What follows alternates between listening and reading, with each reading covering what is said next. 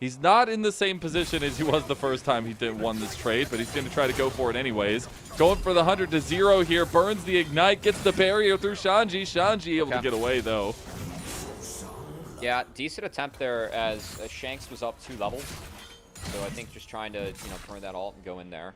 And with that heal, might be able to stay. I mean, I will say he's full Fury, so no chance that Darius can stay on this wave. So Shank's going to pick up a bonus wave and continue to build that economic lead over this Darius. The economic victory in 1v1s. So tell me, why is 1v1 so important now, Cubby? Explain to the masses why blue side is king. Because it's always blue side. I don't think there's a single time a team has chosen red side from winning the side split. I actually take that back. I think I remember there being one time. I mean, look, with Fearless, blue side just guarantees you have access to power picks. I think it's easy to find push from mid blind, which is important because on blue side, you have an advantage on the map with faster access to the bot lane, given just where river is and where the walls are. It's harder for red side to interact with bot lane. It's very easy if blue gets pushed to race down there, just with that tribe rush they get to walk through. So I think it's a combination of a lot of things, but yeah, I mean, importantly to keep, like, blue side has a 57% win rate in the LPL. Wild. It's pretty high, and keep in mind that that's what the context of every team is choosing blue, which means, like, even the teams that are losing, they're choosing blue. So, like, perceived worse teams, right, are still playing, like, more blue side, and that's still a 57% win rate. That is very high. Even on patches where, sometimes you get patches in the league where one side does have a real advantage in drafts or a real advantage in win rate. So, yeah, it has definitely been something that's been pretty interesting to track, and has very much been accentuated by Fearless Draft and just the metas that we've had so far this split. Indeed. It's been really, really interesting to keep an eye on. Now, this is an item spike advantage for Shanks. He's going to get grabbed back by the Apprehend. Going to pop the Dominus now. Shanji trying to get a guillotine laid up, but the bleed is not going to get him low enough just yet. There's the guillotine. There's the combo. Shanks going down. It's Shanji. Got to even up that cold differential. I think Shanks was waiting to get that stun back. Wasn't able to get it, and not able to get in range, too, as Shanji brings the hammer down. Finds that max damage ultimate, of course, with the max stacks applied to the Croc. And evens up this 1v1. It's going to be a little bit interesting here in Mazel, because now we have the Ring of Fire spawning in 40 seconds. Which means that our 1v1, I mean, first off, Darius is up in economy. And that's bad, because that's not getting better. Not getting better indeed. Not getting better indeed. But he's got now Stride Breaker. He's got Plated Steel Cap and Bramble Vest. And unfortunately for Shanks, 20 seconds until that wall drops down. A little bit more time after that before it starts closing in, but I think this is all you're going to have. Oh, I don't think bases are coming in. This is going to be it, and that's advantage Shanji. A little bit of bleed damage going to be ticking away on Shanks. He's going to try to get one back off maybe before it comes down. Can't do it. Bleed help keep him in too. So I think that's just it. Just going to deal with these items. I gotta say, advantage to Shanji. Really?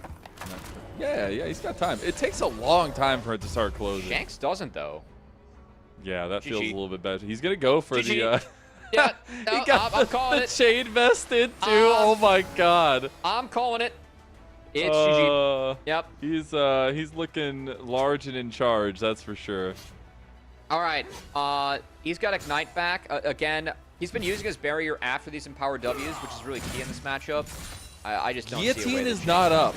Guillotine is not up. It's coming up soon, maybe just in time. It's going to be in time. It's going to be close. The Dominus going to be popped. Shanks going for it. Remember, it's the first kill at this point. Anybody can win this. The barrier coming through. Shanji, he's about to have Guillotine back up, and there it is. Yeah. Perfect timing. Standing there like a Chad. Shanji will get side select for NiP for game 1. I mean, hey, you want Eclipse. Don't have Black Cleaver to get through all that armor. Just throwing that one out there, Mazel. Could have been nice for the Croc. Not available. Of course, Eclipse received better first item, but the armor stack from the Darius after he got that shutdown kill, won the economy. Ended up being a nice win there for Shanji. And NiP, we have them as the underdogs in this one, Mazel, not just because of the 5-game slide, but just AL being one of the stronger teams we have in the LPL. We'll see if NiP can use that blue side to any certain advantage. I got to say, shocker. I mean, yeah, shocker, but B, a lot of the bans being thrown out at NiP pretty much 100% ban rate of Ryze against NiP, and half the games they're taking the Galio away too. I will say the blue side is probably the only way to get access to either of those picks, and we're still expecting for Ryze to get banned away. Because Doinby's Ryze, it's iconic. Ryze is a pretty good champ in the meta right now. He pretty much brought it back to the meta. And yeah, when a team's on a slide, there's just no reason to switch it up against them. Just keep on taking that Ryze away, right? That's probably the most likely champ that Doinby and NiP have to try and secure victory in drafts. So, yeah. They need something. Again, we talked about it earlier. It's been a little bit, so I'll remind you now. They are on a 5-loss streak right now. And if they lose one more, I mean, that just feels so awful, because then you're going, like, you're literally losing 3/4 of your first round robin games, which is just not going to be the case, or not going to be the way you want to go, at least. 2/3 rather.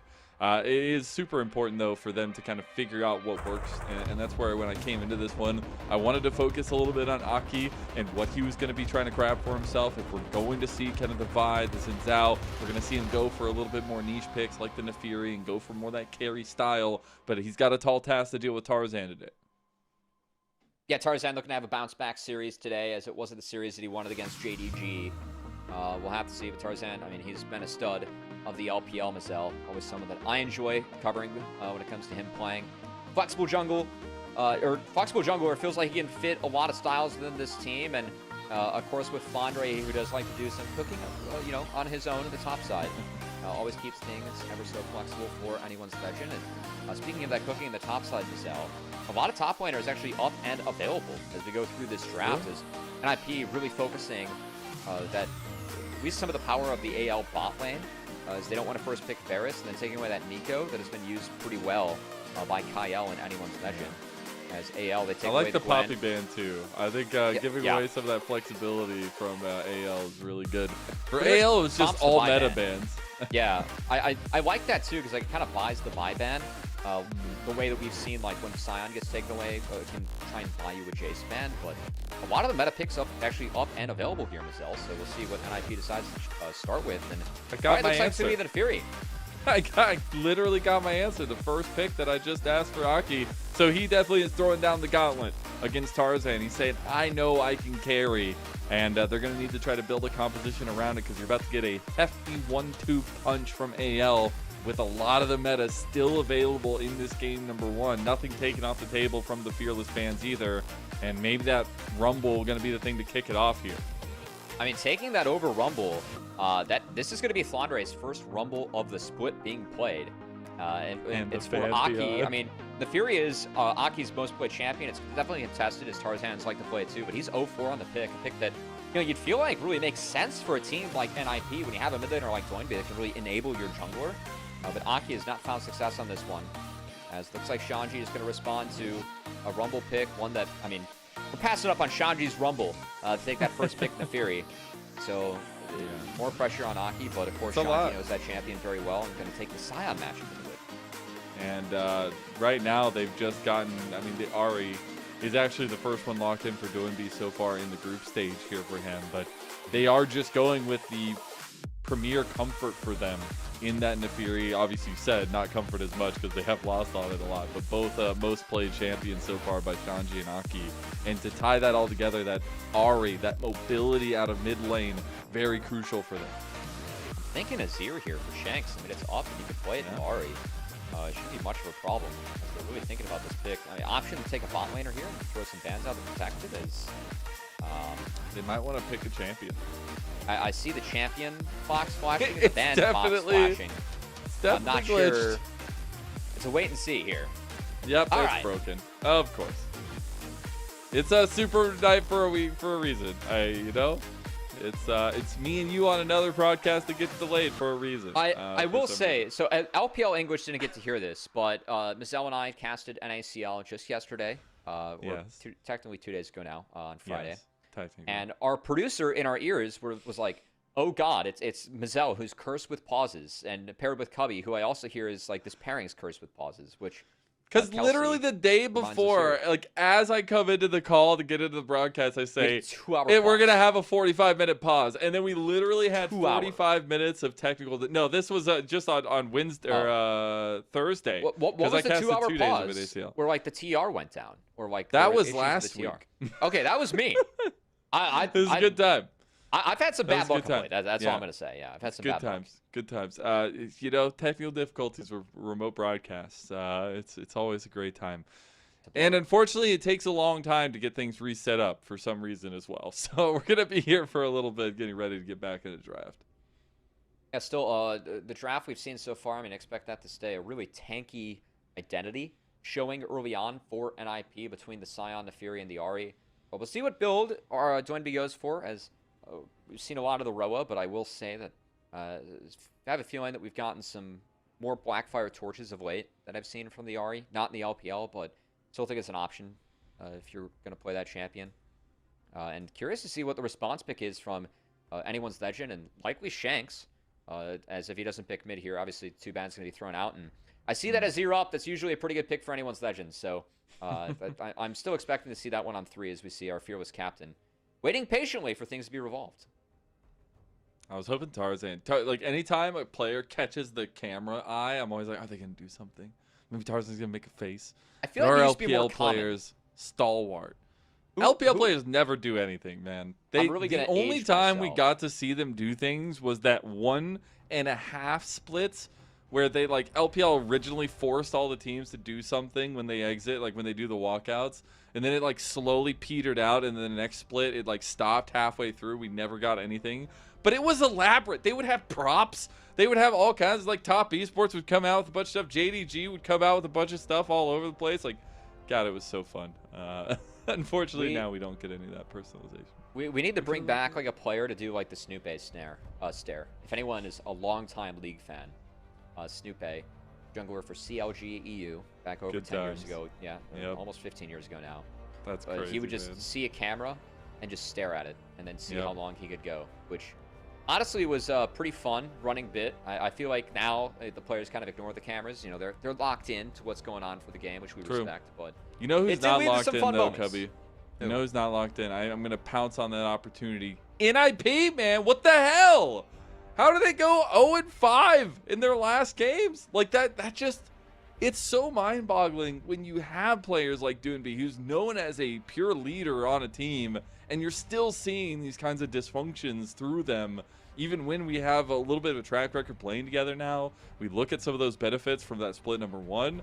I'm just scratching my head, man. It doesn't feel like there's one thing wrong. It feels like there's a ton. Yeah, again, if I have to like thematically add some overarching, oopsies, it just feels like this team is overextending, and it almost feels like they're in desperation mode, which, and to be fair, they are 0-5, right? Things have looked ugly, and as you said, if they drop to 0-6 in their last 6, that is 2/3 of the first round robin, but you were right about one thing. It's 1/3 of the regular season, like split 2 proper in the first place, right? If they go on that 0-6 slide. So, I don't know. I think it's NiP. I mean, when you get the Doinby buff early on in the season, like, he is so good. It was magical, man. It was. Like, they were playing on the same page, but hey, other teams catch up and, like, find every team has their own time that they gel together. I think historically with Doinby, we've seen his teams quickly gel together and more quickly gel together because just what he brings to a team on his own, not just his individual play, but, the comms, like him as an individual, right, within the team. Yeah. So I feel like other teams have kind of caught up to that buff that Doinby can bring to squads, and we haven't seen NiP really change and adapt, and do think that we've had a couple members that have just not played as well. Specifically for me, looking at, I know that you said leave, I kind of say like Aki and PP God for me have really struggled. So I just am not sold on this jungle support duo to play around Doinby, who, again, is always willing to give up stuff for himself to play on the map. So real opportunity for the other teammates to shine with how Doinby plays. Yeah, I think those kinds of combinations are going to be really important to kind of keep an eye on going in here, because, again, we're getting ready to jump into that next round robin, and and hopefully while there's a lot of series, and hopefully this first draft, while there's a lot of series, like, these teams play 18 best of 3s. Crazy. You are getting to the halfway point, so you're starting to run out of those best ups. You're starting to get to the point where you can't say you're going to be facing these teams again, because you are going into your second bout against them. So it's really curious this kind of moment to get like a snapshot of the league and see how everybody's doing and know that there's still so much fluctuation possible in the standings themselves, but needing to see some of these bigger names start to get that function and find a little bit of promise here in Group Ascent for sure. My God, it takes a long time to get this draft going back again. You'd expect, the thing is, everybody expects it to just be like, oh, it's just like at home whenever, you know, somebody drops out of your solo queue game. You just queue back up and it starts back up. No, you've got to somehow wrangle back 10 players, which is one of the hardest things to do in esports, back into a lobby and get it restarted and make sure there's no more bugs. I see a lower picker, and it has BP and AL Shanks in there. So... Shanks wasn't able, because it stopped on Shanks. I'm just going to take context clues and say Shanks wasn't able to lock in a champion. Yeah, that's our guess. So I think that's what they might be fine there on the lower third. Or maybe they're punishing them for not being able to lock their champion. Maybe it's just 0-1. They don't get to play with Shanks. It's a 4v5. Yeah, and NiP's up, you know. He has to load in as an observer. That'd be wild. Cubby, we got to talk though, man. I feel like that'd be bad for the why are we so unlucky? Like, what? The thing is we've gotten to cast with each other a lot between LPL and NACL, and a lot consecutively a lot of the time. And it just happens all the time, man. I don't know what to say. I have no excuse. Split this duo up for the good of the week. I have no excuse. Yeah. Well, maybe it's endearing. Maybe it's just showing off our friendship and, you know, making... No offense to you, Mazzali. I wish we had less opportunities to show off our friendship, you know? Wow, I'm going to take that hurtful. What's some gameplay? Got to see if NiP's going to go to 06. Oh, you're only here for the gameplay. You're not here to spend time with me. No, I mean, we spend time with each other over the gameplay. I don't want to have, like, direct one-on-one time. No, that's like saying you're going out to dinner with somebody and you're spending your entire time on the phone, and that's how I'm going to take it. This is us me coming to the realization that I need distractions to make this relationship work. No! Cubby, no! It's so sad. I can have That's why we haven't played solo queue, or that's why we haven't played flex queue in a couple days. Yeah, yeah. Oh no, I'm actually just trying to be productive about it. That's fine. Shocker, dude. That's some great art. Oh my God, really nice. That looks like, and it was done with a pen. That's really nice. Yeah. That's sick. Can we please start the game? There. Please. I gotta say, 3 best of 3s tonight, guys. Come on. Yeah, we're already. I mean, our poor producer here might be just you know, weeping tears of sadness. Oh my God. As the producer, Nikki, of course, I'm so sorry. It's gonna be Mazzell and I for the first 2 series. You guys will get some help from Slayer and Trouble later on. But yeah, I gotta say, I mean, part of me wants to return to the game, but of course we don't know how long this pause is gonna take because we're just here watching the Chinese. Doinby looks like he's like, God damn, man. He's like, please get me in this game. Why did I come back? I will say they're also talking too, which isn't the best sign. Because like if it's a short pause, I don't know exactly what the talking rules are, but usually you're not allowed to talk during pauses. But if it's gonna be a long one, they'll let the players talk usually during sometimes. game though, right? Yeah. I feel like if you haven't gotten, I'm trying to read into everything here. Yeah. Oh. See what happens. Well. Yeah, we'll be hopefully getting into it soon.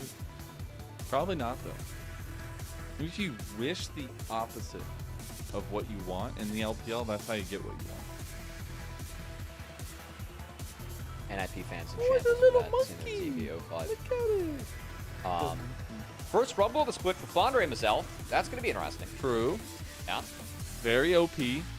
Very strong. Hasn't played it yet, though. It's been a lot of York.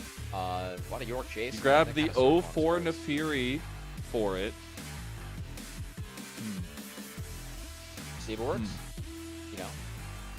Again, I am proud and happy that Aki is willing to do that against Tarzan, but it's going to be the big dignifier of this series, and we're going to find out real quick how this one's going to go down. Because on paper, again, we talked about it so much time, we're memeing because we have a lot of time left to go until we get the draft, probably. I think we might have hours.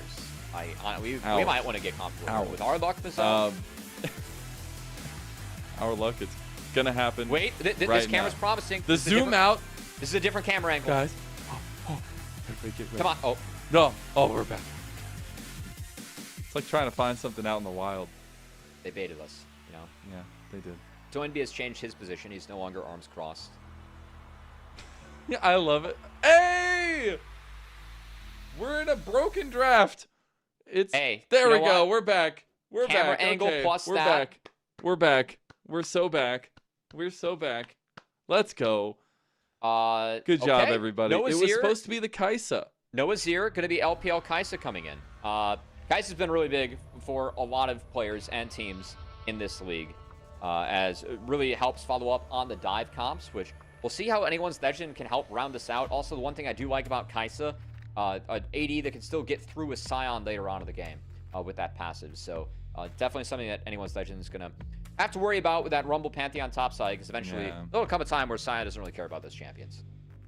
I do like that AL are focusing on that bot lane 2v2 now as well, because you do want to set up the Kaisa for some success, and I think Leaf and PP God would be willing to take a more aggressive 2v2 there, so the Lucian ban away is very nice for them. But what is that focus for NiP now going into this one? You have to look at that engaged focus, because Pantheon needs a partner to go in that front line. It will be that Alistar to start.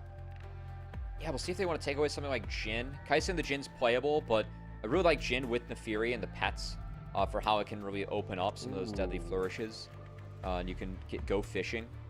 Okay, Renata being taken away, so that kind of dissuades the Kalista-Renata comp. Of course, they could find Kalista and another support, but gotta believe that we're going to have mid picked here. I'm curious if Doinby does feel like he wants to get rid of something like Azir, who I feel like Azir would be very playable here for Shanks. Definitely one of his stronger champions as well into this Ari. If not, could always go for Talia just to hold the line. That will actually be taken away, so they don't want to deal with the rocks. Really good combo with Pantheon too, so I wanted to take that one away. But yeah, I think that just leaves you with Azir now. So I've really enjoyed the meta in mid lane, being very mobile, being very like what can you stick and move with, kind of roams and stuff, because it fits the LPL style very well. And especially a lot of our mid laners, Shanks particularly now, playable. Gonna look for an answer into the Ahri for himself. Could be a good choice with the Sylas. I mean, the Sylas is doable. I was thinking Azir just because, again, eventually Sylas, depending on the build you go for, doesn't want to face a Scion. So I think a lot of onus is going to be on Kaisa to really get through Scion if this game does go later. But Sylas can be really strong at those earlier items to help bridge Kaisa to the later aspects of the game. And should be able to really follow up with Tarzan as well. I like the matchup in the Ahri is what? That's... What was that? Tryndamere? What? Oh, it's not working. It has to be busted. It has to be busted. Oh, why? Why does this have to... I love it because our producer, Kelsey, who does our scheduling, is already frantically looking at the schedule for next week to make sure she did not put us together. And honestly, the league will be a better place for it. You're welcome. Because what the hell is this, I gotta man? say, though, that screenshot of, was it Leave? Yeah, just being like this. Like, because it's not working. It's like, God, I can't pick anything, guys. I think Tryndamere. That was pretty funny, actually. It would have been funny if you take it out of context and say that's him talking trash. It's like Yeah, the no, full-on I thought- Valorant. I thought it was him being like, guys, what the hell were we picking? Like, that's not what I want to see in a team, right? Someone's got his hands like this. I thought he was like, what's going on, guys? Like, what are we actually taking? But no, it was probably just the client being busted. Like, I have no chance to pick, guys. What do you want me to do? Yeah. God. That was a funny moment. Imagine if he was like flaming his like team, just like, guys, what are we doing? You know? What the hell are we doing here? Oh my God. Get it together. Get it together. Put it in a bag and get it together. Yeah. Yep. Well, I think. you're stuck here with I us. mean, the only thing that can put the fries in the bag right now is the client, which honestly, you know, might be the most consistent, you know, bag to fry mechanic that we've had. If you really want to get tinfoil hatty, the server stability is kind of like the LPL group Ascent. It's I'm not gonna go too far. It's usually really consistent, but sometimes it goes woo. Unofficial broadcast, by the way, you know, unofficial. Unofficial. Yeah, unofficial. Your unofficial home for everything LPL. Gotta get the soundtrack. Got music in my ears now. Our producer Mickey. Oh, it's gone. Put it back. Please Mickey put it. decided. Mickey decided we get to have a little bit of fun while we're We waiting. need something to keep us going. Put the music back, Mickey, please. Oh, that's aggressive. That's aggressive. That's aggressive. What are you doing that at? We're at a pause. Oh, Hey, Yes. Mickey giving us the music back. We are no longer out on a silent island. Dude, Aki looks like he's like a senior swimmer, like at a high school with that like bleached hair he's got. Can I just say, You know? there's one thing. I know this is going to be really interesting. Doonby's jawline is insane. It's like one of the most chiseled Or wait, jawlines I've ever seen. That wasn't Aki. That was Shanji. Shanji looks like a swimmer. He does. He does. Yeah. He But looks I'm like, you know, talking about senior year Doonby. swimmer. Doonby, Ever yeah, since I he know. came back into the league, like he used to have a very like round, like chubby cheeks kind of thing.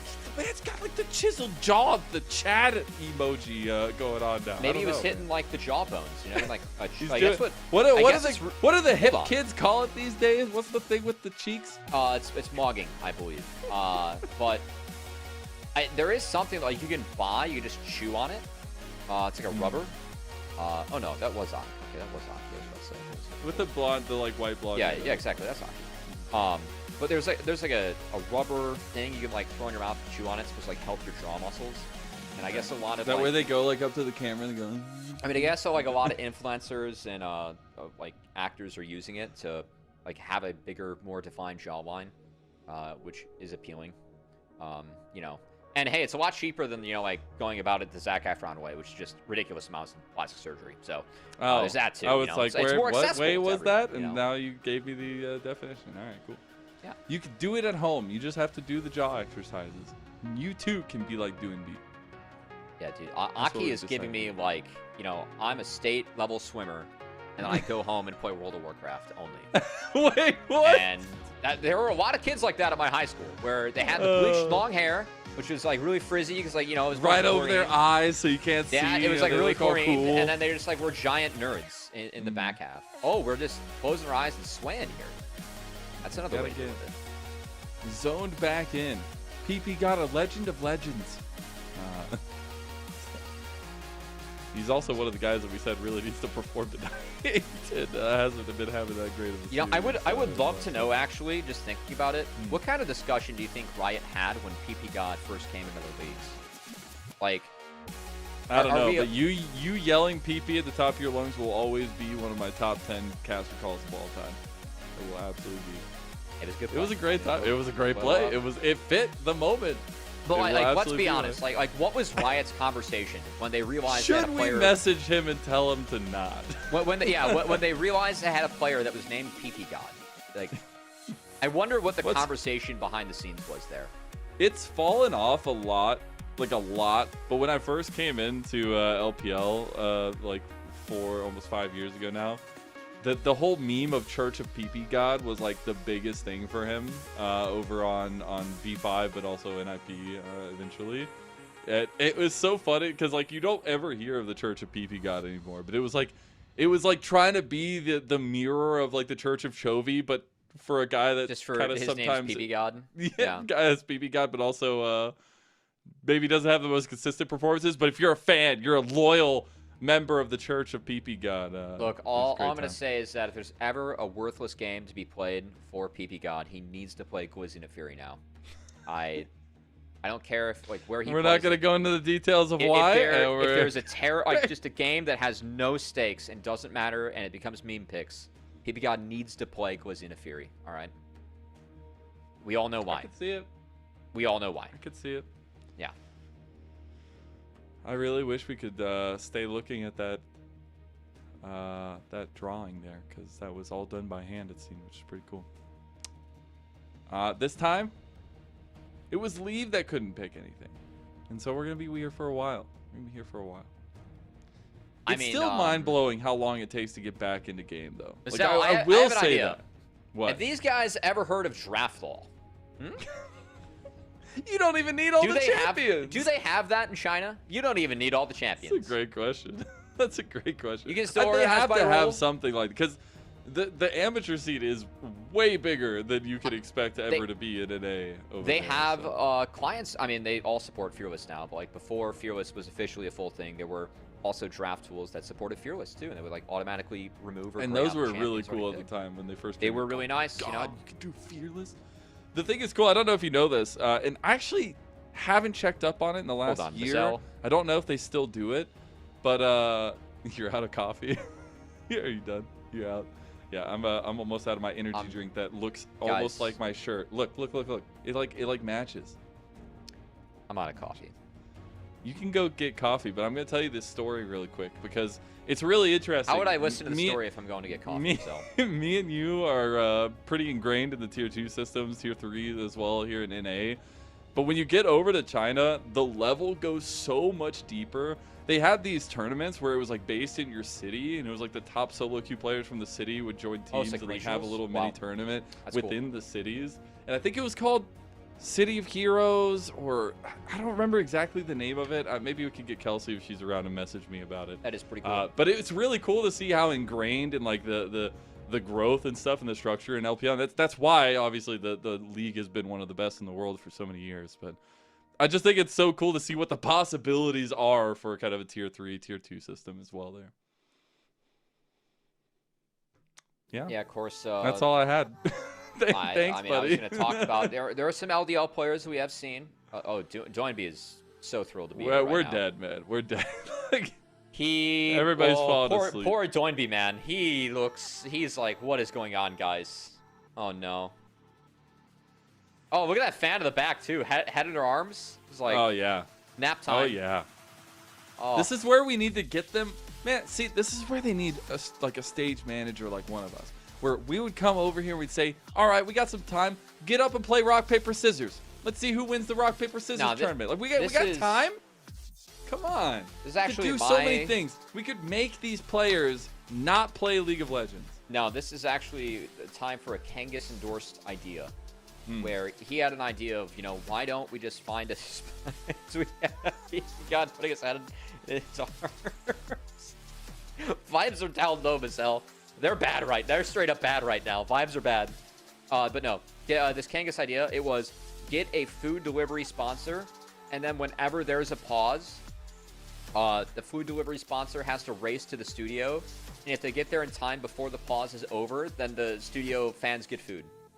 There you go. And just be like, all right, like we're gonna pick a pizza store and see how fast they can get here, and like shout out to Uber Eats, our sponsor, and then it's like the clock is ticking. I'm like, how quickly can you get your delivery? And like the pause is just gonna keep on going. Yep. And then of course, like there'll be food that comes to the studio, and then they just track when it does come. It's like shout out to Uber Eats. True. Like fueling your pause. Wait, why does it say Flandre now? It says Flandre. Maybe they tried to reboot the draft and it stopped at Flandre. We're just not gonna be able to play video games tonight. Would it be the first time with the two of us casting together? We still have 2 best of 3s and we haven't even started this one. God, man. Slayer, shout out to you, buddy. The NA schedule is going to be coming to Best of luck later. We're back. Okay, everybody hold. We're going to go all the way through the beginning. We didn't jump in halfway through. We're going to start from scratch. I think we need to build it up. Everyone's forgotten where we're at. Let's be honest. That took a while. It's currently. It's almost an hour after. Yeah, we're 45 minutes late, and I mean that 1v1. I'd say 30 minutes late or whatever. If I swear to God, if I see a Master Yi or something, I'm just gonna tilt. Yes. Right, lock him in quick. Come on. Okay. Come on. Go. Fire it up. I want to see these locked in. Let's go. Come on. So we did have a Silas come in for Shanks. As we're getting closer, we can actually return to some, normality. We can actually talk about the game that's gonna happen. We might have to talk about the game. Yeah, we might just have to talk about the game. That's crazy. We'll say, I think that NiP, they need some damage coming out from the bot lane. Kind of curious to see what their response is going to be here. I think Jhin actually does have some value just with the Neferi and trying to hold the line against the Kai'Sa. I know that in isolation, Kai'Sa can be pretty good against Jhin, being able to dive on top of him. But how Neferi can proc or set up those deadly flourishes just with the pets too, and how much damage can put down, I think there's a lot of value for some utility out of ADs. MF would be a little bit difficult though. I don't like it. I don't like it. Get me out. We waited this whole time for this. I don't like it. Although, I will say, with the Scion, you get a little bit of safety there. And now with the Rel, you have that wombo combo possibility. But we just got done talking about earlier, I guess not just because of that pause, but that Leave has been having some troubles finding that positioning in fights. This is that true test, I guess, for him in game number 1 against AL, who just are looking at finishing up with an engaged support of their own in the Leona. I just don't think it's the game for MF. Like, again, the Fury can be a lot of damage, but I don't know if there's enough damage for NiP that they have actually in this comp. And again, for NiP, I really feel like it's a team that in their 0-5 slide, they've been overextending, and I think other teams have been abusing that. This is a team that's going to play up, they're going to play to go in. And I definitely see a lot of ways where they could get caught, they could get overextended into what anyone's legend has. And I don't know if NiP has enough damage for this, and I feel like MF is going to be so vulnerable to Pantheon, Rumble, Silas, Leona, like so many tools to try and shut down a bullet time, which is where a lot of your value's at. And I know that Jaina has a similar interaction with Deadly Flourish, but at least you're way further back when you're able to set that one up, right? That's very true. Outrange those tools. So I don't know about this draft here for NiP. We're going to have to see if they can get some leads early that can help them later on, because I think at some point in the game, they're going to run out of damage.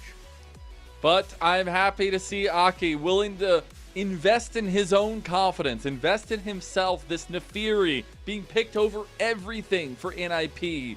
Going against the jungler like Tarzan, that is no easy task when you need to find advantages. You need to have a little bit of a lead. And Tarzan's answer, it was to go for the Pantheon, something that can just be as deadly and as lethal and as active on the map. And I'm very much looking at this jungle matchup to set the pace of this best of 3. It's a Super Sunday here in the LPL, so you know we got to start with a little bit of a bloodbath, but it's an NiP that is sliding down the mountain of Group Ascend. They are not able to catch on to anything. They're at 5 losses in a row. If they go 6 in a row, that is over 2/3 of their first round robin going in the form of an L. See if they can bring it back. See if they can stave off that darkness.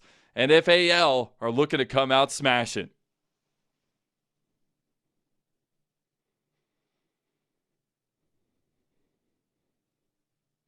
You know, you'd think that these Gyos would be a little bit louder given the fact that we're coming out of like a 30-minute pause. We just have some gameplay going down, Mazel. Look at the little panda. Oh my God. We're pretty thrilled about that. True. I'm distracted by cute things. Yeah, wait invade here for anyone's legend. Do have some strength level 1 that they can lean on. As I gotta say that I feel like this game for anyone's legend, they drew a mountain dragon spawning first. I think that's great for them, just guaranteeing it's not gonna be a mountain soul they have to go into, as some of the champions do want to delay pen they get on some of their items. And I think that the early game here for NiP just gonna be important to see if they can utilize some of these lanes that should be somewhat winning to get pushed, get some of these early objectives, and maybe utilize that to negate the lack of scaling that we think they have in this comp. Because again, the damage between top, mid, and bot, I know it's in a Fury jungle, but we just don't feel like it's enough this game. And it's going to be really tough for MF to fire off these bullet times. So I think early game, really going to be important that NiP plays with a lead, because we think that as this game goes on, just going to be really difficult for them to win if they don't have one. And it is going to be the lethal tempo for Hope, so definitely going for that on-hit style of the Kai'Sa first. They are looking for the 2v2 here. The level 2 hasn't come through yet. Hope getting the Ignite burned onto him, though. He's losing this trade right now. And the Kai'Sa being on the back foot in the 2v2 might just lead out to this Misfortune having advantage and push. Yeah, that Ignite getting a little bit of extra value, too, mitigating the heal of the pot that was used there by Hope. As him and Kyle going to fall behind a little bit early. Of course, MF, she does bring her own strengths. I know that we don't love the pick later on, but MF always able to get push early. BT first, really powerful item. If you get ahead to get that early, you can really use it to push people around. But again, I just think it's going to be really difficult for any of these bullet times to be set up. So much pressure on the Misfortune in theory with the ult that Silas can grab, and then Tarzan maybe coming over the top. Kyle, that ultimate can always be used to threaten bullet time, right? With that long range on the solar flare, and equalizer on top of that too could be a deadly combo. So yeah, think that MF again has some value this game, but that ult not going to get a lot of value. So do want to give one piece. Do want to give a little shout out there to Flandre. I know you saw it come across your screen. 800 games in the LPL, 5th out of anybody in the league's history. Coming all the way back from Snake in 2014. That's a heck of a throwback, but the guy's been a legend. And honestly, he's been on a renaissance here as of late, especially on this AL squad. Feeling really good to have Flandre back in prime form. Yeah, it's been good to have back in the league. As I think the Flandre, you know, we've seen the creative picks continue for him, which has been quite fun. And we've had some good and bad with that. Gotta pause because Tarzan, chance that he gets a little bit stuck here. He is spotted on the wrong side of the rift. And NiP is here on the chase. Tarzan's going to try and get an execute off. Does have a little bit of speed up there. Go Maybe hide, playing yeah. with the vision. He isn't going to be spotted out just yet. Going to try to use this speed up here to get around and get the back off. Meanwhile, mid lane gank coming through onto Shanks.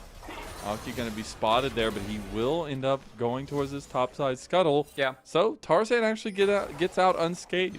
That's fine for Tarzan too, because he just gets to clean up his respawn camps. Like that delay is not going to be really significant for him.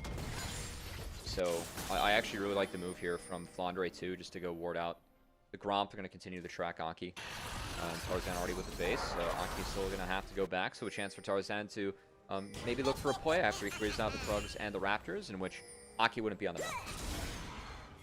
And that's a little bit of a timer diff there in that regard. Do want to see how that's going to pan out in terms of these first objectives coming up. Obviously, the Dragon already almost up. It'll be a Mountain Dragon to start us off. The Grubs on the other side, I think, is the bigger conversation here. We aren't getting any of those preemptive lane swaps that we have seen in the past that have fallen off a little bit as of late. Do we have a team that we kind of favor that first round of Grubs on? I gotta say, I think that the 6 fight could be scary for NiP, as Doinbees doesn't have 6 yet. Both junglers come to cover mid.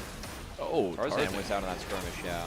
Kyle's here. That's going to be a difference maker. Doinbee doesn't have 6, but Kyle. Yeah, he went forward, and now Doinbee's going to be the weak link. Trying to get a first blood, goes the way of Tarzan, and now the stun set as the 3-man crash down onto PP from PP God into the Shattering Strike. Going to land onto all 3. PP God becomes the savior, the blocker of what could have been even worse for NiP. I mean, nice timer here for anyone's legend, but that looked kind of ugly from Doinbee. Oh no, the flash play, and Tarzan goes for it, and the man, the new age king of the jungle, is off to a 2-0 start. I just really don't see a world where that 2v2 mid is winning, and then Kyle was first, and then Aki dying in the back half. I mean, again, NiP, this is a team that's been on a slide in a slump, and not off to a thrilling start for their series, as it really felt like, I mean, Doinbee flashing air there and dying pretty rough, as we're going to get a replay. Again, I like this look from Tarzan, and Aki on the hover's fine, but you're going to lose this 2v2. There's not a way that you win right now, and Kyle's up. He's here first. He skipped out on going bot lane first, whereas PP God was still there. Love the flash from Kyle to chain the CC to go on Doinbee. Why does Doinbee flash out? Like, he's dead once that play connects. And then Aki, I don't know what Aki's doing here either. Like, there's just no way that this is winning. Like, you're down 3v2. Shanks has 6 and rotating. I don't, like, it's just freebies going over, and it will lead to that first Dragon. I know we get time to talk about this, Mazel, but I think the Dragon's just going to be more valuable this game. As Grubs is not usable and abusable by either of our teams here. I think it's going to be really about the 5v5s and the fights that we have. It's not like you're going to have a dedicated split pusher among these 2 solo lanes. It's a little bit more useful, maybe, for an anyone's legend squad, where Silas, you know, into that Ahri could get a winning lane state, but that's about it. And man, just a really uninspiring start here for NiP. And it was a game where we wanted them to kind of shake off any of those problems we've seen building for them through these 5 losses. And unfortunately, some of that still seems to be a muck here.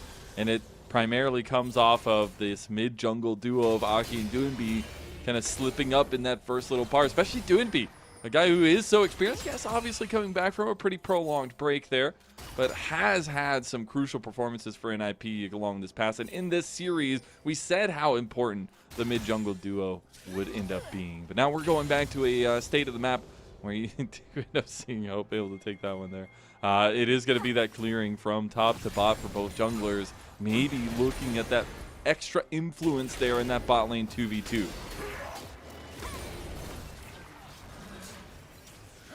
Yeah, I mean, the other interesting thing now is, like, where does Aki go? I think that the easiest lane to attack is going to be this bot lane. I know that Hope's down a bit on the scoreboard. He is going to catch a big wave here, so going to be down overall. But this lane is going to be pushing for NiP. So if anyone's Legends kind of plays the catch, it should be okay for them. And almost take away any play that Aki can make, unless it's going to be a dive coming in for the team. Is bullet time cast. Not a lot of value coming out from NiP, though. And keep in mind, objectives are down.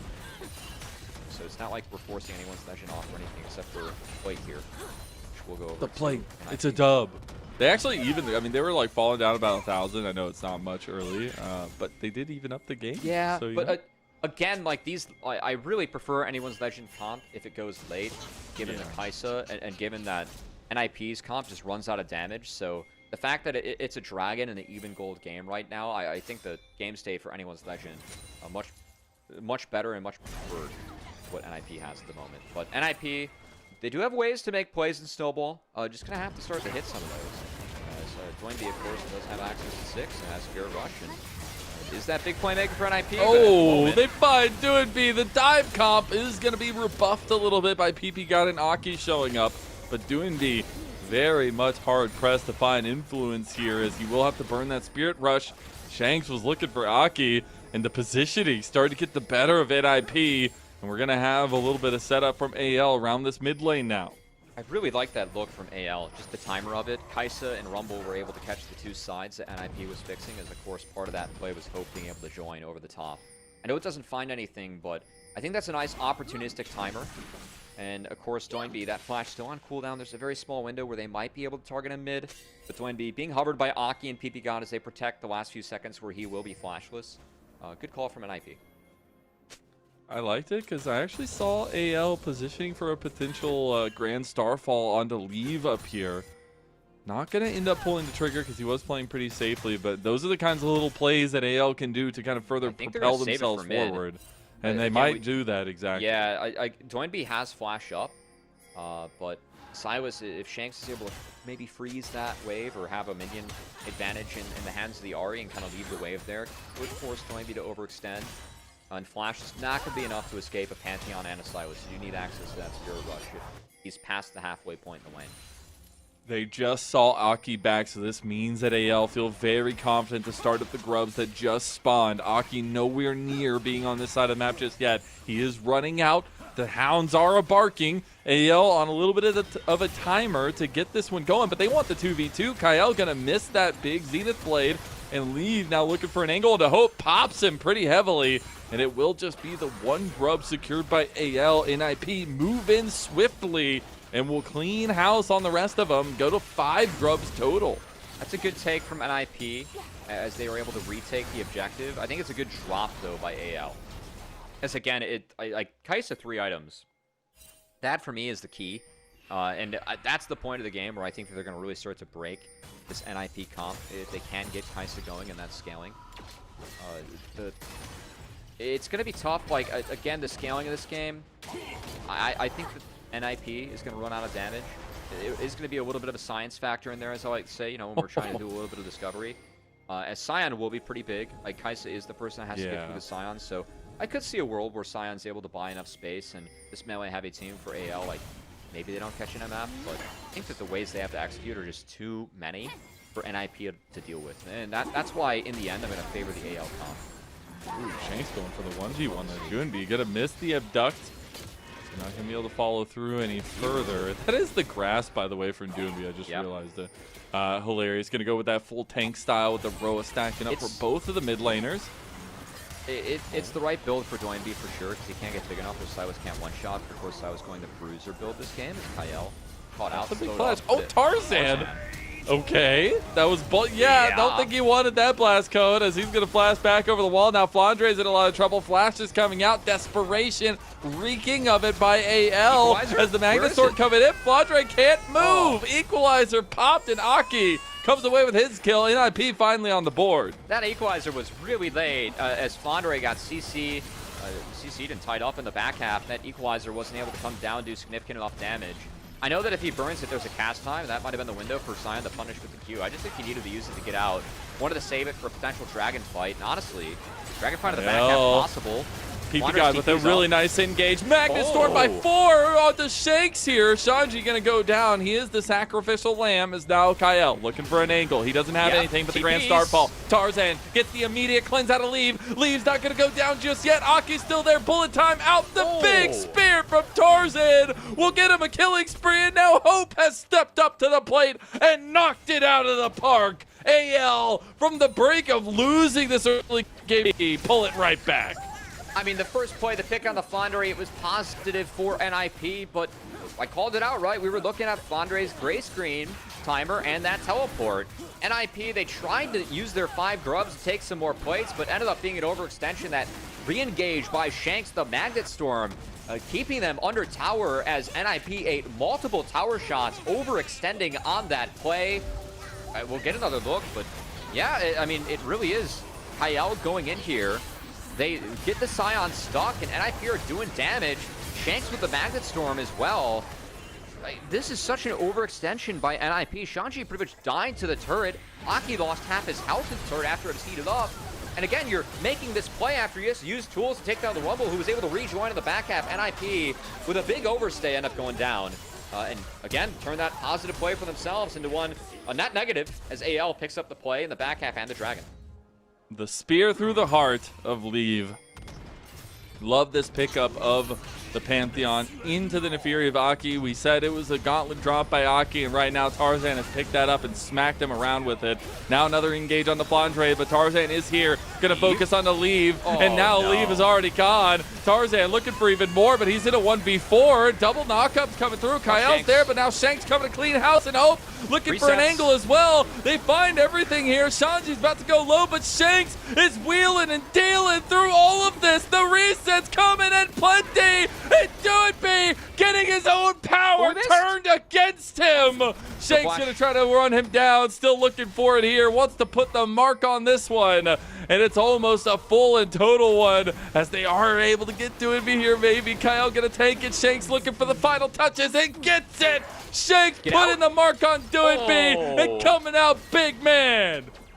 Oh, the quick fight from NiP, just not able to connect again as they take a bit of a desperation fight. And we talked about how this is where we think the NiP comp could do some damage, but I mean, Leave was just completely caught out a one-shot there by the duo of Tarzan and Flandre. Really the concern that we had for MF, right? The amount of pressure that AL has to try and put on MF to not just, you know, keep her from bad bullet times, but in that situation, caught out with no summoner spells, Mazel, and just melts to the Pantheon Rumble combo of the point click into the equalizer. And it all goes back to exactly what we set up for this NiP team coming into these games. The biggest thing is they sometimes just overextend. They don't know when to call it quits. They don't know when to pull back. And we've seen that come back to bite them twice in a row now in this first game of this best of. I gotta say, too, for NiP, I don't love this draft. I mean, again, MF, like, we've been pretty suspect of MF. She has a 38% win rate right now in about 40 games played for the LPL. Like, this isn't the game for MF either. Like, it feels like, you know, Jhin could be better set up or, again, play further away from these ults where we're really seeing the pressure that Leaf has. I mean, again, that was a fight where NiP were way too far up, and taking that fight with an AD with no summoner spells, I know that Leave looks silly being caught out like that, but that's not the setup that Leave wants. And now the setup coming on to Leave as he sneaks out. They can turn, they can go on to Tarzan. Tarzan a little bit scared, although Kyle's the one that secures the bullet time. At least secures the Rift Herald. The bullet time gonna get 2 there as NiP try to fight their way through. Doinby now getting his own resets. Shanks looking for his angle as Tarzan is about to have his abilities come back up. Hope still has killer instinct. This is setting up for an AL turn. Shanks gonna go down low here as he goes into the Rift Herald. He's still alive. Shanks just make the play of the game, I feel like, as he escapes. He's leaving Hope by himself, and Shanks is out of there, baby. 0-7. What a take from Shanks. That could have been a bit of a disaster there if he ends up going down for anyone's legend. No way. AL, a bit of a mistake in that fight. They overcommitted through the choke, and Leave was actually able to get that big bullet time off with the combo from PP God's Magnet Storm. Led to a winning fight for NiP. Dude, he goes from the top lane all the way to bot lane and then takes the turret as well. Gets some big roses, too. Get that one in the back half, Shanks. Dude, Shanks is big braided it right now. That was actually a really nice escape from Shanks. As again, that fight was almost pretty grim here for AL. I think the battle, if I could draw a line, I'd draw the control ward to the wall. They shouldn't cross that line. That's where things get dangerous. NiP fighting in this choke ends up being really positive for them as, again, this combo from PP God and Leave was sound. Leave wasn't pressured by the Equalizer, by the Pantheon ult, by whatever threat Silas had in this fight. And NiP able to set up in the choke and actually get a bullet time off. Ended up being a really positive play for them at the start. The back half, though, some teamwork being done as Tarzan throws down the emergency Rift Herald. Shanks somehow able to snipe it from this range. No way. He does not even have a health bar. A Q was being cast by Leave. He got into the Rift Herald in time. The damage doesn't come down. And Shanks was able to escape, takes the turret out. Hell of an escape there from Shanks. Wow. That's going to go on the highlight reel here for the foreseeable future.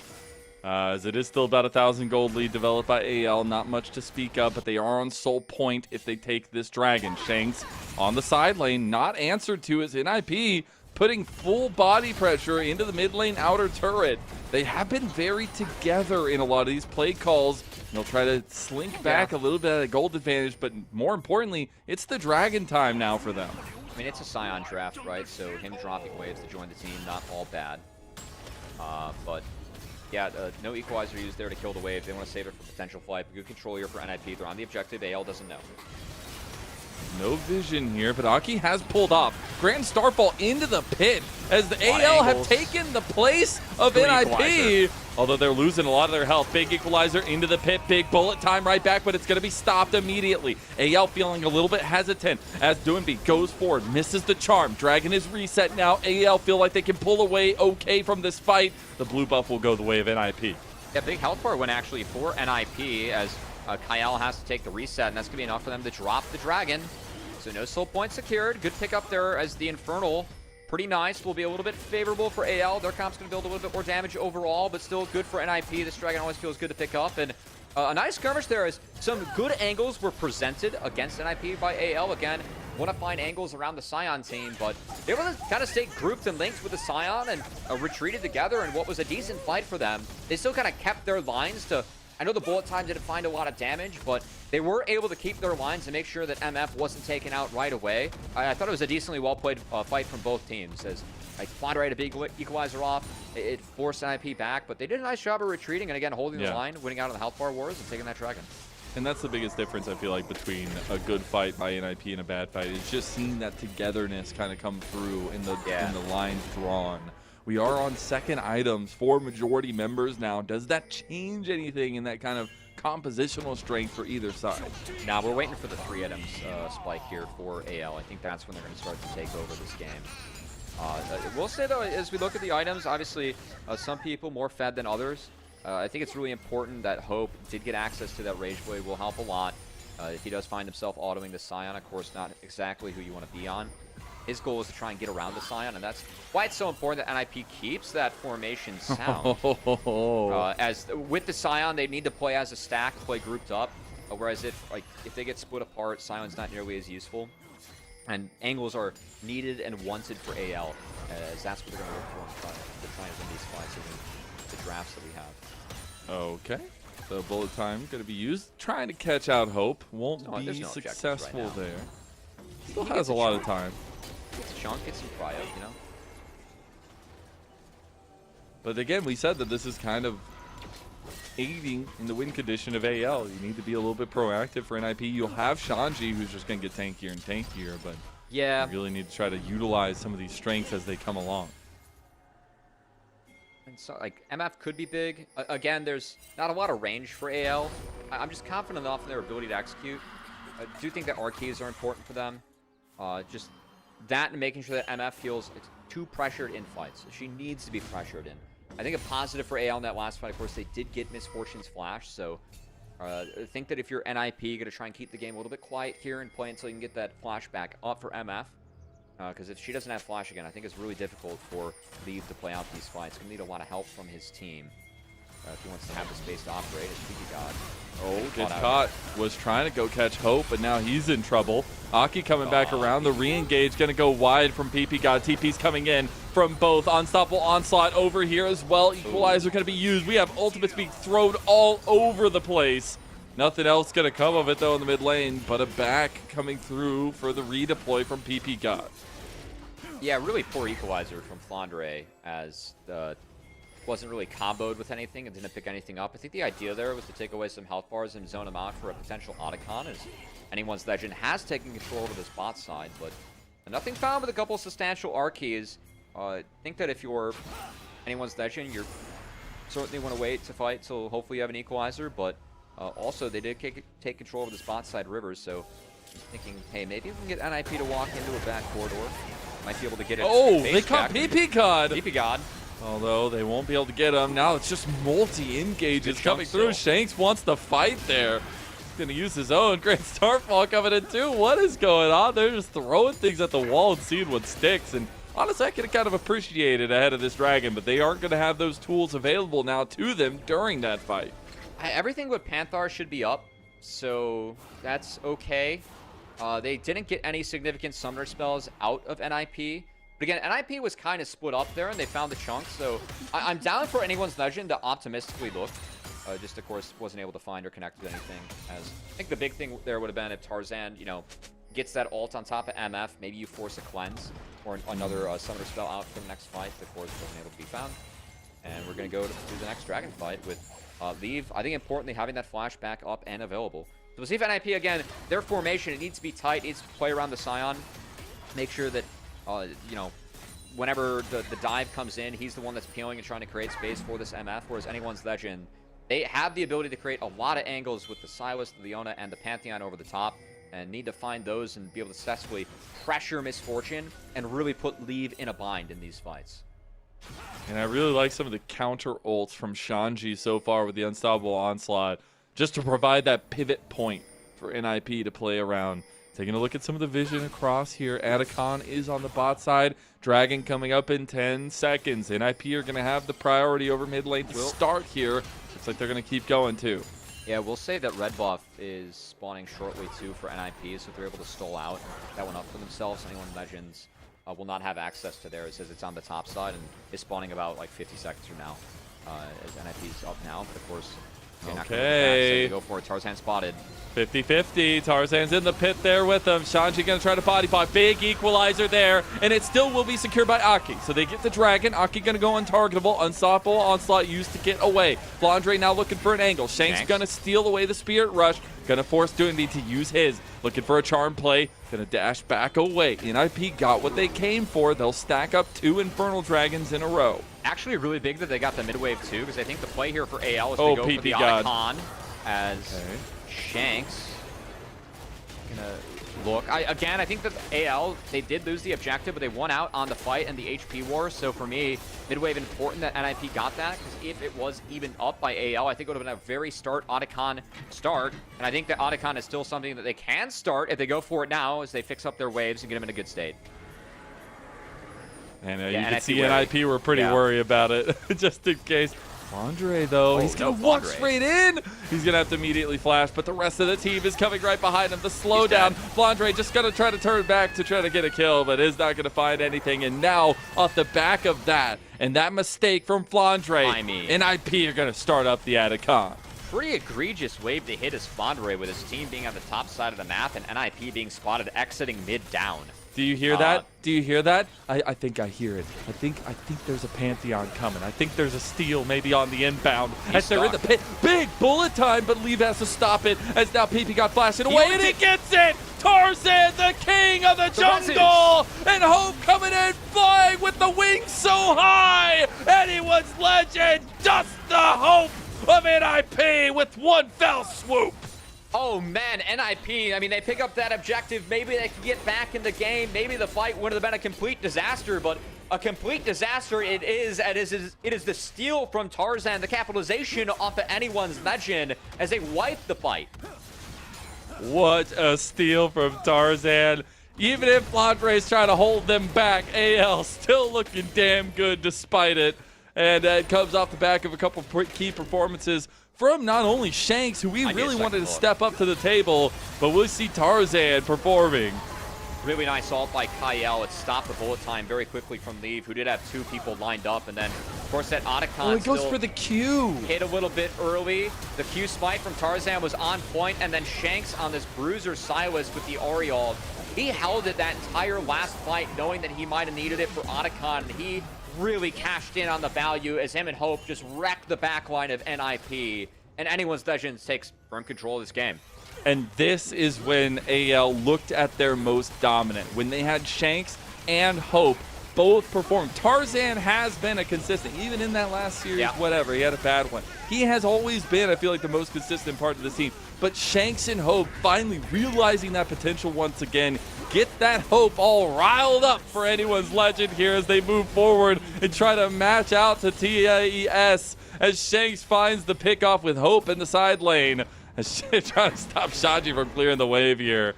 It is going to be about a 7,000 gold lead that NiP are trying to climb back from. Yeah, and again, the scaling for Anyone's Legend, we really prefer it. The Kai'Sa can somewhat deal with the Scion. And again, the pressure that they're able to put down on Misfortune.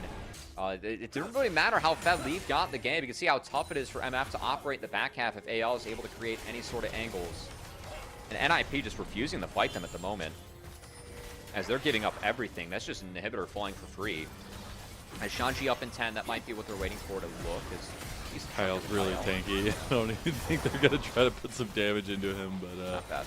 It does get him down to half health. They do Otacon still have the reses, Otacon GA. It's about to fall. 3 seconds. So now the deaths are real for Anyone's Legend Shanks. as Tarzan's going to fall. It's right when the Otacon was going off. No, it's going to be the real GA from Tarzan, actually. And now he's popped, but he's going to pop again. And now Toonbi getting some resets here. AL overextending. Hope going to try to outplay Aki, but he's about to go down too. And those teeth, they sink deep in NiP with the defense of the base. I don't know what I really just saw there by AL, Mazel. That was a real puzzler. Like, even the flash from Hope, he could have went over the wall and maybe snuck out. Instead, he flashes on the same side of the wall and just gets melted. As a real unforced air there by AL. I think that you called it out. Maybe they thought that the Otacon buff lasted longer than it actually did, but that's a big fight loss. I mean, it throws away their Baron. The setup for the Dragon is now in NiP's favor instead of what you would expect to be a pretty easy setup for Anyone's Legend off the back half of a Baron. And this is sole point for either team, and NiP is stacking up 3 Infernal Dragons. I mean, that's significant.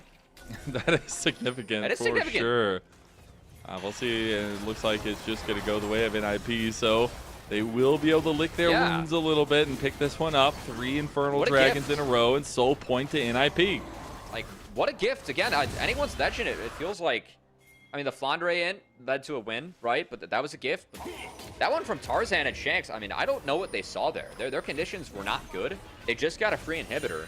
If they base and reset and just play 2 lanes narrow, I think it's pretty tough for NiP to play this game out. But instead, go in, give them some gold, give them another Infernal Drake. And I understand it's a 6k gold deficit, but the power of those 3 Infernal Drakes on your screen, that's something.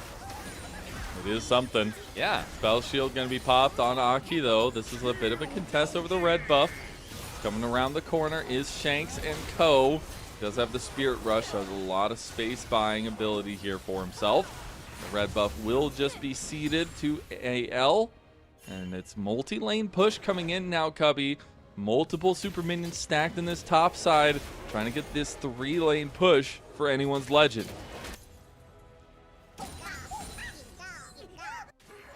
Yeah, still game is really slowed up. More gold coming in here for both teams, as Anyone's Legend gonna need some more monster objectives to shut down this game. And would have been. They just want to get some more PvE. It's been a bit of a back and forth. They didn't get to do it against JDG. Yeah, it's been a bit of a back and forth, but we're getting into that game state where, again, we're kind of concerned that the comp runs out of damage for NiP. Doinby's gone for a really low damage defensive build, which I don't think is the call against Kai'Sa, because Kai'Sa just wins out on the long fights if you don't deal with him, or deal with her. And then, again, like this Edge of Night for Aki, I'm not exactly sure what we're defending ourselves from. Probably From spells! Yeah, but I mean, we're just going to get a Tarzan smite off in these fights later on. They just carry 2 smites and can smite of the way and still combo, like, pretty easily. I think there are ways to get it off for sure for Aki. I appreciate that. I still do think they have a little bit of a dog in this race, if you will. But I have to give some massive props to Shanks. I think we had a lot of question marks going in for this guy. I know you really want to put an introspective look onto him. And on the Silas, back to some of his nature, feeling really good with the melee mids. Yeah, it's been a really good game from Shanks. Good matchup into Ahri, and the brawling Silas is going to be pretty tough to deal with again later on. That's for me just all about trying to find lead and find those angles on the lead. If they take him out of these fights, then Kai'Sa should be able to cruise for the rest of it. It's funny, because he's had those kind of fluctuations, but you have to remember this guy is a bit of a journeyman now in Shanks. He came over with Hope from Team WE as well when they were trying to have that kind of pop-off over there in that new renaissance for them that didn't work out. But it's really been a team built around these two guys. Kyle obviously coming in as well, but the newest members being Tarzan and Flandre have had a big influence on how the team plays. Yeah, I mean, this team, right, it was about putting that experience top side with this bot side that, you know, has experience now, but less experience than what, you know, Tarzan and Flandre have at this point, right? Flandre being... literally just being the game 800. fifth most 800 games. Yeah, this is game 800 for Flandre, so that's a pretty impressive milestone to hit. A very celebrated player in LPL history. They're going after it. Going to get after it here in this fight. Is Shanji going to take decent chip damage there on the Scion as we're starting the posture over our Baron setups. Baron spawning here shortly, and Crab and Priority going to be secured here by anyone's touch. It's just like when they test those the crash cars, you know, to test all the safety features. It's just to test how strong Shanji is. Scion's he's the dummy. He's the dummy. You got to test how much damage they do. He's the most terrible of us all. Yep. Let's see how he can do against this damage. Yeah, for sure. I like that. Test dummy Scion. I mean, that would be a fun skin, you know. It would be a very fun skin. The end of the skin. R key. Yeah, like he has to ragdoll as a zombie, though. He has to ragdoll at some point. Yeah, well, he ragdolls in the zombie form, right? It'd be really funny. We are getting set up now with AL around this top side redeploying just in case Baron was going to be on the table. They do have the on-hit Kai'Sa, who also has GA completed now as well for Hope. So that's going to be a big fourth item. We are getting to those fourth item sparks for at least a majority of people. But it's also Dragon coming up in 25 seconds, and it's PP God getting engaged on first. Shanks, look at this angle. The pincer maneuver. The trap is being closed on NiP, and they were unsuspecting. Trying to go back onto Kyle. The resets from WBG, but it's not enough. Shanks has found the back line. Shanks goes golden. Flandre goes for the flash play. They found them, but is it going to be enough? Aki trying to go in, trying to go down, and he is out. Shanji, you might be the biggest tank of them all, but we've all seen Attack on Titan. They go straight for the nape of the neck, and AL are looking to blast away with this game one. There's nobody in the chair. We're sprinting. We're getting further to quicker to the bathroom than APA is here at NA. There's They're already leaving the chairs. This game's wrapped up for AL. Good team fight. Hope is able to get in on the back half and against Leave. So many threats that Leave has to deal with. Was never even able to get a bullet time off in that fight, Mazel. As he goes down, and NiP going to go down in this game one. Got supernatural victory going over here for AL. They don't even need to be in their chairs, even though you see them at the bottom. I don't know what that last picture was, but AL know exactly what time it is. And it's time for redemption after that JDG series. And it's time for a 1-0 match point lead in this BO3. It was bathroom break time, man. They got out of the chairs instantly. Look at that. I want to know what chair shot was that? I can't blame them, you know, as after that game, they had to wait on stage a little bit longer with that tech delay, as they just took care of business on the Rift. Got to take care of business after the Rift, too. And, man, the business being taken care of on the Rift, Mazel, looked pretty good for AL. I know they had a couple slip-ups in there that kept things close for NiP, but I didn't really feel like NiP had real control over that game. Like, outside hitting the Otacon, where it was just instantly, like, taken away from them by that steal from Tarzan. So... pretty good game one for anyone's legend, and again, I feel like their comp is just a little bit more sound. NiP's comp, I really felt like needed to get going early on, and while they tried to stick to that formation and some of the strengths of their composition later on, too many threats for the even NiP to deal with as Shanks really ran the game there from mid. Yeah, and he's back on his melee mid grind. And it's funny because not only is it a pick that he's been willing to go for in the past, not this split as much, but it was also a massive steal away from Doinby. I mean, that's the most played champion by Doonby so far in this this section of the split, and being able to take away pieces, but then also have a performance like that on it. I don't even think he died in the end. Keeping that Magi is fully stacked. Pretty there. confident it was an MVP performance, and it looks like the fan vote feels the same for I Shanks. think so too. I think so too. And it's a good come up for this guy. Again, you've got so many stars around you, but you are a journeyman, right? You've been around since 2020. You've been trying to find your own, gist. He came up through the developmental system of Team WE, but now trying to spread his wings on anyone's legend with a big group around him. Yeah, I still feel like it's been a pretty good year for Shanks overall. Who has, I mean, got his first finals. Made his first final, yeah. And again, looking at the last series for anyone's legend, I do feel like Shanks, didn't have his best series against WE. I feel like Tarzan was probably the culprit or the one that deserves the most finger points for the series against JDG. But I was going through the tape. I was like, hey, we aren't seeing AL hit the high highs that we saw them in the last couple series earlier in the year. And why, right? I feel like it was very much talked about with the pick ban and Tarzan, right? A little bit less so, though, for Shanks, who, again, with an MVP performance in this game, really helped assist anyone's legend in this Game 1 win that didn't look particularly close for NiP. Yeah, and we'll see who gets that MVP, but it's Shanks. I think you're about right. It's Shanks, yeah. But this was also a very confident draft coming out from NiP that was responded to in very much confident in its own right for AL, right? Like, they went with a pretty hefty dive composition, not only getting Hope his Kaisa, but having a lot of tools to go in around that Pantheon. I don't know, man. I see a Scion. I don't want misfortune. Like, rock the Jinx. Like, rock something that, can get you that big boom boom damage later on from the AD position. Because you're not going to have it from the Scion, but you will have all the time in the world to actually have a fight when you have Scion in your team. And we saw all that time being used by anyone's legend to actually dive that MF.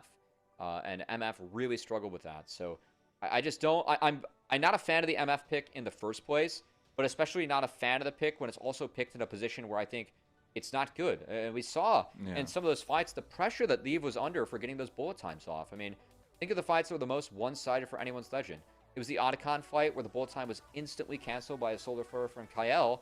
And that last fight where, yes, they were outscaled, but also bullet time wasn't even cast because Leave just didn't have any time or space to do so. So I feel like it was a really wrong game to have. I don't like misfortune, man.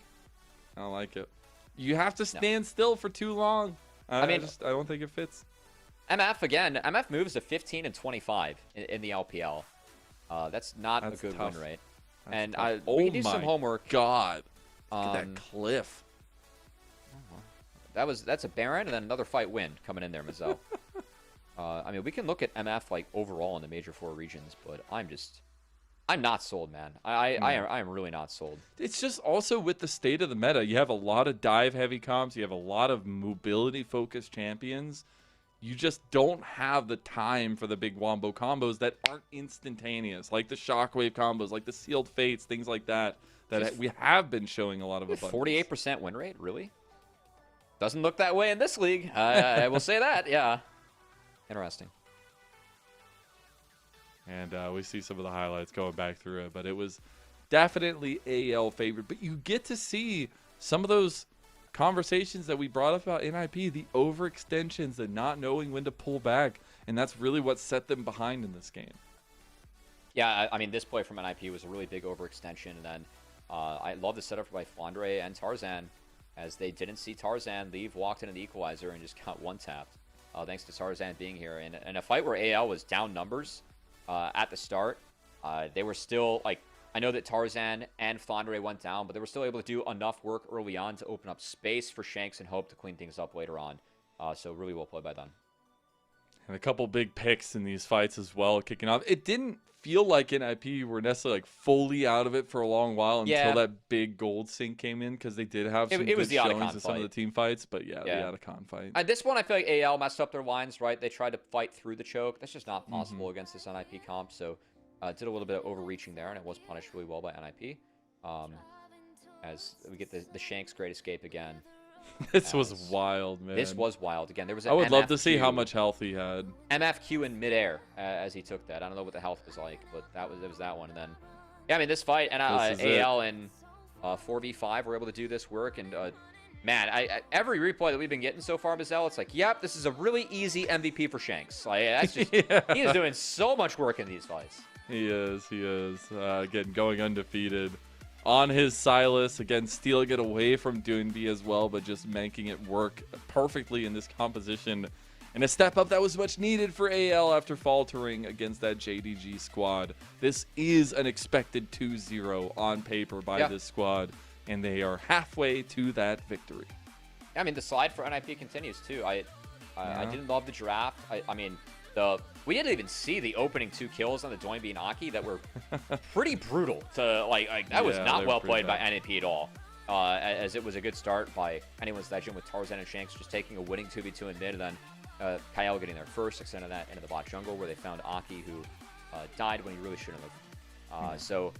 Again, NiP, like, we came into this. Can they give us anything to avoid this 0-5 slide? And then if not, can they just convince us that they're going to stop the slide somewhere? We haven't seen that yet. We saw some of the common themes we've seen, which is not a great draft for them, and a couple overextensions on the Rift will really hurt them. So I do think that they played their formation out okay as that game continued. But again, just Sion being paired with REMF, like, where's the damage, man? I don't think that that's a very winnable draft for NiP. So tough game. Don't know if the Jhin makes it any different, but absolutely doesn't help to have the MF in those situations. But would adult a lot better with the comp, that's for sure. Yeah, maybe in an alternate universe there. Jhin actually being useful, crazy thing. But we'll be getting to the MVP here very shortly. I know this game number 1 has been particularly long because of the pauses coming in. So really appreciate everybody sticking around for us, and especially through all the technical difficulties. But I think there are no technical difficulties when it comes down to the MVP for this one. It has to be Shanks. Yeah, show Shanks. Let's get us into a break. We just talked for an hour, 45 minutes, you know, with everyone else. We saw a player, you know, out of their chair and in the bathroom before the game even ended. So Dude, I feel like that we is have one to do of the same the here. cuts of all time in esports, because you know the production staff is like, oh god, what did we just do? I ran out of coffee before we even got into game 1. You know, whoa, what is this? Oh, absolutely hilarious. Before we do go into break, before we do set off to see if NiP can pull back this series, we're extremely, extremely grateful to our Coffee and YouTube subscribers who help level up the show on a daily basis. A lot of the initial payments have gone to paying the staff, paying the back end, and also upgrading the package, as you see with all the beautiful bells and whistles that we have going on right now. So it really is appreciated. We put a lot of work into the volunteer aspect of this, and it goes back to giving just a tiny bit to those that commit so much of their time to this project. Subscribe to our Coffee. It'll be linked in the chat. You'll be able to unlock perks like early access to content. You'll be able to ask questions in interviews and get to see our unique content that's coming out behind the scenes. We'll see you on the other side of this break, and we'll see you for game number 2 of our first best of 3.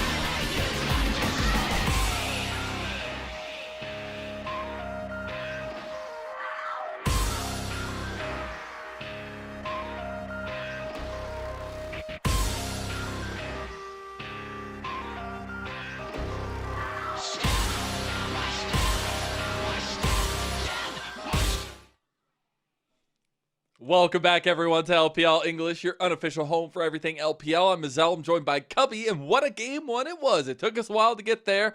An hour and 45 minutes later, we did end up coming out to an AL 1-0 in this best of three. Now, it was a lot of fun. It was. It absolutely was, except if you're an NiP fan. I know NiP are looking for that one silly little win, as the social media manager called it. But before we get into that game number 2, we got to have some fun.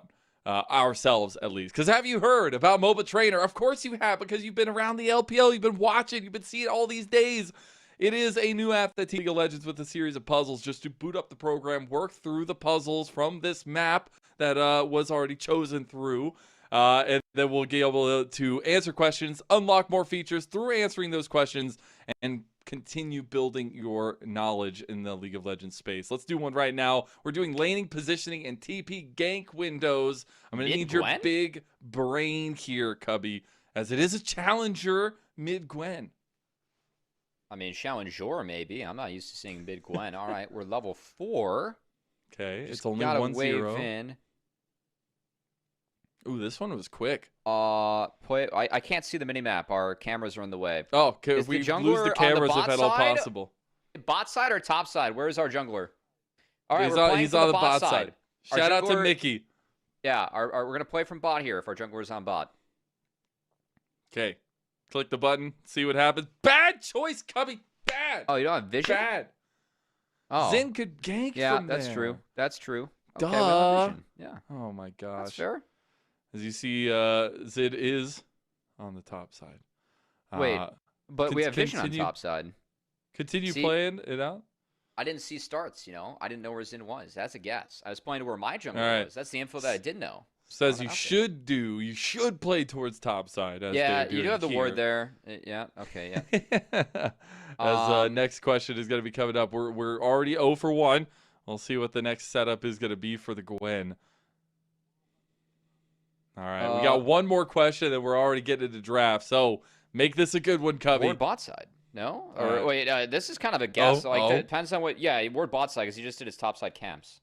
All right, click it. Good choice. Let's go. You know Zin finished this pathing to top. Okay. Yeah. All right. There we go. There we go. All right. Well, if you enjoyed that, you can subscribe for 20% off and unlimited puzzles using the code LPL20. Proceeds will benefit the MOBA Trader designers and the LPL English unofficial broadcast. So start leveling up your game today over at MOBA Trainer. But now we got to level up this game for NiP because they're back on blue side, but they desperately need a win. They're on a 0-5 streak in series and now threatening to level that up into 0-6, but they go with the Lilia in this first pick. Again, Aki getting a ton of the resources in draft, and he's gonna have a ton of weight on his shoulders in this one.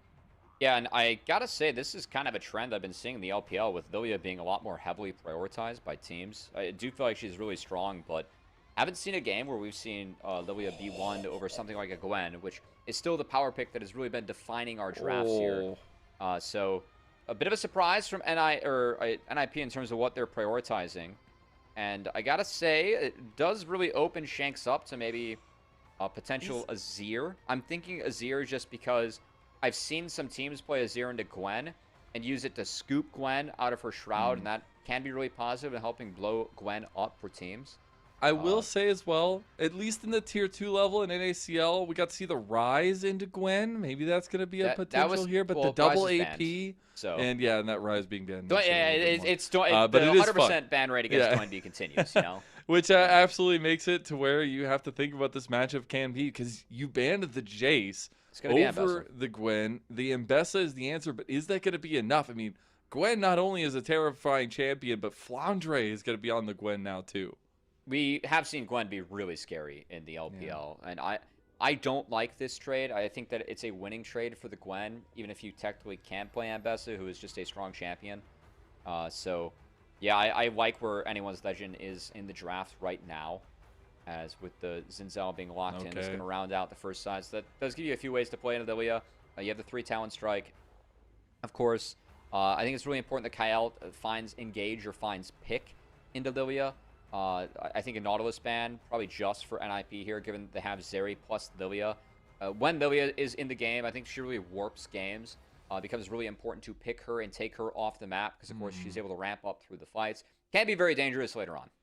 Can be, for sure. I think the pace of clear also just gets absolutely ridiculous. But I do like that Tarzan is going for a skirmish jungler, going for something that you can take those aggressive paths and try to upend that clear speed of Aki on the Lilia. We already saw Tarzan kind of have his number in game number 1.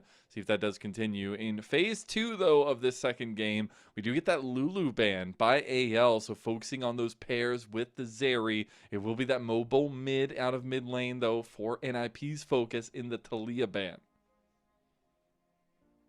Yeah, still trying to take that one away from Shanks. Also, Doinby has liked to play a lot of engagers and frontliners so far this split. But I gotta say, Doinby is actually...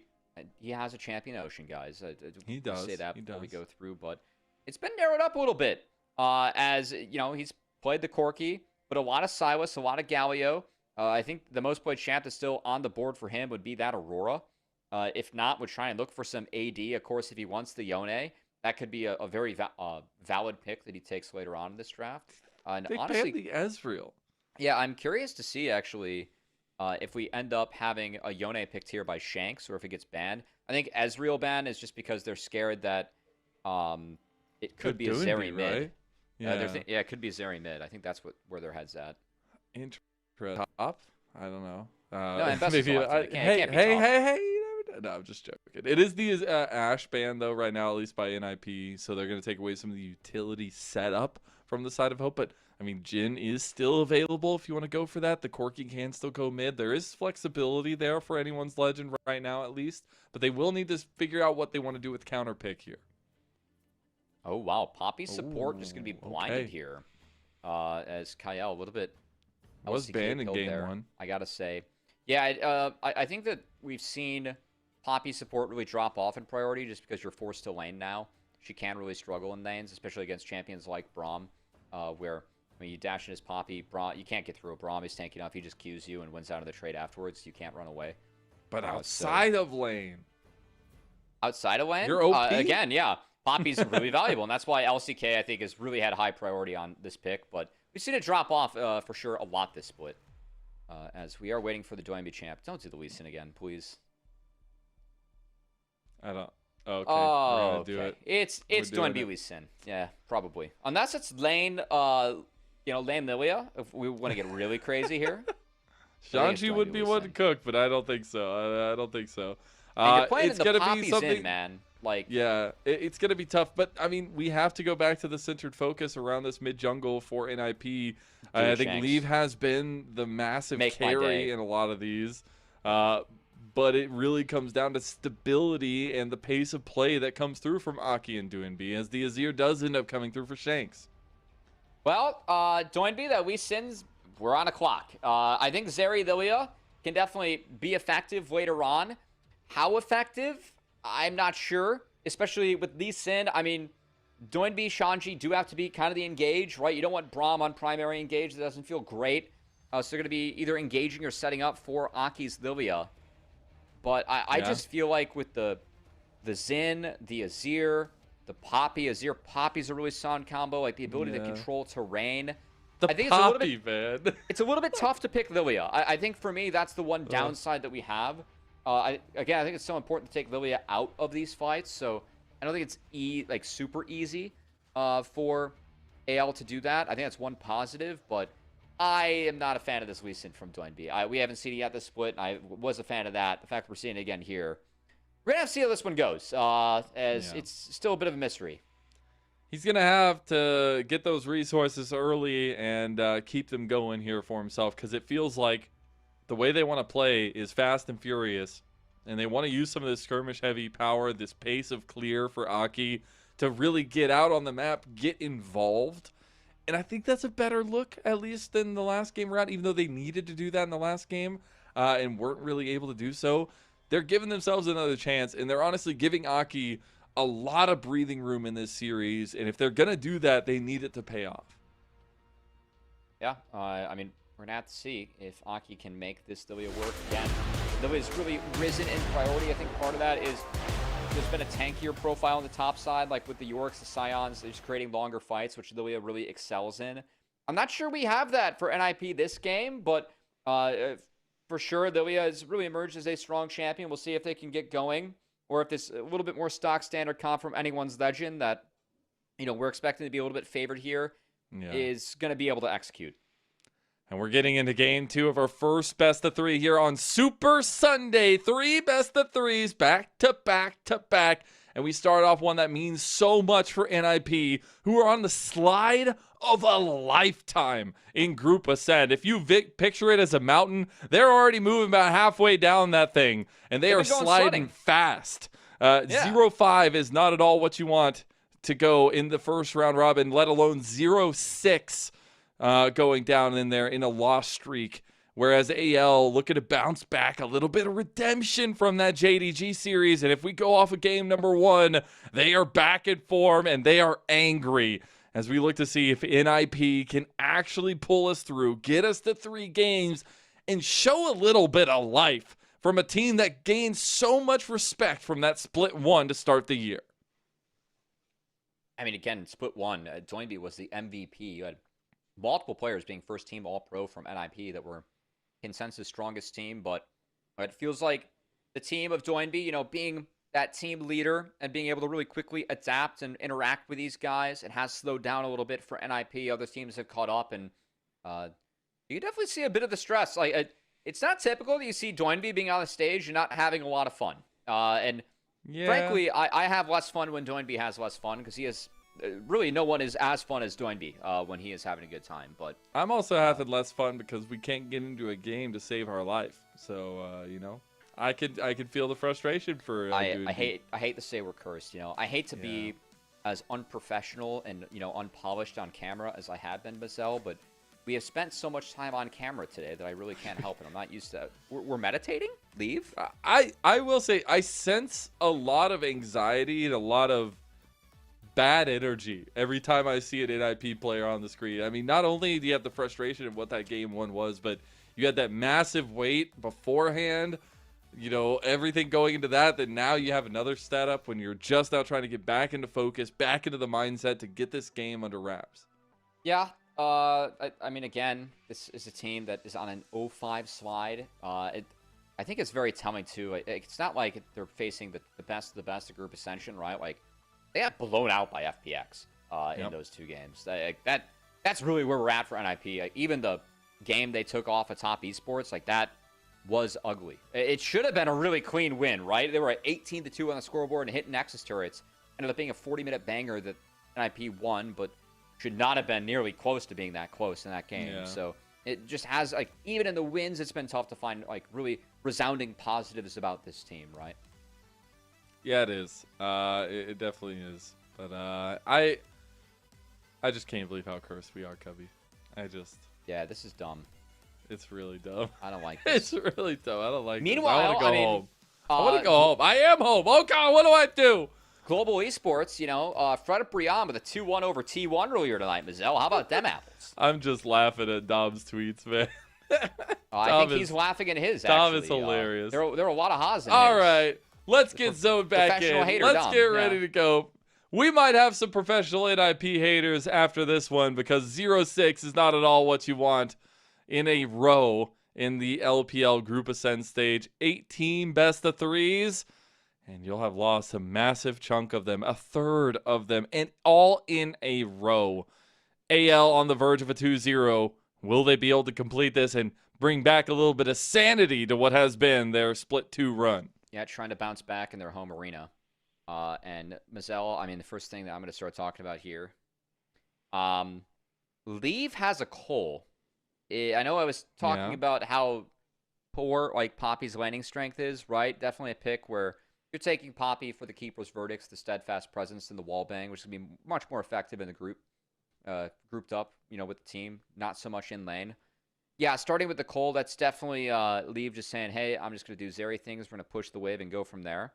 Whereas meanwhile, Aki trying to do some Lilia things. Going to walk in here with Shanji. Vision, this is spotted. Doinby they're can help, going to bring though. everybody. Yeah, Doinby can do some work here. Okay, this level 1. They're going all in. Let's just decide the game at level 1, why don't we?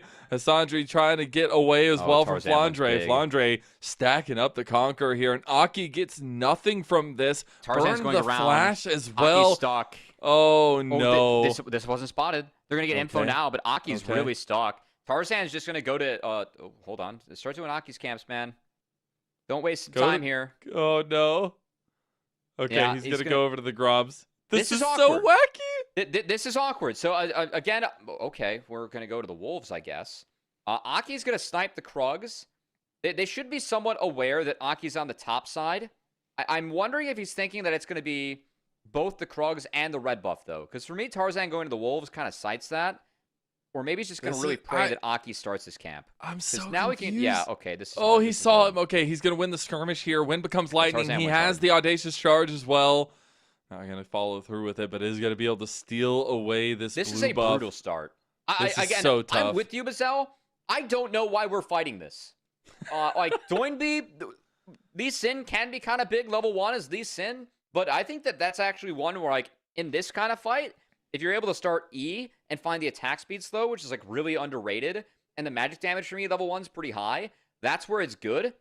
The start here, I just, like, with the Q, yes, it forced Shanks out, but, like, what did we actually get? And Aki has already been sent really far behind to the jungle as the Lilia, which is the last thing you want, because Lilia just scales off the economy that she has on her, right? No.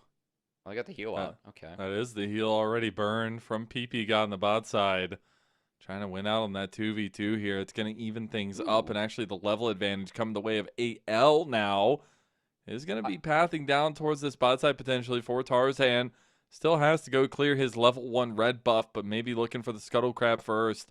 And even though things went a little bit finicky early, it still will be Aki, not super far behind Tarzan. I think that Tarzan, well, when the camps respawn, that's where Aki could get hurt a little bit too. I think Tarzan's very happy with how this goes because he's going to get a double crab and a late red buff, which Tarzan is completely fine with. He might be able to use that red buff to actually help with the dragon take if he wants to take that early. If he spots Aki here, could smite this away, but of course the ward sees Aki walk away himself, so Tarzan will DPS that one down and get back to his camps where he is still a pretty happy camper in this game as well. Probably my favorite addition to this AL roster. I know him and Flandre came over at the same time, but the recent story of Tarzan has been one of more mercenary gold. Like, this guy has been going around getting teams to worlds, getting teams into advantages, getting AL as a serious contender on the map here in the LPL. And it's off the back of a ton of singular performances from him. And yes, you could talk about that JDG series, but besides that first series against Top Esports and that amalgamation, whatever just happened, the anomaly against JDG, this team has been impeccable, and it is led by Tarzan. All right, Tarzan's a world-class player, right? I don't think there's any doubting that. As I've seen Tarzan go up against the best of the world and be impressive. Tarzan really continues to do that throughout his career. I'm with you. Always a fun jungler to watch. It's been a great piece for this team. As him and Flandre have really taken anyone's legends from, being a team that was looking to contend in the LPL to being instant contenders in the league. So now, real question is going to be, what first objective are we going to contend for? As I got to say, Tarzan is on the super clear of all super clears. As he is going to take his first spawn of blue buff. Has a really late red buff, and okay, not even going to take the Gromp. He's going to base. Oh, wow. I think we're going to see him go straight for the Grubs. He is going to be ahead on this first base compared to Aki. Grub fight where Lilia is going to be 3-6, and Zin's there. I think it's going to be really important for Zin to actually get in and get involved, and yeah, we do see Tarzan making his way up. I don't think this is a fight that NiP can take. And it's a Bobby Cinder Lee Sin? Doinby! You're going to give me a heart attack up here, man. Not the good kind that I'm used to getting from you. Oof, that feels a little bit bad. Why do you view it as so bad? I mean, what ratio do we have as Lee Sin where we're scaling off a health build? and also, like, there are so many reasons that I don't like this. All right. Well, we'll check back in as Grubs did get started up by Tarzan. He is on that massive jungle advantage over Aki. He's been trying to keep up a little bit. And looks like these first Grubs will just go the way of AL. No contest, but Leave coming over by himself. Maybe the wrap around. This is a heck of a flank from an AD carry. as they're looking for it. Doonby has level 6, Good goes kick. for the Dragon Rage kick. Emperor's Divide in, though, and they have retargeted. AL are centering around NiP. They do get Shanks, though, in the end, and Leave has been untouched. There's the concussive blows coming in. Tarzan looking for the counterbalance, as now they do find damage with Hope, finding the kick and Gatling gun, as AL fight tooth and nail. It will be a 2-for-1 in the mid lane. All right, I thought it was going to be okay with Braum passive, you know, getting some extra mileage there throughout the fight, but of course it was Doinby ends up getting focused down early with Lilia, who was behind, and Lilia continues to fall further behind in this game, which I think that's the big thing that hurts for me, Mazel, as Lilia from behind is not useful. Kyle gets stopped on his back as Hope tries to get the kill. Oh, public execution. There was a just ward. dodged out of cleanly as Hope had the info, and Shanji smiling to himself after that one. And look at the flashes burned. Everyone pretty much burned flash in that fight. We're going to take a little look. As Doinby, you can't take any Sonic Waves in because Kyle would just pop the W or wallbang him, so it gets a really high value kick. Honestly, forces Shanks to have kind of a tough fight because he burns everything to get out. Doinby also has to burn everything to get out as well. When it resumes to the front to back thought maybe he could get something, but good focus here from Tarzan. He just walked up there. Yeah, he was able to help out and help make sure that they won out on the DPS war, went out on the skirmish, and AL winning out on this game. It's now Kyle going top. Shanji has no flash, no ult, and he's just dead. They do have a little bit of support. Lilting Lullaby coming in, as that is going to be the flash from Flandre to get away. Another needlework will go through. Oh man, the steadfast presence. Doonby is here now as well. And try to follow up that Sonic Wave, but not going to find anything of it. Shanji and Co, they are fighting together. That has been a theme so far on the day for NiP. They have been playing really well together, at least. Their drafts and formations have required it.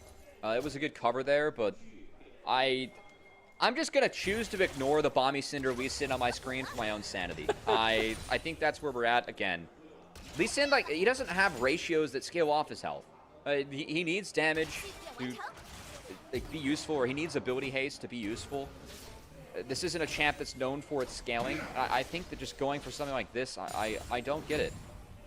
There are other AD picks that are better. Hell, I would be a fan of Zed this game, played mid. I think ability haste Zed is actually kind of slept on. As a champion, it has a good matchup against Azir. You can get, like, kind of deal with Poppy, right? I mean, you can bounce from your shadows. Get around steadfast presence. Not with Lee Sin, and if we're going for this build, like, there are other picks that are better in this scenario that aren't Lee. I know it's a Doinby special, but I don't see what's special about this. I just don't think that you're gonna do a lot with this build to actually help your team win the game. See if Doinby proves me wrong, but at the moment he is getting peppered down by Shanks' Azir. Will be forced back, forced to use that TP, and forced to drop a plate over to Shanks. And that Dragon going down to AL's side as well. That'll be full neutral objective control here in game number 2, which will also lead out to Tarzan having a bit of an advantage over Aki. PP God gonna miss out on the Winter's Bite, but him and Kyle just passing ships in the night here. Zaki is gonna start ramping up in his clear speed, but there's another about 15 seconds till the second spawn of Grubs comes online, and I really do not think you want to give over 6 Grubs to a Corki and a Azir comp. Yeah, I do think that we might see Shanks go for a little bit of like that, you know, tankier off-tank build. We'll see if it's the Nashor's first or not. I can't see it. This is featuring Leave. Here in our lower third is... again, we'll see what Leave can do. I think Leave is set up for okay this game. Shanji, though, is falling behind to Flandre. Public execution coming out, the all-in, but the needlework is still available. He's going to hit the slow, gets over to the enemy, and that will end up meaning that Flandre has to back away. The Grubs did go holistically the way of NiP. Okay. Oh, I thought the rocket was going to be enough. TP's coming in. Keeper's verdict used, so separating the fight, and now Doonby's by himself. That bombing cinders isn't going to be enough health for you. And Cubby, you might go ahead and just crash out now because Doonby's down. You just can't take that TP angle against a Poppy. As again, that's why Doinby couldn't take a Sonic Wave into the fight in the last game, because he would have gotten, you know, bounced around. This time around, does end up getting bounced around by Kyle onto Poppy. As yes, the 3 Grubs go over, but Doinby shut down, and These grubs going to try to be put to use here as a good defensive ball thrown out by Aki as him and PB God rotate up to dissuade anyone's legend from going for a dive against this Ambessa that has fallen a little bit behind in the game thanks to some of the focus we've had. Oh. They don't see each other, but now the all-in. Hope maybe losing this out. Goes in with the Gatling gun. One more auto. The barrier. Is it enough? Leave. Gonna go down. One more auto. He flashes away. Flandre looking for the angle. Does not have it. Leave slinking away by the skin of his teeth. Actually gonna try and pick up the wave too, which is, I think, the crazier part. But of course, everyone's spotted here for anyone's legend. Shanks put Shanji under the turret. He's in trouble. He doesn't have flash, doesn't have anything. Tarzan's up here, and Shanks will clean up the kill there. So a side lane pick onto the person that completed their item first for NiP. I know that we've talked a lot about some of the struggles for NiP, like the thematic ones. Some individuals we haven't felt like have been performing, Aki being one of them, along with PP God. I feel like Shanji's really been in that boat for me, too. The last few series we've seen from him really feels like he's been put on more of a supportive duty, and part of that is because when he hasn't been on a supportive duty, he hasn't been getting leads in the lane himself. Again, the focus from anyone's legend, like Shanji earning the flash ult mid for nothing, really set him behind, and anyone's legend really punished that play that I think was not necessary. And the pressure continues to be put down on Shanji as, of course, burned the ult in the last fight. Didn't have flash available yet. Anyone's legend tracking that, able to kill him one more time before he gets that flash back. And that's a matchup that Flandre is not just ahead in, but ahead of the curve for how that matchup's supposed to go now, that Shanji just died. So Flandre are going to be really set up for success in this game. And we do have first items coming across for multiple members. Do we feel like that changes anything in the map state going on right now? As Flandre and Shanji going at it. I think Flandre has much going for him as Shanji going for the 1v1. The flash comes out. Panic across Flandre's face as he goes down in the solo bolo to Shanji. All right, well, we asked for Shanji to step up. He did just that. That was a mystery one from Flandre because, yes, Shanji's behind, but he had the more recent base. He has the Eclipse finish, whereas Flandre, you can see the Riftmaker now in his inventory. Wasn't there before he hit the gray screen. So fighting really down items and misplaying the fight. Flandre goes down.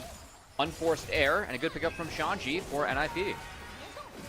You love to see it coming through, and all the follow through at NiP. Now looking to catch out Kyle too. And they're starting to use this togetherness, Cubby, that we love to see.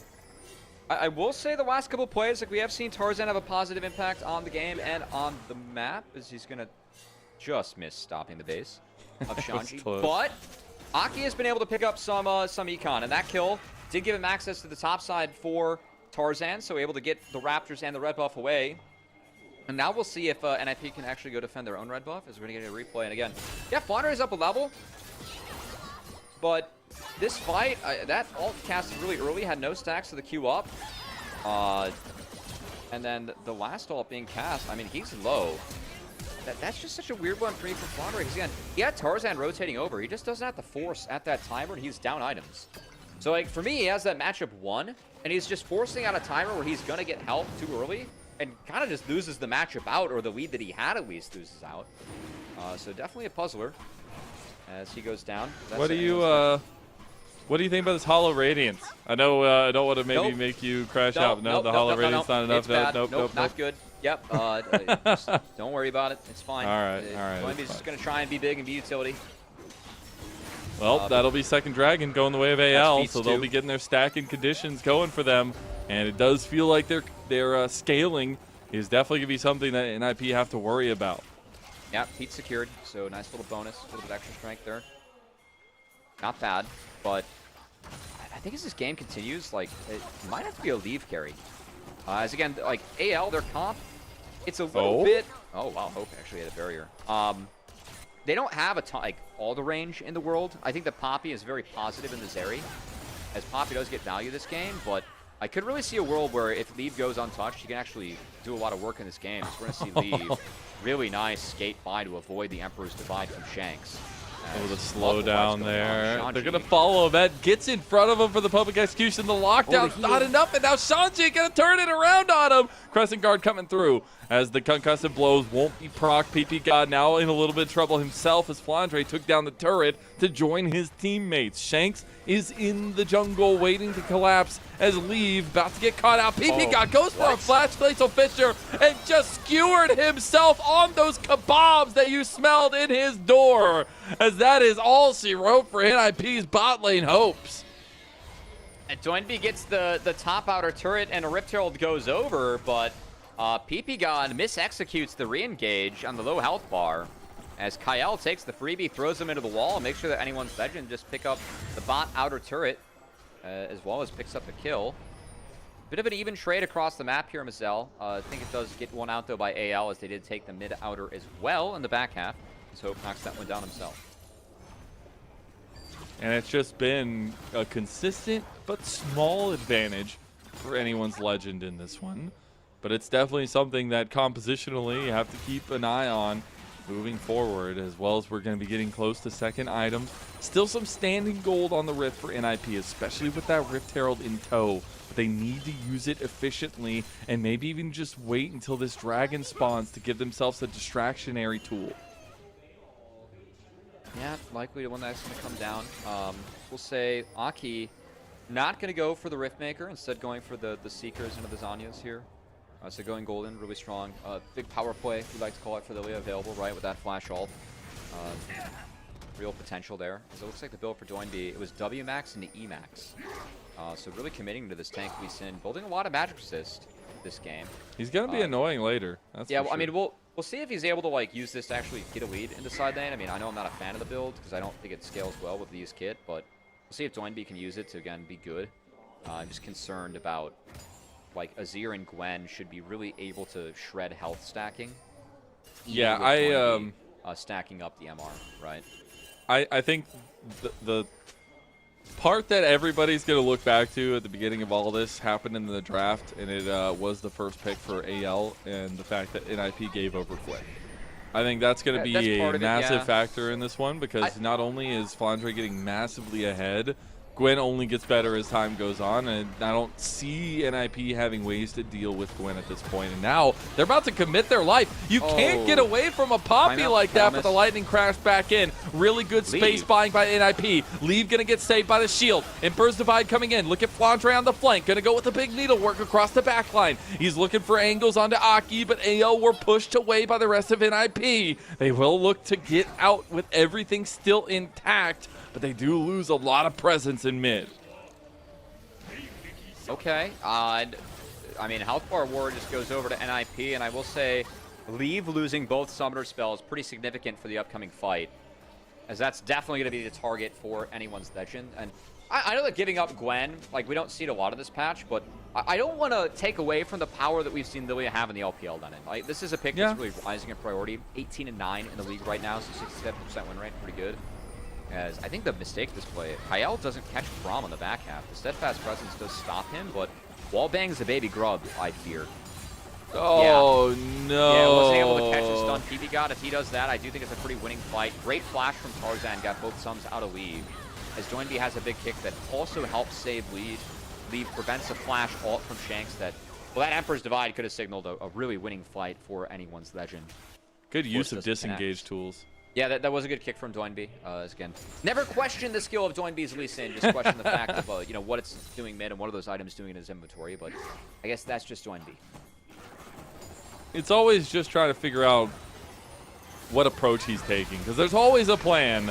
And now the plan is to gank onto Kyle. They do end up taking down the flash out, but the lilting lullaby isn't going to be enough to get him down. BP God's gone. They've lost their bot lane, and Shanji's now trying to run away. Doinby is still in the thick of things. Going to get a big Dragon Rage quick into the public execution, but my screen, it's got a little bit golden, and now it's going to be AL after everything is said and done. A full and total clean ace, and if that ain't the situation that NiP is in, I don't know what is a better definition. Absolute destruction for AL. I don't know if PP God didn't have ult up or wasn't able to get it off, but again, we teased. Leave lost both his summoner spells in that last skirmish, and he was the one that died immediately in the fight. The one person that, for me, could really carry things through but just melted at the hands of Hope, and everything was burned onto Kyle, and Lee was over the wall with no sums. I don't know what NiP was doing with this fight. We're going to take a look back at it. I can get a little bit of a clearer look, but Kyle starts it off. He is the mega focus here. Leave cannot E in. That is such an illegal E. He has no summoner spells. You have to stay over the wall. That is a one-way trip to death and really sets up for an easy fight for anyone's legend. And I mean, Doinby, like, he played his way out of this, like, mechanically the best he could. I don't think his build makes him super useful, as the Drain Tank Azir wasn't threatened and ends up melting him down in the back half. Oh my god, that damage. Yeah, like, again, Leave is the first to die, and you cannot play the fight that fast as Zeri. I don't think he didn't even need to go over the wall to keep on auto-attacking. Like, when you E over with that with no sums, like, what are you asking to have happen? That was a real question mark. I hate to say it, though, but we've literally, like, the things we set out for NiP that have been going wrong for them, we literally have 2 games of examples of that. Game number 1, the primary example of them getting caught out, overextending, being too late to revolve around their plays and resolve around them. And then in this one, we talked at the beginning of the day, Leave has sunken in his stocks. He is not the carry that is just single-handedly bringing NiP to victories anymore, and it came down to a lot of his positioning in team fights. And that one, that's an exact example of it. Yeah, that's a really illegal dash in from an AD. Really well punished by Hope and anyone's legend and Tarzan. As the mistake from NiP definitely helping AL make quick work of this game, where they do continue to look relatively solid here, Mazel. Pretty stable 6k gold lead and threatening a Hextech Soul with the next dragon as well as Soul Point was secured. Poppy's glitched, and it's hilarious. At the moment, threatening the Otacon, as, yeah, we have an invisible steadfast presence around Kyle. We're going it's like the old Maokai ult, you know? Yeah, true. There you go. We're going back. We're going back in time. All right, let's go. Not the one that you placed, the one that followed him. So the one that was like actually stupid Omega OP. That one was ridiculous. Oh wait, no. The one that you placed was more OP. Sorry, that was the first adjustment they made. And then they're like, all right, this damage reduction, this AoE is just too broken to have in League of Legends. We're gonna get rid of this and give Nature's Grasp, which is also very broken to have in League of Legends, but it's fine.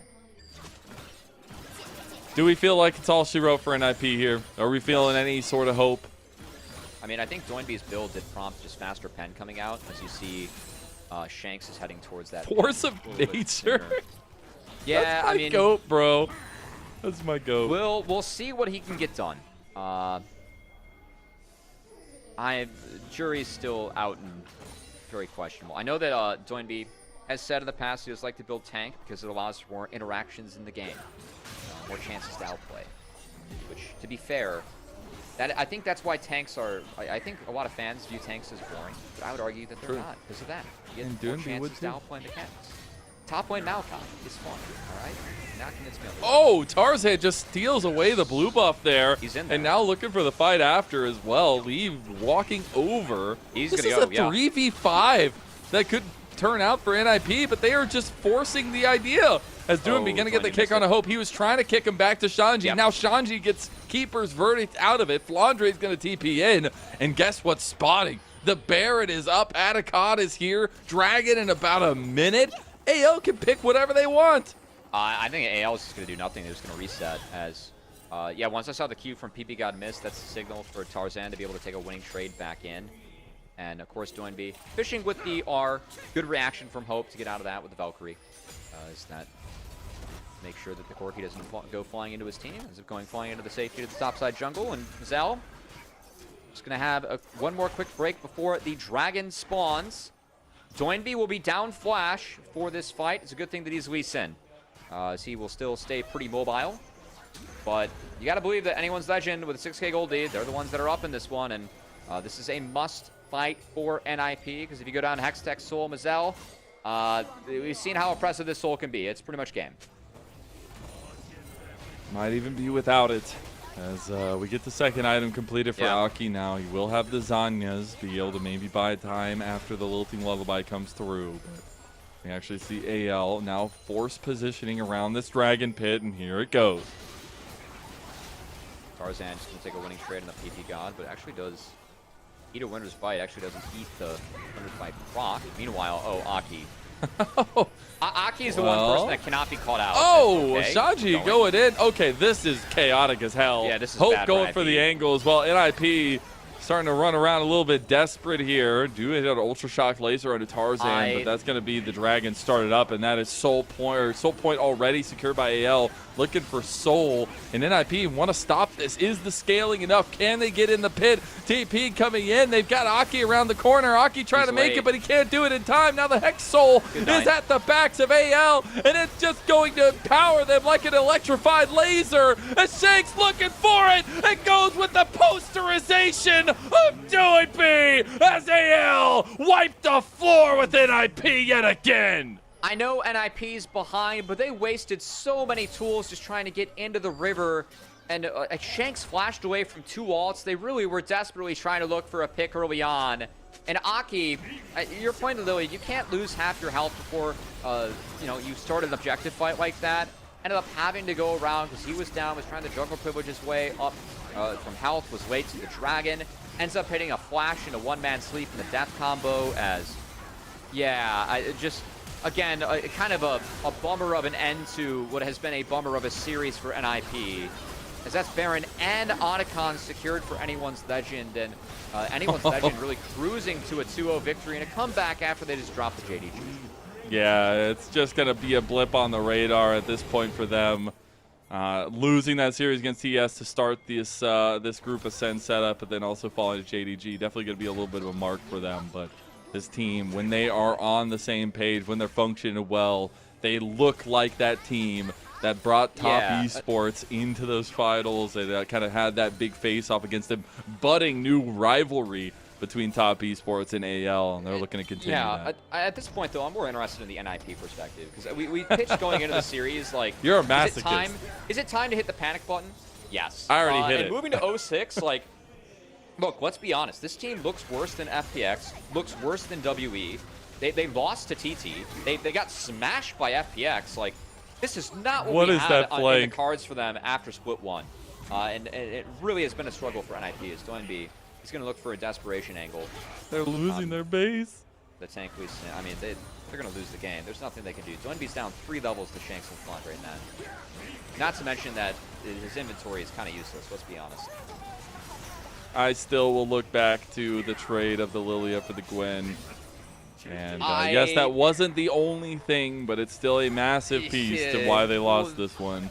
I don't know what we're doing with point blank TP. I don't know what the Lee Sin is doing in this game either, but that's going to be question, not me. I like Ability Haze Zed a lot, and I think this is a decent scenario for Ability Haze Zed. That's all I'm going to say. Would have been nice, but that is not the case. And AL now looking to put the final screws here into it. And Tarzan with the utility Crescent Guard is going to kick things off with a shebang as Aki going golden. Can't even sing no sweet lullabies as he will be swooped to sleep. And Shanks with the Emperor's Divide to make it yet another ace. Another clean one. And an easy 2-0 sweep for AL to move to 7-2 in Group Ascend in the first round robin. I mean, not a really competitive game, too, and not a super competitive series here at Mazel as Anyone's Legend. They are one of the better teams we have in the LPL. Was a stumble against JDG in that 0-2, and it was a pretty one-sided series. But a nice pick-me-up here is a dominant 2-0 against NiP is a nice win as they wrap up their first stage of the round robin. Yep, they do indeed, and I can't believe we're already getting to that point, but it's really nice to see AL bounce back, especially. We were wondering what could happen after that JDG loss because it was a bit of a dismantling there for sure.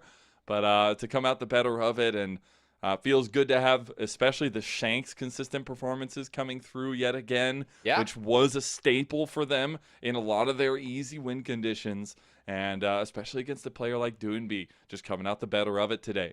Yeah, and I mean, again, for NiP, like, a 6-series slide, ending the first round robin at 2-7, dropping the teams like Thunder Talk and FPX. Not what we were hoping for when NiP started this group off 2-1, right, in Group Ascension. We've seen disconnect, we've seen carry struggling. I think we've seen some bad drafts. I don't know what Tank Lee Sin's doing mid lane in my lobbies. It didn't seem too useful for me this game. We're really looking for answers from NiP, who a team that some people had expectations for. Again, I'm less surprised they're at the bottom of the standings. I would be more surprised if they were at the top of the standings. But a team that most people had in the middle of the pack that clearly doesn't look like they're one of the stronger teams that can actually fight for the middle of the pack right now in group ascension. Yeah. And I'll say I appreciate it. I came in the day. I wanted to see what version of Aki we're going to get, if he was going to just try to bring the pressure to Tarzan or if he was going to sit back and try to figure out a way to be useful elsewhere. Tarzan had his number, much like Shanks had the number of his opposite. Tarzan going to be a Tarzan MVP. Aki got kind of ran that real game. good. Yeah, he's looking real good. Aki and it all started ran. off with that weird early game. It was a poor invade from NiP. I think. It was a wild invade. It was a good scouting ward from anyone's legend. That would be my NACL version of it. My I'm casting professionals and LPL version of it it was a poor invade. There you go. I don't still I don't think you PC, win but that level still 1. direct. I don't think you win that level 1 if Azir is there. Azir with lethal tempo could be really valuable. I mean, even Doinby, like he forced him out, and it just didn't matter. Lilia was forced off the camp. It was a really bad start for NiP, and man, I mean, I gotta say with this team, like, do we consider changes, Mazel? Like we're done with the first round robin. I really feel like Aki and like everyone struggled. I think that Aki has struggled the most, and the reason I say Aki is because we have another team in the league rumored to be trading junglers and getting a group ascension jungler in BLG. I don't think it's going to be BLG Aki, but you know, there could be a bit of a carousel that you could take advantage of your NiP to try and switch things up. Man. Aki's not been it, man. Dude, but when Doinby is doing what he's doing, I will say that Aki is having some troubles. No, when Aki's doing what he's doing, that's what leads both to the Doinby wheels have fallen off the car, man. Get them both out at that point. Like it feels bad when it makes them look so rough. But I will also say that Aki was also question marked at the going into the playoffs of split number 1, 2. A lot of rumors around his replacement and things along those lines. But as we take a look at the stats from this one, it was an all AL spree as almost 30 minutes in, a 2-0 comes through. The tank we sim wasn't it. 5,000 damage. It was not it. Sorry, Doinby. As I think we're going to need to find might be a known pick. It might be something, he goes for in the past as well. But if you do that and this happens, it doesn't work. He played it in split 1. It was not good. Yeah. Yeah. Happens. Yeah. That was not great. We've stun locked Cubby with the Lee Sin mid. You know what? You know what the best part about these end screens are? It doesn't show the build. I don't have to look at that anymore, Mazel. It's fine. Never again. I'm going to send it to you in your sleep. I'm going to send it to you on Discord. I'm going to send you screenshots. Let's get ats going onto Cubby, adding the build at him. Just there's no ratio that Lee Sin has where you really benefit off of building really max stuck HP. on it. I'm a bit flabbergasted, Mazel. That's all. Well, so are NiP because they can't figure out what's going wrong. You already mentioned I won't beat it anymore, but definitely a tough series of play here for them over the last couple weeks. And that is also a tough series of play when PP God fully misses the Glacial Fissure. Yeah, PP God was not good in this game either. Leave dashing over with no flash, no barrier. I mean, this fight just wasn't close at all. Yeah. But we got perfect snapshots of what we said is wrong with NiP. I will say, I think that NiP right now just reeks of desperation in a lot of different ways. And I think that's what we're really looking to see change from this team, because it feels like so many fights are just overextended, overforced. It doesn't feel like they know what to do to win their games right now. And I think that's part of why things look so ugly. Yeah, just a really uninspiring series from NiP as they continue to struggle. And anyone's legend, I mean, a nice bounce back from them, but a lot of mistakes were made by NiP that definitely made their lives a lot easier, especially in that game too. Yeah, I don't know if you're going to be able to pull much away from this from AL. Maybe just saying that you're a good team, I guess. But doesn't feel like there's any real big specifics that you could say, oh man, this was like really good. Besides Shanks being able to find those consistent mid lane performances, but the team just executed on the compositions they had. They took answers into what NiP were going for on the blue side, and it's nice to see, you know, blue side not necessarily being king in this series just because AL are better. Yeah. I mean, I don't know, man. The blue side win rate just took a tank. All I'm saying. It did. And man, the Wii, I still cannot stop thinking about the Wii Sin. It's rough. It's rough. He's being mind controlled by doing B. See, this was his tech the whole time. I just I pulled up like Wii Sin's kit, just be like, there are no ratios with health, right? Just to make sure you're not gaslighting yourself. There are no ratios with health, guys. It's damn.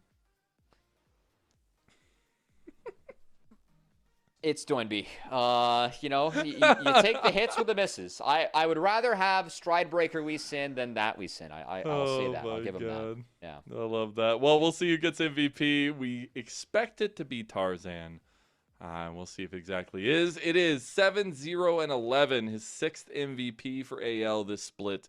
And a couple undefeated performances from the mid-jungle duo of AL. Yeah. I mean, Tarzan, we're asking for him to have a bounce back after that series against JDG. That was a bit of a struggle. Dominated that map against Aki, really from level 1 there. It was a big part of their clean win in the series, as anyone's legend. Take a pretty convincing 2-0, and we'll see if our second good series of the night can surprise some of us. That's coming up next, Patel. Yeah, because of the pause, you know, we're still right on time. So thank you, AL, going out with that 2-0. But that means we're going off to a little break to get ready for Weibo versus IG. It should be a banger. Don't you dare miss it.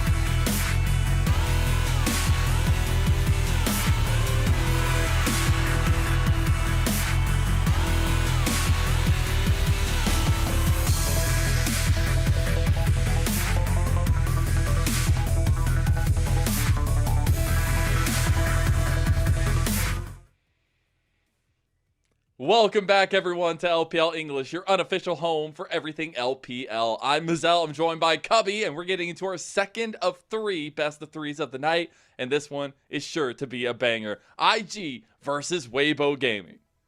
Yeah, Weibo Gaming honestly look a lot better with Erha in the lineup. Someone that has impressed the first few series as a support, something that's really tough to do in that role, but we'll see if it's enough to really help them overcome an IG that has also looked pretty good in the last couple series, with Rookie being really the leader at the helm on the Rift. Yeah, finally, the bodyguard is back, man. We're going to take a look at this Weibo Gaming roster, though. A team that should not be in these conversations. This is a team that has been delving out wins to teams that they shouldn't be losing to left and right. They are a key reason why this middle of the pack standings, the group has said, is so chaotic, and it's because you're seeing lackluster performances from some of the most known names in the LPL, but Erha seems to maybe have given them a breath of life. Again, since they got Erha in the lineup, it was a 2-1 victory over NiP, over JDG, and then they dropped 1-2 to a Team WE that has been on the come up.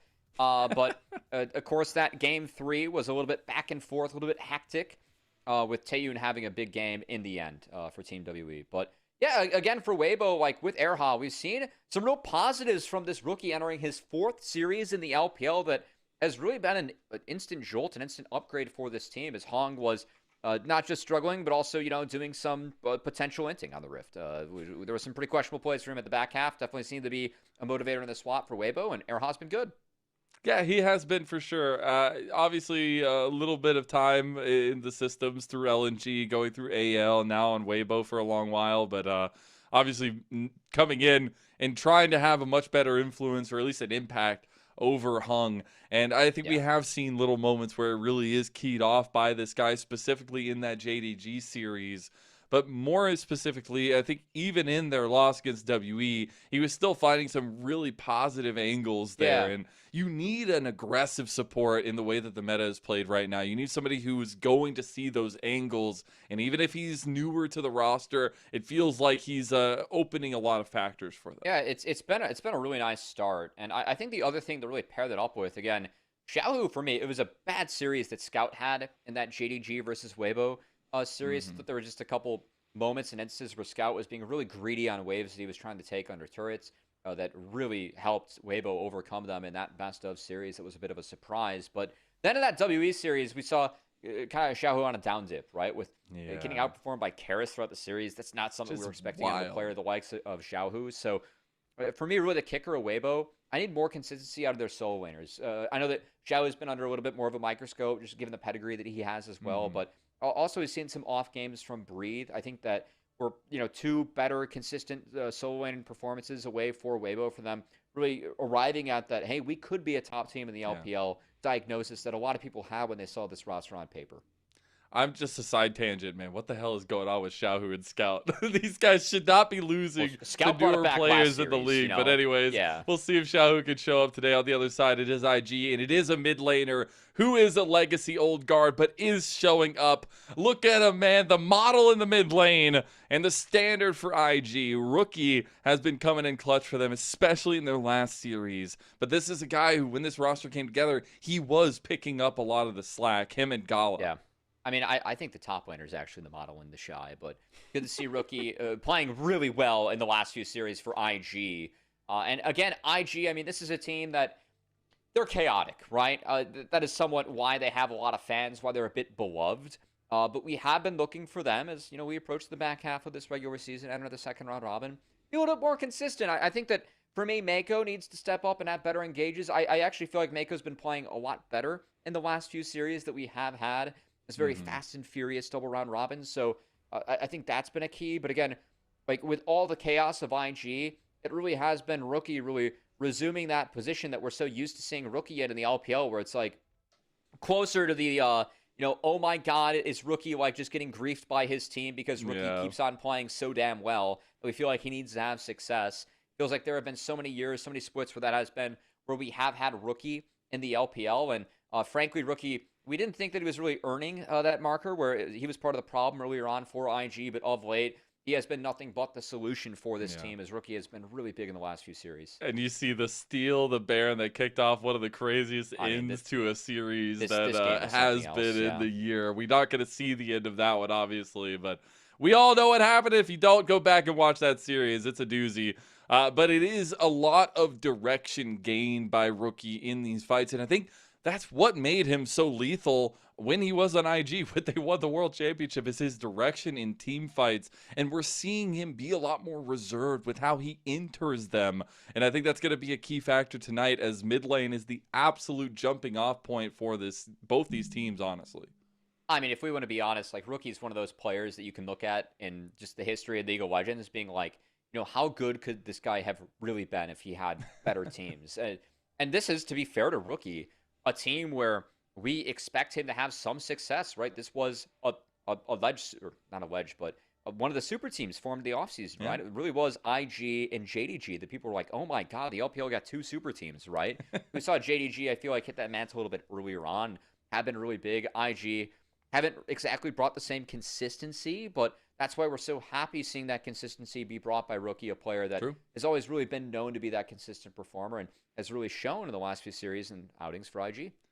Well, we're going to talk about that mid lane matchup more and more, but there's been a little bit of a rumor going on. So we're going to put our tinfoil hat on it and say these rumors would be true, all right? Say that BLG might be looking for a new jungler somewhere. Who knows? It's not saying they Rumors are out there. Rumors are out there. Twitter We've got the tinfoil hat. We're looking at hypotheticals.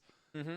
It's suspected they're looking at a Group Ascend team. We got 2 superstar junglers here, TES and JDG. Really? Let's look at what they have in store here. A lot of impact for both their teams. What happens? Is it the BLG jungle tryout or what? I mean, it could be the BLG jungle tryout here, as I know that Kelsey and myself, some other people on the team, think that TN could be a pretty big fit for BLG, who have a couple hypothetically, unbelievable.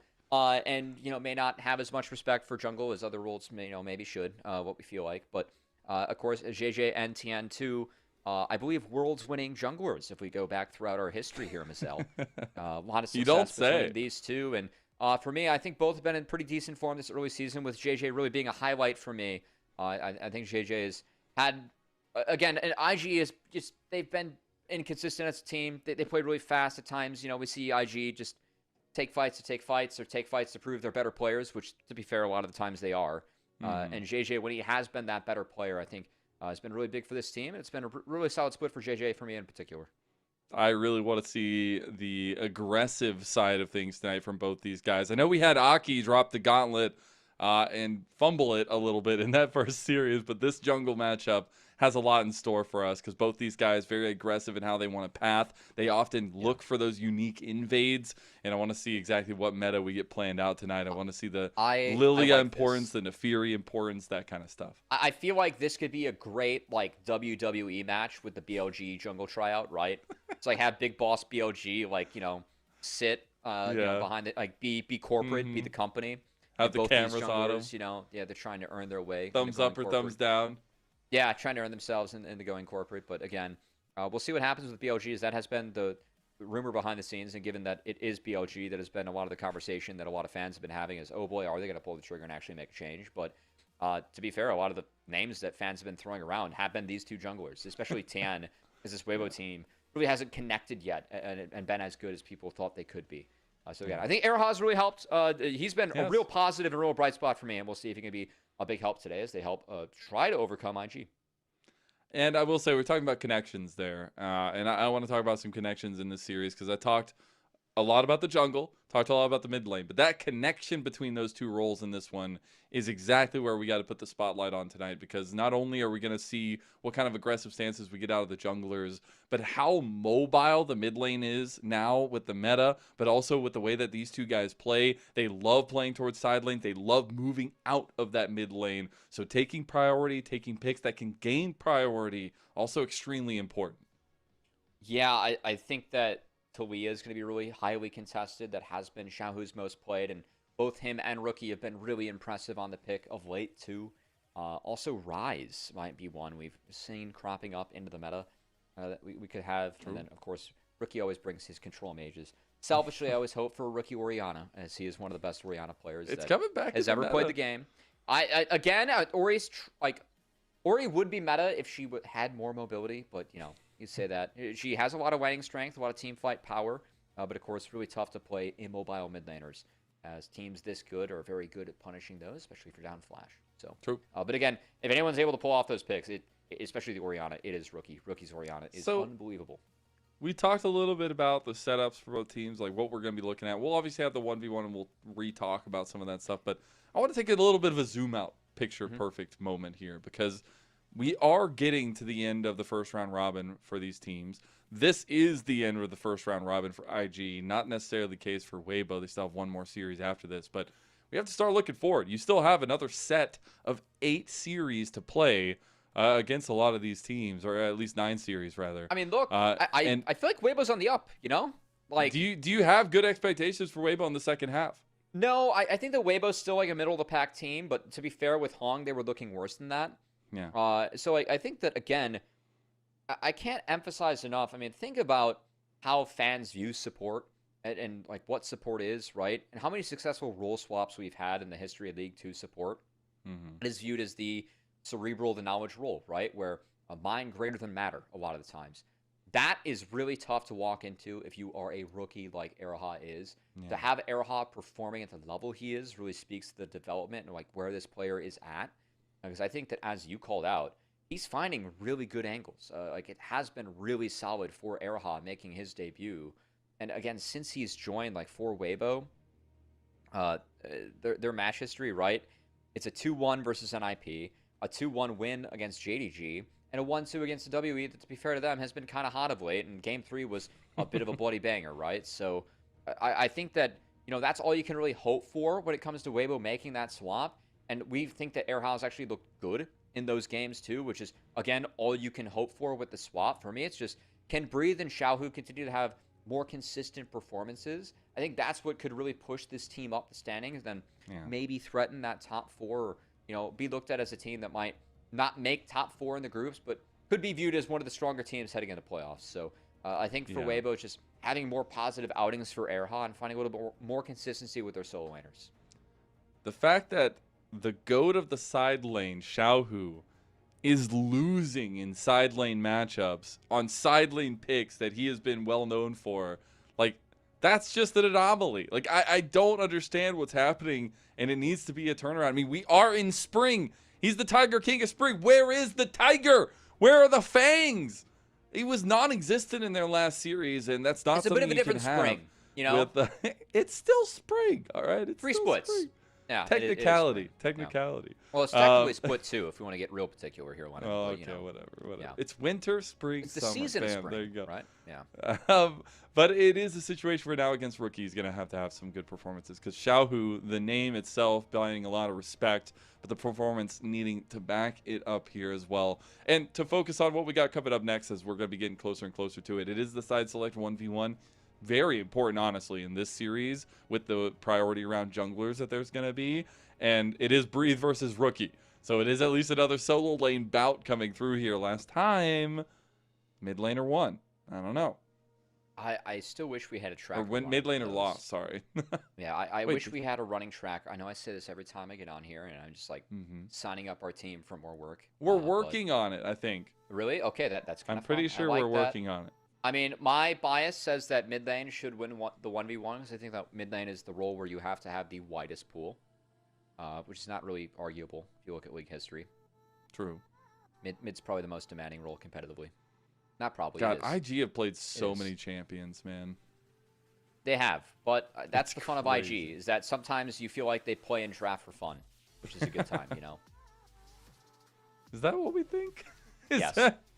Dude, we got the Shy playing Italy top, man. You're telling me that's not like, he wins on it. Look, I think it's decent. I do. Thing. Bruiser items are OP right now. I'm not going to completely fight it, but I also might have kicked off the day by tweeting out a meme that's like the Shy Italy top versus Floundering Italy top.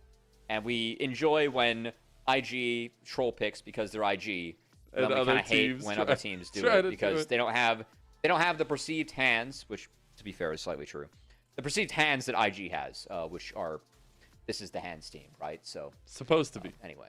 And the getting caught inside. I mean, it is.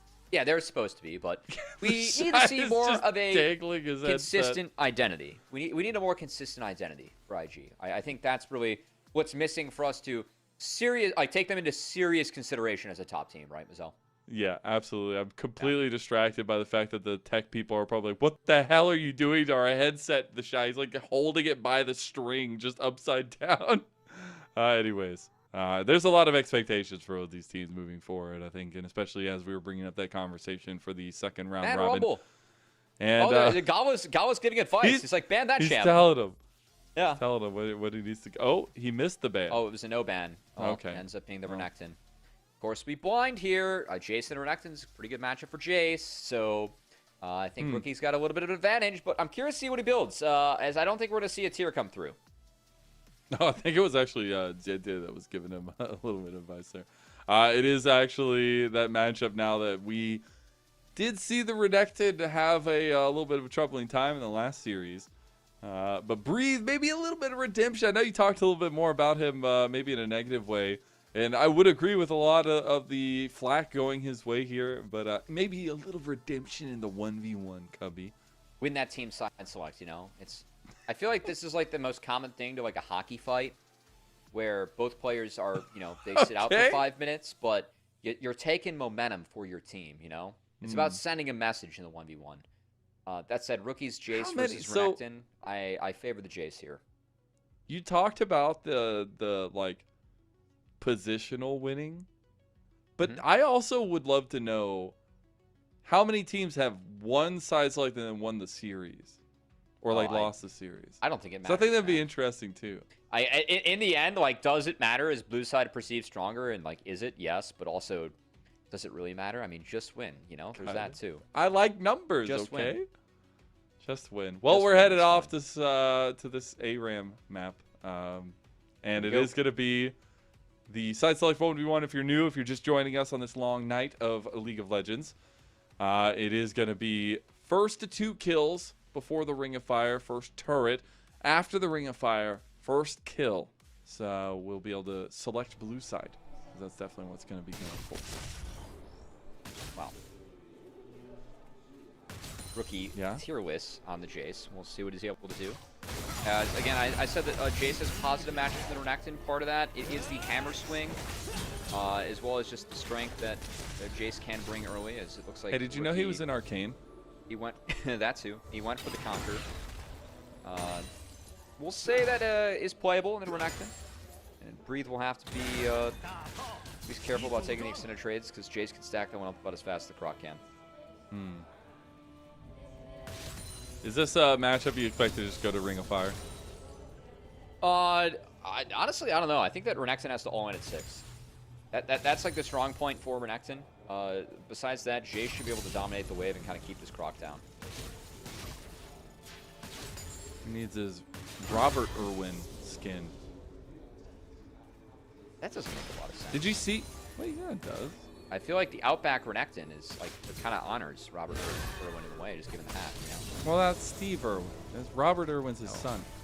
Did you not see that Robert Irwin called one of the draft picks in the NFL? That was cool. That was cool. With a snake around his neck. Yeah, I'm trying not to think about the NFL draft too much. Not a giant fan. Rookie getting some good trades on Breathe now. This is a massive wave, This is a good matchup. You have a lot of control. That the 2 forms of Jace gives him strength. Throw in that hammer swing as well. As Rookie actually put down the ignite there. Try to cut some of the healing of Breathe. And Breathe's going to cancel his recall and go a little bit deeper into the Fog of War in order to make sure he gets back out quick, or gets back safely, I should say. Hit 6 though. If he hides until 6, I don't think he can one-shot Rookie, but he got level 6 off that minion as he sliced and diced through it. Now he's just going for the all-in. The shield break is there, and Breathe, big chomping coming for him as a 1 kill at least on the Rookie to set it up. You know, I misread the play in the moment, but I did say that level 6 is the spike where Renekton can win Vassell. Breathe was able to cash in. Rookie, I was surprised that he actually went to go hit the turret there. I think that if he gets the wave and bases, that was the right time to base for the Jace. Instead, he goes down, gives the first blood gold over to Breathe, who actually took Demolish in the 1v1. That might net him an extra plate. The minions are enough. They are So now he's up like 600 gold. Going to spend nearly all of it as well. Going to get the Caulfields and the steel plated, at least plated steel caps. That's big. Those boots, again, melee in the range can help you and not only survive some of the poke, but catch back up against Rookie, who was down both sums, down a level, and down overall to Breathe's Renekton is, again, level 6. That's the spike where you get access to your ult. Jace doesn't. Breathe is able to hit it, and Rookie didn't respect it. Good 1v1. Not too shabby. Needs one more to win the game before the Rings of Fire come through. Gonna be getting closer and closer to that, though. Now I think it goes to Ring, because I don't think Rookie can win. He needs time. And I'm really curious to see what second item he builds. Looks like it's going to be a Black Cleaver first. We'll see what else he picks up. I see a world where he goes no boots, by the way, as Jace. I think I would like that world for Rookie. Oh, he got scared. A little worried what the Croc's going to do. Feels a little bit frightening. But also feels like Weibo could really start on the right foot in this series with a blue side start. With the way that they utilize some of the picks that we were talking about. I mean, definitely a lot less in the champion pool going through, at least into this split so far for Weibo. But when they can find a composition they excel around, they do so. As Rookie's still getting pressed out by Breathe. So maybe even more important for the blue side select here for this one. Breathe threatening that empowered ability. And of course the fact that he get pop ult and get that Fury bar up to get a second empowered ability if we were to go in about halfway charge to burn the Q there, which burns the Fury. And stack that one back up. Yep. Angry Croc. Good from Rookie. Oh, that's a little bit of a risky second one though. Thought the Fury was low enough. Where, Rookie able to space it out. You can see how Rookie's playing this. The first dash, just using the hammer swing to go away. And the second one, he used the Q slow to kind of use that to build some space against the Renekton. Has to be really careful about the Fury, because the empowered stun is what can really enable Renekton to get ahead and close that gap, close that space. But looks like we're just going to get a Ring of Fire now that Rookie, of course, gave over that first kill. And he's kind of forced into farming mode here, Azal. I want to start singing the song so bad, but it would break people's eardrums, so I don't want to do that. It is the Black Cleaver with the Executioners, the plated steel caps, and the Eclipse. I think that this is still winnable for Rookie. I really do. I don't think you don't need boots in this matchup. You have the hammer swing, you have the Q, that can give you enough with the accelerated gate to control space and not get overwhelmed by the Croc. You just have to use that combo to win it out? You have to space it to make sure that you can actually space Croc. You don't need boots to space stuff, which other matchups you do.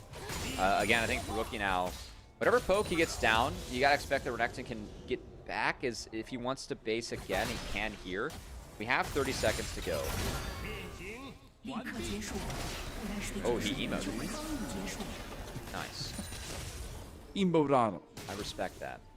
We got 20 seconds till the Ring of Fire is coming down.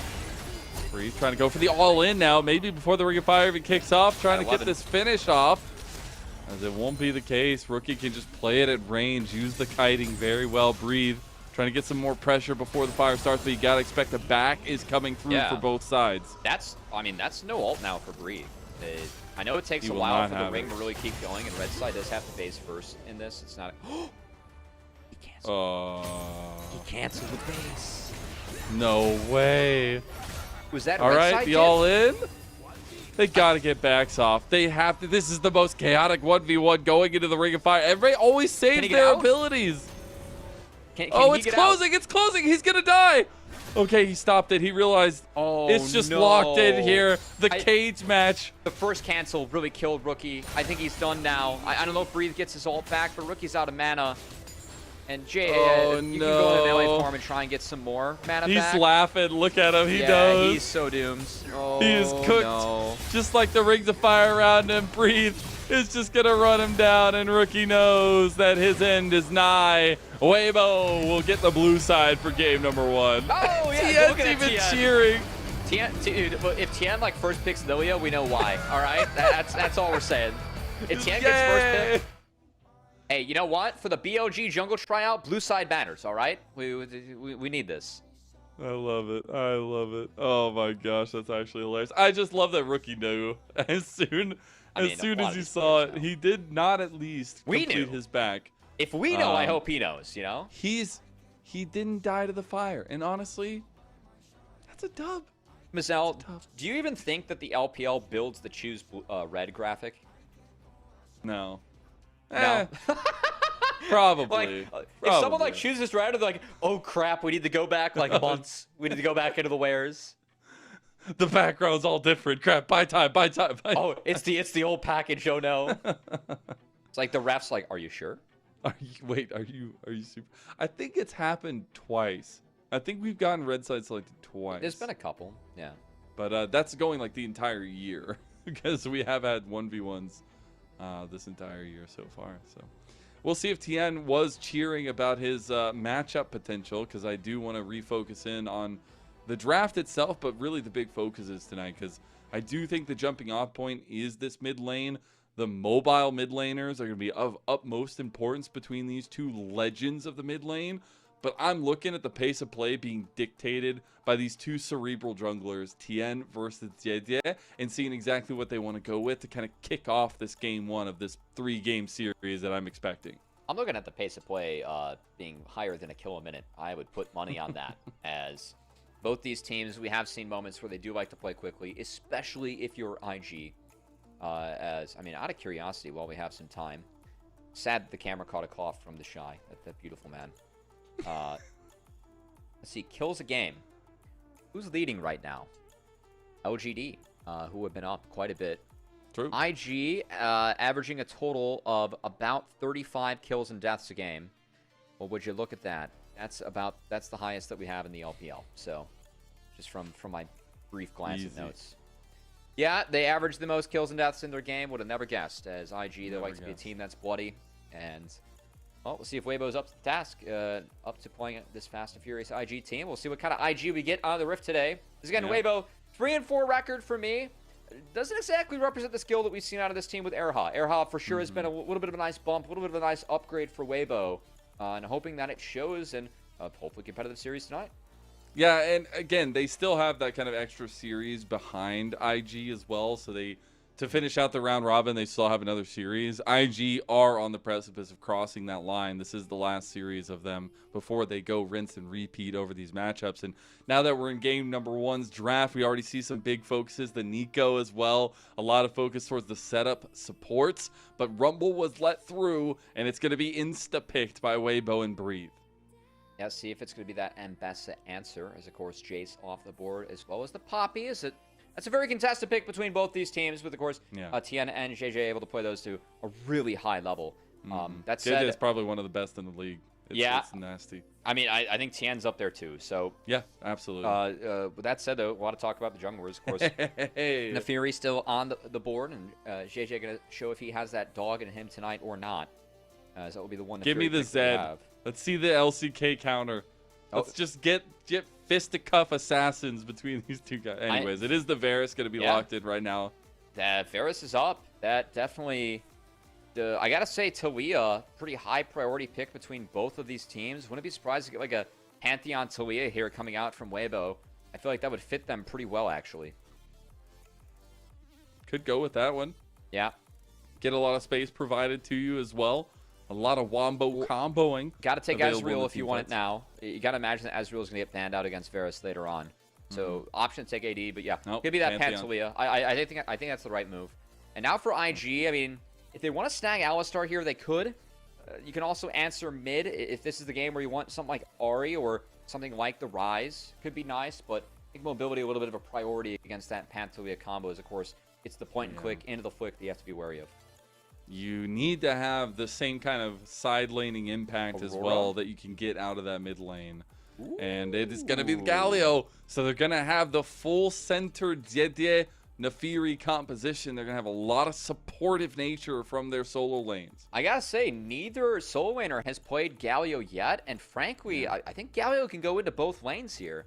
We're more used to seeing that as that, soft counter, that answer to Rumble. But also, not exactly a pick that we associate with the Shy, which is why I'm not sold it's like going top yet or not. So But as you highlighted, can follow up that Nefiri right as the dog dives on in. We'll have some help as one of those solo laners likely going to be piloting the Galio behind him. And as we roll throughout the rest of the bans, of course, a couple bans to probably protect that Varus. And curious where Weibo throws out their bans. I think it's very telling about where they think that Galio is going to go. I think the Ahri takeaway for sure against that Pantalia makes a lot of sense to me. Yeah. Yeah, just taking away any of that kind of mobile carry percentage, but also the resets coming through with the Nefiri. Get a little mini reset composition there.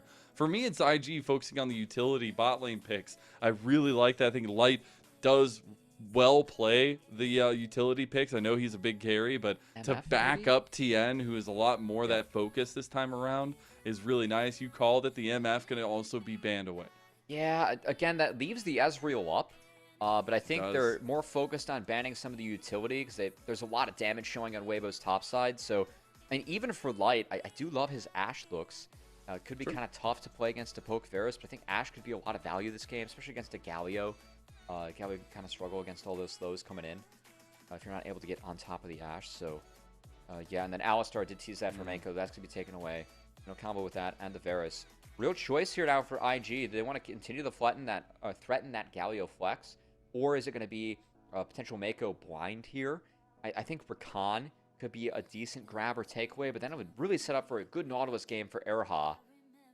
So, choices for Mako. Of course, Alistar being taken away might be enough to encourage and open up a Rel pick here. As, yeah, will be the lock-in for Mako. A lot of CC chaining. There is. I mean, you could even argue for an on-hit Varus this game, just given all the space that IG can create, even if I think it's going to be a really tough game for on-hit Varus. Just with what's showing so far for Weibo. The more picks we get going here, the more I'm so much more excited for this jungle matchup. Like, there is a lot for these compositions riding on these two guys, especially the early phases of the game here. See what they want to end up going with. It is going to be that deadly LPL Kai'Sa for Light, who had some pop-offs as well. Nautilus, man. Yeah, we'll see if he's going to go ahead and get paired up with that immediate CC of the Nautilus. I think Naut just makes sense to me. Can kind of help stymie the Rel and combos well with the Rumble too. So should be the pickup here for Erha. As yeah, will be snagged now. Question is it going to be that Galio mid or Galio top for the Shy? As they took this Galio now to really maintain that flexibility throughout the draft. Again, pick we're used to seeing in the Rumble. But it's IG, and we know that the Shy likes his carries in the top side. He does indeed. What's it going to be? The man counter pick. We'll see what they want to go with. If it will truly be that, at least Galio switching over to the top side. Because I will say, rookies, Silas is disgusting. And it will be the pickup here. The Shy will be going with a more supportive role this time around. And this mid-jungle duo, it was already spotlighted. But that brightness just got increased 10 times, especially for IG. I'm really interested to see if Gava is going for poke or on hit. I think it really changes the flavor of this game and how I want to talk about these two compositions. Because if it is the poke build, then it's really... And again, I think that into what Weibo's showing, it makes sense. But like when you have a Galio, a Rel, and even a Silas on your team, there is so much potential for a longer fight where you could have space created for this Varus. It would just be a tough game to play the Varus, right? So... yeah, I'm going to kind of hold off to give my opinions on the comps until I see that, because I think there is a real option to go for the poke Varus here, or the on-hit Varus if you're Gala. But, yeah, I think we've seen this Pantheon Rumble Talia, like this kind of combo actually work out really well for a lot of teams in the LPL. So I do favor Weibo's comp on blue. With that and the Kai'Sa over the top, feels like they have a really sound identity. But have to be careful about when you go in as Kai'Sa against the Galio, right? Because if you get caught out by the Shy in that Galio, could melt rather quickly and does take time to get online. A little bit of draft favoring Weibo, but if you look at track records, maybe IG definitely having a little bit of favor there as well. This has been the super team, but they haven't maybe lived up to that as intended, at least. The fluctuations definitely are there, but they have looked like the better team over Weibo in their general schedules. And Weibo, we're just wondering if Erha is going to be enough to right this ship going into that second round robin. A lot of weight on Weibo in how this group is panning out in Group Ascend. They're giving wins left and right. We're seeing teams be bustling around them. That middle of the pack getting so contested. But here, they have the chance to take down IG as we go into game 1 of our second best of 3 of the night. 2 out of 3 series. And it's a legendary matchup between Weibo and IG. Game 1 kicking off now.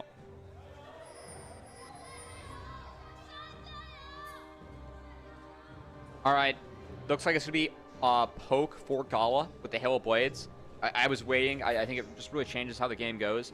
With the poke Varus, yeah, you can see on the screen there, IG, they have a comp that's stronger early. This Galio, it's a soft counter, ends up getting outscaled, and IG, their damage is going to run out with this Varus pick. So important that they're able to utilize the poke Varus, get some one-shots, and get a lead early on in these lanes. If not, once that Kaisa gets the 3 items and the Rumble gets to the point where you overtake the Galio yet again, it will be Weibo favored.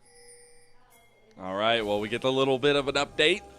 I think the 2v2 in bot lane might be kicking off a little bit sooner rather than later as well. A good vision game being played by Weibo from this blue side, and we'll take a look at everything going through here. As you already talked about, the 1v1. Now, barrier already caught by Gala. The Ignite's going to also be burned. Some health trades going in early down here. Yeah, jungler is going from top to bot too, so we'll have to see if they can keep up. And that being said, it is the top side starts for both junglers. So yep. Maybe a little bit of stop off in mid, maybe going down towards bot side. Level 2 should be secured by Weibo first. Yeah, of course, both junglers saying down here, the volatility might matter. And Pantheon is stronger early. We're going to talk about that matchup. Shy going to find a really nice trade. Of course, finding that W. Resets the passive for Galio, so able to get those 2 empowered auto attacks off. Doing some work into breathe early. I gotta say that matchup doesn't usually look that Galio favored early on, so a little bit surprised that Galio was able to get that done, but really nice from the Shy. Again, IG, a team that no one questions the hands on this team. He got seen, but Rookie might be too late on the respect here. Flash still available. Is just going to use the abscond to get over the wall and get out. Didn't have to burn the summoner spell. I was wondering if Tian was going to pop that E, because when it is empowered, it gives you some bonus move speed. That said, will show return to his camp, so it gives JJ a little bit of a reprieve, knowing that he's going to be able to wrap up the rest of his clear safely. It could be first to that bot crab. So I'm curious if, yeah, I think Tian might have to actually give that now. Potential double crab scenario now coming in for this Nefiri. As Rookie used his TP now to get back, will be matched by Xiaohu, but I think JJ might get this double crab. Double crabs for the non-hot dog. Unfortunate. And he's spotted, he doesn't care. All right, decent start for IG. Again, they need to find a lead early as Airhob bends another one. Lollipopping around it, that's huge. Taking a 2v2 advantage over Gala and Mako as he's coming in to make a big difference for Weibo. Again, been a bright spot over the last little bit for Weibo, even in some of their losses. Yeah, we still think that, again, Airhob just has Rook stepping up, has been a big upgrade for this team over Hong. Definitely not something we had on our bingo card to start the year as Harmony. That support that I think made a big difference for that LNG team, frankly. It's kind of saved their season, right? Later on, that team just wasn't it with Mark. Yeah. So, yeah, to have Hong now. Look at this. Being replaced by support, and we feel like it's a lot stronger. It's a big deal. As the proactive swaps coming out here by Light and my Weibo Gaming. Dude, there is a jungle canyon being developed by JDG right now. Well, he's yet to base, so oh boy, the Shy. He doesn't get the cannon minion, which is a bit of a bummer, but he does sneak on out. He does make it. TP burned here by Breathe, so we'll see if the Shy is going to base and match. Follow Gala as he's out of base, and also keep your eyes on mid, as Mako might be going for a look this show, though. Looks like it's going to come to anything. Yeah, Dragon is up, but there's been a lot of vision gain by IG around that bot side of the map. It's starting to fall now. Some of those wards timing out as well. But I do expect JDG to redeploy up towards this top side. Do you think that Grubs 1 should be contested? I think Grubs 1, some different factors here and what might be strong. Oh, Erha! Oh. Dude, he just doesn't stop finding the hooks. The flash, the play, TN is going to help combine with Xiaohu to get first blood for Weibo. We said this rookie's been good, man. Just his 4th series in the LPL.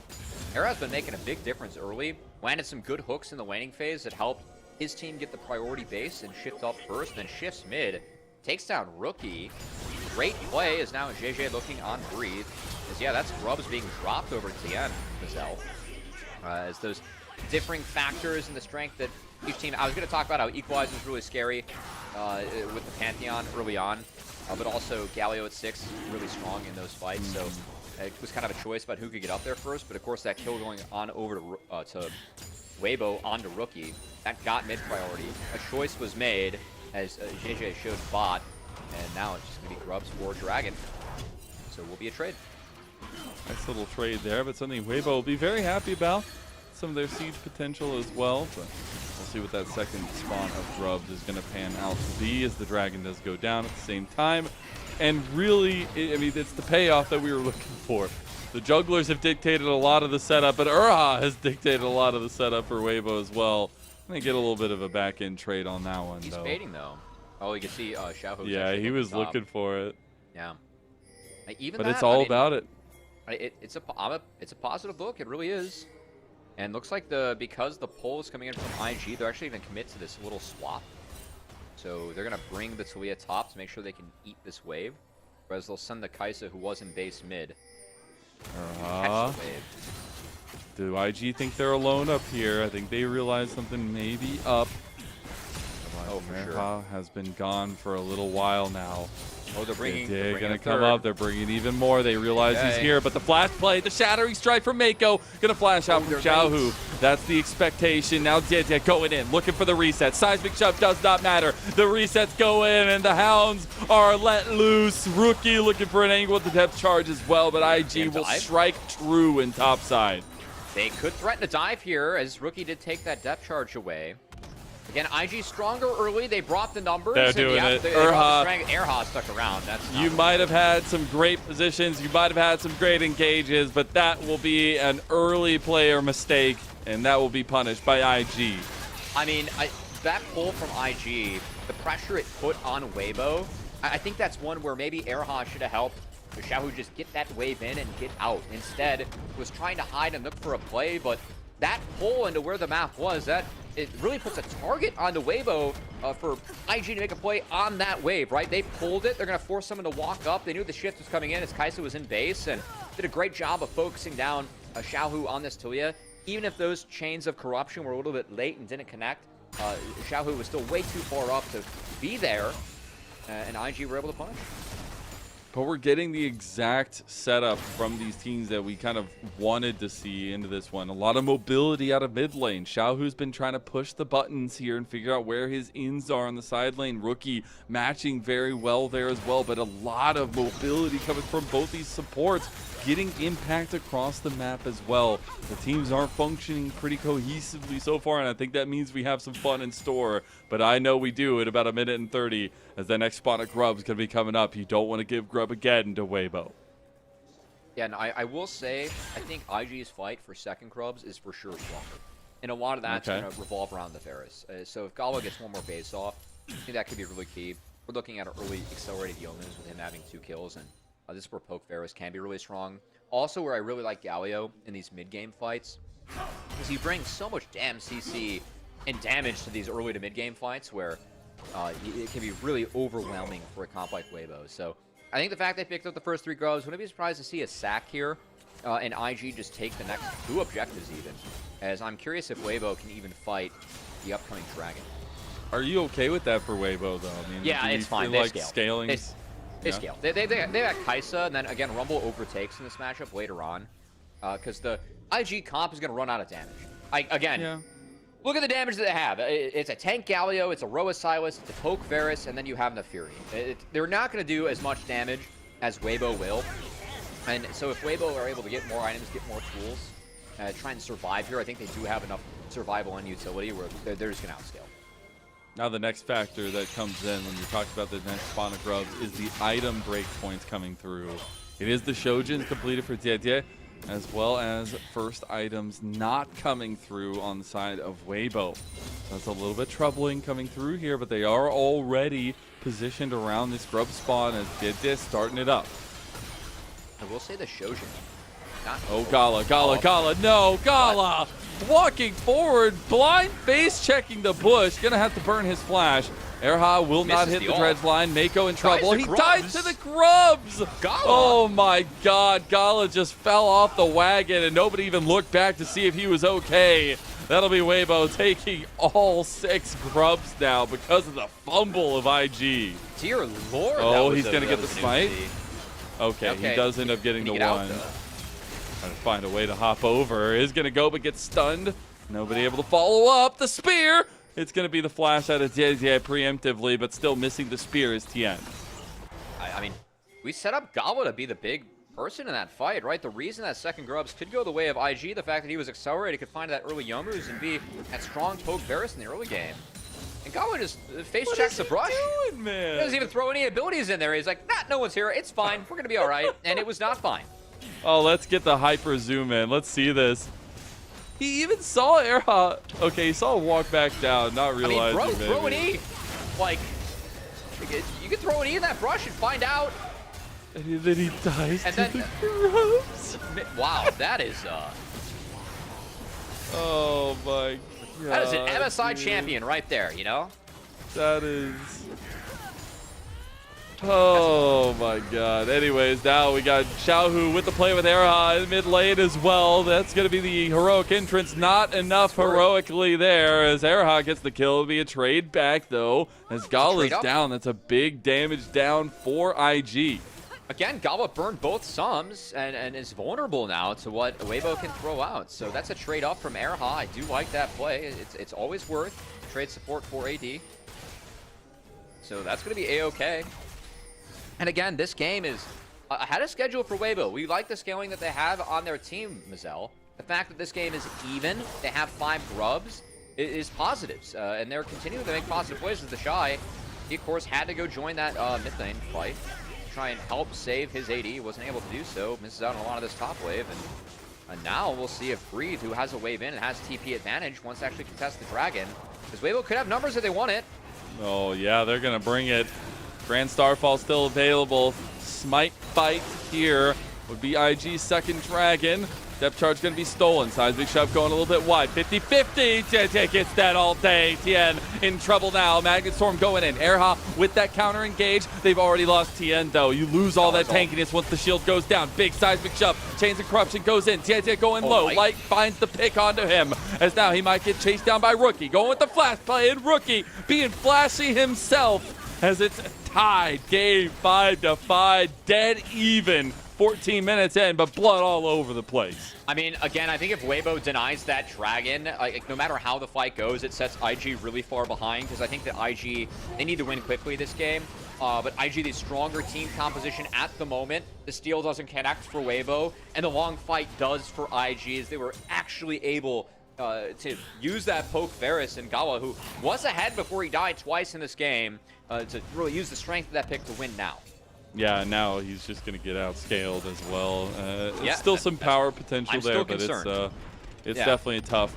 We are getting to the next objectives and things along those lines as well. That second Dragon definitely going to buy time for IG, but the biggest importance is that the Mountain Soul now. How juicy is this Mountain Soul for both of these teams? I think the Dragon priority has just skyrocketed as well.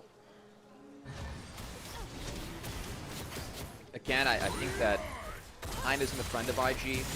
I really feel like Weibo, the longer this game goes, the better. Obviously, Mountain Dragon, like you have tankier members on IG, but sometimes just picking up some Mountain Dragons as a squishier team where you're going up against a team with low damage can actually be more valuable. That said, Mountain Soul very valuable for both teams. And of course, IG is ahead. Do have to say that first brick might be important here, as we are close to feats going over. It hasn't been secured yet by either team. So Curious if we have a Weibo with drop advantage, maybe make a play for that first brick, as of course that would net them beats. And on the flip side for IG, they're one monster objective. They would need first tower and a monster objective to secure it. So there's a couple avenues here for sure. I'm also looking at this steady lead that JDG has achieved on the Nefiri. I know you talked about still favoring Weibo's side of things. I think some utility from Tien is really what he's going to be able to offer here. I mean, usually like to have the Pantheon definitely a little bit further ahead. I do think the consistent damage is definitely going to be on the side of JDG, but Tien still has a large piece to the puzzle of Weibo, even if time goes on and his damage isn't as relevant. Yeah, I will say the Shojin Rush on JJ, it's not as good of a one-item spike, of course, as Eclipse, but your two-item, you're going to have more ability haste in your kit than what you would with Eclipse up for your basic abilities, so that's big. And we're going to see a Black Cleaver come in next. Of course, the Fury can do some serious armor shredding with that kit. So I know it doesn't create for a as strong of a one-item as Eclipse, but the two-item is stronger, and they're on after too, so... we'll see what else JJ gets. Of course, dropping the Eclipse does open up an inventory slot if he does want something else throughout this game. So definitely going to keep my eyes on that. Look at that. Nice guy Mako, even giving JJ the award there. Yeah, I don't think this should be fought by Weibo, by the way. I think they should use this to try and get first brick and get beats. Well, they want to fight it.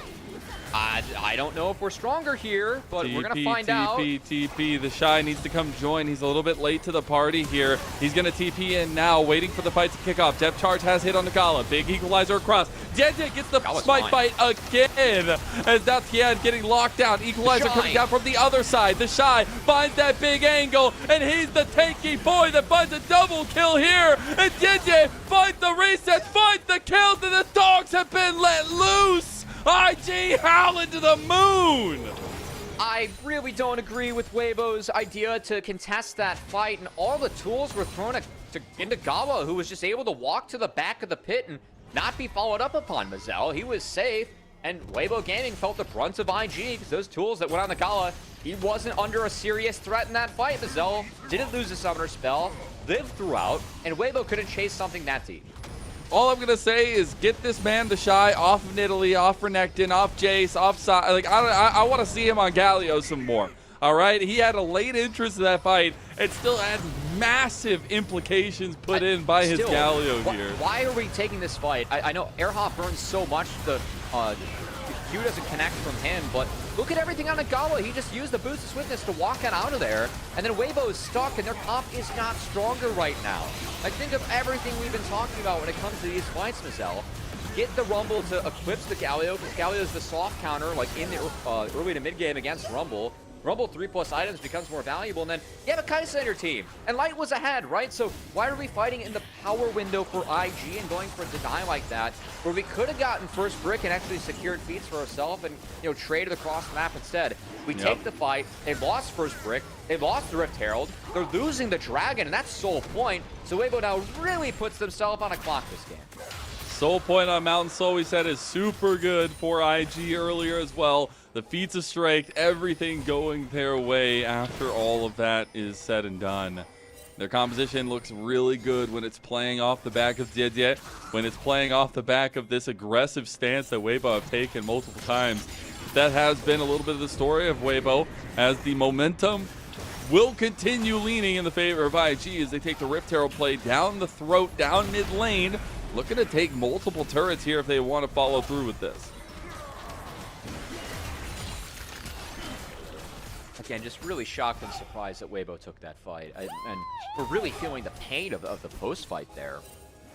And some credit needs to go over to IG. Mazel, right? Of course, able to execute and able to punish on the map correctly, but like, it just doesn't feel like a fight that Weibo needed to take for that Herald. And there were down conditions, and the overextension on the Gala was just so rough. And I mean, again, like, the consequence of that. You lost first tower, you lost soul point, you're down 3k gold, the other team still had Herald and was able to use it effectively. And Weibo, like, time's their friend, right? But they really put themselves on a clock now because they have to contest every single dragon for the rest of the game, or else you're giving away Mountain Soul. That's going to be really tough to overcome if you get that one away early in the game. It's like even more time for your comp to get online. And we always ask that question of, like, is Erha enough to right the ship that is Weibo? This ship has been rickety.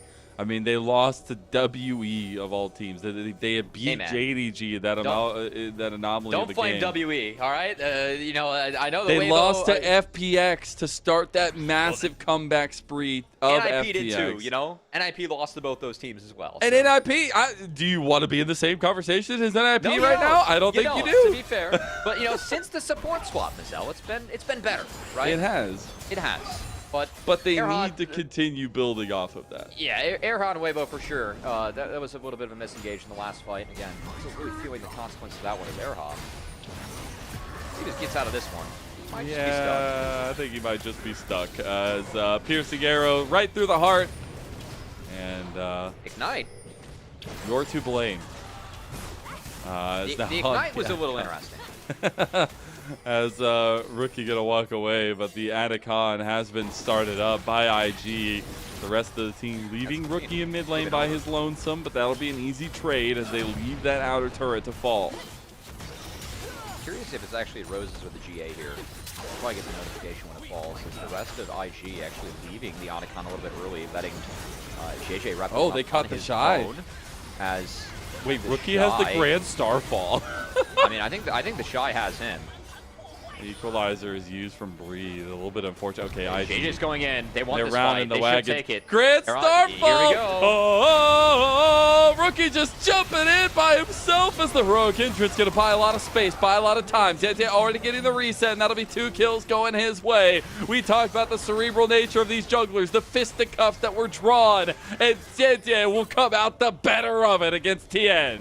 I mean, again, I don't know what Weibo expects. Erha's coming out of base. You're the weaker team right now. You're overextended on the map. The enemy mid laner stole your, semi-global.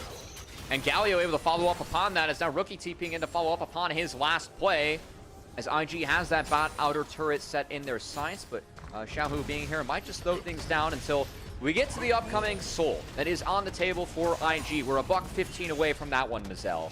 And if IG picks it up, that has to be enough strength for like the next 10 minutes of the game to really ensure that they don't have to worry about that scaling for Weibo Gaming nearly as quickly as they should. And what I love about this game, at least to start off the series for IG, is it's not just Rookie. I know Rookie's on his Silas, and he's been damn good at his positioning in a lot of these, but it's a pickup of the entire team. It's a lot of resources set up for JJ and for him to be successful. And the solo lanes are super integral how they play around that. The bot lane advantage was super integral to how they get JJ into the game. And now that he's got those leads, he's the one that can kind of carry this flag forward. And I truly think Rookie is kind of in his bodyguard status on the Silas. Yeah, I mean, just able to be that big drain tank. Or really just has to worry about that Kaisa or poor miss positions, right? But should be healthy enough to survive the one-shot of Tian. He just buffered all that. Yeah, well played by Mako, able to buffer it. As of course, Erha, we'll say pretty tough. We have been pretty high on Erha the first 4 series. We've seen out of him. Pretty decent for a rookie, but you're going up against one of the support goats in Mako, who I think has really upped his form in the last couple series as well for IG. And it's helped IG make this look like a decently clean game for them. Especially by IG standards, we're going to put it in that. We're coming in here expecting a kill a minute. Has not been the case. Here he goes. TN going for a Grand Starfall with the Blast Cone over here, waiting to get Gala, but Gala flashes over the wall, and now TN's in trouble. Rookie finds the flank. TN gonna shield go down, and now reset coming through. JJ gets locked down, but here comes the Rook entrance. Double knock up City, and now the resets have come through. Light is focused down. JJ will fall in the end, but IG come out the better for it. Breathe, gonna have to take a breath as that Mountain Soul is all Invictus Gaming. I mean, the depth charge stolen to the Grand Entrance created a hell of a bouncy house between the two solo laners of IG. As they end up bouncing Weibo out of the Dragon Pit. Will be a Mountain Soul going over to IG. And certainly the game, but again, I just really returned to that contesting of the Rift Herald, Mizzell. I know that was 10 minutes ago, or 8 minutes ago, but it really feels like it set Weibo so far behind in this game. Their decision to contest an objective in the window where they're not nearly as strong as IG's comm. And that really has helped amass a lead for IG now that we're I don't know if it can be broken by Weibo in time to actually threaten this game. And this fight, again, the execute from Weibo. Tien was going for the blast code. It took him a while to find it in the auto. And I love how Gabo just holding that flash, waiting until Tien goes over, really helped to bait him in. And then the flash out, it just drags JJ and the Grand Entrance further into the team, where everyone's getting knocked up here on Weibo Gaming.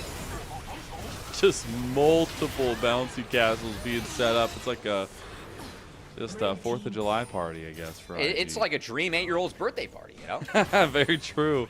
And IG seem to be running away with this one, even if they are only about 4,000 gold up.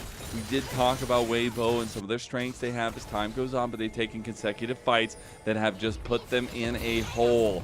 As we see Weaver's Wall used, Xiaohu will glide his way to safety, but now some pings coming out just in case, as on that Baron buff. I will say the IG Baron take is abysmal. They need to get kills before they it's pretty strong at it, right? Yeah, kind of, but it's a poke Varus and a Silas and a Galio. That's pretty terrible. As now, oh my God, they're throwing everything. Everybody and the kitchen sink is thrown. They do end up getting the pick, but Light's about to fall too, and JJ going to get the reset now. He flashes out, Heroic Entrance buying time. Him and Mako need to be careful. Look at him healing up here now. Equalizer used by Rookie, stolen away by Breathe. The Shy locked down, and he will slowly flash his way out. Flash from Breathe in response. Mako still here to try to save him if he wants to with the Shattering Strike. Gonna lock him down, or how will miss that one, or a Justice Punch, maybe enough. The shield, the magic resist coming through, and Galio is alive. The Shy is fine, and it's the defensive TP coming in from Xiaohu to defend against Rookie. Honestly, decent take there by Weibo. They actually got the execute off onto the flashless Gala, so the execute works that time around. As the fight was close, IG able to win out of the back half by taking a turret. Now Rookie, oh boy, Rookie, okay. Everyone able to sneak out there by Weibo. No more blood on the play. These are attempts here by Weibo, who again, doing their damnedest to try and stall out to the Elder Dragon. You gotta imagine that if they steal that, that could be a way back in. But actually a respectable fight there. Tien did a lot of work in the front line. He did, and I think he has to. I think some of these angles he's been willing to take has been unique. But you need to find that long down because your damage isn't enough at this point. Like, you're not 100 to 0ing anybody. So you really are just the setup for Light, for Xiaohu, for Breathe with the Equalizer as well. I will say we are on 3 items now, Cubby. I know it's a Mountain Soul for that, ignoring that for IG. I think that this is where IG's comp, like, this is the last moment where they're at their strongest. Death Stance, as that Eclipse was, of course, skipped by JJ. Able to pick that one up. That will be a really big item in this game. I think they're still much stronger than Weibo, but their Baron take is very slow, and it has been spotted by Weibo. Oh, they just go for it. Rookie finds the angle as well, and now Mako with the Magnet Storm Equalizer on top of Breathe. He's going to pop as now got the back line. Light is going to find a huge 1v2, and he cleans them up, but now he's by himself, and JJ just hunts him down. That's going to be the turn onto Tien, and after all that, it's everybody down for Weibo. A triple kill for Rookie and a Baron for Invictus Gaming. Yeah, the lead's the Mountain Soul enough as Light did his best in the back line, but the team couldn't join him, couldn't heal for the Kaisa as it ends up being a one-way trip. And of course, that Baron take was very slow from IG, but it was enough to bait in Weibo, take the fight, and I like how IG found that engage, thought it was a big one from Mako, as Mako was the one that burned the trigger on that Rel.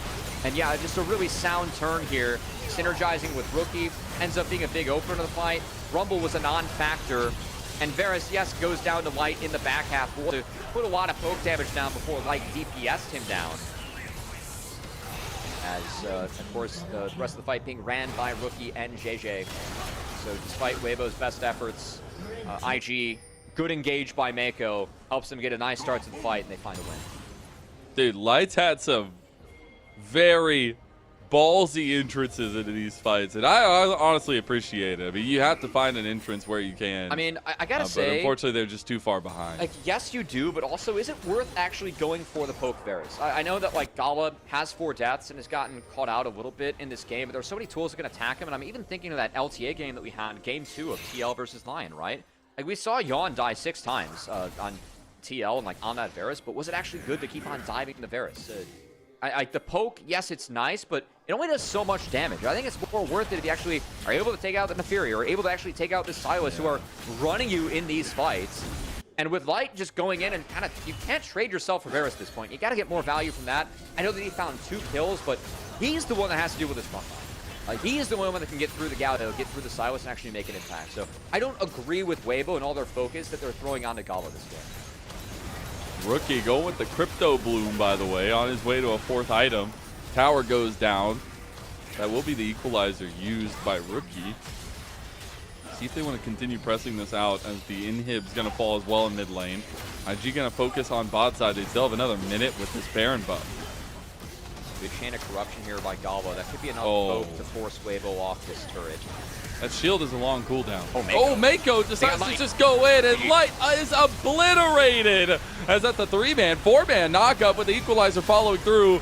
As now here comes the Grand Starfall, stolen by Rookie. Finding a double kill is Gala, looking for a little bit more too under turret. The Shy is going to get that heroic entrance, and IG sure are looking heroic in this game, #1 over Weibo. We asked the question, are we going to see that same IG that we've seen in the last 2 series? And it seems like we might just get our answer here. The last Nexus Tower will stay alive, but this lead, it's over 10,000. I mean, I think a big part of it, too, that was a great engage by Mako. I know they weren't able to clean up the game. We'll have to fight for this Elder Dragon, but for me, Mako's been the pog this game. I know that it's been maybe JJ and Rookie that have been a little bit more flashy, but I think these engages from Mako have been really sound in making sure that his team is ready to go. And Mako was really the person we were kind of asking for earlier in the split, Mazel, to play a little bit better for IG, right? It feels like IG, the inconsistency that they've had, like, yes, we know that the Shy is going to sometimes just play his stuff, but some of it was also coming from the engages of Mako. Just not quite as on point as we're used to seeing from this legendary support player in the LPL. He's been nothing but on point for this game, as the Rookie just simply walks into a brush and shows equalizer. That's going to make the Elder fight coming up a little bit harder. Just a little bit. And the crazy part is we are at the Elder fight. Flash is coming out from the Shy and from Light. That's so worth it, though. Like, you just immensely traded up on the Flash. Very, very smart play by the Shy, frankly. Going for that flash for flash trade, and now you can see because of the toggle. You just have to throw yourself. Yeah. Do they have a blue trinket? Okay. Again, it's slow. Monster objective taken for IG is not fast. They want to take. But look at Rookie. They want the play. They want Erha. That's going to be Chains of Corruption looking. The Shy can't find the backline. Erha's already gone. The Crypto Bloom. It's going to ting as Rookie goes and finds Light for a double kill as they're looking for even more onto the rest of Weibo. And unfortunately, their composition has just gone kaput as Bree, the last one left here, going to be ran down by Rookie. Easy does it, TPs into the base, and IG looking to start this series off with a bang. I really thought the game was in a decent state for Weibo going into that Herald. They didn't trade across the map. Instead, they opted to contest. They played into IG's power window. They got wiped. From that play, they were set really far behind in the game, and IG were able to snowball it from there as the death ball was indeed online against Weibo Gaming, and IG take game 1. And Rookie's Silas still stands second to none for me. I think this guy's Silas has been so impeccable. I still remember back in 2023, I made like an entire montage based off of his Silas play because of how clutch he was in these team fights. Silas is the insane. way he dictates kind of the angles you can use with the Abscons and Ducks and his choice of ultimates. I love that Grand Starfall usage across a couple of those, but it was a really impressive performance across the board for IG, and that makes me terrified for Weibo in this series. A potential player of the game, frankly, for Rookie. Again, I think that mine being Mako might be a little bit of a hot choice or hot take, but I thought Mako was really good with some of those engages on the rel. Had a really sound game against some of that we were looking to kind of step up for this IG team, as if anyone's going to provide any consistency or stability, you got to believe it's going to be Mako or it's got to be Rookie. And we're really seeing that from the IG in the last few series, as Rookie has been nothing but on point. Mako, for me, is really sort of the play to that level we're more used to seeing from Mako as one of the best supports of all time in this league. And it's been good to see because, again, this is a team that's supposed to be a super team here in the LPL. And if they end up, finishing up that first round robin at 6-3, I know it wasn't the cleanest way for them to get there, but we got to start talking about IG as a potential top team or looking to challenge some of the top teams that we have in the LPL. Yeah, absolutely so. And I think with the names on paper, you would need to do that in a lot of situations. So I'm glad they're kind of living up to some of those expectations. Also, gotta say, BLG jungle tryout. It's looking a little JJ favor right now. A little bit. Got a lot of support from his team, I will say, where on the other side, not so much. But yes, I agree. I could say that, but like also on the flip side. Hypothetically. On the flip side, it's also just like, well, you know, Tien did play Pantheon. That it feels like more of a BLG pick, you know, supporting those solo laners. And also did take a fight that wasn't warranted for his own team, which also might be reminiscent of what's going on with the BLG jungle pick in that spot right now. So, you know. Very true. We're going to be taking a look at the stats here really shortly of this game number 1, but it was a holistic victory for IG. And I got to say, I'm waiting for the stats because I want to make sure before I start talking too heavily about it, but there's one pick in particular. No, it's not. I mean, I think it's definitely a rookie MVP, but I'm impressed by the Shy, man. What happened to the Shy? What did you do with him? Where did he go? Because this ain't the Shy I know, man. Didn't die, I'm pretty sure, on the Galio, which is absolutely wild. And he just looks like a different beast. Like, I know he's been having fun with the Nidalee and things like that, but his Galio actually looked damn good. I was about to say, I think it is the Shy I'm used to seeing, because that Galio, like, mechanically was played really well and was a good pick for the team in that game, as the Shy was a big part of the factor of how they won. Also, we talked a lot about the focus of all those ults going on to Gawa. I know that it's Poke Ferris, so always does a lot of damage, but still did the most damage and had a lot of deaths. So even the focus on the Gawa, I mean, I just didn't think it was warranted. And again, this was the fight for me on our screens. I don't know why Weibo fought this. The lead up to it, they had the TP in to actually control this. They overextended on the fight. But just with this is the game-breaking moment. It was. The comps that we have, this is not the power window that you want to fight as Weibo. If they trade, they actually get first turret, they get feats, and they get something for getting rid of that rift. Instead, they opt to contest where their comp's just weaker. They lose that fight. They lose so much on the map. And then from there, they were just behind on the entire game. And it really allowed for IG to play the death ball that they wanted. So I think a real questionable choice for Weibo to fight from there. And from that Rift Herald, IG made this look like a relatively clean game. It was well played by IG. It was indeed, as a team too. But unfortunately, the entire team can't win MVP. So do you have any fights, any arguments there for the likes of JDG getting it maybe? I mean, this brother just played Neferi and, you know, got to do Neferi things. I don't think it was particularly impressive. Also, that look from Tien on mid, that really opened things up for JJ to get a good start, and that was because of how Rookie played the lane. So I would give it to Rookie over JJ. I'm going to give an honorable mention to Mako, but I think it's going to end up being a Rookie Pog. I know that we have a lot of Shy fans, of course, too. He had a nice game, but it can only be so nice on the Galio. There's no way he gets MVP. There's no way. But he lived in that close fight, Miss Ellen. There He's a fan favorite, no you know? way. If so, we just say... I'll go mute for the rest of the broadcast if he wins MVP. Like, I would love to play-by-play. You kidding me? No. I think it's...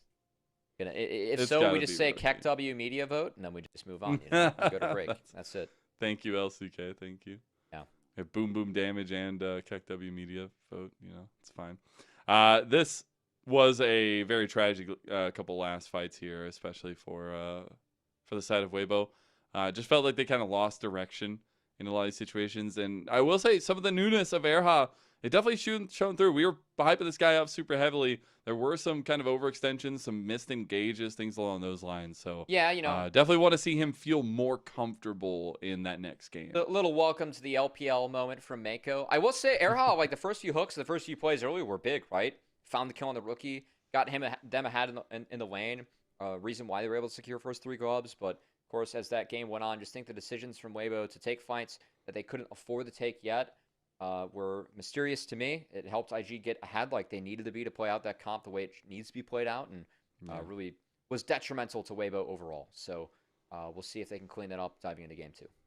Yeah, I think you're going to need to kind of rinse yourself off after that one and figure out how to kind of shake it off after a pretty tough one, because it would be so crazy to see Weibo fall to 3 and 5. They still obviously have the one more after this series in their first round robin. But it did go to the Shy.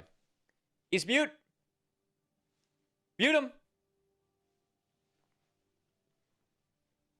Well, you know what?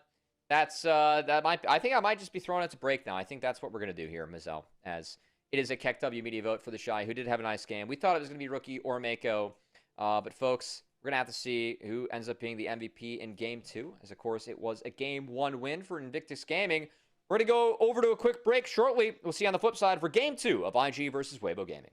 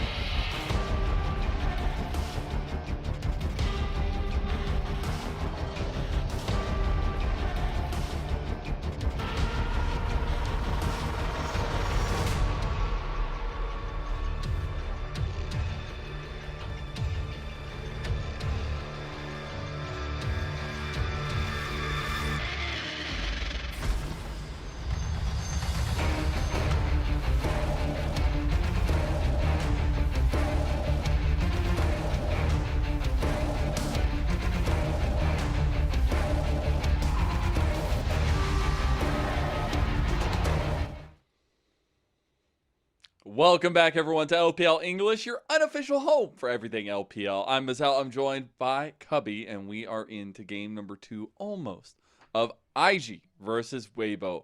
A triumphant win for IG and a back-breaking loss for Weibo, where they didn't play to their win conditions, and trying to figure out what's going to look good for them going into game 2. But before we get to all that, have you heard about this little thing called MOBA Trainer? This thing that we have going on LPL every single day. I have. A new app that teaches you League of Legends with a series of puzzles. Just boot up the program, work through the puzzles. We're mid-puzzle. Every day to improve your game knowledge. We are in mid-puzzle. We're continuing exactly what we had going on earlier. You select a puzzle from the map, by the way, and answer the questions. You can unlock even more. But now we're figuring out what we can do with this push as Gwen. The question will be coming up soon. We're 1-1 in correct answers here. But Cubby, I need your big brain. Do we play from the bot side? Play from bot side. Top side. Play from bot side. You just dropped a All word right. down there. I think we dropped Let's a see word, it. yeah? Yeah, okay. Good yeah. choice. It's Let's your strong go. side. We just saw Zin top. For those that Equals are your missing. strong side. I didn't miss the first one, but, you know, I'm on a challenge mode because I can't see my minimap, so I couldn't see where the jungler was in the first one. That's my cope. Anyway, continue. What else do we have for our first strike Gwen mid? Which I've noticed MOBA Trainer is not recommending. So, you know, we'll have to see. We'll see what that next decision is going to be. Could be a pivotal one. It's the Speed Mel. base. See what it's going to be. Oh, we were F-king bot lane, I assume. Bot lane is dead. Which is, there's some action bot. All right. You got 1,000 gold. Oh, no, we're TP finishing to bot the recall. wave. We're finishing Finish the recall. recall. We're finishing the recall. No, why would we TP to bot wave just to... What? Bad choice. Cubby, you don't know how to play League of Catch Legends. mid out of base? I feel like they could have won that one on their own. Why are This we... is a challenger level Gwen. Why not base and just, you know, play chill? Look at this. Look at this. You I have guess- a TP. You have a window to TP gank bot. I mean, I guess he's Neela dead. I can thought catch my mid. fiddle was going to be able to take care of this. I guess we force Varus off the wave for a maybe, but TPing bot before we base is a little... It's a little We can go ahead interesting and to continue me. that one out, yeah. So it is going to end up being that cancel of the back and the TP Well, my down the fiddlesticks bot. ran it because I thought they're going to be able to pull this one off on their own. Apparently not. Able to As- just get the under tower dive. What do we even Okay. TP to? Minions? All right, now we got We're to gonna- figure out after that what we're we're gonna going. Push and crash take the the plate. wave, Crash or- the wave. Fog to mid. Wait a minute. Wait. Hold on. Okay. I don't see where Nyla is because our faces are in the way. Or Neil. All right. I can't tell if she's going to actually clear the wave. If our wonderful producer Mickey She's just out of at the fountain. Yeah. If she's next to Nexus, then we're going to push the wave, and I think we have time to take the plate too. Then after that, we base. All right. They're going let's to see. tell me Push, I'm take the wrong plate. probably, and they're going to say we should have recalled. Wrong again. What are you doing to our score, Cubby? Like Janna can actually contest this. If we're gonna take mid wave as you Neela, have then she no takes the more wave. tempo. No, she takes Watch the the wave. ending. Let's see the ending We real have no quick. more tempo. Watch We the just ending. killed their AD. It's only the Watch support. the We have the mana ending. for this wave. We have the mana for this wave. We have the mana. We have the mana. We have the mana. This is a challenger Gwen, by the way. We still You're took wrong. The wave. We still took the wave. You it's fine. screwed us. We took the wave. See, you push my. I don't know if I'm going to take the plate or just take the wave. I'm waiting on the opponent for that. I need more info. Yeah, I can't answer that All in that right. screenshot, Mazel. Well, if It's you fine. enjoyed that, you can subscribe for 20% worry off about at it. Unlimited Puzzles using our code LPL20. Proceeds will benefit MOBA trainer designers as well as our unofficial broadcast. So please start leveling up your game today. And we're leveling up into game number 2. Weibo need a massive level up, like maybe even 10, 20 levels. I don't even know. Wow. Because they need to find something to hold on to here. It's going to be the first pick Azir for Yeah, Xiao Hu, the Emperor himself. change up the bans here a little bit as the Rise being taken away instead of the Poppy. So a chance that we see Tien's Poppy maybe to pair up with the Azir. That I gotta say might be increased by the Sejuani, which of course wasn't banned this time around. Just go with It the is Yone the here, Lilia. right? That what was that? The Yone?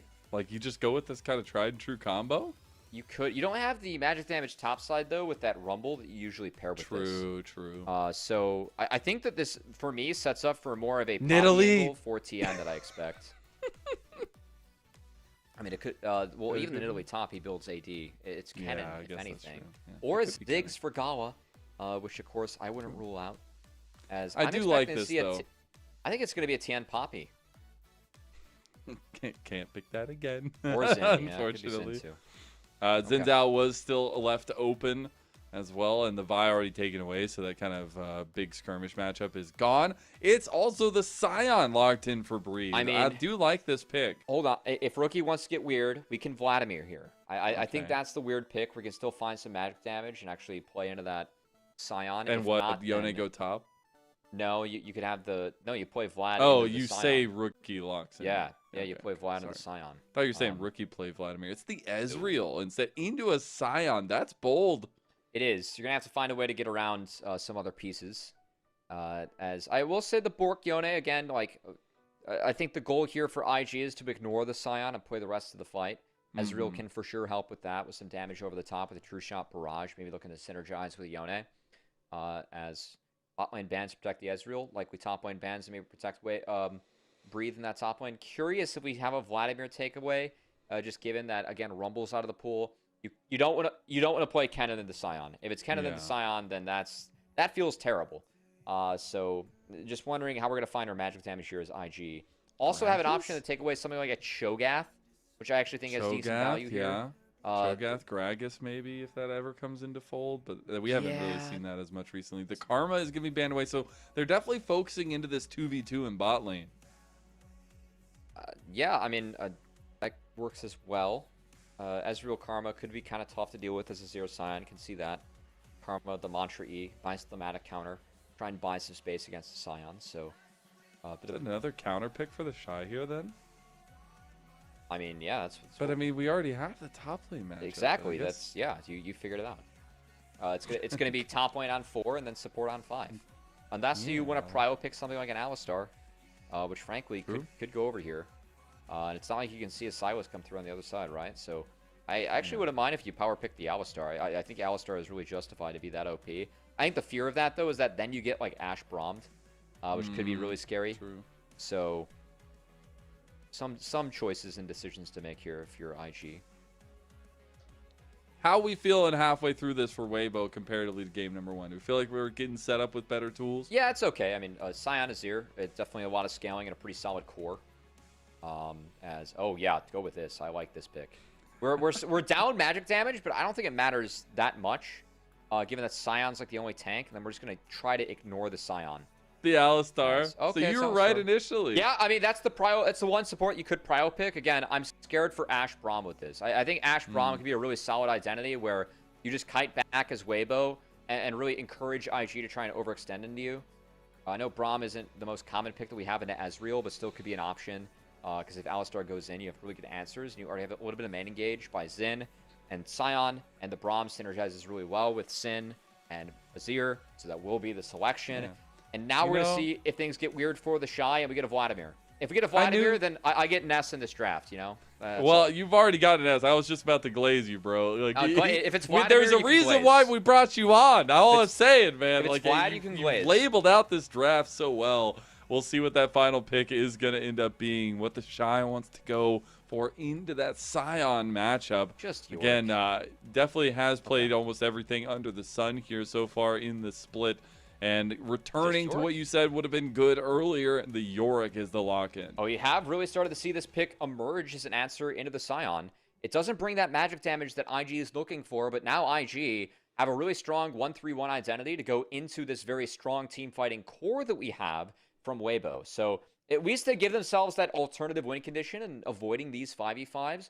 And against a Weibo comp that, again, their 5v5 is looking very strong just based on draft. Yeah. So really going to encourage IG to overextend into them, whereas IG going to try and really stretch this map and play out 3 lanes, use that to find some angles and find some, they can win to the side lane. So I think priority definitely on Grubs here for IG is can really help open up the map for a Yorick and a Yone. Now, do you feel like we're going to get a lot of the same approach, at least from the jungle standpoint, with all that skirmishing? I know we're not as much on carry junglers here, but it is still a very skirmish-heavy matchup in the way that Sejuani, the way that Xin Zhao plays, but not only that, the way that Tian and Zeze play. That's a good question. We're going to have to find out about that one. I think for me, if I'm IG, like, I have very sufficient solo laners. Yone might need a cover early. So I think that JJ is going to look to really farm up. Whereas Tien, if anyone's going to look for plays, it might be him. I think that for him, pathing bot makes more sense to me. Because again, the Ashe Braum is a really good gank assist for a Xin Zhao. So I'm expecting to see that, and then maybe some looks bot. The answer, I think for me is, does IG match that? Because I think that's really what Weibo is showing. That, or when you have Ashe Braum, you can always level 1 and try and vertical split the map or do something creative. So definitely something IG will have to look out for early. Well, let's see in game number 2 if Weibo can pull it back from the brink, stave themselves off of going on a loss streak, and stop IG's come up here as we're heading into game number 2. This could be 3 in a row for IG, and they might just start looking like the real deal. Yeah, we'll move to 6-3 in the first round robin, as this is the matchup that really wraps up their first round robin. As we do see that Ashe Braum posturing a little bit aggressively, but Rookie's doing a nice job of scouting it all out. Why is everybody grabbing the shawarma Braum? Oh, it's the new It's not skin. safe to run around with the shawarma, all right? You can't do it at a door. That doesn't work. It's the new skin, I'm actually curious. I really wonder if Riot gives players a. I feel like Riot should give players extra money for playing the new skins. I encourage them, just be like, hey, you know what? We'll throw you a few schmeckles if you help us sell the new hot stuff. The fact that I saw that the Faker $500 skin is not available to the unlocked accounts, that's when I knew that that's never gonna happen. Well, that's fine. Unlocked accounts are only for a special period. True. As I will say, as a college student that had one, that was pretty epic.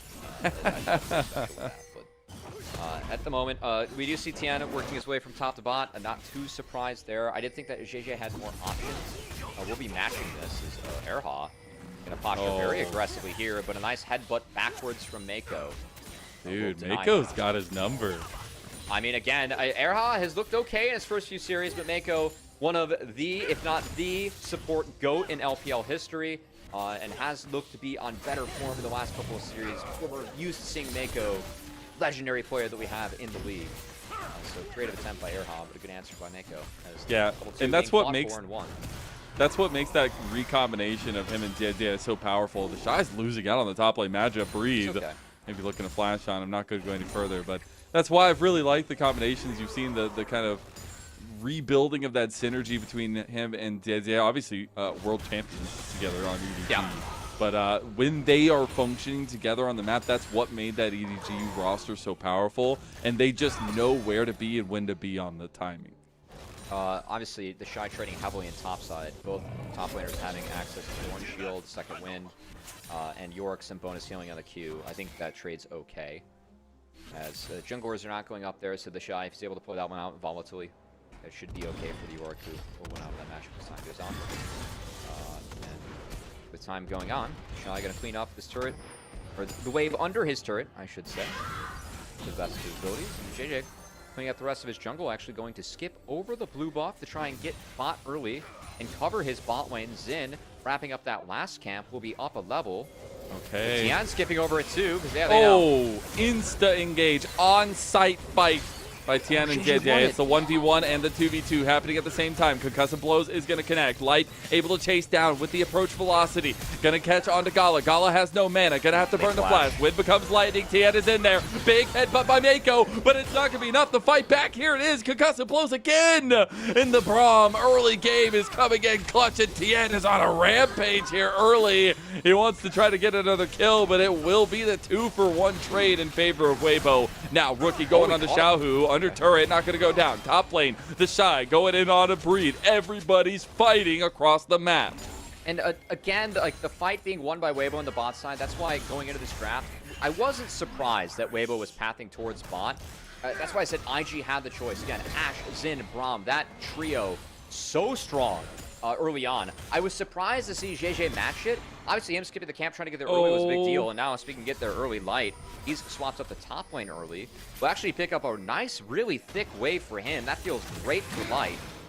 As the swap going to have to come in to be answered here by Ezreal later on. If the Shy didn't suspect things, yeah, it was a little bit scary there. Could have been ran down by Light. Not going to come up of it, but yeah, that trade is not going to be there just yet in the lane They froze swaps. that wave top. That's really, really big here for Weibo. Because, of course, it would have to be answered by Gala, who's going to be late, and we might just see a full shift go in. As yet, Gawa gonna base, but Rookie TPing back mid. Again, this wave is frozen, so just a dead lane here. At a really good timer for Weibo. Again, IG not able to farm this. Like, it's not like we're contesting anything at the moment, so it's just Weibo ending up killing a lane, coming up with economies. So that swap on the back half of that 3v3 that was won for Weibo, also really good on the top side, as they really punished Gawa, who stayed for one wave too long bot, and lost out on a lot of creeps up top. So you're gonna see, like, again, Light is kind of up in XP, and that freeze is very expensive for IG. Well played by Weibo. And we were talking in the draft about the grub contests. We are getting to that point. Dragon seems like a far-flung thought for both sides because we have all that focus towards top side. Rookie is trading heavy with Xiaohu, but grubs are coming up in less than 20 seconds. These grubs go over to Weibo. I don't see a world where IG are going to contest these. Again, IG would love to have grubs this game with the Yorick and the Yone wanting to split the map. You can see because of that swap with Gala being way up top, the one who was really punished for this was the Shy, who is now down quite a bit of CS as he walked back to that bot lane to save TP. So a potential for IG to actually have numbers around this grub fight. But Breathe is walking up and just threatening the fact that he can press R and use that highway to go down river and join this one. Whereas the Shy, of course, will have to join with the TP, and it looks like they're just going to give that one up. He's also making sure they can't do the dragon. Yeah, again, IG are a little bit behind. Yeah, this dragon, I think, can still be done, but JJ actually going to base. A good hawk shot by Light scouted out the dragon and sees that IG is not on it. So we'll see if Weibo is aware that they have JJ joining on the top side, as he had the base and go protect his bot lane from a potential dive. Yeah. Oh, Gala's about to get scooped and duped here. Boom! As Xiaohu comes up big and topside. Tien's going to fall in through. Erha will go down. It gives the kill back to Mako. That's a massive wave, though, trying to be picked up by JJ. Rookie is right around the corner. Both are going to have the ultimates available to them now, but it looks like it's a little bit too too late. Late on the hover and the cover, and again, I love how Weibo is using the strength of the Ashe Braum Xin. It really started with that bot lane play, but it led to that topside play where the Ashe was able to freeze, and they slow stacked the wave into a dive. And now Gala is centuries behind this Ashe, as he's down a full level in the early game, so. Almost 1,000 just in that individual advantage, but it's even going to get worse here. He is going to go to that mid lane, try to scoop up some of that, but the Dragon's still not going to be stacking up for either side. Weibo in a consistent advantage early here, and that's where we do a check-in on seeing if this consistent advantage early is going to be enough for Weibo to stop the advance of what a 2-3 item power spike IG looks like. Oh, Xiaohu did great work on the last tower dive, now being dove here. That feels funny, bad. That Enchanted Crystal Arrow actually buying a lot of time. Tien just dies to the turret ramp up. Tien claims the kill and a nice sniper shot from Light across the map. Yeah, the Glacial Prison, the tick damage ended up getting aggro on the JJ, who was cleaned up by Tien. So a good answer on the dive against Xiaohu, who of course was the reason that first dive was able to work out. Now, with him being taken out, Mazel, we're starting to see a couple discrepancies on the scoreboard. As of course, we were highlighting Light versus Gawa, but now Rookie being up against a Xiaohu like this is something that IG can really look to punish. Again, they need to open up these side lanes. That was goofy. It's just because it follows through after he technically hit, so he just flashed too early. Yeah, he flashed too early. That's the thing. He needed to wait for Alistar to get closer to the the end hitbox, right? Because it was still technically during the channel, I guess, instead of because he flashed back. So he needs coding to is funny to the side or forwards. Yeah. Anyway. But still a little bit of advantage for Weibo. Much better position. I want to go back to that conversation. Like, do we feel like IG's power spikes are enough to kind of let them see a light at the end of the tunnel? They need a little bit of time. They need to really open up the map. They need side aim pressure, as JJ is, of course, down flash. He's getting ran down. Yep. Tien just said, "You shall not move. I will take you down." As the kill goes to Light, and Tien is running this one. I mean, that's why we were worried about that Alistar blind, because for me, Alistar is a real power pick in the meta right now. I think he's very strong, and stronger than a lot of other supports, just because with that ultimate, you're pretty much guaranteed 2 slow rotations in a fight. Like a lot of supports like Rel, like you aren't quite as tanky as the Alistar later on.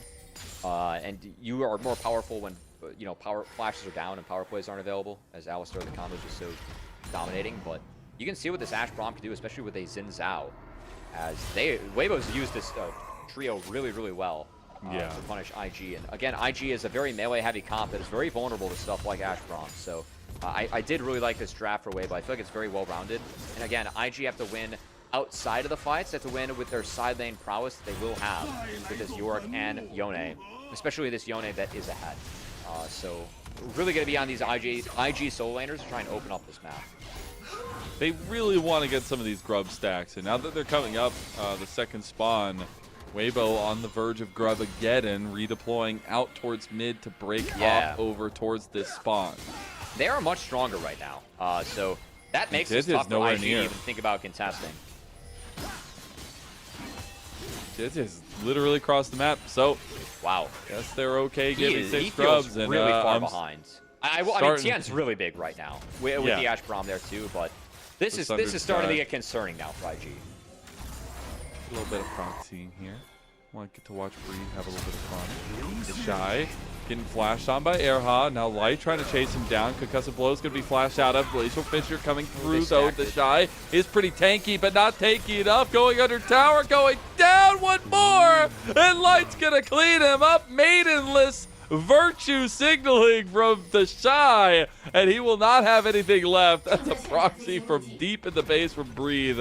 And Light on top of TES performance. I mean, these guys are electric. Again, a solid draft identity for Weibo. They're executing well. And I thought that the last game of this series, Mazel, like Weibo, they had a good start to the game. They just made the wrong decisions in terms of following it through. This game, we've seen them make the right decisions again early. I think they've manipulated a few of these lanes to, again, get a big lead onto the Ashe. And now they can escape the lead. Of course, it's only Rookie that's ahead here for IG as he's looking. Ross way off the mark there. They're still trying to take down Tien.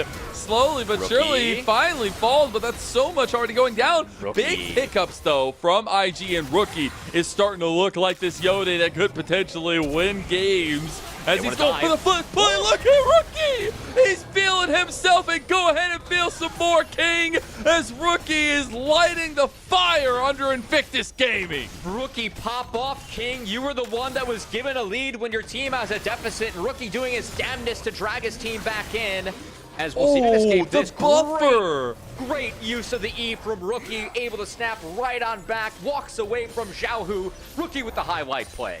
Dude, this guy is on fire, man. I love it. The Rookie. Silas into the Yone. I love it because I literally, the clips that we were looking at was Rookie on Silas and Yone, because these have been pivotal picks for him. Not only in the way that he dictates team fights, but the way he uses his entrances into them. And we'll see this initial play kick off. Rookie was the one that started it, and he's the one that finishes it. I mean, Rookie just put his balls on the table, man, and took apart Weibo Gaming with this one. As, again, he was the one that was ahead. He has the lead. That would have been a triple Q. It was stuffed by the shield of Braum, as that technically is a projectile. And then the back half, Rookie, the creep catches the tower aggro, the flash R to catch the flashless Light. He was the healthiest one, so taking aggro there correct, uses the Q3 to get out of it. Then we don't even see the E that he used to actually snap back after he was Emperor's divided backwards, as Mako no flash. God, he just does Ashe Braum. Yeah. I'll just say he had a moment to pop R. Like, he wasn't CC'd that entire time. It was on cooldown. Unfortunately, not able to do it. Maybe not respecting the damage. Isn't going to be there now for that potential setup in mid lane. Luckily, you still have some safety from Gala. Side lane presence from Rookie. Xiaohu trying to do his best to scoop up some side lane gold as well. But decent leads being developed by Weibo. Yeah, there's always that constant threat of Rookie going. I gotta say, Mazel, on the back half, like, I just realized it's 4 kills on the Mako. It is. Which I will say can be a little expensive later on. Because, I mean, I don't want to diminish support items. They are quite strong, but you don't want your gold on a support. You want your gold on the carries. That's true. And the likes of Rookie, who, again, does it is being the carry Mako for IG. change any of that? Huh? I No, said, does the no. person with 4 kill steals? Oh, okay. No, unfortunately, it makes him less of a goat, sadly. I like how you did say Those 4 kill statuses. steals though, and just assume that they were not kill secures, which I feel like is a little bit offensive to Mako. You know, support kill secures are important. At the moment, Breathe proxying, we'll see if he TP's down. Dragon's been started. This might get burned. TP coming in. Breathe already coming in. Dragon secured by Tien now as well. Missed on the Emperor Divide by Xiaohu as Rookie getting the dodge out. Xiaohu trying to get away. Rookie is making mincemeat of this front line, back line rather, as a 3-man knockup. Now Weibo feeling a little bit hesitant in this fight. They're going to try to chase down Breathe. The Shy has an angle here as well. The flash going to come out. The wall is there. Tien finally rejoining. Enchanted Crystal Arrow onto the Shy. The Shy double knockup by Xiaohu. Big fate seal from Rookie! Shutting him down, but he goes down. And now the front-to-back play going the way of Weibo as well. That extra effort from Light really putting in work here for Weibo's team comp. Also, the patch on the Yone. Rookie wasn't able to snap out of some of the CC that was heading towards him, as it was a massive fight from Rookie, who has the lead. But Weibo Gaming on the kite again. You're chasing an Azir, chasing an Ashe, chasing a Braum, and Weibo punish on the overchase of IG. That is a massive overextension. The lead continues to be in Weibo's favor here as well. It looks like some Hex Gate's going to get them back out onto the map. Tien actually looking for a skirmish over the Scuttle Crab. Is going to go ahead and steal that one away. Easy does it. Rift Herald is up on the other side of the map, though, Cubby. How much pressure do we put over there as we take a look back into the Dragon fight? I know that Weibo wins this fight, but watch how Rookie plays this. This is so nasty, actually, on the Yone. Again, hits the Q3 into the E to avoid the Emperor's Divide from Yone, and then stays. He stays on the side, so even when Xiaohu flashes out, it's still able to actually get something from the fight and then reset the line of the back half. But again, IG fighting into Ashe, Braum, Azir. So many stows to get through. The Shy overextends that Q on the Breathe, leads to the Shy kind of dying for free. And then Rookie, I like this play. I actually thought this angle was good. I mean, he catches both parries here.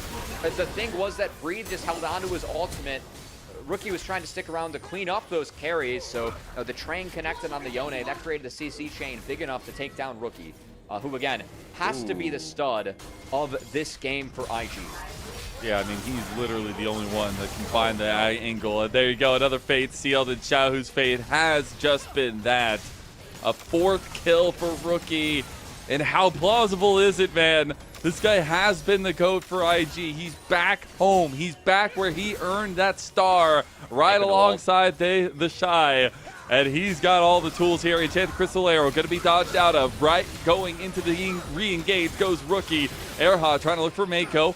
The Rookie will go back. His pressure, buying time for Mako to get out. How plausible is it, Cubby? It's looking pretty plausible, man. Rookie is doing his damnedest this game, as I really thought Mako might have gone down there with no ult being able to, even just scared to commit onto a very squishy Alistar in that instance, given the threat that Rookie has on this Yone. Who, again, I mean, I think this game just has to come down to Rookie. Also, I know that Xiaohu looked a little bit silly under that turret. I think he was going for the Shurima Shuffle, where the minions were low enough. I think if he hits it, he kills the wave and might threaten IG. But a good Glacial Prison from JJ did cage the bird, who was trying to pull some moves here in the bot lane. And, okay, we're going to get a replay this one again. I think he's looking to kill the wave with the EQ on this combo. And, of course, Zhu kind of JJ as well. But with where he threw that R, very clean. Sejuani drifting. As we go back to live, Tien is actually taking that Rift Herald solo. Xiaohu doing what a good side lane Azir does and picking up some of that standing gold with one of the towers going down as well. They do have a little bit of pressure around this Rift Herald to deal with. Looks like everything will be just fine. They were able to secure the feats earlier as well, so they'll have those boot upgrades if they want them, but more importantly, it's about this Rift Herald and how quickly they want to burst down this mid lane outer tower. We do have second item completions coming across the map here, Cubby. And I think it's so big that Weibo, again, we talked about IG, their ability to stretch the map with Yorick and Yone. Like the 5v5, look at Weibo's comp, like that's just going to be easier to execute, right? I don't think I have to really explain that one to our fans at home. But for IG, there are ways that they have to play around it, right? Play for side lane trail, play for side pressure. Weibo, to really help deny that win condition, 6 scrubs, full neutral control so far. IG hasn't threatened a single neutral objective, so it really is Weibo. It's just Xiaohu being at that deficit. But frankly, with where the game state's at right now, Mazel, still feels very Weibo favored. And the pressure's going to start to come on to IG. Like, they can't threaten these inners yet. And this dragon spawning at 20, I don't know if IG can even really take this fight, and fights are difficult for them. We've seen that be the case against this Weibo comp. So Weibo have a real opportunity to put IG to bind here if they have a Queen Dragon. Be a soul point on a Hextech soul as well would be really, really nice for them. Oh, playing with the vision. True Shot Barrage only going to see one. You realize they haven't started it up just yet. Big question I have is, when does Gala ever become relevant in this game? And I might not see the answer to that. As Tien going to go for his own answer in mid lane. The equation is Rift Herald versus Turret. Rift Herald going to get a charge, but Turret's still stronger. Mako was on a big flank, but now needs to be careful. He is being flushed out, though. Tien sees that ward is fresh, so they're going to go do their due diligence to make sure that Mako's not behind them. Shadow also going to go pick up that bot wave. Meanwhile, of course, the Shy has now equipped that level 11 mark, so that Maiden getting a little bit bigger on the Rift. And as this game goes on, Yorick will start to push that sign around to the sideline more and more. You said that is also something to keep an eye on. Yorick will become a menace in the side lane here, but see if the tempo increased by Weibo is going to be enough. JJ pulling the trigger on the light, going to get instantly the cleanse out of him. The dragon still started by Tien. Looking for the win becomes lightning, can follow through with it, but it's 4-man strong here from both sides. We will not have the top laners joining just yet, but Rookie might have found Xiaohu. Going for the damage. Xiaohu's scared for his life. Fate Sealed coming through from Rookie. Rookie trying to snap back with the damage, and Xiaohu goes down to Mako. Another kill for the man as he's looking for the dragon. It goes the way of Tien. He'll secure the soul point and get out of there. IG will get the pick on Xiaohu, but that is it. I mean, Rookie's been so clutch, but Tien's smites have been clutcher as the last two dragons that were contested, that were flips, go over to Tien and that smite key. And despite the best efforts of Rookie and, keeping Xiaohu's Azir pinned down, IG haven't been able to pick up any of these neutrals, which is going to be critical because it's Hextech Soul Point. Of course, we had the Mountain Soul last game, but another extremely powerful soul now can be threatened by Weibo at every dragon spawn. And that's why I loved the spotlight on these junglers, because not only are they some of the biggest names in the LPL, but they're damn good mechanically. And we saw game one was holistically JJ's in the 50-50s. This game has been holistically Tien's, and we see the initial play by Rookie. I mean, hey, Tien had to make this BLG jungle tryout game pretty competitive. He just has to answer with some spike keys, showing that why he might be the guy. Again, just not quite there for JJ. Wasn't able to get that smite off as Tien, it was Q3'd by Rookie. Managed to find the smite, find the dragon, and find that soul point for Weibo as he keeps that objective control perfect on the scorecard this game for Weibo. That's so crazy. But we're still in such a contested game, Cubby. We're 2 items. We're almost on 3. The stress, the tension. You could cut it with a butter knife. The outer turret now the focus for Weibo, but there's a collapse from IG. Bree this here, big old tanky boy. Oh, what was that, JJ? I think he was cooking a little bit and Banana maybe combo. burned it. Yeah, that's... No, okay. Look at him, he's smiling. He knows. I gotta what say, the hell was that, man?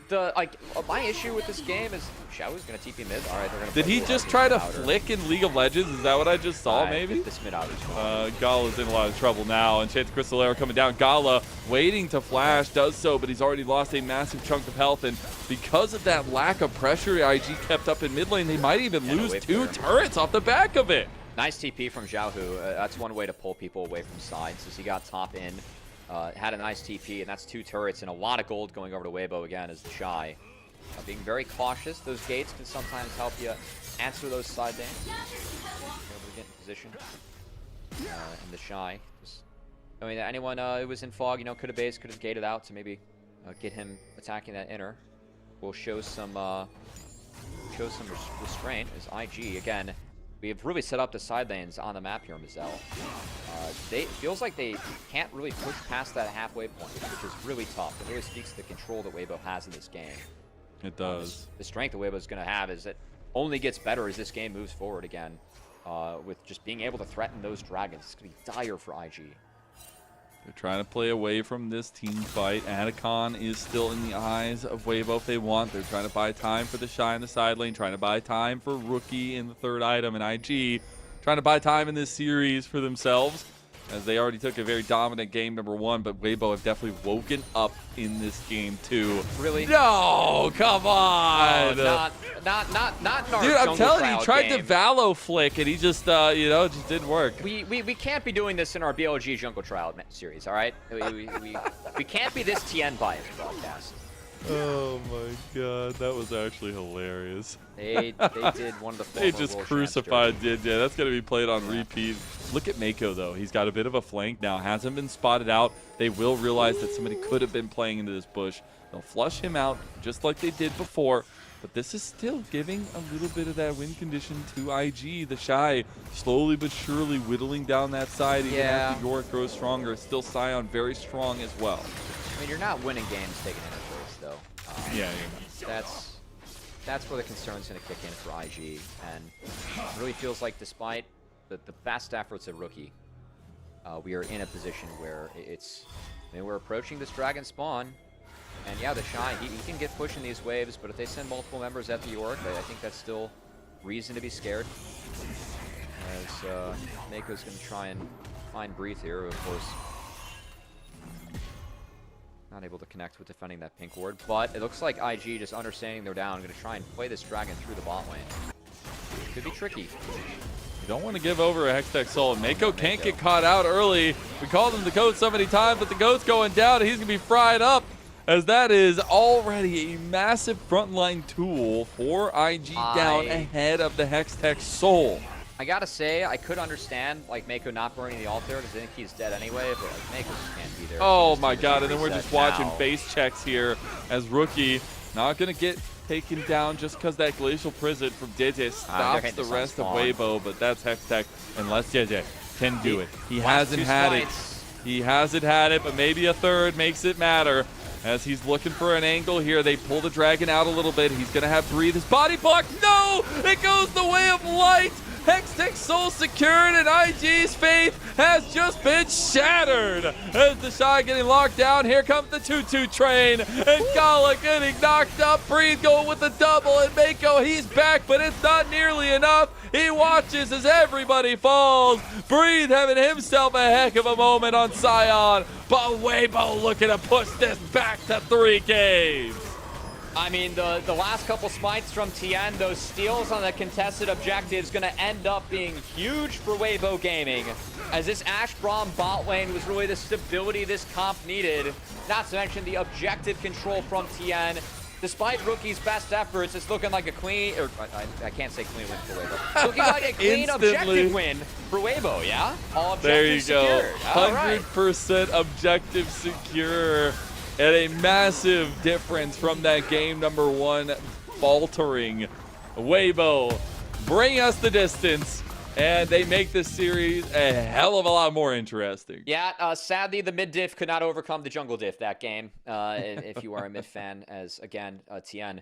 Those contested smites were big. I think that was a lot easier of a comp to execute for Weibo in terms of the 5v5, and because the first few fights for IG just were grim, the first few objectives were secured for Weibo Gaming, IG couldn't really ever get that, you know, threatening side lane power going. It wasn't like ever really something that Weibo was going to fall vulnerable to in that game. So a nice game for Weibo as they push us to 3.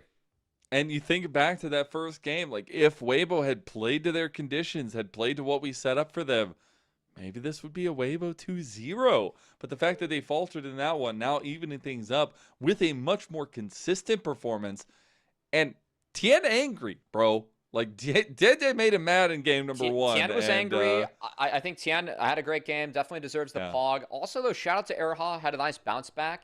I think Mako getting caught in the back half was definitely symptoms of just how far behind IG were in that game and Mako trying to make stuff happen. Still feel like Erha has had a nice debut, and we've had 2 games in a row where Erha has traded himself for kills up. I do really like that as a support, just with That's dives. what we were talking about before, too. Just the angles he feels and sees. Yeah, it's been a really nice start for Erha. Again, I called out, like, if there's any sport you're going to blind, it's got to be Alistar. Ashe Braum, with the Zen already showing, and Azir 2 was a really good answer for that comp. I thought that Weibo's identity was very strong, very sound, but with that blue side win for Weibo, IG is going to get their hands on that coveted blue side here for game 3, and what is going to be interesting middling series that we have in what you're calling our Super Sunday with 3 best-of-3s that we have for LPL. Yeah, you know, we had that long pause in game 1. We had to make sure we get like all 9 games in a night here for sure, to make sure our producer Mickey wants to die, which I feel so bad for. Thank you, Mickey, for sticking your way through. It's definitely going to be a long night for you. I want to have good series, you know. Yeah, you know, I am excited to see what this third game has, because I think we get a little bit more chaos as time ramped up in this series, and especially how bloody this game ended up being, and a lot of fights going down early too. But game number 3, expecting to get even more of that. Just think playing 4 melees and Ash Brahms in Azir's Sion is hard. Look at that difference in the end. Just like, despite Rookie's best efforts, I cannot emphasize enough how well Rookie actually played in this game. Like, he was doing everything in his power to try and turn things IG's way. But again, that Xin playing towards the Ash Braum. That's a really powerful lane for Xin to go towards. A lot of gank assist there, a lot of ability for him to make things happen. And Tian found a couple early wins and really ran with that across the map. He was 3-0-2 really early, like when the game was at that 5 kills to 3 state, so involved in everything, making things happen, playing around his strong lane was a really good look for Weibo. And we'll take a look back to some of the fights here as we go through the highlights. And winning out on that bot lane made it easy for Weibo. I think Light had some really crucial enchanted crystal arrows in that earlier part of the game to really propel them forward. And it came off this early gank, this early chaos in bot lane that led to a 2-1 victory, at least for them. Yeah, I mean, again, like, and then the frozen wave from Light Nerha into this stack was so smart. It was so tough for IG to play. This did open up a bit of a lead for Rookie, as a little bit of a bummer that Braum he wasn't able to completely flash out of that one. But again, they ran that wave. They then bounced it into a Xiaohu dive, so then Rookie got ahead. But Tian was the one that was ahead off the back half of this. He was involved in all those early plays, all those early kills, had an early Sundered Sky, and this is really the last play that we saw Weibo lose. This was the outstanding performance from Rookie again, who was so massive. He gave us hope, man. He gave us hope. He was a real joy to watch in this one. As for me, Rookie has still been the MVP of the series, even with the Weibo win here. But yeah, this is just so sick from Rookie, man. Jesus. Yeah, really good stuff. But I mean, it steals. further emphasizes the story that has been the story written for Rookie in the past few years, is that he's not the problem, man. He is not the issues. He's part of the solution in a lot of these situations. He is one of the solutions. Absolutely, but definitely a bit of a tough situation for IG. Still like that they were going for things, but it again was a situation where Weibo realized how they win and what they win with, and they were able to execute on that really well. And that's what the Weibo that kind of we expect with some of these names on it coming into the split, coming into the year had, and that's why some of these fluctuations have been really difficult to watch. Yeah, still, I mean, I think Weibo, at least there, like, even with Xiaohu faltering a bit in the side lane, getting focused down, picking a few of this up, they did show some good rotations. Again, I think the identity and the strength of their comp is really sound, really, like, pretty easy to do. And you're playing into a comp where I think that, like, Ash, Braum into all those melees, and I did really like Weibo's draft. I don't think that IG picked super well into it. So that said, it was a really good objective control from Tian, who really should be the player of the game for that series. And he took, I mean, full grubs, got the Rift Herald, got every Drake that spawned that game. Yep. No Baron needed. He was angry from game 1. Lost like 3 Smite fights. Hey, maybe he really wants his mid laner to be Knight. You know, maybe that's it. He got the message. It's like, man, you're not looking good in game number 1. You got to turn it up, bro. Yeah, you're down to the. You got the message from Knight. As we're jokingly calling this the BLG Jungle Trout series, you know. Please don't take it seriously, but it is funny. I mean, it's not serious. It's not gonna happen. It's the fan narrative, and we're just leaning into it. All right, that's all. All right. Well, we'll be getting to our MVP here rather shortly as well, and hopefully going off to a brisk game number 3 in our second series man. here. He deserves it. The spike keys were sound. True. Yeah. You know what's funny is today we're going to be able to go League of Legends like all day if we want. We'll get to that maybe a little bit later, but it is Tien going to take the MVP for game 2. His third of the Easy split. Peasy. And yeah, easily done on the Xin Zhao. Very confident to take that early into the draft. And now we know why. He took control, took full objective control. That's something you won't see on this MVP graph. But nonetheless, a very dominant one for him. We'll see if IG or Weibo come out with the series win as we culminate this second series of the night with Game 3 on the other side of this break.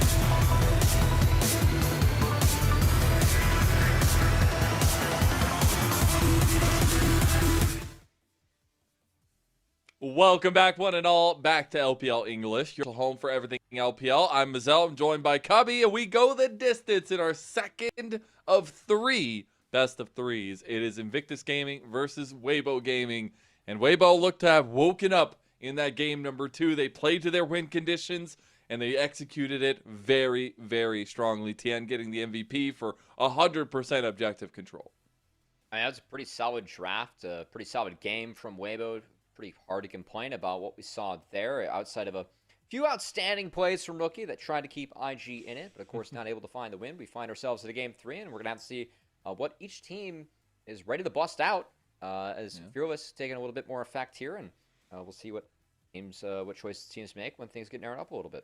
Yeah, I'm very interested on what version of the jungle we're going to get coming into this game number 3, because well, I'll say that there's maybe a potential that we get a little bit of a slower game coming through and kind of like reservation, I guess, respect. I still think that we could get a lot of blood, because when you look at the way these two junglers have played, and if we can go ahead and bring back up the BLG jungler tryout graphic that we have, I would love to do that here, Mickey. Thank you. Shout out to our producer, Mickey.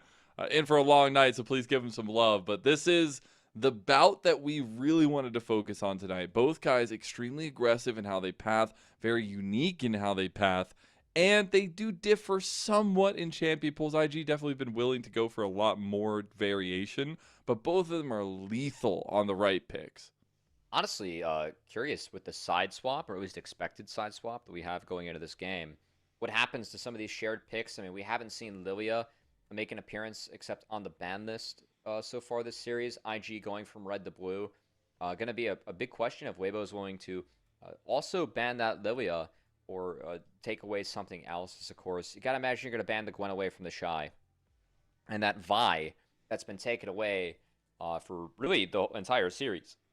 And the entire day, as Vi has been banned red side all day here on the LPL. A real opportunity to see if that change is made.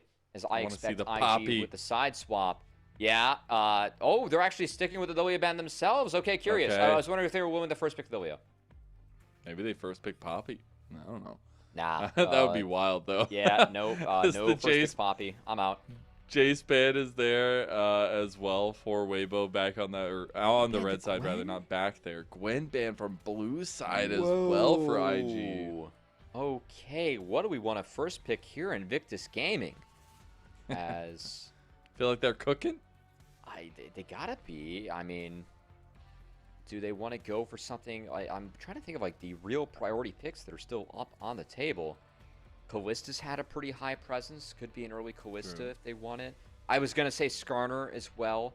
Potential, especially taking away that Lilia, would have been a real ban here for IG. But even with Nico taken away, that kind of dissuades the Callista itself as okay. It's going to be a rise. This was banned away before as well. It is going to be locked in. Flexible still as well, I will say. Technically, yes. I know we always like to talk about Xiaohu, the ability to side lane. Rise definitely can help with that. But again, the other power pick we were teasing, Callista up for Light and Airhawk, could easily just be that Callista and very likely Renata to come in as well. That was banned away as well if it's made it to the second phase. So Weibo say they want to put some more power into Light's hands, which I am all about. I think this guy had a really, really close first series, especially our first game of the series here. But this is going to provide them a lot of power. Really interested to see if we get a Lucian Milio here. See if Gallo's willing to play that. Of course, Draven, also a popular answer into the Callista that we see quite a bit here in the LPL. MF could also easily be slammed here. That's really the last of like the really big meta picks that's up as an answer into this Callista. But of course, with some of these AD picks, you don't need to pair them with the support. So opportunity for IG to grab some of those is okay. We're just going to have a Nidalee here. I will say Nidalee, an important pick to perform on if we're talking about BLG jungle tryouts, as that's definitely a pick that BLG likes to play. But still flexible. Yeah, well, we could see if it's just set up with a Renekton here. We could have IG just showing full early game. Yeah, we could see where they want to go with it. The Shy obviously have been very willing to Oh. go for Well, of course, it's not going to for be. good old Nidalee. You know what? We should have known, Yep. Zell. Why That's did we what think? I was saying. Why do we think that this Nidalee was going over to JJ? I didn't. You didn't. I did. That's on me, chat. I don't know what else I to thought say. they were gonna go for the Oops. Poppy actually, but they No, actually just go for the Viego. They're just getting what is now the Shy's most played top laner in LPL this split, which Yeah, of course would be which is no pick wild. other than the Nidalee. So It is so wild to me, man. And it's I the mean- fact that he's making it work. Bruiser items are good. I don't know what else to say, Mazel. And this team, they're going to play to win the lane, which Rise has some picks that you can now take away. We're going to enter the second band. This have plenty of answers, though. So Weibo Gaming, not feeling pressure to grab that answer there. Not even feeling pressure to grab an answer in the jungle. He's going to grab that power pick Ambessa in the top lane. As band's coming in. And yeah, you know what? You're showing Callista. You're showing Ambessa. I think a Poppy band's just. Yeah, you got to stop anything that's going to stop you from going in, TBH. As we get into the focus for IG, though, maybe look at some of these solo lane setups. Maybe look at some of the jungle setup here. What is good into Viego, things along those lines. It's the Aurora first. I think you ban MF. I think it's an MF ban here if you're Weibo. And then a lot of the answers to Callista are gone. Because, again, Kaisa, Ashe, Varus, all answers that are playable in the Callista, all that are gone because of Fearless. So you're really going to be pushed down in terms of ADs for Gala. I will say, if Gala wants to get old school with this, Tristana was not the worst matchup in the Callista. So that is a Gala special. You know, if we're going to really tease maybe a hopeful appearance for Gala, I think that's the one champ that I point towards as a maybe. True. I can see it. Karma band. That is an Enchantress that can get pushed into Callista Renata. Again, into Renata, you don't really want to play Engage. You'd rather play Enchantresses. So Lucian Milio is still looking kind of tempting for me with IG. But I don't think Lucian Milio has enough support to be just. I think that you kind of need some CC in the bot side. Yeah. Yeah? All right. Yeah. Well, we'll see that Ari ban finally there as well. Still really interested at what this final pick is going to be. What we're saving counter pick, especially for Weibo. I mean, I think you can grab... that's an option. Could just play Orianna for Xiaohu, of course. That ball, that zone control could be really nice for trying to keep Rise out of the fights. Caitlyn, I will say. Let's go. Okay, I'm kind of down for a Caitlyn here. I think that you still need some utility at support as, okay, could just be Xayah Rakan grabbed. Yeah, I think it's just Xayah Rakan. I don't love Xayah this game. I think that Xayah is too vulnerable to the range and spacing. So I would kind of prefer the Caitlyn. And okay, it's just going to be Caitlyn Lux as we are getting the truly pure solo queue comp here from IG. You're getting so regardless of what pick it is. It's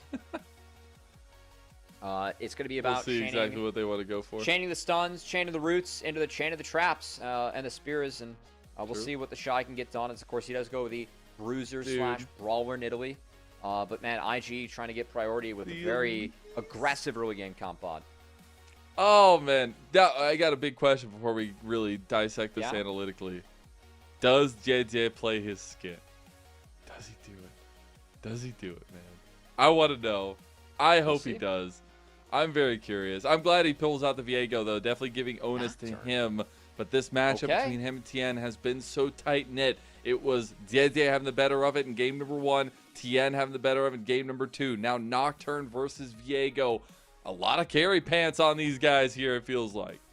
I mean, the trigger pull of the ball carrier being that Nocturne, the ability to execute onto a Caitlyn, reach that backline. Again, I think that IG, I mean, a lot of onus has to be on them getting ahead in the lane phase. If so, I mean, they have a lot of pushing lanes. You have a Rise. You have a Viego. If you get those early resets, it can be a snowball game here for IG. But if you're able to hold strong as this core of Weibo, you got to imagine that you can be okay. I think my one concern, if anything, is the ability to deal with Callista is decent this game for IG. I think it really is going to be important that the other tools from Weibo connect to open up the Callista. But man, this is a really early game focused comp for IG where they have to get going or else this game could get ugly. I know that Nidalee in jungle doesn't scale all that well. I will argue that top Nidalee actually scales decently well. So I wouldn't count that pick out as time goes on, except if the fights go too long you got to give the elongated fight to an Orianna, a Kalista, Renata if Viego's not able to get resets and start death blowing throughout these fights. So I think it's going to be a tough ask here for IG. Always a potential with those resets coming through, but a tough ask nonetheless. Weibo definitely, they were looking a lot better in game number 2, and we'll see if game number 3 is going to pan out their way. I do believe he's using the skin. So EDG, Viego coming through. Viego, not only a pivotal mark for them on that World Championship run, but one that gives a lot of power to JDG. And if this is going to be the hypothetical BLG jungle swap up coming through here, it could be a lot of excitement as both of them have a lot of weight on their shoulders. We get into game 3 of our second series of the night. It is Invictus Gaming versus Weibo Gaming. That it is. Excited to see who can find the advantage here. As you know, I'm gonna shift to focus on the game, but still look at the camera. Yeah, hopefully we get the cameras off screen here. Still showing off here to you guys. I'm sure that the Jaios were resounding here in the arena as we have a fun game 3 between IG and Weibo. As again, IG, importance that they get ahead early. The mysterious AI graph thinks so as well, as that Weibo comp going to be favored later on. Mysterious AI graph. Yeah, extended fights, good for Weibo if they're able to find them in this game. Is the shotgun of the Nocturne Orianna will be nice, but they are going to need that extended fight to win it. He's going to face check again. Okay, we're in a little bit of trouble. Nice chunk early. All right, well, that's going to be a little bit of a health trade as lane crashes here. So Rookie going to go ahead and pop his potion. Anything you're seeing as we get the phase rush duo in mid lane? No, not really. No surprises here in terms of the runes being taken. Do like the blue tree on my 80s. See what the Caitlyn can get done. This bot lane, the Elise Caitlyn lane. Talk about lane dominance, or at least trying for lane dominance here, Mazel. As this is going to be a bot lane that needs to get ahead early, or could get ugly later on. Again, some ways to play off the trap. Mako started E, and we weren't able to connect. That's a bummer. I would think it would be Spiderwing start with a W. That's a little bit more traditional, but no. Mako was going fishing, and Gallo couldn't connect. And I feel like the observers are going to have a lot of things to look at this game because the thing about the Nidalee is you always constantly have to be pressuring, constantly have to be active. And we are going to be looking at some early action here. Potentially JDG finding an angle in the Xiaohu. He does have the flash play coming through. Rookie not able to follow through. Thought he might flash for the Realm Prism, but he's only level 2. No, and Xiaohu able to get away. Use that W to slow up Xiaohu, so wouldn't be able to follow and find the guaranteed. And frankly, I think that visit from JJ, of course, the flash for flash trade, he's trading up as Orianna is punishable with flash down, being that immobile mid, but also to relieve some pressure onto Rookie, who of course did lose out on that level 1. Making for some unique lane conditions, and he didn't start D-Ring. He started Mana Crystal, so he has to find a base here, or else he will get jailed. Ooh, Erha getting murdered here by the combos. Bailout coming through. The 2v2 goes the way of IG, falling prey to the Spider and the Sniper. Couple good mechanics there from IG. Of course, the chain on the Cocoon into the trap hit, but also the Ignite coming down before the heal in order to dissuade some of the bonuses there. And the solo queue bot lane connects with the first kill here, Mazel, which is exactly what the Doctor ordered for IG. Again, important that they can get ahead in these lanes. Their fight is much harder to execute. With a lot less tools to play with, and Luis support that, well, frankly, gets outskilled. Is useful early because it can do damage, and is pretty useless later on because it can only really stun. So that damage falls off. Mako showing the young whippersnapper how it's done. See if that's actually going to be the case here, as it's a 2v2 bubbling up in mid lane. It's going to be a trade of Raptors here. Yeah, is the posturing going to get a little bit of vertical jungle coming in. Now it's a little bit of a gambit. Do you want to go for the Krugs or not? I don't think Tien can go for the Krugs because his bot lane is losing. Meanwhile, Nidalee has that Investa trapped under the turret, so enemy Krugs an option here for JJ. Enemy mid, the look here for Weibo. They're actually getting a little bit of movement from Erha as well. JJ going to continuously going for the invade. Yeah, he got it because it was a base that came in from the Caitlyn Elise, who are now walking mid. So IG going to try and play around with some shifts here. shifts ahead of the Grubs. Okay. As the Dragon hasn't really taken prio in this one, and that's what we call the inverted super clear, Mizel. I know that's been one of your favorite things to talk about here. I mean, recently. it's true, like right? When you take the respawn camps you set up for yourself, starting the AoEs, that's how you max out on your big openings. So there's a lot of carry junglers being part of the meta right now. A lot of players trying to do just that. It was done successfully there. Viking short junglers going, trading some camps. Not bad. But now it's Grubby Tubby time in 40 seconds. What do you expect out of this top lane for the Shy? Oh, I expect he might die. No, okay, TM walked over a ward. He needs to find a base and a reset here. But he should be very strong, actually, for one of these fights. As long as Ambessa doesn't connect with an R, he's up. And the Shy, to be fair, has 6 first. And 6 very important on the Nidalee is, of course, you get to level up your Cougar form, which levels up your base stats in that form. Very important. I just feel like you're like ADHD crazy on the Nidalee top. Like you just always have to be doing something. You always have to be jumping forward. You have to be getting these spears. Use your buttons, you have to be doing. Man. It's true. We like the champions that use buttons. 7 of them. Anyway. Next spawn is up, or at least first spawn is up. JDG going to use that prio in topside and in mid to go ahead and start this up. Tien saying it's okay to let this one go. The next one might be a little bit more their way, as they will have the ultimate combos. They don't win this fight. They need 6 on the Nocturne and 6 for the Callista Renata to really threaten their best fight. So I think giving this one up and over is fine. We'll say, revisiting the top lane, the Shy, under threat. Oh! Yeah, 8 the tower shot, public execution sidestep, no flash necessary for the Shy. Good hands by our all-hands top laner. And nearly has 3 plates off that top lane turret as he has already secured 2. So this Nidalee pick, of course, Ambessa is a power pick in the meta, but doesn't seem to be the best answer to the Nidalee. The laning from the Shy has gotten himself a pretty nice lead here on the top side. And it is just crazy how much he's actually won with this pick. After this, he's the most picked champion for him so far this split. Look, that's crazy. I gotta say, I'm not super surprised that he's won with it, because I do think that the bruiser items are really strong. And Nidalee, like, you can abuse Spear Shogun with your Cougar form. Like, that's really nice, actually. That's a really positive interaction.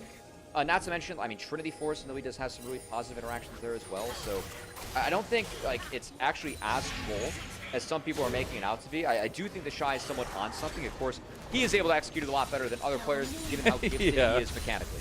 So that does help. But I'm kind of in on the theory, I will be honest. I think he's cooking something good here. I like it. I like it. Comes back into the league after taking some time off. And is right back to the Shy ways. In the good way. At least as of now. We're taking a look at the map states, though. We're about 8 minutes in, and Heal actually going to be burned to get some distance by Weibo's bot lane, who are in topside, going to get the flash out of Mako as well on this Elise. And we're starting to see some of the combinations from Weibo be played towards more now that they have the level 6 mark for Tien. I think a respectful and appropriate flash from Mako, as of course if he goes up in the air, Tien would just connect with him when he drops. He was spotted on that flip. Yeah, and okay, there's going to be Chunk, but Mako's in trouble now. Going to get feared, going to get hand shook, but Tien is still out of there. Rookie going to flash for the play. Paranoia pop, but the bailout's enough. He's out of there. Tien gets the reset up the bailout, and JJ gets the butt. Dies anyways. Light rends his soul from him and takes his crown. Xiaohu shits him down too. Mako not able to have anything, and Weibo, they're going to find a massive 3-to-1 kill difference early. That was a disaster for IG, as I thought they were able to connect with Tien on the kill, but the bailout from Erha, it ended up being more than enough to save that Nocturne. And oh man, that fight and the back half looked grim from IG. As just keep your eyes on Tien. He ends up being the focus. He's the one that gets the bailout, as the flash in from JJ and Rookie. Yes, they're able to get around the front line, but Rookie was brought so low because Xiaohu was tailing him on the roam, was able to connect with the shot, a big combo, not the shockwave, but a big combo from Xiaohu, got Rookie down, and Weibo run the fight just because the reset didn't come in on Diego, and all the tools were burned to try and get that reset on the JJ. Impressive start here from Weibo. it is still a dead even game just because of some of those CS different that had been developed in bot lane, but much more even state here as IG going to try to get back onto the map, get something going for themselves as a play from Breathe. Public execution onto the combo with the shockwave. Ball delivery takes many forms, and Weibo, they're flowing with it as Breathe just going to walk down Gala too, and Mako going to just get ran down for 2 times in a row. Okay, it's not going to be enough with the command attack. Xiaohu was trying to chase down Mako again, but Weibo now propelling this advantage over the last couple of moments to more kills for themselves. I love that walk from Xiaohu. Again, realizing Gala burned flash in the last fight. Breathe had that public execution up as, of course, it missed in lane against the Shy. So, yeah, just use that as another way to get that ball in the back line. And Xiaohu's shockwave rings true against the bot lane of IG. As Weibo, again, it's the second game in a row we're grouped up. Weibo's comps just straight up better, right? It's a little bit easier to execute, makes more sense. IG, in order to make their comp work, they need to take the leads that they find in the early game and need to be able to push them into the rest of the game to help them win this game. Mazel, but at the moment, we're seeing these early groupings for Weibo just not really be respected by IG. And that first play they attempted on the TN was really tough. I mean, they ended up falling pretty far behind from that, and the death there from Gala was part of that first play being so sour, too, for IG, of course, with him missing flash. So IG going to have to clean things up here if they want to find the win, and I will say Grubs will be a really big tool for them. The fact they have 4 can be used by the Shy on the Nidalee and can be used by Rookie on the Rise. We expect both these solo laners to be side lane dominant as this game goes on, so important that IG has been able to pick up some of these Grubs. Give big props to Erha, though. Again, he's been a big story we want to keep an eye on for Weibo, and has had some interesting moments for sure, but has had some good ones, especially in game number 2, even in game number 1 for Weibo. But man, that bailout timing and utilization there was actually so massive. We'll see on the back end of it, though. It will be Grub again, secured by IG, and like you say, plays really well into the hands of IG's composition. That dragon secured by Weibo, though, on the other side of things here, will put them up to 2. Yeah, I do like the overload here by IG. Of course, they're the ones with 6 Grubs, so just going to funnel this first brick into Gala. Rookie doesn't have a TP to respond to what's going on in the bot lane, but the Shy has been there to answer what Zhao was doing. So IG going to play 2 lanes for a brief time in order to ensure that they pick up that first turret, which they have netted. So well played to IG. Is a yeah, and maybe.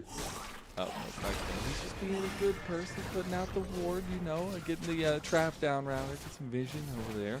Yeah. But as we get into these first items, I mean, we had the experimental hex play completed by TN forever ago, it feels like.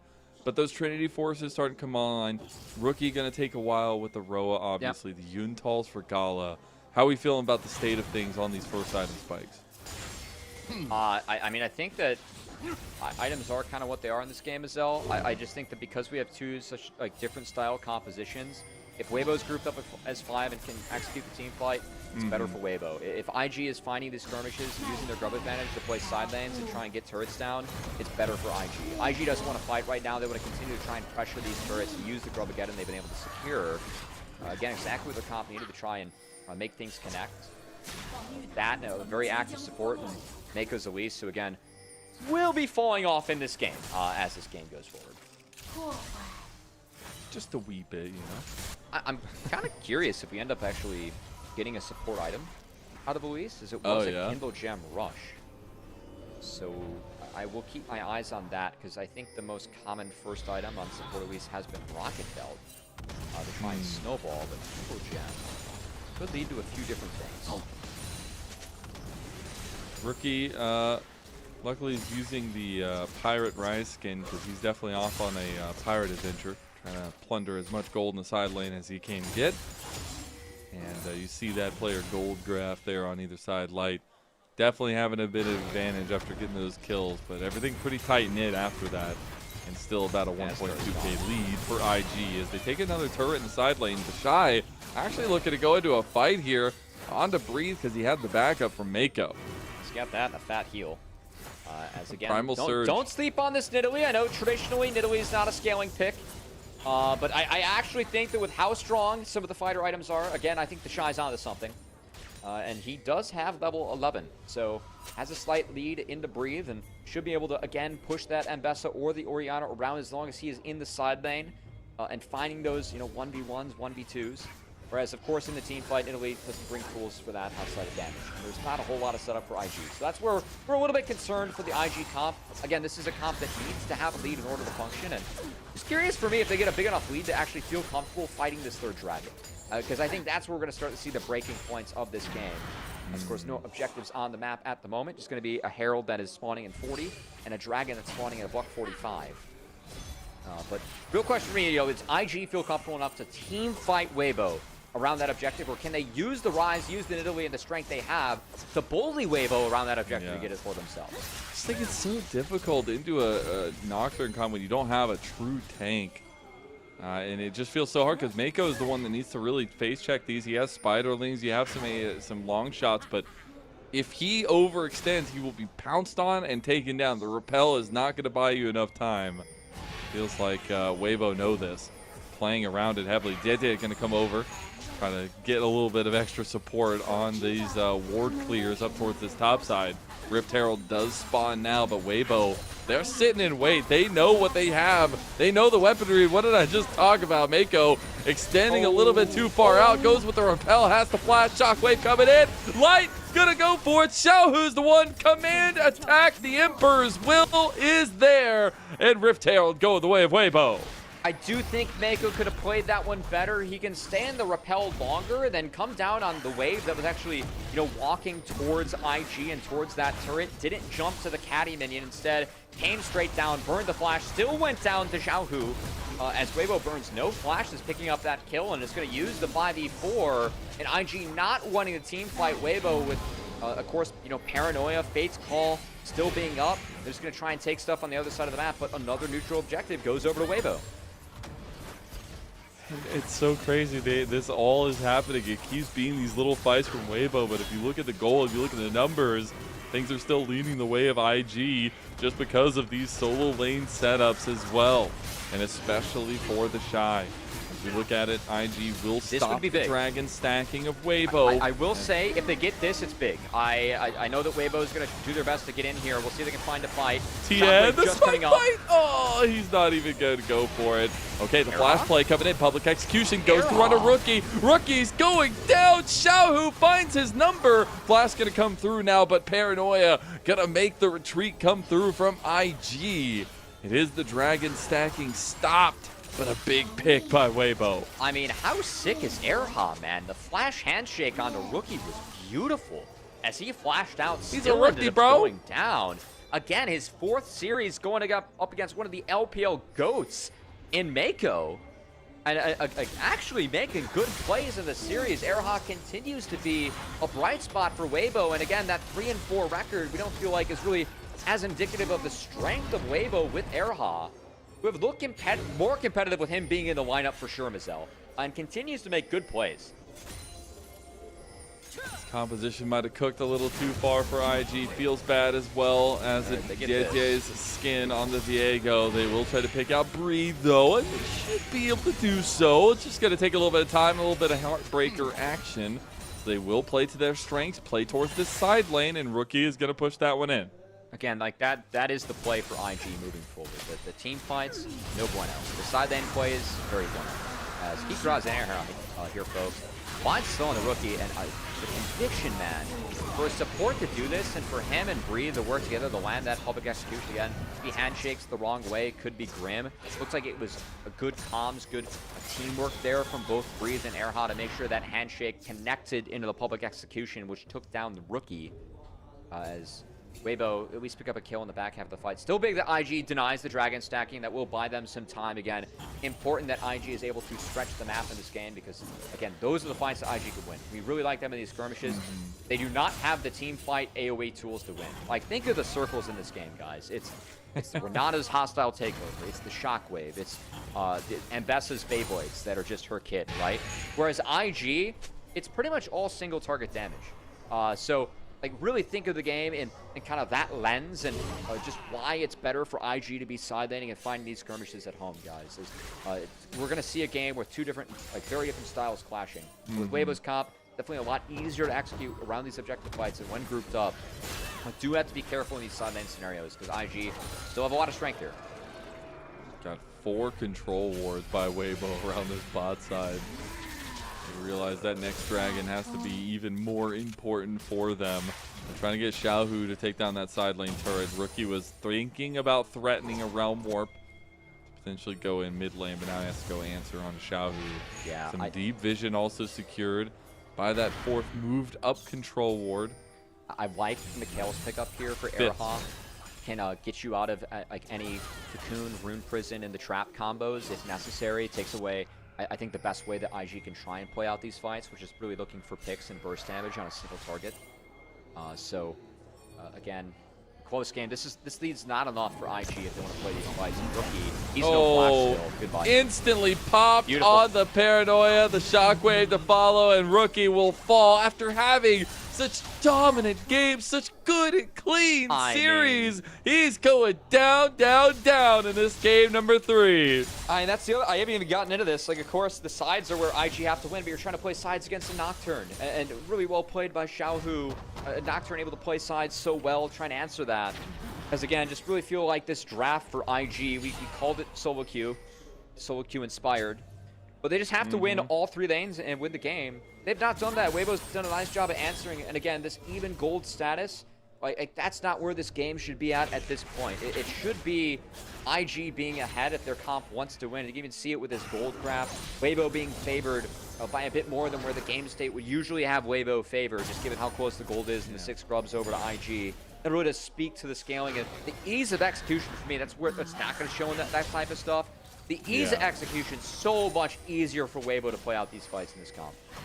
And Tien might be the sword, but Xiaohu, he's regained a little bit of that general status here. I know game 2 was a little bit more quiet from him, but he still had some decent performances there as well in a response to Rookie's pop-offs. But this game really has been about those shockwaves, setting up early advantages around Tien's plays. And this is a Xiaohu that hasn't shown up, right? The guy's been a little bit non-existent. And finally, nice to see the Tiger King of Spring bare his fangs yet again. Dragon spawning, Weibo, they're set up, they're grouped up. IG dropping the bot lane to try and contest. And they got top wave all the way in, so will be a trade of waves dropped. But Weibo, getting much easier for them to play the fights out.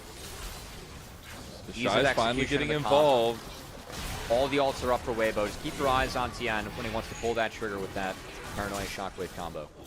Rookie has been focused multiple times in these. Paranoia going in. Shockwave goes through. JJ getting out with that Heartbreaker. Public execution finds the back line. Mako can't do anything to save his ADC, and he's going down the Shy. He's the last one left. Look at this body pile and a body slam by Weibo. Triple kill for the Emperor of Spring, and Weibo have pounced the trap. Now a 2,000 gold lead and absolute game control in game 3. And bound to move to 3-1 with Eraha, who hit a beautiful Fate's Called, I should say, into hostile takeover combo to end any and all hopes of a team fight win for IG, who had very little hope of winning. With the confidence setup we have here again, IG just not far ahead enough. And how does this fight start? JJ has to burn the flash and the combo out as Gala flashes still catch the club execution. And look at Eraha. Hostile takeover flash into 3. Splits the fight, locks up IG, and Weibo Gaming, their team fight comp, easily cleans up this sideline focused draft for IG, who just never found the leads to really get a foothold into this game, as Weibo really snuffing IG out of this series after a pretty convincing game 1 for IG. And now with a voracious Hadouken as well. I mean, I think IG realized the trouble that's about to happen. If you give this over, this is just enabling them with the GAs. Mako's going to get caught light. Look at him. He's dashing forward, and Dente is gone. His skin, his world championship, it means nothing in this bout. In this domestic bout, it is all about Weibo taking down IG. That is Xiaohu getting picked off there. Going to go golden to delay the inevitable. And he survives as well. Times out the bailout. And that will end up being Weibo taking even more on the map. Oh, Rookie's going to do his damnedest to get on out, but public execution comes out, connects. Rookie is down, and IG throwing out Hail Marys because they know this game is grim. Nothing connects How did there. we get here? Even with Smite, I mean, Mazel. It was so close for so long, and it's just blown open. No. It was on the scoreboard, Mazel. Was it actually close? All right? Was it actually close? Okay? Come on, man. It is brutal. Do not let the K to Lee sell you, okay? This game was not close. Don't do it. It is Weibo finding a lot of advantage here now, as well as JJ getting picked off initially. I mean, again, JJ, as Viego, you want to be the one using your ult in to try and find connect on kills. The last two fights, then JJ ulting out to save himself, and really no hope. Rook doing his best on the back end here to find a kill. And Gala, actually some nice traps here from Gala. I know he won this out against TN too. As that was nice. Oh, the kill into Gala? Yeah, that got That's wild. Wow. I mean, I think that he's just going golden wild. to go golden. You can chuckle though. Yeah, they were surprised about that one too. I gotta believe it was Xiao winning. That's actually insane. All right, well, now Weibo maybe feeling confident to go back towards this Atacon. Again, giving the Atacon GAs to this composition, they will just propel this lead even further forward. That ends up being the case. Erha is waiting for a big hostile takeover across this choke point. How do you win this as IG? It's so hard. You are so far behind. You have no team fight. JJ, maybe a steal. The MR is getting shredded right now against Weibo. JJ waiting to go over. Heartbreaker in. Waiting to get this smite fight. 50-50. That extra fight over this jungle. And it's going to go the way of TN. And there you go. Initiation by Weibo and Xiaohu with a big shockwave. Public execution used. The Shy tries to eviscerate one, but Erha will be saved by his own bailout. And a triple kill comes through for Light. Straight from the Atacon to the Baron. And Weibo are just running away completely with this series. And are looking to put a devastating mark on IG's first round robin. I mean, we got to start talking about Weibo too with Erha again, as like this is a team that since Erha has come in, they're looking to move 3-1 in the series score.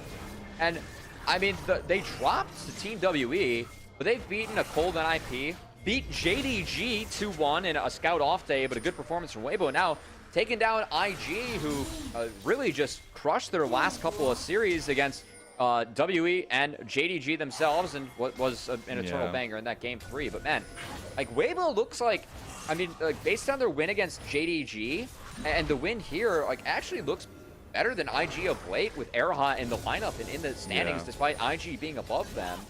And again, IG, it's just the. Like, when are we gonna actually start being critical of these drafts, right? Like, I tweeted the meme out that was like, oh, the Shy picks Nidalee, it's cool, and Flandre picks it, and it's bad. And I feel like this is one of those where we pick Nidalee and it's bad. But it's the Shy and IG, so it's like, oh, haha, you know, it's like, it's just what this team is, but also it's like, oh no, why are we putting ourselves in this position out of draft? And like, I know we're IG, but also we can't be doing this. I think it also just feels even worse because Rookie is paying the ultimate price for it. And now he hasn't had a great game 3, right? But when he has those back-breaking performances in game 1 and 2 and now having a little bit of a stinker in game 3, it's enhanced as well by what's happening with the Shy, with the draft, with JJ. It's not on him, it's man. so crazy to me that now we look at it, and I think Xiaohu heard the region, heard the community talking trash, and he's sitting there at 8-0 and 10 on this Orianna here. Weibo pushing in this bot lane. I don't think it's been mid diff. I think it's very much been jungle diff, as it's been a toughie for JJ and 2 really nice games for TN, who has, you know, found the reverse sweep here in our BLG jungle spy out here. So yeah, BLG will be calling soon, no doubt. Yeah. This series is actually hypothetically who starts for BLG in their upcoming series, of course, because that is the rumor, and that is the narrative. We're having a little bit of fun with it for sure, but it is definitely... Even if we're 100% serious, it's still fun. Yeah. It is a riding of the ship, though. That extra combo with the shockwave coming in. The turret is the focus, and down goes Rookie.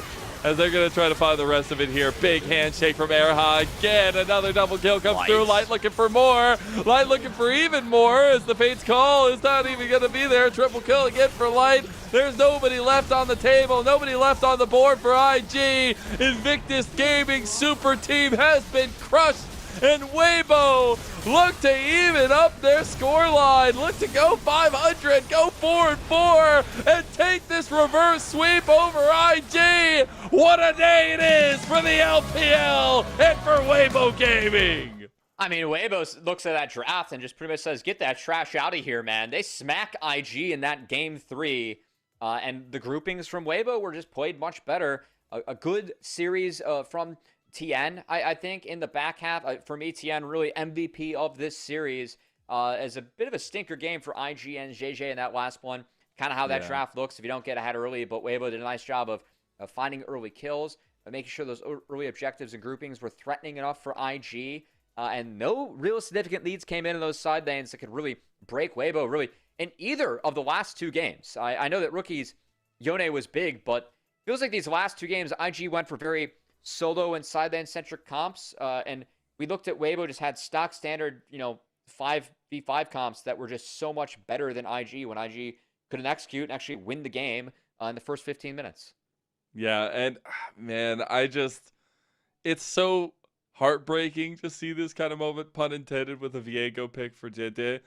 But it's a situation where Weibo just keep throwing a wrench into what the plans are for this group Ascend, right? Like they're giving wins to people, but now they're looking seriously different and better with Erha. Erha's like killer instinct as a support has been so fun to watch, and it just feels like it's revitalized this Weibo team. I really feel like we have to look at Weibo with a different lens since Erha's in the team. Because, again, Erha, he's looked good legitimately as a rookie support. I cannot emphasize how difficult that is and hard to do. Erha's making it look easy. And, I mean, that's his 4th series in the LPL. He just took down one of the LPL GOATs in Mako, right? On the other side in a super team. He took down JDG, the other super team that was created last week with this squad.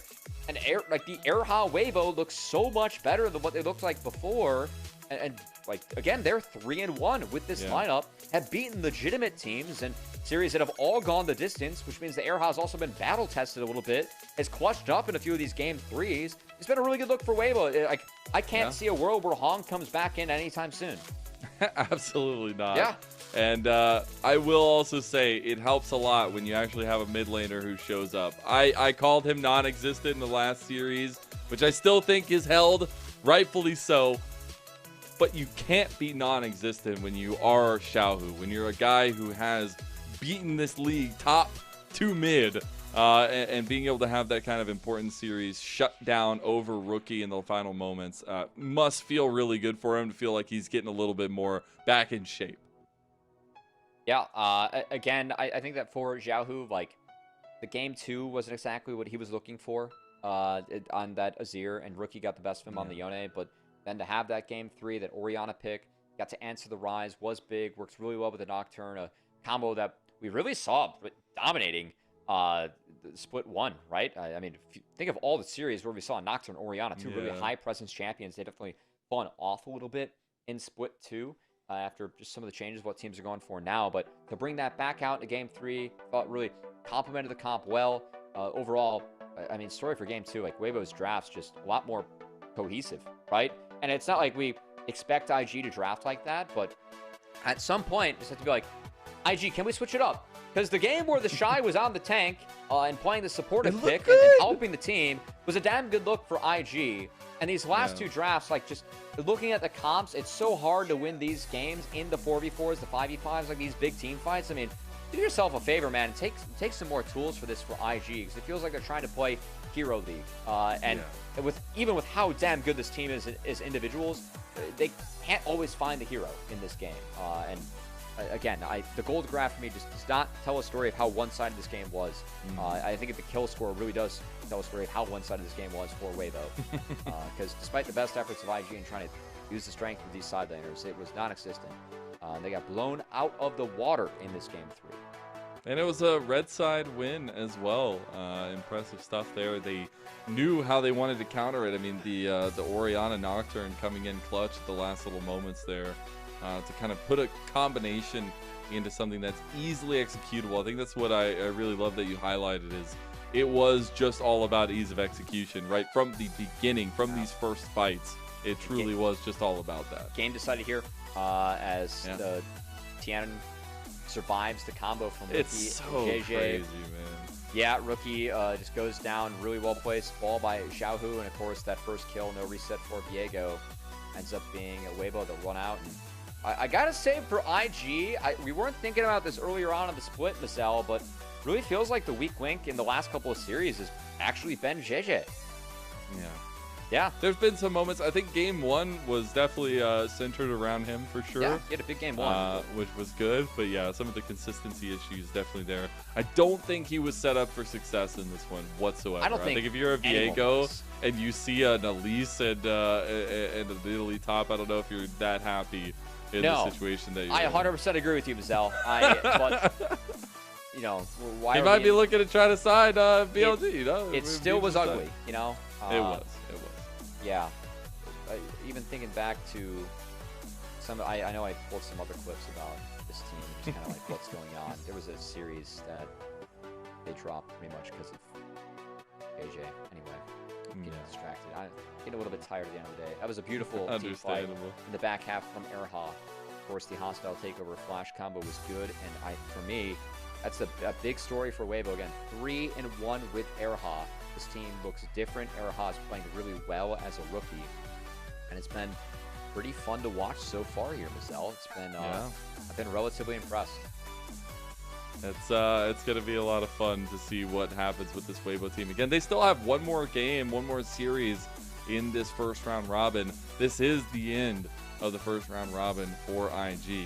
So maybe not ending exactly how they wanted to, but this was the absolute backbreaker in the end. The takeaway of that. I feel like this round robin went exactly the way I expected it to go for IG, with them just being 5-4, and we still have no idea what the actual strength of IG is. Yeah. Like, right when we think they're bad, they're good again, and then when right they don't we pick think Nidalee, they're bad again. You know. Hey, Nidalee was 3-2 for them. Getting closer and closer to that 500. it was 3-1, you know, but yeah, I mean, jury's still out on IG. Again, we want to see consistency. Light his Callista. We want to see consistency. We want to see some form of identity. Like, identity right now feels like very side lane focused, but it's really hard to win League of Legends playing that way right now. Yeah. And if IG can't do it, not a lot of teams across the world can do it. Not a lot of teams are picking like this, drafting like this, and it doesn't look good for LG or IG. So, we'll see if they can patch this up. Who gets MVP? Which one of the combo? It's got to be either Tien or Xiaohu. I would give it to Erha. It's not going to go to Erha. I would legitimately give it to Erha in that one. I thought maybe he does. The bailouts, the Renanas, like, it was actually good enough where I would give it to Erha. He had some really big plays in that game. But it's going to go to Xiaohu. But I would give it to Erha. This is my support. The General of the Sword. Yes. The General of the Sword. Which one? I don't know. I feel like Tien does deserve a little bit of credit. Nah, it's Xiaohu more so. This one. Yeah. Well, I'm sure we'll be getting that here very, very shortly. Of course, then, and before we find out our MVP, we're going to be wrapping up at the end of this series, throwing it over to Slayer and Trouble. We're taking us through We'll talk about that after. No, I'm setting up now because we're waiting. No, we got to talk about MVP. No, don't do this. No. Then, don't do it. The one time I take control of the show, you're sabotaging me. I don't do the same thing to you every single time. As it is the Xiaohu MVP, as I predicted. Again, there was not much to talk about there. Any final parting thoughts or anything like between the two series that we have here? Hey, maybe the final series today. Any thoughts on that one? I am really excited. I think this was really close to being the match of the week for sure. We did have that banger to start off the week as well, but this next matchup is going to be so incredibly hyped. Which is JDG versus Top Esports, one of the biggest rivalries in the new era of the LPL, and it's Kanavi versus his whole team. A Kanavi who has been tearing down the league and in the jungle position. And I know it's going to be a lot of fun. Yeah. Covey, do you have any thoughts before we let it go? I think if JDG plays their game, they actually win this series. I know they might be the underdogs coming in, but I favor JDG. So excited to watch this one. Should be a banger. Well, we're going to send it to a little break. On the other side, Slayer and Trouble will bring you all the action. Get ready for a great best of 3. We'll see you there.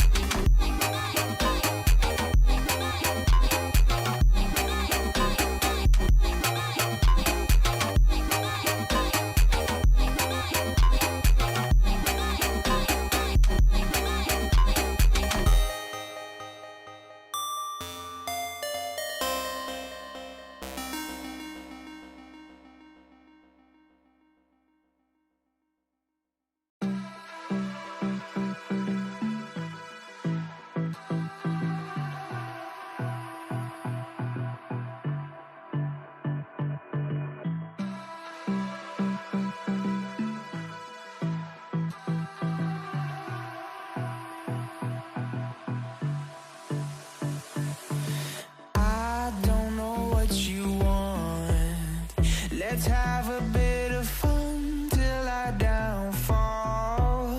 My love, if you feel like I do right now, don't say you're on the run to the other side, my love.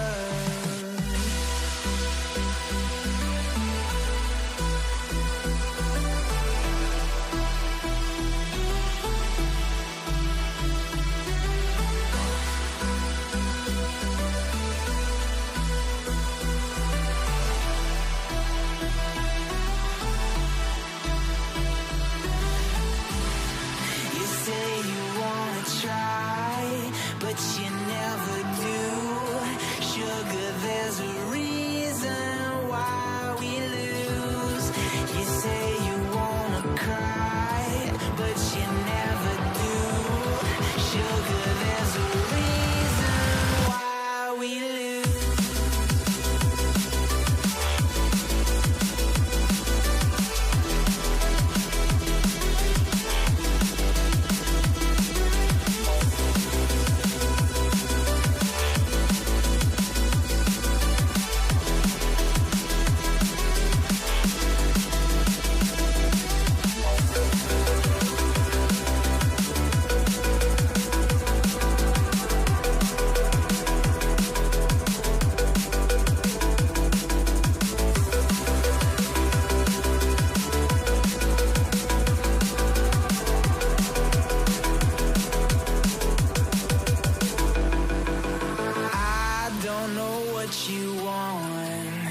Let's have a bit of fun till I downfall. My love, if you feel like I do right now, don't say you're on the run to the other side, my love. You say you wanna try, but you never do. Sugar, there's a reason why we lose.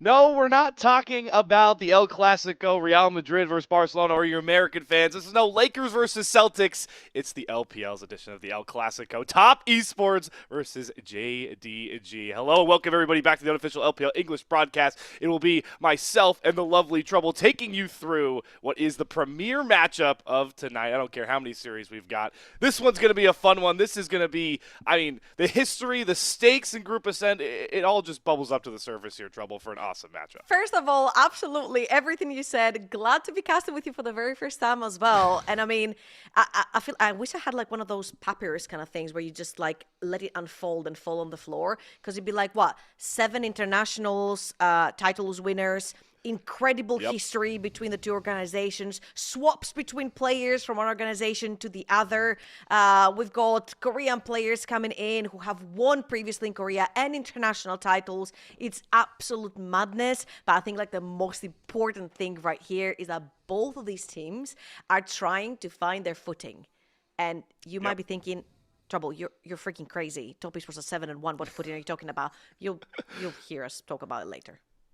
You'll hear us talk about it. You'll see some actual evidence. We brought evidence here. We're not just throwing out flimsy, crazy takes. But yeah, that's definitely a thing. These are also two teams that are currently slotted to immediately go into playoffs for now. That spot is definitely hotly contested for JDG, especially after that recent Weibo result with IG going down. So extra stakes there for JDG. But let's not dilly-dally too much anymore here, Trouble. Let's get on with the introductions, the formal ones you guys all know and love. And we will start with the defending champions, known as Top Esports. Don't need to say much about this roster. You guys know it all very well by this point. 369 in the top lane. Kanavi brings up probably the best jungle so far in Group Ascent. Cream in the mid lane and the bottom lane. Jackie Love, the golden Indian carry child of the LPL, and Chris to round out that bottom lane. Like you heard Trouble mention, the team currently defending champions and still comfortably at the top of Group Ascend as we get to close to finishing out the first round robin. Absolutely. Let's not forget 2 world champions down the bot lane, 2 MSI champions over on the top side, and Cream, who's like this sort of quote-unquote wonder child, which we got to know as the assassin dude that was playing the Salas and the account. He was really good at that, but I feel like start of 2024, he had a fantastic resurgence in terms of playing control mages like the Hui and like the Azir, and with the meta shifting, I feel like Top Esports have a more versatile way that they can actually play through Cream, playing everything that can be put out on the meta right now. Yeah, lot of great facts there, but these are the clips that we were kind of hyping up. You had to do them up like that? Trouble. I had to do them. First of all, I will never live down this longest game of the LPL year so far, but this is the problem we have with Top Esports. They have a tendency to throw some games, Trouble, and they actually sport the most games played in the Group Ascend so far for that very reason, and these clips will highlight exactly why. Okay. Top Esports cannot close a series out 2-0 to save their lives. I think we all know that. They do like their fans a lot. That's what I'm going to say. Which means that they get their money's worth. They go to the stadium. They see 3 full games. Everyone comes out the winner, right? Like, you're a supporter of the team. They win 2-1. Cool. You get to see 3 games. However, that NiP game that you showed, it was not theirs to begin with, okay? They just kindly, gentleman style, gave it back. Yeah, but it did show a root problem that we did see come up in some of these other series. Obviously, Team WE have been one of those hero teams. They take a game off Top Esports, but for me, and I know we talked about it a little bit before, Trouble, it's the kind of like, I call it disrespect sometimes, or just the poor planning when they fight over especially neutral objectives, and this Weibo game I think shows it best here. Just throwing it away for a Scuttle Crab before a Drake to completely grief a game that they could have won in very much fashion way later on. I feel like Top Esports is one of those teams, and I've discussed it into length as well, where I call them wild animals when it comes to neutral objectives. I feel like these particular players, we've talked about like their international titles, they should know better, and they do know better. It's just that in the heat of the moment, they just feel like a lot of the times they can outhand their opponents. Exactly. In situations where they have no wards, they have no control, they've got no point being inside the river. You mentioned the Scuttle Crab incident. There's been so many others where Top Esports have miraculously found ways to crawl themselves back, but it feels like when you're playing against really good teams that will punish you for throwing a fight twice at a neutral objective back to back, you will not be able to claw your way back. And we saw that firsthand at first stand. Yeah, and it's showing up again in Group Ascend where, hey, teams are coming to hunt for you. You're the defending champions on home soil. You're 7-1 in Group Ascend. Like, even teams like WE, they will not let you get away with just hands diffing. And it's really interesting as well talking about the JDG matchup because I think we've seen the hands diff check come out from a lot of players. I feel like I've seen the most from 369. I know we were talking about how, you know, on JDG they changed his play style and now he's back on top esports playing those scary tops. I am expecting us to see a 369 team fight where he just thinks he can hands diff the back line and die because that's just the way 369 kind of plays on top esports now that he's back on those carry-oriented champions. Yeah, absolutely. From top esports to JDG kind of put him on Sion and Ornn duty. And don't get me wrong, I feel like he was the best Sion and Ornn in the world, the way he was playing really those good. team fights. But my guy is playing in the LPL. He can't just play Ornn and Sion, right? And he was also known for his Renekton, and right now he's playing a little bit more of that aggressive style. Now, the thing, of course, is that 369, both him and Kanavi, are now playing against JDG, and particularly for Kanavi, because I'm a big Kanavi glazer, you guys know me. The thing for Kanavi is that he was on JDG for like 4 or 5 years. This is a huge shift on his career.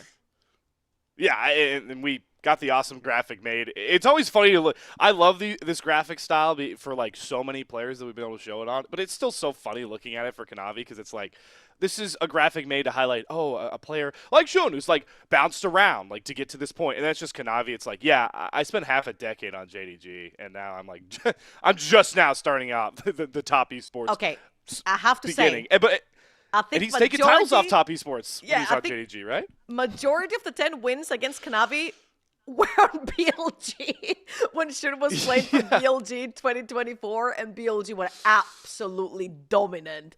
So this is still like a pretty cool head-to-head because one of them left JDG. Shun is the one replacing Kanavi, but I feel like for both of them, there's so much to prove. I think especially for Shun right here, he got replaced for Wei halfway through last year, and even when the meta shifted to fit more of his playstyle, BLG still chose to keep track with Wei. And right here, there's a lot to prove because there's big shoes to fill. Kanavi left JDG, Shun is stepping in these shoes, and now he's faced up against him. Yeah, and that is our very, big-time head-to-head matchup. It might have been obvious with the history, but even in current form, like bringing this back to present day, this head-to-head versus Kanavi and Shun is very integral to the matchup. Not trying to beat a dead horse, because Kanavi, we talked about going into this matchup, is like, right now, has the most player of the games of Group Ascend out of any jungler. He made their first team all-pro graphic, as I like to call it so far. But Shun, against Thunder Talk, I mean, the Nafiri game was super impressive. JDG integral to get that series win, especially knowing where the record is and how hectic the middle of Group Ascend is. Jun being on form right now elevates JDG in a lot of the ways that I feel like Kanavi has been elevating top esports all Group Ascend long. Absolutely. It all depends on the meta right now, right? So when you have things like the Viegos, the Nafiris, the more aggro type of champions that can be played in the jungle, you definitely want someone like Shun in your team. Talking about this, though, we're going to move straight into picks and bans for our first game. Hopping right in. Yeah, no, we're getting the 1v1s. Trouble. We gotta get side selection. There's still picks and bans. Yeah, it's still picks and bans. Yeah, so I'm already glad because I think like the last 3 1v1s I cast in a row, I had to watch Jace. Fun champion. Really good meta champion. Integral to drafts and regular Summer's Rift. Are you ready I'm for not a Corky fan versus of watching Corky? it. I swear. I made this point with Bloxer before. I think there should be a rule that we should ban ranged champions for the 1v1. I think it would just be more fun. I know it's skill capping here, Trouble, but like, come on, do you really want to watch like 10 to 12 minutes of farm off and turret fights and then they have to all in when the Ring of Fire comes? Did you have the script leak? Is the script leaked? I didn't get a doc.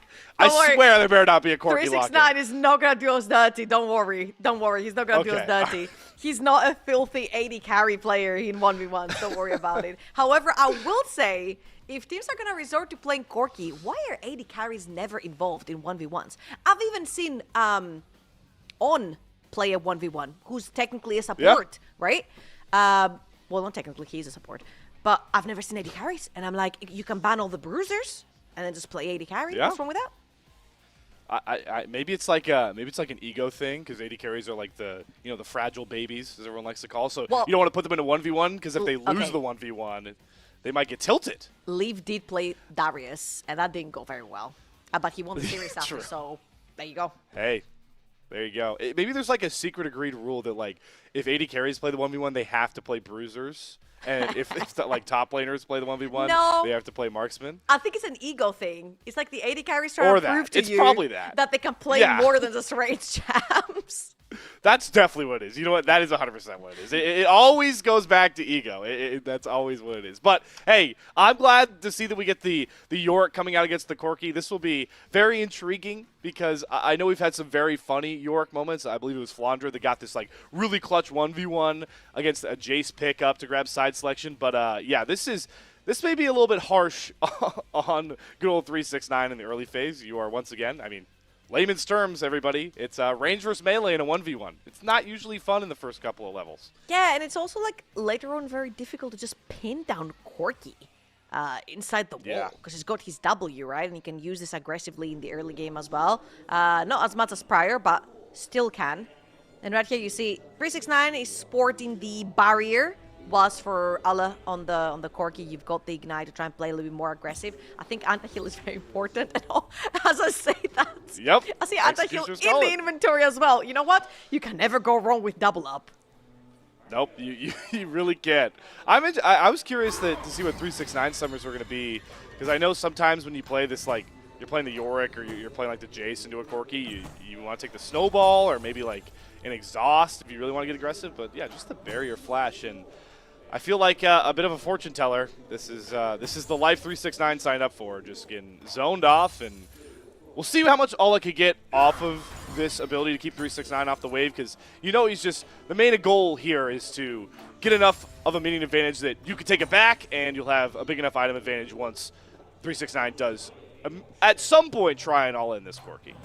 Yeah, and I wonder if it's going to be like something like a Trinity Force coming out from 369. We've seen this a lot with Yorick and Howling Abyss, of course, the 1v1. But right here, having the anti-heal in the inventory for Allah, it's sort of going to stop that spike. We usually see that around the level 10 to 11 mark, this is where usually like the Ring of Fire spawns as well, and you've got like one item. Some players choose to go for like boots or some extra, boot yard sale items for the inventory for the 1v1s. But right here, having that anti-heal in the inventory might actually stop the spike.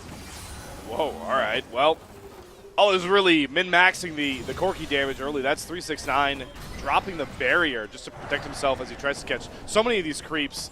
I want to shout out Ola as well. He takes the Demolish to try and get as many plates as possible, so he actually gets the opening 2 plates, and he's got a lot of extra gold in his pocket whenever he decides to take this reset. But the dangerous game you're playing now, the 369 he's waiting for, obviously Trouble, is bringing the Maiden out to try and even the odds. Yeah, I feel like this is going to be pretty much a push for the tower, if anything else. There she is. There we go. As you just said that. It's going to be, but Corki kind of deals pretty easily with that. Like any sort of auto attack kind of champion deals pretty easy with things like the Maiden. So I'm expecting to see that both of these guys are going to just to go mostly for that first tower. Remember, for everyone tuning in right here, this is for site selection. It's the first 2 kills, first to the first tower. However, if Ring of Fire does spawn, which forces both of the players to meet in the middle, it's first to that first kill. It's one kill to take it all. Yep, and we'll see if we get to that reality. This is definitely the longest in a bit that I've seen both of the players in the 1v1 not get a back off by this point. They're definitely sitting on a lot of gold. Ola is running out of mana pretty quickly. You can definitely sense that he wants to take the reset, and he's definitely starting to lose grasp on this 1v1 because an army has been assembled by 369. The main may have gotten poked down, but she wasn't out of the fight, and let's give time valuably to 369 and maybe play towards that turret play you're talking about, Trouble, because he's going to have a lot of time to smack on that thing. Yeah, here's the problem with Corki now, right? He has to deal with the little creeps from Yorick, he has to deal with the Maiden from Yorick, he has to deal with the poke from Yorick. Whilst Yorick, all he has to do is just take smacks at the tower, like he's done right here. Demolish is not going to be a thing for the side of 369. However, Ali's going to have a pretty tough time sort of trading inside the wave, because when the Q hits and zombies jump onto you. You've got the Maiden right there as well. These things don't die with one auto attack, so you actually need to commit time and mana to kill them out as quickly as possible, which means that this time and mana spent is not spent trading, whilst trading comes through from Yorick and the push as well. So we'll see if Ali can actually find an all-in while potentially Maiden is down, but you gotta kill her first. Yep, that's goal number 1. And also, it gets compounded, this issue for the Corgi, because the more ghouls that stack up, I know it's like not like the big damage anymore with Corgi's kit ever since the change, but they can eat up some of those big rockets that come across. So this 1v1, just like we always see now that Yorick's more prevalent in the meta, the more time you give Yorick, the harsher things get for you. Is Alla definitely struggling to hold the wave by this point, and I'm curious if both these guys are kind of just handshaking, waiting for a Ring of Fire to kind of throw down, because neither of them are really committed to going all in for kills yet. Nobody's burned Flash, we had 1 barrier burn, so that feels like the route we're going. Yeah, and again, you see what we mentioned right here. It's so difficult for Alla to deal with the Maiden, the extra creeps from Yorick himself, his push. So what 369 is doing here is basically he shoves in that wave, keeps chipping the tower, backs off, gets that item, and reminder, the anti-heal that is in Alla's inventory is going to stop that Trinity Force from coming through as early as he wanted to. So that might be an issue later on once that Ring of Fire you mentioned comes up. I think 369 is going to be the beneficiary right here, because W is a very strong tool for Corki to get out of the walls. But even if you W away with the Ring of Fire, there's no too far you can go to. Nope. And that's kind of staying right on the edge of the reset, gets canceled as well. So it's going to give 369 even more time to... He's going to get a lot of value out of it. Yeah, I was going to say, I don't even know if Alla could reset, because he might just take the turret right here with all those ghouls, the Maiden, the wave. Putting back against the wall, putting a box, whatever analogy you want to throw out. That's what all his life is on this Corki. And as you should be punished for picking an AD carry in these 1v1s. I'm keeping up the agenda.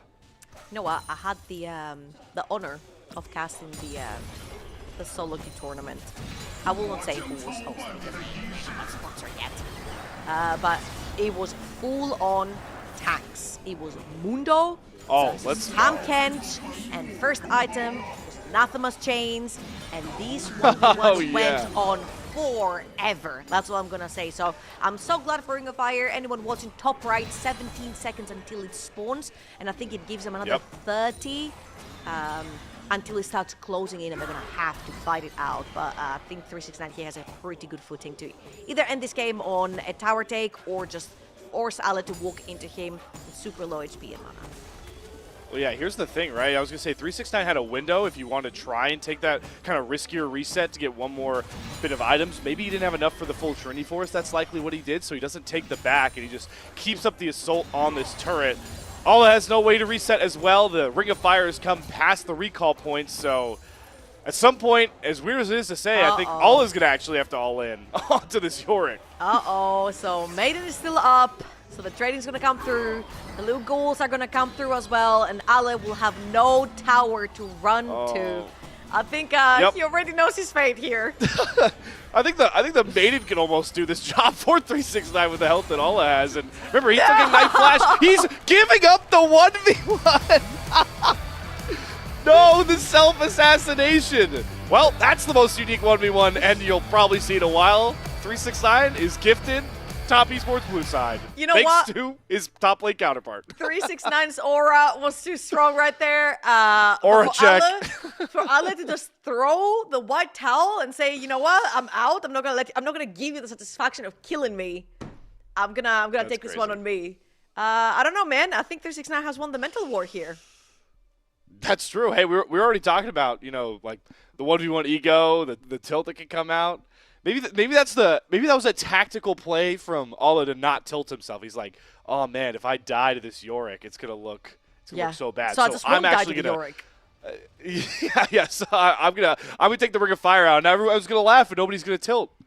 We're really getting into the mind games of these side selection 1v1s that in reality matter a lot less than we're probably hyping them up to matter. Actually, I think, okay, with how prominent blue side is currently, I think those 1v1s are super important.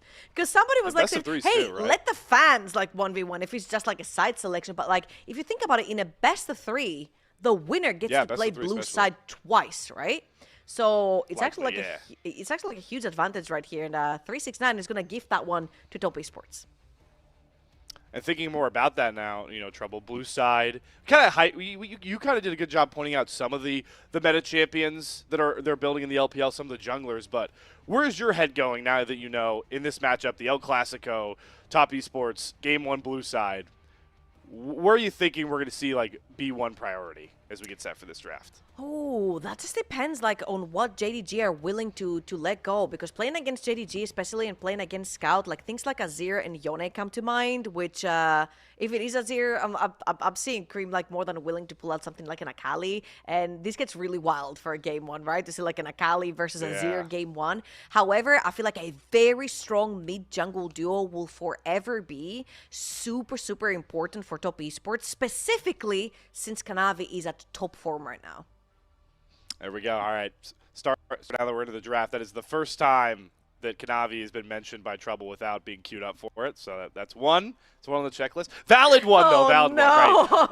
Right. That's a valid. Because, hey, I wouldn't even hate, like, Kanavi's definitely, I'll say it, like the best Vi player in the world right now. Like, you leave Vi up.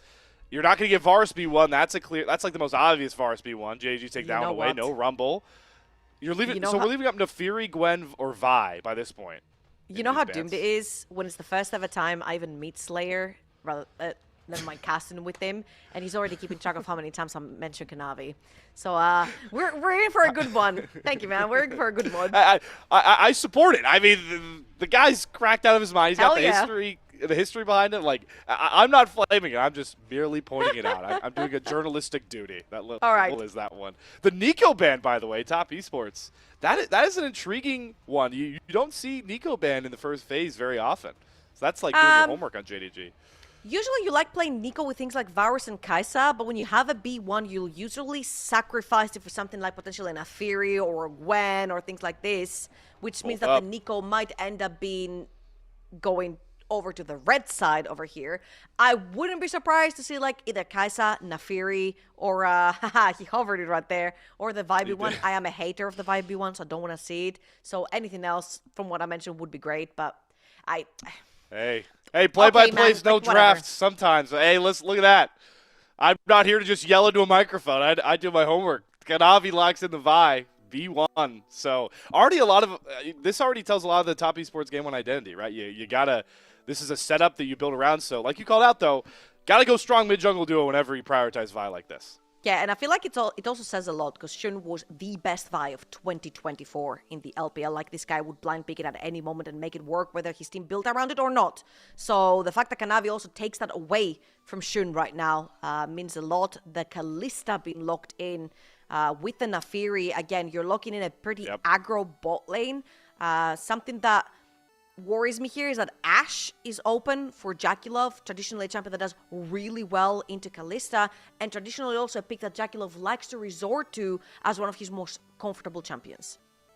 Yeah, I wonder if the turn right here is not just like Ashe Braum we've seen from Jakilov and Crisp has been really successful.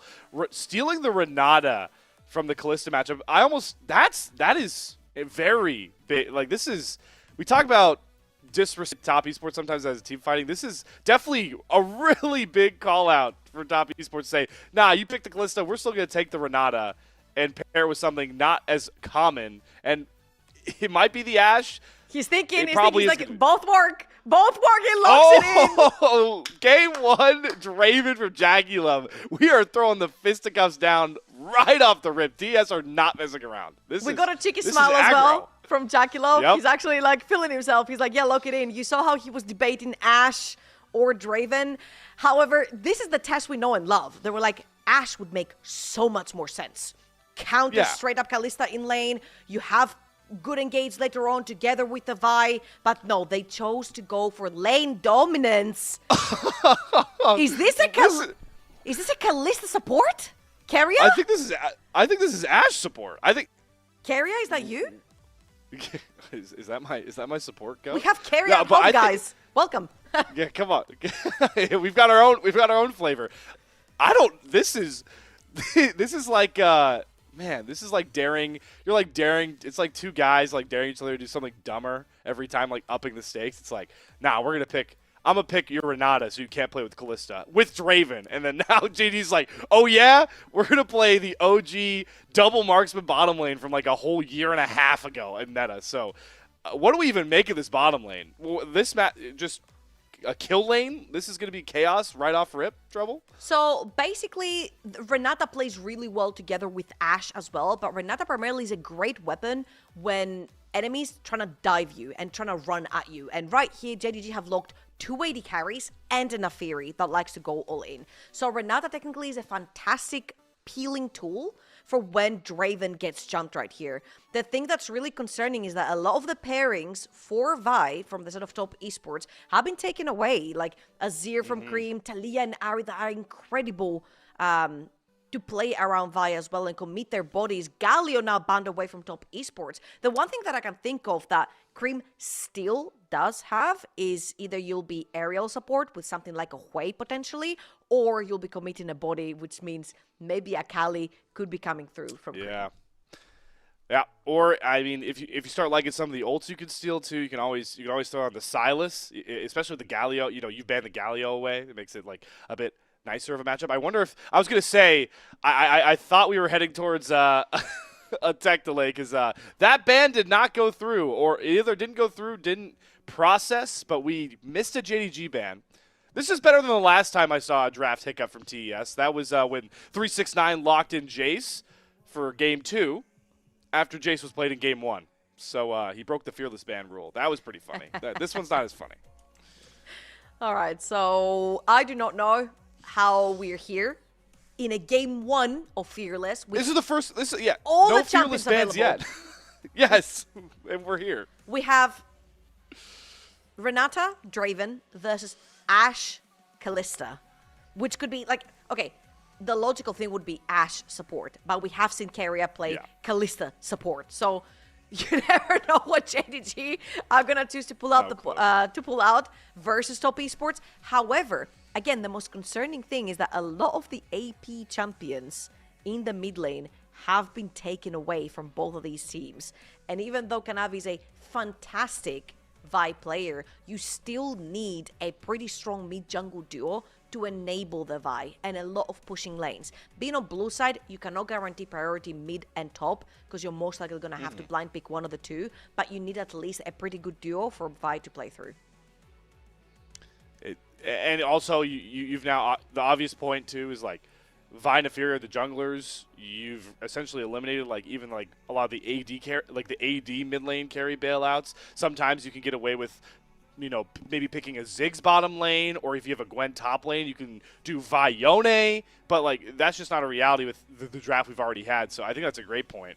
Where are these mid laners really going to go to pair with these big time junglers? Who now we talked about like this is the premier matchup, Jun versus Kanavi. You see it. You see the priority in this Game 1 draft. We've got Nafiri versus Vi, and hopefully we'll figure out the rest of this draft. But while we have time, Mickey, if we I don't know if we got to the head-to-head graphic for Kanavi versus Shun. I believe we have that loaded. If we have some time, I mean, we could potentially throw it up on the screen and talk about it. Dive into the stats. I believe it has. Unless we don't have it, and I'm just completely griefing our producer. Who knows? One of the two is the option. That's nonetheless. I wanted to give a shout out to a chatter as well that said JDG noticed that they're not T1. Remake the draft, which I found really funny. Because it's like Keria would do something silly like this with like a Caitlyn or a Kalista support. But yeah, shout out to the chatter. I thought this was really funny. It did resemble a little bit of T1 greatness down the bot lane. I mean, I'm all for it. That's such a like fun meta to think back to, like call back to the start of 2024 where I remember like we were getting Jhin support thrown down. Like we were actually picking Jhin in a support role for double. That was how potent double marksman bottom lanes were at that point, and like people thought, yeah, Jhin will work in the support role. Deadly Flourish is a snare, right? This is how this works. Why not? Please don't do that, LPL. Please don't do that in the game. That's pushing the limit. I will take Ashe Callista. Bot lane action. I mean, hey, you look to that game 3, that awesome game 3 we just had from IG and Weibo. What was the bottom lane matchup there? It was Kalista Renata versus Caitlyn Elise. So maybe JDG and TES were watching that backstage and like, all right, we gotta come out here and throw down right at level 1. All right. Before we go back into the draft, I just want to reiterate how important this particular game is specifically for JDG. Because when we talk about the LPL, we recognize the top esports, we recognize AL as we're going to go straight into the draft, but JDG have not yet solidified themselves in that top 2, top 3 discussion. Beating top esports here, however, would definitely insert them in that conversation. It's going to be a tough task, but it's going to be funny. It's going to be fun, not funny, rather. Maybe it is funny as well, but it's going to be fun funny. because both of these bot lanes are going to request attention from the rest of the map. It's whichever bot lane wins, whichever bot lane gets ahead will most likely be able to snowball that game to victory. And the intriguing part about that, continuing like talking about blue side, is that a lot of the time we've seen JDG be comfortable playing for bot side, bringing Kanavi down towards Jackie Love, giving him support. They usually have the ability. They're in a spot where 369's in an advantageous matchup, right? Most of the time it gets counterpick on red side. You've seen it a couple of times. I wonder what the top lane matchup's going to be with all this attention bottom lane. How much are JDG willing to commit to put Ola in a matchup where he could carry out of lane and be a big time threat, especially knowing that you probably need him on somewhat of a tanky champion, right? Because you're playing freaking Kalista Ashe bot side. We're just trouble. The more we think about it, these bottom lanes just throw off all the other draft game plans that we'd expect for the rest of the map. Yeah, absolutely. Now we see the ban that we didn't see before, which was Aurora. A champion that Cream really does gravitate towards, is one of his comfort champions, has blind picked it plenty of times as well. But right here, JDG are going to have to show their hands. And by Scout laughing right here, are we going to see, like, I don't know, some Yone action or whatever it is? Ale, with that sign, it makes so much sense, right? Locking in something like a beef wall in front of JDG. Like, Draven does not deal well with big tanks. Oh, no. Remember how we said about 369 playing for JDG, them forcing him, well, not forcing, but like having him on Ornn and Sion duty. We're going to see Ornn and Sion again. However, both of these teams don't necessarily have champions that like killing tanks. No, yeah, these tanks are going to be, okay. It's just so cool. 369 locks in Ornn against JDG. That's awesome. No, especially knowing his recent champions. He has not played an Ornn game for top esports in a little bit, and if it has come somewhat recently, it was a one-off. So you get the Ornn and you get the Akali. Props to you, Trouble. Yeah, you called it, especially knowing the limited pairings. So that's the mid-jungle duo for Kanavi and Cream, knowing that B1 Vi. But the counter pick goes over to Scout. What does he want to lean towards? Oh my god, if he locks that one in, that's actually kind of insane. Like anything like a Lissandra or a Malzahar, they're both insane. Just point, click, stun. And he works the exact same way, but that Lissandra is dirty. Oh my god, Scout's gonna lock it in. So, top esports' composition is so damn volatile. They know they can't break the wall that is Sion, therefore they chose to go with Akali Vi to bypass the wall and go straight into that backline. Now, not only do you have Kalista being able to protect Ashe as a support through that ultimate, but now you've got Lissandra locking down whoever dives into this backline. If top esports do not get ahead in this game, it is going to be a hell of a ride in those team fights. JDG have a fantastic front-to-back form for themselves. It is interesting, though, because the Nefiri also is going to be diving some. It's like it's the highway effect. We might see people flying by each other, but yeah, I think you called it out. I think you point out that JDG really came away with the much better second half of this draft. Really good bans to limit the impact that Kanavi Vi is going to have. But all eyes are definitely going to gravitate toward this bottom lane, because you called it. If top esports do not come away with the lead going into the mid game, going to those big team fights, might be screwed. But they've got Jackie Love on Draven, and they've got a Kanavi Vi that's going to want to path right down towards one of the greatest to ever do it in the LPL. So this is definitely aggressive, but exactly what you want to see from the team at the top of Group Ascend, trying to show that they, like you mentioned, want to separate themselves from JDG when talking about who are the best in the LPL as well. It's time to see how it all plays out on Summoner's Rift. And the most fun part about the bot lane is going to be that both junglers are going to path towards that bot lane. There's going to be an absolute fist fight for the bot lane scuttle crab. There's going to be an absolute fist fight for who takes priority, I want to say, down that bot lane, which will then allow their junglers that entry into the river. Everything lies down that bot. Here we go. Let's see. Let's soak in the always familiar Jaios. I want to get a look at some of these. Yeah, so summoner choices coming across the board. That is double Halo Blades bottom lane. Oh my god. This is going to be pretty entertaining. But early on, getting some just poking and prodding wards down towards this top side. And even with knowing what these junglers are likely going to path towards, it's always good to get that information, especially on the more farming-oriented. The theory for Shun is Allah's going to get the knockup on a Kanavi, flash after him to try cancel the Vault Breaker, gets one more auto down, but it's not going to be enough, and Kanavi doesn't actually have to burn his flash to live, but he takes one hell of a licking. Saves the flash last minute. It's fine. I mean, Allah burning his flash out here means absolutely zero. You're not going to be pathing towards that Sion. You're not going to be playing for the Ornn. You don't care about 369. So whether he burns his flash or not right here, it's absolutely fine. I love how aggressive JDG play in that early game. Splitting the map in half means that Vi is playing towards an Ornn lane. Who cares that Vi is actually playing towards that Ornn lane? And JackeyLove and Chris have to actually respect the fact that both Naafiri and Sion will be behind them in this lane if they get to push. FaZe had to pay attacks, though, to get up to that lane Burns barrier, just so they don't get bursted down too heavily. But like you called out, they can kind of settle in.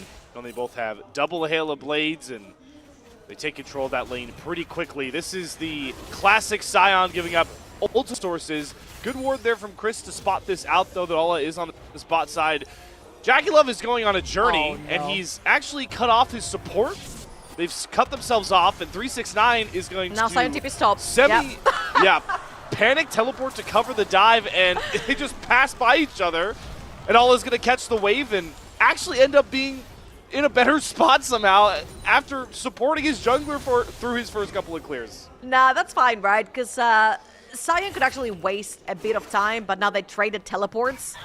So I think JDG got everything they wanted right here. They pulled JackeyLove and Chris off the wave. They couldn't push that early.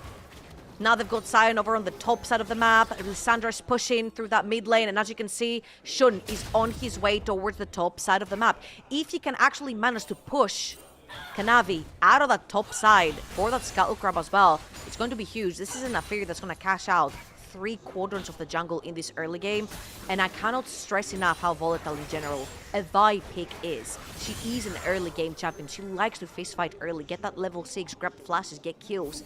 If you push her behind, if you take her farm, she's not all that great. All I'm thinking right now, Trouble, is that El Clasico, the mind games have not disappointed. We are 3 minutes in, and this is already such a unique approach to a single game of LPL.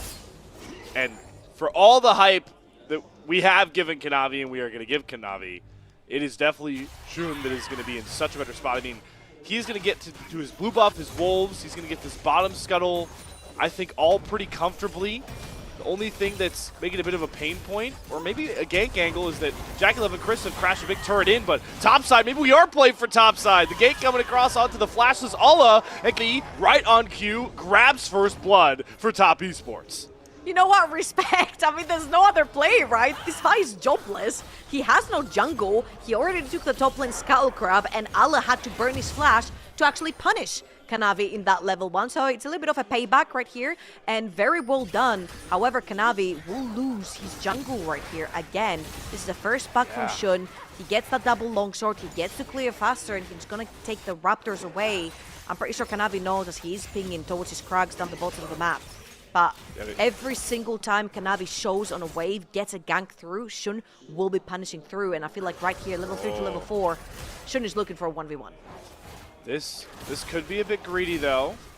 First move will definitely go over to JackeyLove and Chris, but he does steal away the first Krug as the bottom lane actually decides to scrap it out while the junglers are just a ways away, a street over. The Ren gonna play big here for pace as he's trying to just JackeyLove, but has the bail bailout. JD flashing forward. No, he doesn't get the reset on the bailout. And now it's the jugglers pulling up to the party. June is gifted a kill. Chris falls down next. And now all of it rests on Kanavi to try and rescue this play for Top Esports. Missing and June trying to get back together.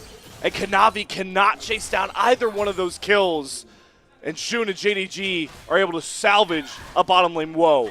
That heal from Missing was insane. Jackulov and Chris thought they could actually win this 2v2 on the reset from the bailout from Chris Renata. Let's watch this one more time. However, Jackulov extremely low on mana as well. He's going to use the stand aside right here onto Missing, and they're going to tunnel pretty heavily on Ashe until Missing goes a little bit out of range, and then they have to turn onto Pace. However, if you look right here, JDG's focus had been Jackulov from the beginning. So the flash forward, both Missing and Pace were free hitting this entire time. And not only that, add insult to injury, it was Chris that cashed out on that kill down bot lane. Yeah. And the stacks are gone. Yeah, Adoration stacks are out the window. And on the flip side, it's Paze getting the kill and Shun. So exactly where you want the economy to go for JDG as they start trying to play the map aggressively as possible. Index in this early game, Callista. And Jackulov is throwing hands down onto Scout as the lane assignments start to get pretty murky with the grubs to play for. Yeah, as you can see on the top side of the map, I feel like Kanavi right here is just looking to take one, smite it away and leave. He's actually gonna greed for a second one, but that's a level 6 Nafiri on his butt. Pack is hunting, but the Vault Breaker to safety. Jun doesn't want to dive too far forward as the bottom lane was a little bit later to the play with Paze and Missing, and they will claim the one grub unless 369's trying to throw down with the Ornhorn, forces Missing's flash, creeps here with perfect execution. The Scion's trying to fly in on the background, but they're targeting Missing, and Missing gets popped, but traded out for Kanavi. And now 369, who started the play for Top Esports, is going to pay the Pied Piper. Jun picking up another critical kill as JDG find themselves on top of another skirmish. All right, I'm going to go back to the conversation that we had earlier on where Top Esports will just walk into the arena like wild animals, whether it's set up for them or not. That was not Kanavi's Void Grubs. The fact that he even managed to take one, never mind two, means a lot. He was out. They never had to walk back in. JDG are stronger on the map right now. They actually paid for this. I think Missing also flashing inside the pit baited Top Esports because they knew that Ashe had no way of getting out that pit. So once they all committed, they just outnumbered them. And usually, you know, in most scenarios, it's usually pretty valuable to chase down the Ashe because it's the AD carry that just burned Flash.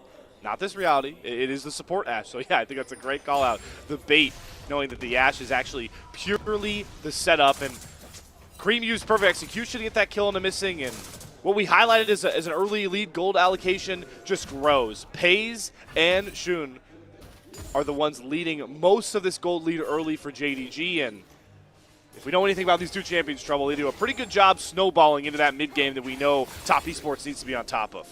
Absolutely, Nafiri is a nasty champion, especially when she has kills early on, and now Top Esports. They're roaming around the river, trying to set up some vision around that first dragon of the game.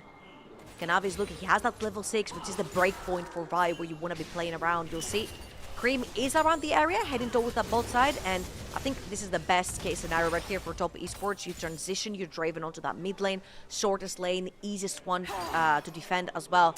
Try and get the Draven a few stacks. Now, he did lose his earlier on stacks on that 2 versus 2, and this is very TES style, right? They like to hand stiff their opponents. However, JDG have been on point. They lost some very questionable games early on, 3 in a row actually, to some IGs and some NiPs, and then it just looked really rough.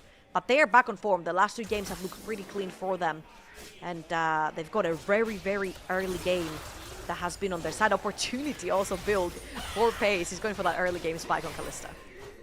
Yep, gets the edge, gets the opportunity done. Full lethality. But I'm glad you pointed it out because I know it's been, especially in a format with 18 best of 3s, you're going to see sometimes these top teams or middle of the pack teams trying to establish themselves at the top, lose some games, lose some series, but I think it's so interesting. JDG along with some of these other squads like where BLG's at, where potentially like Weibo's at now at their IG win. The ceiling and floor for those orgs we talked about is so wide open.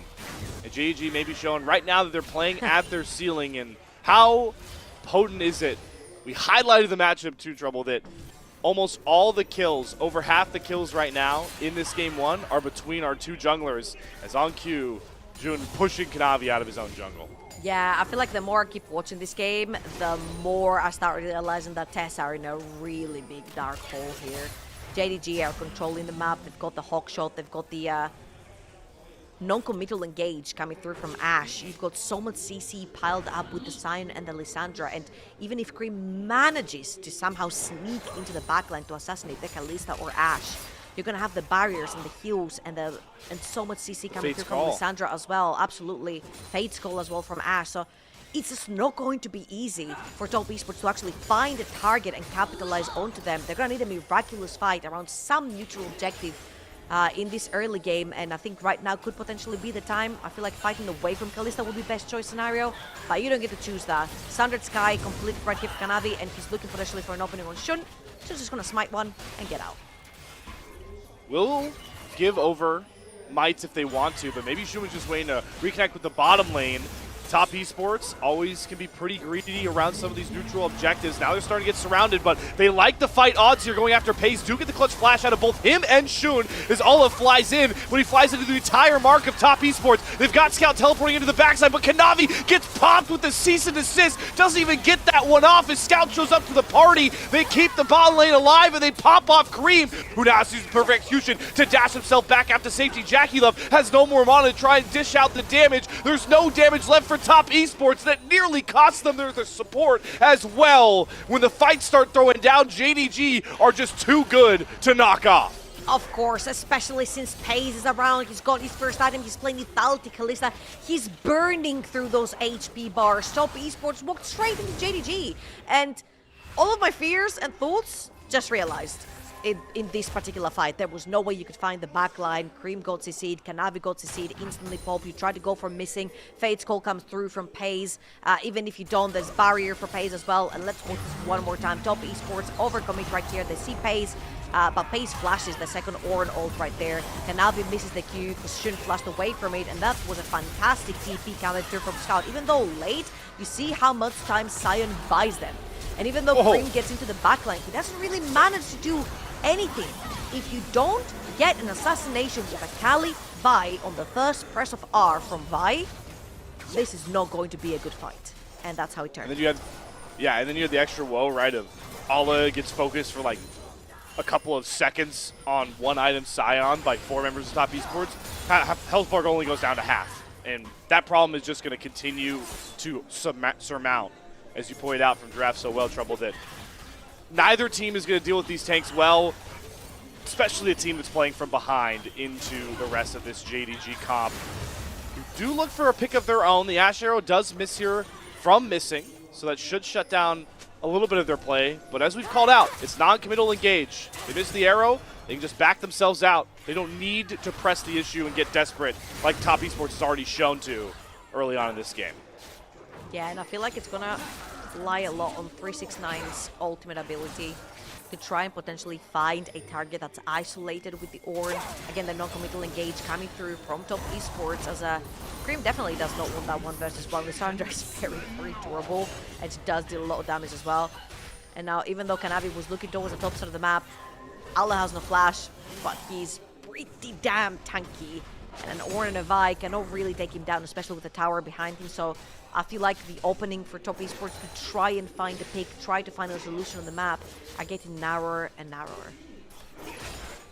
Windows to execute are so critical in matchups like this. The El Clasico matchup, where everything is heightened to another degree.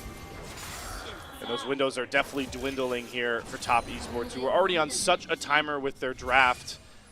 We've got more items starting to come through, though, for some of their carries. We haven't had the Adoration stacks cashed in yet for Jackie Love. He does have the Bloodthirster done. Sundered Skies coming across here for Kanavi, but again, the main execution champion is still not online just yet. Cream definitely going with a more scaling build as well with this Akali, with the mask coming across with the Fiendish Codex. So that mid-jungle pop that they were prioritizing from draft just is still 9, and they're going to have to start sacrificing some things on the map to buy time. Yeah, and Kanavi again is looking towards the top side of the map. They're going to lose the second dragon right here. The fact that if you look on the inventories, everyone has an item apart from supports, right? But Akali. This really does hurt Akali's early game spike. Cream also has the flash of a 1R press from missing. And Ale, Here we go. you got this? Hold up, but this is the Vi, the Renata, and the Ornn. Do they have enough damage? It doesn't really feel like it until that Vault Breaker sinks it home. They tried to give Jackie Love the kill for the Adoration stacks. They'll just settle for the kill onto Kanavi. With a trade on the other side of the map for JDG, might just be 2 turrets. Yeah, I don't think you actually can settle for the kill onto Kanavi with 300 stacks on Jackie Love and JDG dominating the map. Trading that bot lane tower, taking a huge hit on that mid lane tower as well. Scout's gonna TP up top so you don't lose much. That was no tower, that was no tower plating, it was just a singular kill that went to a Vi, and Vi doesn't even matter anymore in this game. JDG have plenty of ways with dealing with Vi. I feel like Jackie Love getting the cash out right there could potentially be like a small out for Top Esports to just get a few extra items onto Jackie Love, try and assassinate somebody with a big ult and the execute coming through, but it's just not quite going to be the case.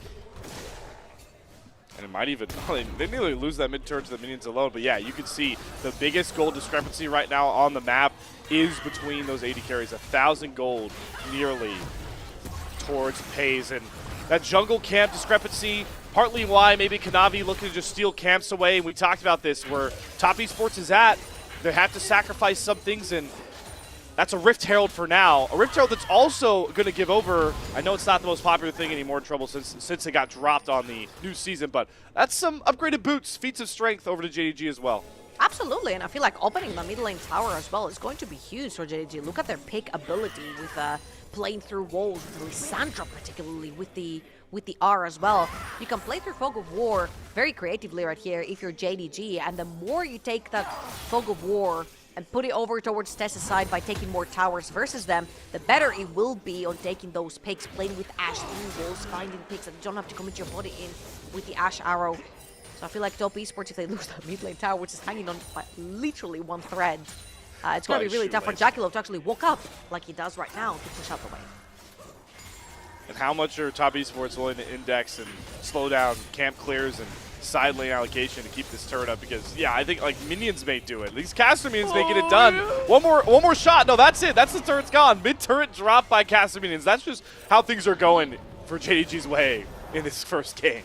You know what? Do you know the meme that's like, how was your week going? It's like, oh boy, it's been a whole week, no captain, it's only Tuesday. That's Top Esports right here. They feel like they've gone through the entire week and it's only day 2, you know? They think they feel like they've already gone through a game and a half, and they're just 18 minutes into the And they're just 18 minutes into game 1. Yeah, I mean, you might be thinking, is this really game 1 with those picks? Yeah, it is game 1. Crazy picks, JDG, the El Clasico, always delivering, and 369. Hey, listen, we talked about making plays towards Alla might be pretty hard. 369's also on a tank. Going after him, pouring resources into this Ornn is not also very easy, and a couple ultimates used there from Scout, and 369 just shrugs him off. Didn't even get below 50% HP there. I mean, the problem right here is that there's like 2 big beefy walls, right? The Sion and the Ornn, but the Ornn is infinitely squishier than the Sion right here. And JDG, I'm gonna try to take a hit towards the top tower. No. Scout! Oh, Scout! He grabs turn aggro. 369 annihilated the wave. 2 clutch summoners, the Whirling Death, making sure Scout's still staying on point with his clicks from all the way across the map. You know what? The good old Jackie Love that I know would have flashed for that R. Flash for the bend. To reposition it, back. yeah. To reposition, yeah. Flash, reposition, and get him on the turnaround. I mean, if you're gonna do it on each champion, it had to be 400 stack Sion. Or Draven. Oh, 369. My poor soul. The flash. Ooh, the Ashe arrow still sinks through. I think Shun might have enough damage. He's taking up a lot of turret shots, though. Has to flash away, and it's missing support Ashe that gets the kill and walks away with style. We said it earlier. Everything is just going JDG's way, and Missing Living with about 50 HP really personifies it. Yeah, and if you can kill that Ornn. Oh, hold on, Cream. They're looking, they're praying. Wow, they get the resets off. Yep. And if you can kill Sion with just a support and then a Fury, imagine what happens when everyone else joins the party as well. Sorry, not a Sion, an Ornn. Not bad. it's getting tougher and tougher by the media from JDG, and I'm actually pretty concerned because I'm like, how does JackeyLove get any cash out right here? He has to overextend over in the mid lane, which is very scary because someone has to push in the mid lane wave. If JDG want to have any access in their both side jungle rather, to try and contest for those dragons, which is going to be so point for JDG. They manage to secure that. No one from top esports is actually in position to push out these waves. You see Cream trying to push down that bot lane wave, but they have absolutely zero vision. And Ale sat in this bush. The brick wall trying to hold the line here. They do have Scout pushing towards this top side, does have teleport if he wants to join the fight of alls, as all of TES are going to use their 5 versus 4 advantage. Jun gets caught, tries to go into the untargetable, but Kanavi times the cease assist perfectly. Jun is down, and that is the golden goose to find. Shut down, and it's going to stop the dragon stacking. Finally, top esports are able to commit to what their comp was designed to do, and it might have just bought them a hell of a lot more time in this game. And there's still no cash out for JackeyLove. 458 stacks on this Draven, and they're TPing in. Scout? Okay, this is one hell of a flank for Scout, but JG are kind of scattered. Does catch Cream going over the wall, drops the ultimate. Missing in pace, they'll get brunted by a great handshake from Chris, so they can't commit over the wall to find the kill. Chris does have to pay with his heal coming out, but no kill found from that potential engage of JDG. I have to say I've not been a big fan of Scout's TPs so far. There have been 2 times where JDG wanted to play those fights, and Scout was chovying on a side lane. He pushes the wave first as JDG are looking for an opening to fight, and not only that, he presses B before he presses his TP button into this fight. And this is how top esports wants to play this 4 versus 5. They isolate Shun, they take him down, they chain up their CC, but this has been a case of Scout doing this back-to-back. I would love to see a little bit more JDG chaining how they want to play those team fights a little bit better together. Scout needs to be there so that these sort of fights and isolated targets do not happen for top esports. Oh, Kanavi doesn't get the Vault Breaker knockback. Eats an arrow to the face, goes for the cease and desist, but Pace flashes away. Hostile takeover will grab Pace to delay some time for this kill, but the bailout will not save Kanavi, and Shun is running wild. The pack is unleashed out of the crate and shuts down top esports, silences them to the tune of a double kill. Oh boy, the stacks are gone as well. This is only 3,000 gold lead, but if you think about it, this is more like a 10,000 gold lead at this point for JDG. They're going to take full reign towards the Atakan on the top side of the map. And it is going to be the Voracious Atakan. Oh, they're turning on to 369. Oh boy. We called 369 Beefy Orn, but he's got the entire kitchen coming after him. All 5 members of JDG. The Orn falls, and I'm glad you called it out, Trouble. Voracious Atakan just has such a bigger prize here for JDG if they want it. Absolutely. They're brawling all the time anyway. Voracious Atakan is only going to help this brawling power for themselves. Like Cream. No. Cream? No, oh, there's no way. Dashes right into Ulla and somehow won't get that punished for it. And JG, they're not going to go for the Voracious Atakan just yet, knowing the resets have come through for top esports. Kanavi back out on the map along with JackeyLove. I'm actually very surprised that the first ornament goes to Kanavi right here instead of going towards JackeyLove to try and get him to cash out here. And this is way too deep, man. You know that Pace is in mid. You have already seen him. He's in the wave. Fate's Call is a thing. Then he ults the Edge of Night onto Pace, which means that Pace gets to walk out for free. And then JackeyLove's overextended, trying to help in this situation, potentially get a shutdown. But all he gets is half of his stacks taken away by Shun on this Nathiri. 4, 1, and 4. Eclipse, Black Cleaver, both completed 2 items all across the board for the side of JDG. And they're looking super strong right now. Ornaments are going to start coming through for top esports. But at this point, I don't know if small influxes of gold through an Ornn passive are going to help the situation, how teamfights are being played right here for top esports.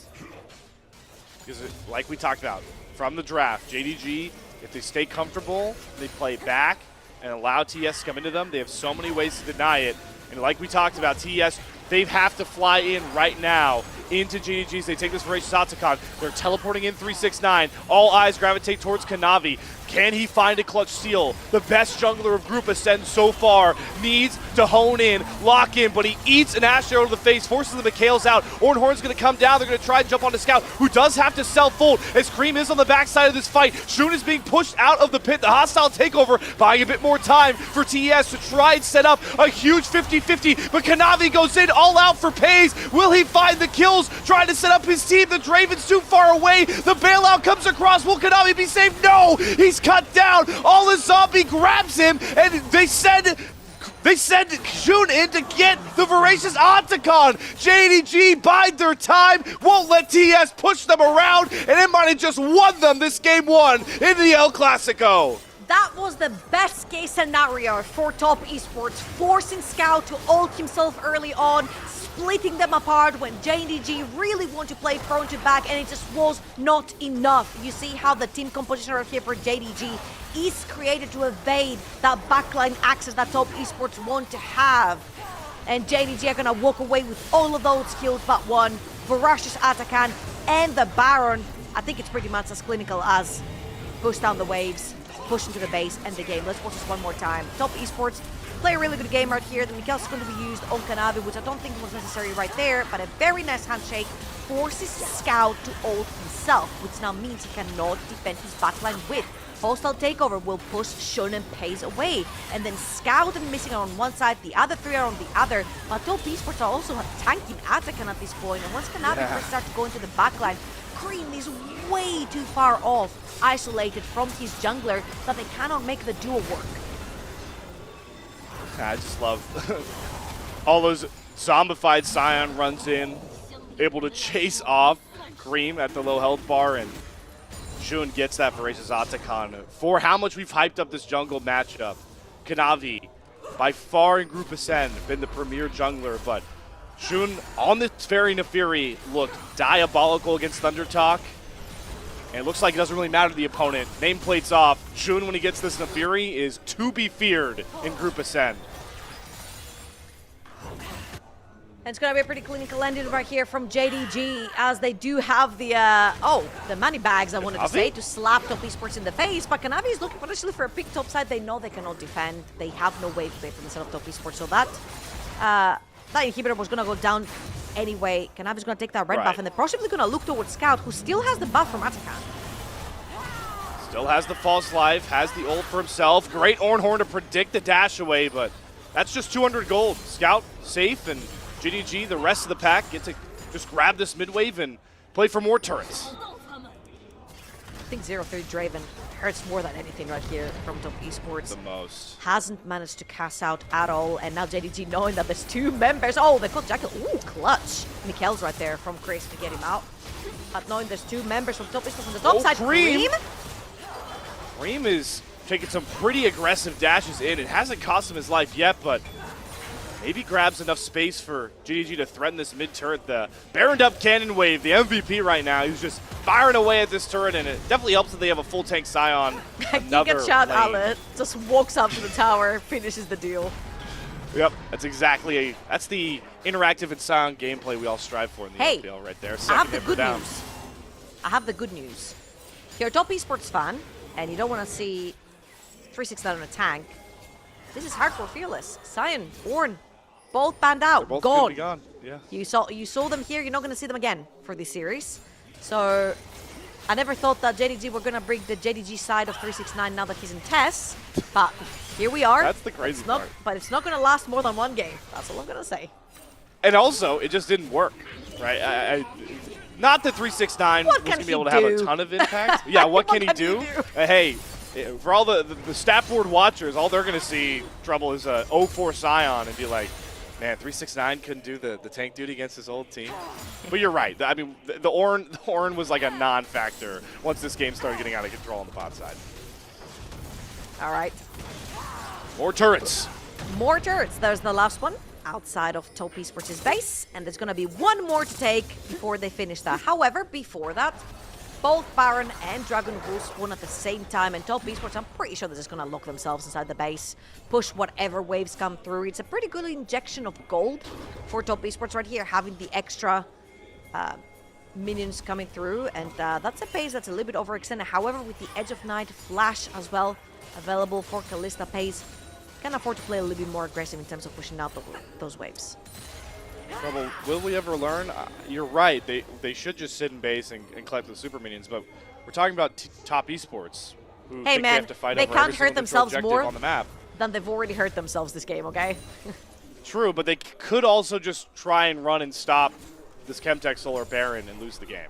We Sure, can't bet. say we haven't seen it before. It can get worse, man. Do it. It might just be the play they have to make to try and save the game. We'll have to see. Who knows? Maybe the fight just brawls out in this jungle as Top Esports are trying to set up battle lines. 369 has gone scout down about half HP, calls the Orange Horn as Shun jumps onto him. Great Fates call for Pays on the backside, takes the Blast Cone to get himself and missing out. Hostile takeover goes down, Cream dashes in, but it's Alla, the taking style. They'll happily eat up all the damage, but Cream finally hits his mark. They drop missing, they drop Pays, and Shun cannot rescue this fight at all. Cream finds the angle in, the miracle angle that saves Top Esports, and to top it all off, Jackie Love finally cashes in on the adoration stacks. He finally gets his first kill of the game, but they still got a couple more members to turn and burn through it. Scout eviscerates, pops Jackie Love and Chris like a balloon, gets himself the quadra kill. Topsy-turvy seesaw, however you define it. That fight was wondrous, but it ends with a Scout pentakill. Pentakill for Scout, and JDG will take the game, will take the ace. 7-0-2. Where did that come from? Scout bringing back Lissandra from the depths of hell of Champion Pool to stop Cream. Then he distracted. He's not even done. Just wants to kill Chris one more time from downtown. Where did that come from? You know what? I'm bewildered. You know what? We're talking about how 369 was pretty much put on Oran duty and he couldn't do much.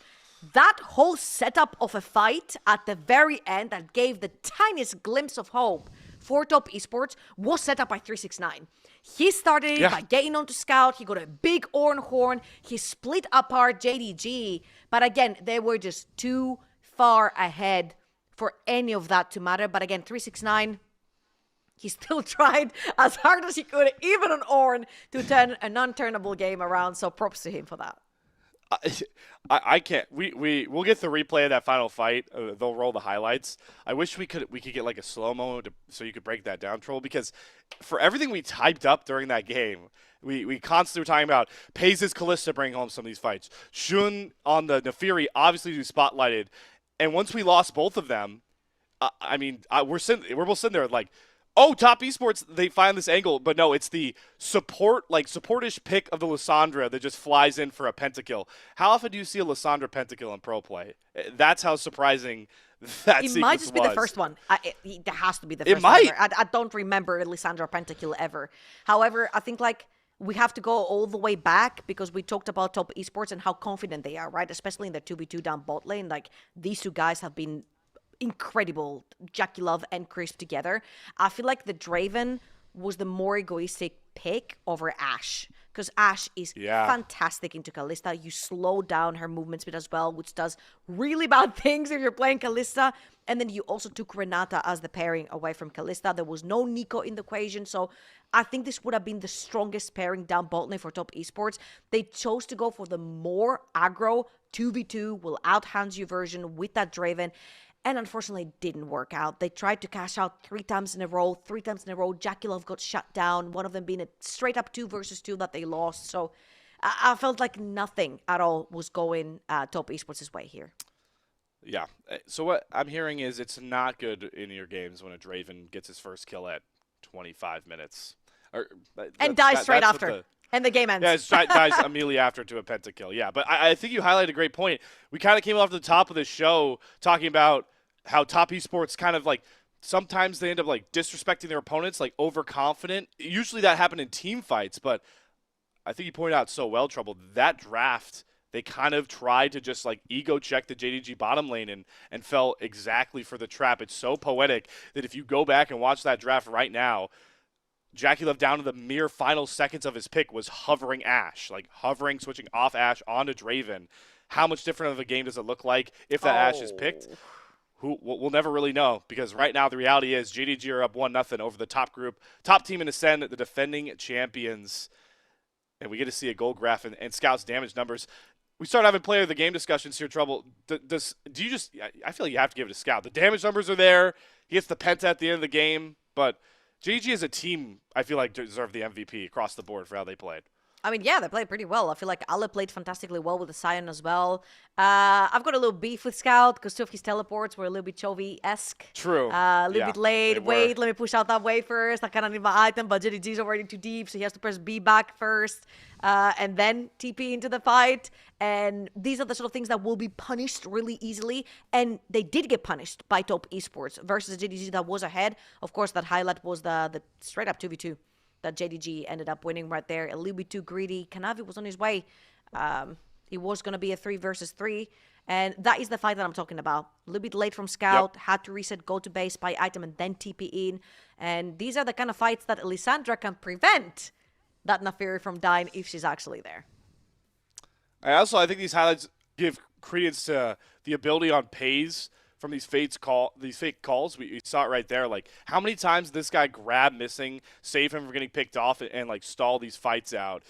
It really speaks to how great of a draft this was from JDG in denying the execution for top esports. Because every one of these fights rolling through from this point, even this Voracious Otacon that got a little bit messy, it was just so impossible for top esports to play the style that they wanted to do. And it all goes back to draft, and the most important thing, the execution, as now top esports are in a spot Trouble that they are very unfamiliar with. They're very familiar with having to go 3 games, but usually it's the game 2 throw. Usually it's they've got the lead in the series. They are not accustomed to playing from behind so far in Group Ascent. And you've also lost on blue side, right? On the draft that you preferred, on the B1 that you're usually very, very familiar with and very dominant with. I feel like a lot of things happened in draft. The vibe pairings were taken away. I feel like JDG knew exactly what top esports were going to play from. And particularly this fight that we're seeing on our screens right here started from 369, catching Scout. It went really well. They found pace over in the back line. I feel like this was probably the best team fight we saw out of Cream's Akali as well, which had a really, really rough time actually finding targets, following up with Kanavi, which was the reason that this Akali was picked in the first place, right? A little bit not coordinated, I would say, from top esports. Hopefully they've warmed up here because there is no way we get a Classico that ends with just 2 games. We need all 3. We need all 3. I mean, we already probably made history with this Scout pentakill on the Lissandra. It's awesome to watch. I will definitely go back and watch that fight over and over again because, again, this fight started with them losing their bottom lane for the first fight, and then they lost Shun without him finding a trade kill. In 99 of 100 scenarios, that is a TES winning fight, but a veteran, a guy who has won on the highest of stages, knows how to come up clutch with a play like that. And it's awesome to see him doing it for JDG against top esports in El Clasico, like you pointed out. Is it enough for him to get player of the game? Oh, yeah. The voters? Oh, come on. Of course it is. Of course it is. I think it is. He saved the fight. He might save the game, or at least very much ended it, which has been an issue for top esports and JDG, depending on the series. So ending games in the LPL might – it's an Lissandra pentakill. I'm not saying he doesn't deserve it. I'm just playing devil's advocate, saying that for the most part, a lot of pieces for JDG were really good in this game. The true loser here is Shun, because he played fantastically on the Nafiri. He's that's what I'm saying. Taking away Raptor camps, actually depriving Kanavi from playing his own game that we know he can play. Playing Kanavi. But you know what? Scout showed up and pentakilled and saved the fight. That was very, very advantageous for TES right there. So if you're gonna save the game and get a pentakill, I guess getting as a jungler scammed by your mid laner is fine. You just go next. I feel like the stall out is going right here. Maybe there's been some serious deliberations. Who knows? There could be some serious arguments going on. This is definitely the longest I've seen our awesome LPL casters on the desk having to sit here and it's I don't know if they're stalling out, but waiting for this player of the game that they're going to give here to hopefully Scout by this point. But it does pose the question now, Trouble, is we have a bit of time, I guess, is where do you want top esports to go from here, like we talked about, in such unfamiliar territory up against their most storied opponent, to try and bring this series back. We got to start those discussions, even if we're going to give Scout an MVP here. Absolutely. And I think the answer starts with Scout as well.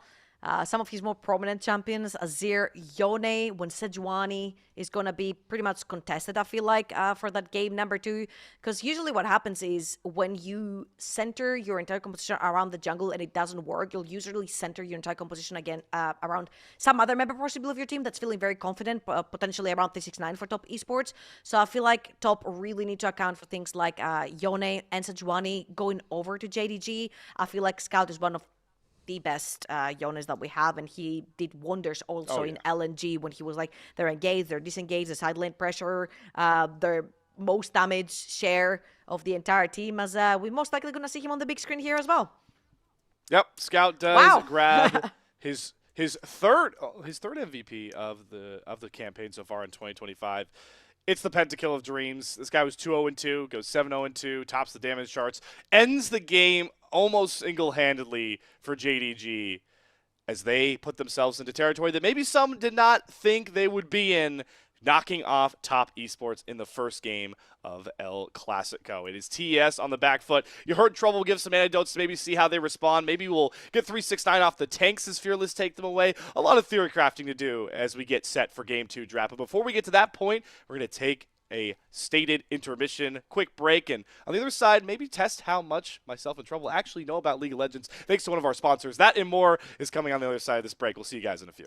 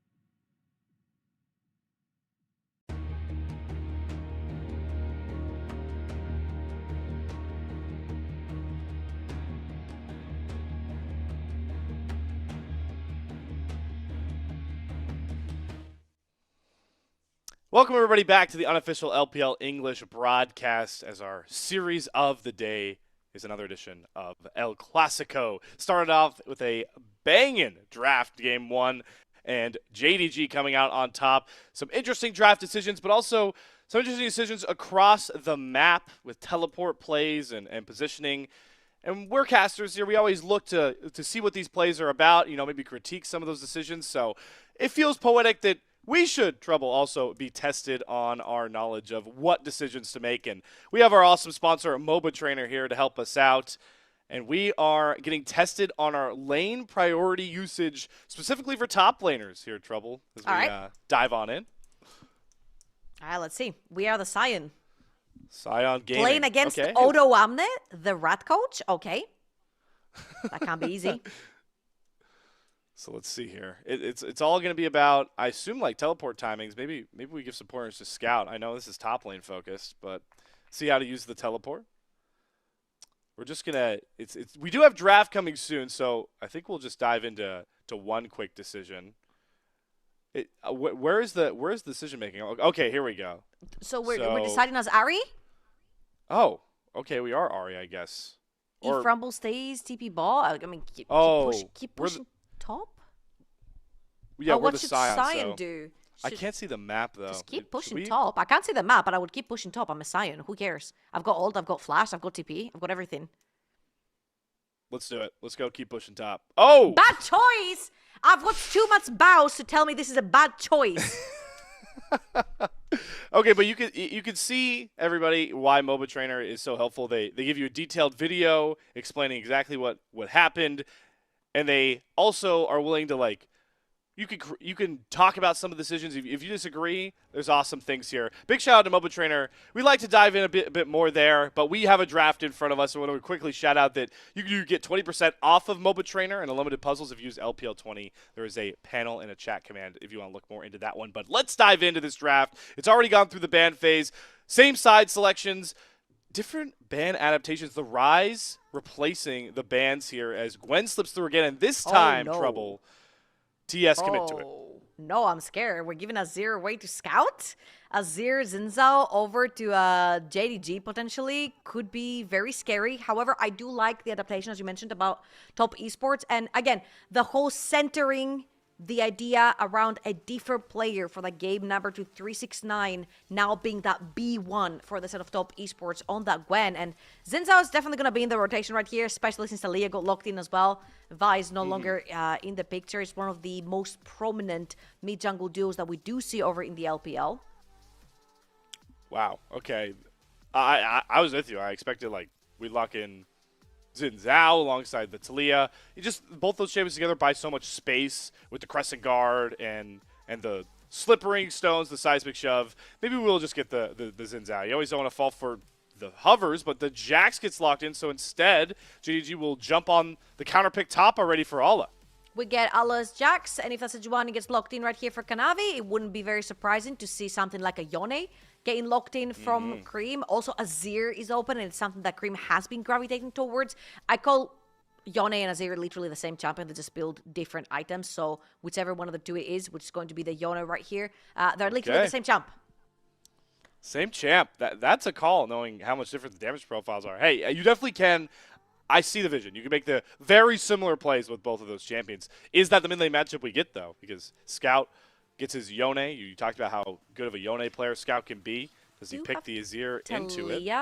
And I think Talia is primarily played towards the mid lane, right? So, we're actually going to get Shun onto this Lilia. And let's see right here. JDG can get a super strong shoving bot lane of the map so they can allow Shun to play again more aggressive into that Sejuani. You are a farming type of champion when you're playing that Lilia and extremely potent when it comes to those engages. And as you can see from the set of top esports, they want to play into JDG. So this is an opportunity for big ults coming through from Shun.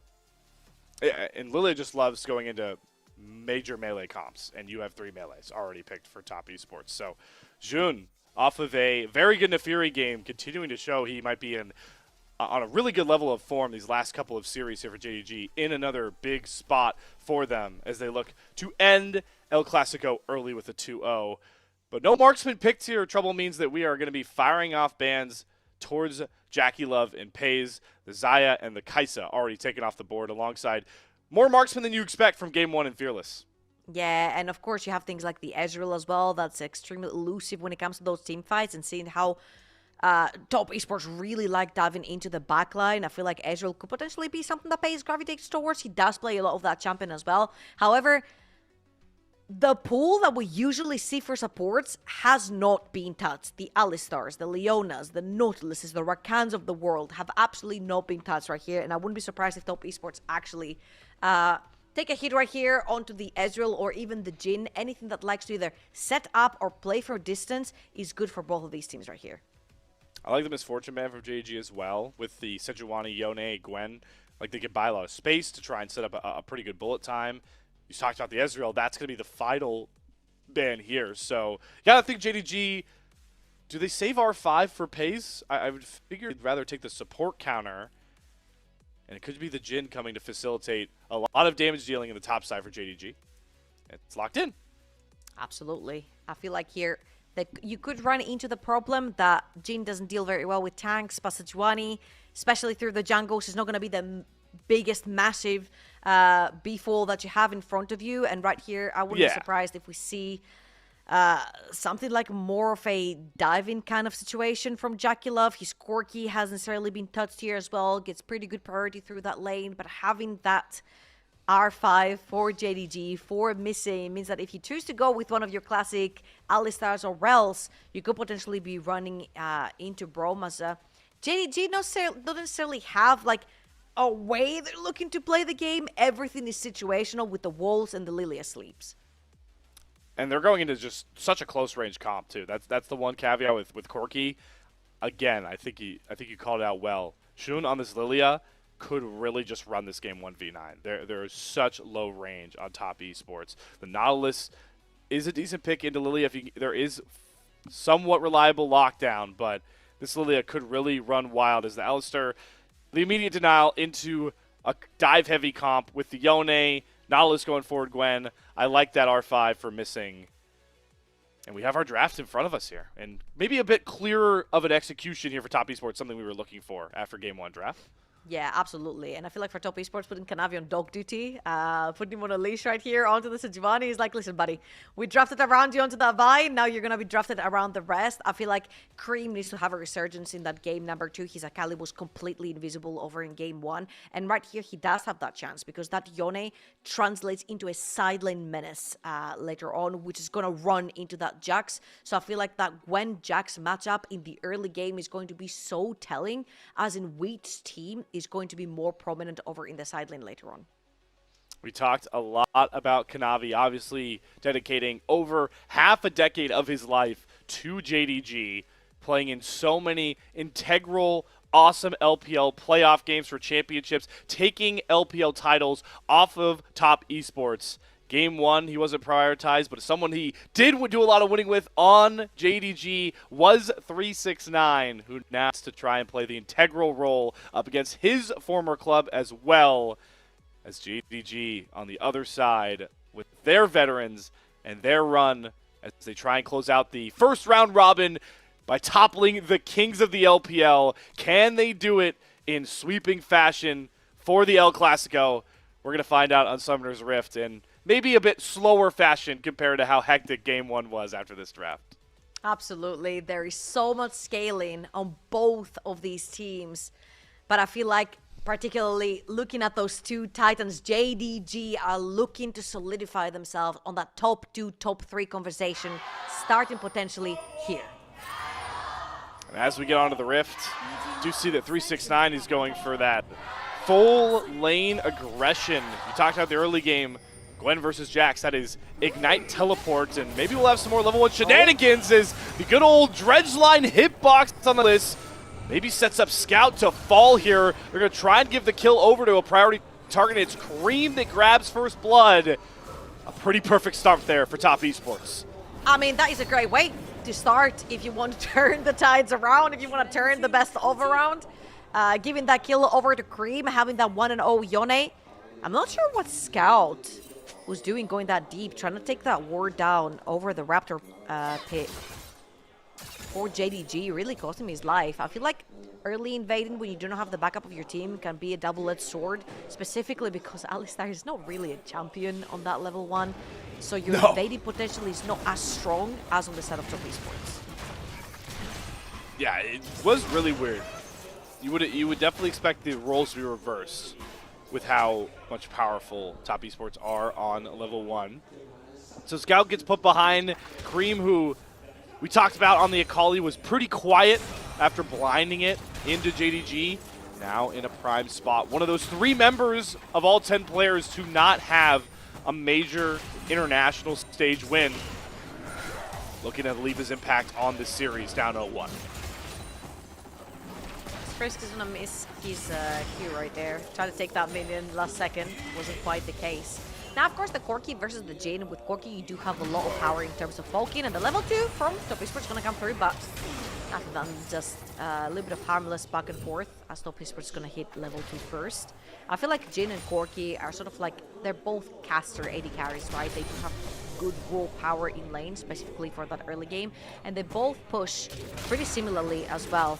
However, for Crisp and JackeyLove right here, keeping that priority down the bottom of the map is very crucial. And if you look over on the top side, both those junglers are going to end up on the top river Scuttle Crab. So that Yone that we mentioned earlier that got that first kill early could potentially be what gives Kanavi the edge on the top side river.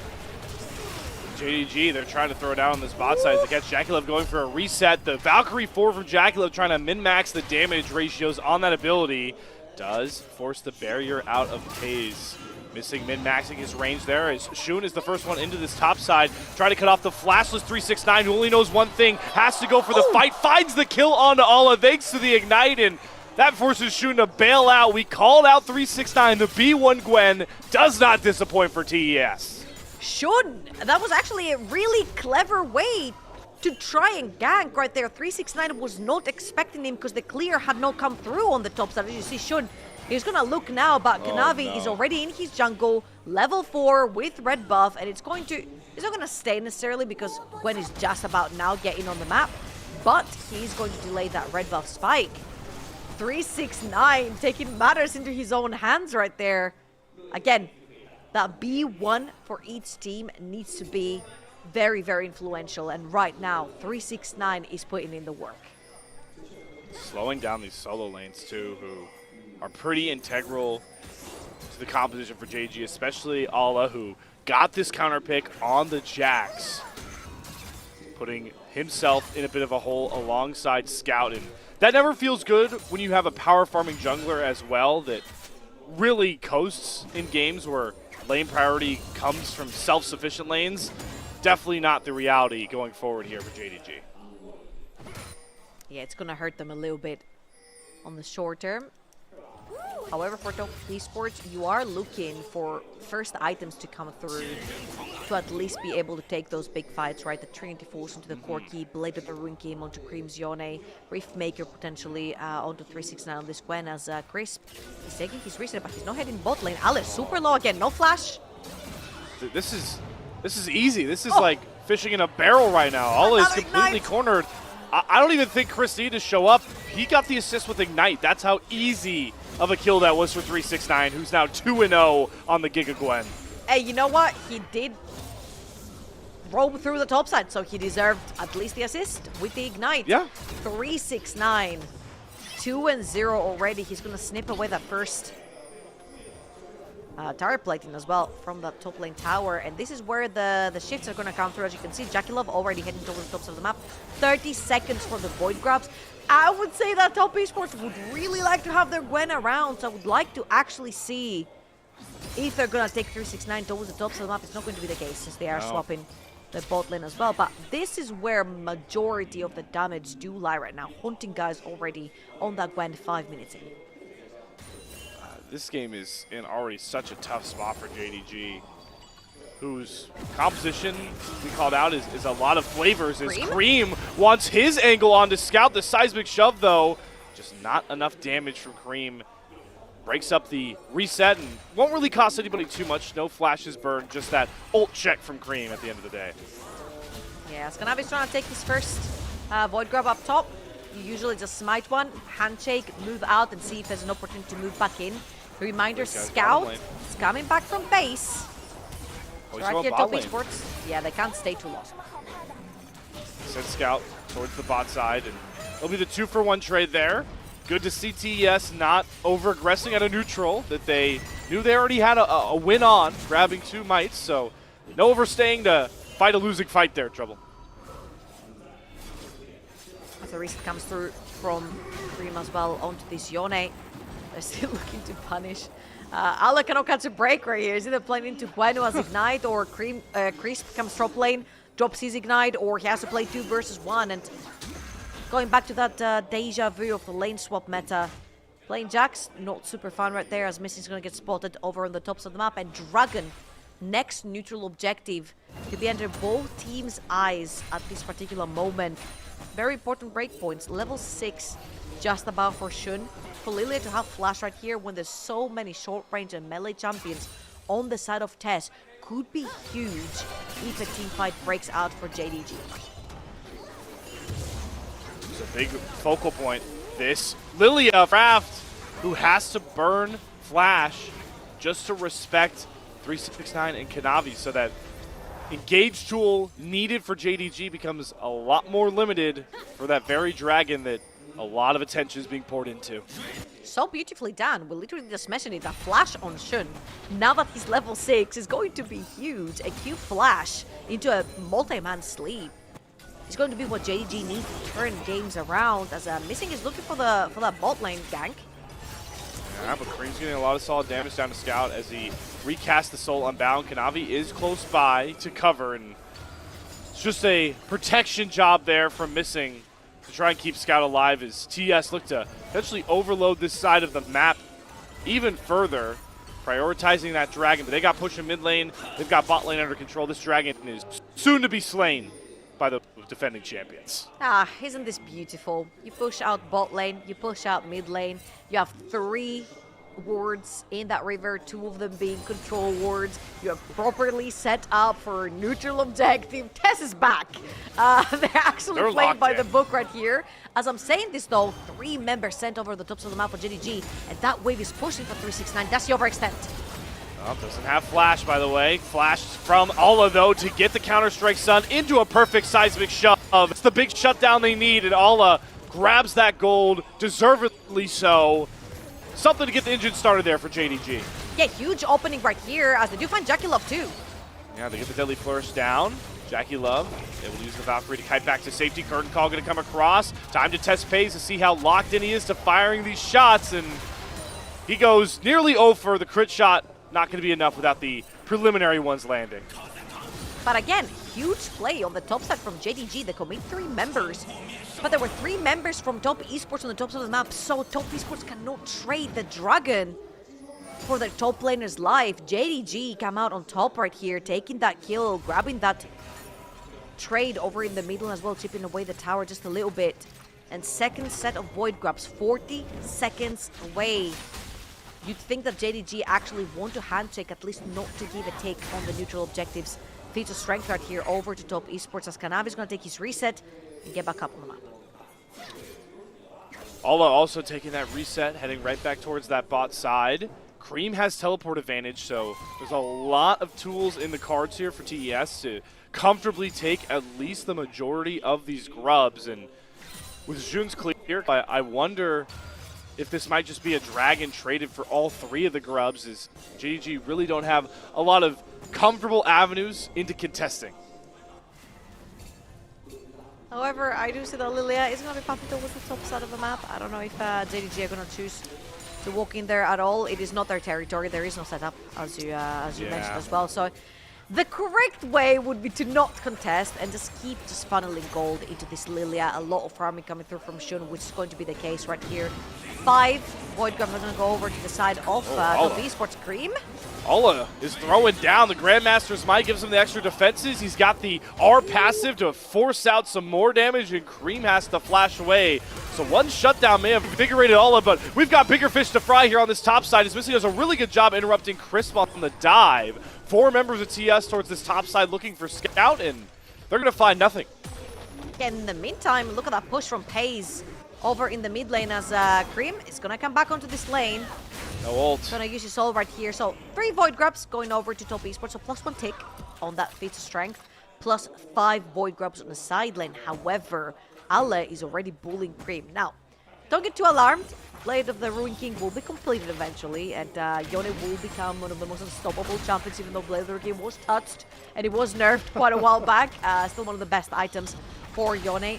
That champion does truly, really shine on 3 items, of course, when you've got your Shield Bow and your Infinity Edge completed. And right now, top esports, with all the setup that they had, a lot of the wards had either expired or been used on the top side of the map. So JDG are the first ones in the river right here. Now, even though that was a pretty good early game from top esports so far, it feels like JDG are winning on a lot of fronts, getting pressure, grabbing flashes away from Cream, taking that first dip into river, setting down their vision.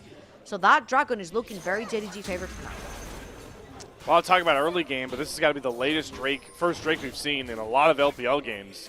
We were at 12:25 virtually on the clock, and this first Drake is likely soon to fall, and TES know it. They've got the ward in the pit, but they will not be contesting it, as Shun and Paze will handle it. We talked a little bit about the overarching theme of this game too, so with Cream and his scaling threat. It's going to be very important to track not just Cream, but 369, who gets that Rift Maker first. All is still a little bit behind. He's a scaling Jax. Needs to get to that Trinity Force. The Leandries is done for Shun as he's a scaling threat. You've got a Jhin that's going to build that full crit build. So many items to track, but our eyes gravitate towards the top side. Jackie Love gank. It just gets a little bit of poke damage down, a little bit underwhelming. Mid lane was pretty even, but I feel like Jackie Love did just not want to overextend on his own because Chris was taking the reset. So he's like, I've got nothing better to do. Let me gag for my top laner. It's his time to shine. I mean, rightfully so, right? 1,000 gold up on this Gwen. Rift Maker, you mentioned it completed as well. So if you manage to funnel more gold into this Gwen, he will become a monster earlier than you would expect. However, now Jackie Love is going to go back towards that mid lane. Push out that wave against Paze on the Jhin. Then everything's back to normal. We do not necessarily have any neutral objectives in near sight as Shun is trying to farm his way, but Crisp and Kanavi are around. They've spotted him. Nice flash going to come over the wall here. A ton of lockdown between these two. And again, that coveted flash for Shun's ability to engage for JDG goes off cooldown, goes right back onto cooldown. He is here hovering for Ala to make sure the dive does not come across. So again, TES move a lot of people to overload topside, and JDG read their play very, very well and shut down any dive threats. But the timings are impeccable right here from top esports. They have been constantly tracking down Shun before big neutral objectives, and right now we're going to have the Herald. Hold on, Ale. Ala, ooh, great jump over the wall for Kanavi, lands the Glacial Prison expertly, and Caster Purse comes across, clean dive this time. Ala finally falls for a 3rd time.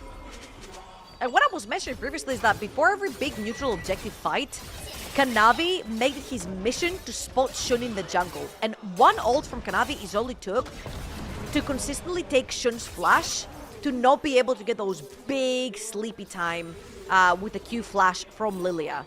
Right here, he didn't even need to burn his flash from the side of, his ult from the side of Kanavi. And Shun flashless again, 1 minute for the next Herald and 2.5 minutes for the second dragon that spawned on the Rift. And Shun with no flash could be very easy prey when you've got things like Sejuani and Nautilus around the Rift for top esports. Yeah, trouble. The entire top side for JDG also without their flash.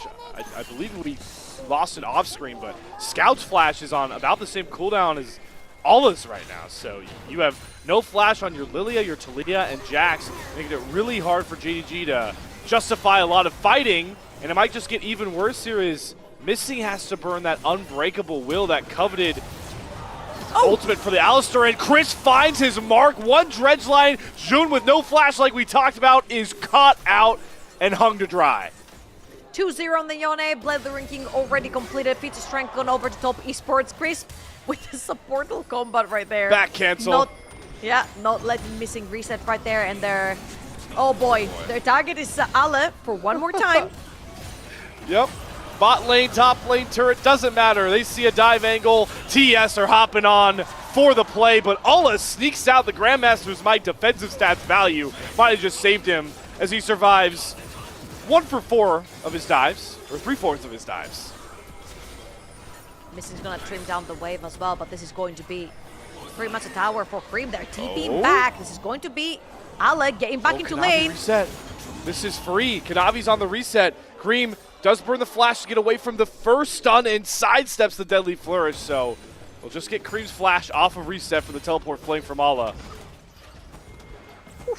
Really quick plays right here from JDG, trying to get something to stick, and nothing really is. As this is happening over on the bottom of the map, committing those teleports. JackeyLove is pushing down that mid lane, has chipped down that tower pretty massively, I would say. And Shun, oh, you poor summer child. Don't EP in there.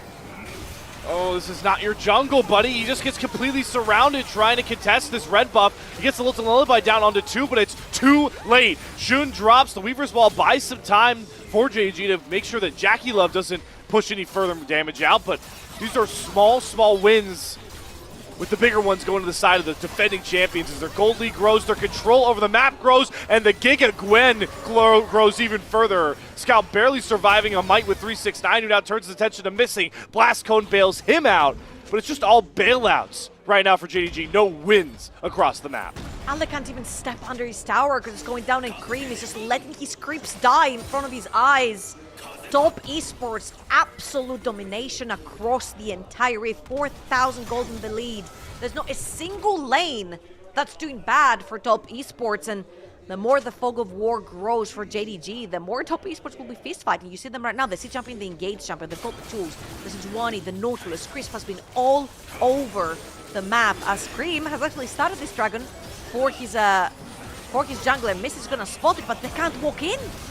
It's Crisp again with the dredge lines on point and Missing, adding to the burger total right there as the Alistar falls. Dragon grabbed, and what a response. We asked the question, Trouble, what does TES look like in an unfamiliar territory coming off a Game 1 loss for the first time out of so many of their series, and they look angry.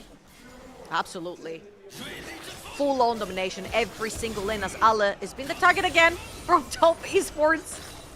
He's not pretty well evading majority of the things thrown his way, but not everything. And right here, like, this game is just gonna get harder and harder to play. Unfortunately, JDG, with their plan, it hasn't necessarily been the easiest to try and get Shun into those fights. There haven't necessarily been fights. Top Esports have been picking apart JDG one by one, pushing them further behind their towers and just taking full control of this river. And now their next objective in mind will possibly be that Rift Trail. You can very easily unlock that mid lane and just make it harder and harder for JDG to just step up to clear out those waves. It's just impossible for them to play any of their game plan out. Ala shut out from trying to become a split push threat. Jun has been caught out constantly trying to power farm this Lily to get an advantage. We haven't seen any real impactful Weaver's Walls from Scout to try and play the map, and the range of this Jhin, the supportive ability of this Jhin is just not going to do enough, and the scaling for PES is not going to come through really any time in this game. It's JDG completely on the back foot, and they're giving up everything across the map. The Rift Herald is free. All the outer turrets are down except the mid lane tier 1 turret. How do you come back from this if you're JDG outside of TES really overstepping, Trouble? I mean, okay, this is not entirely impossible. We have seen games go to waste with Elder and Baron buffs active. We will not name names, we will not point fingers. However, here they will teleport Talia straight to lane, and they're looking for 369. Flashless still has ult. Gwen is immune, and they're really biding their time, and Kanavi sniffs something out. He tries to go to cover him, but now they just jump on Kanavi. He does flash away for the Deadly Flourish, but gets slept. They're trying to burn through the Takey Sejuani. They do find the kill, and they get the Lilting Lullaby to JackeyLove. Shun's going to chase him down, but he needs the rest of his squad. They're playing from behind. JackeyLove quits the flash, but the Weaver's Wall to follow. The current call not needed. Finally, picks coming across for JDG. Some light at the end of the tunnel in this dark game 2. And there it is. We're talking about it. Top Esports overextend. They're two split apart. They get picked off by JDG. 2 kills going over to the side of JDG. 1 on Talia and 1 on PES' Jhin. However, they're still gonna lose that top lane tier 2 tower. Yone is going to be a huge problem. However, JDG looked at the window where Yone was not there. Cream did not TP into this fight, and Top Esports lose to. Let's see if JDG will manage to do anything with this extra gold that's just put in their inventory, potentially very, very close to the second items being completed. as I say that, Infinity Edge straight into Paze's inventory. Let's see if that's going to make any difference, because in a minute and a half, there's going to be another Dragon spawning, and Top Esports are definitely going to want to fight for that. Paze will certainly hit hard into everybody not named Kanavi by this point, knowing Jude's kid.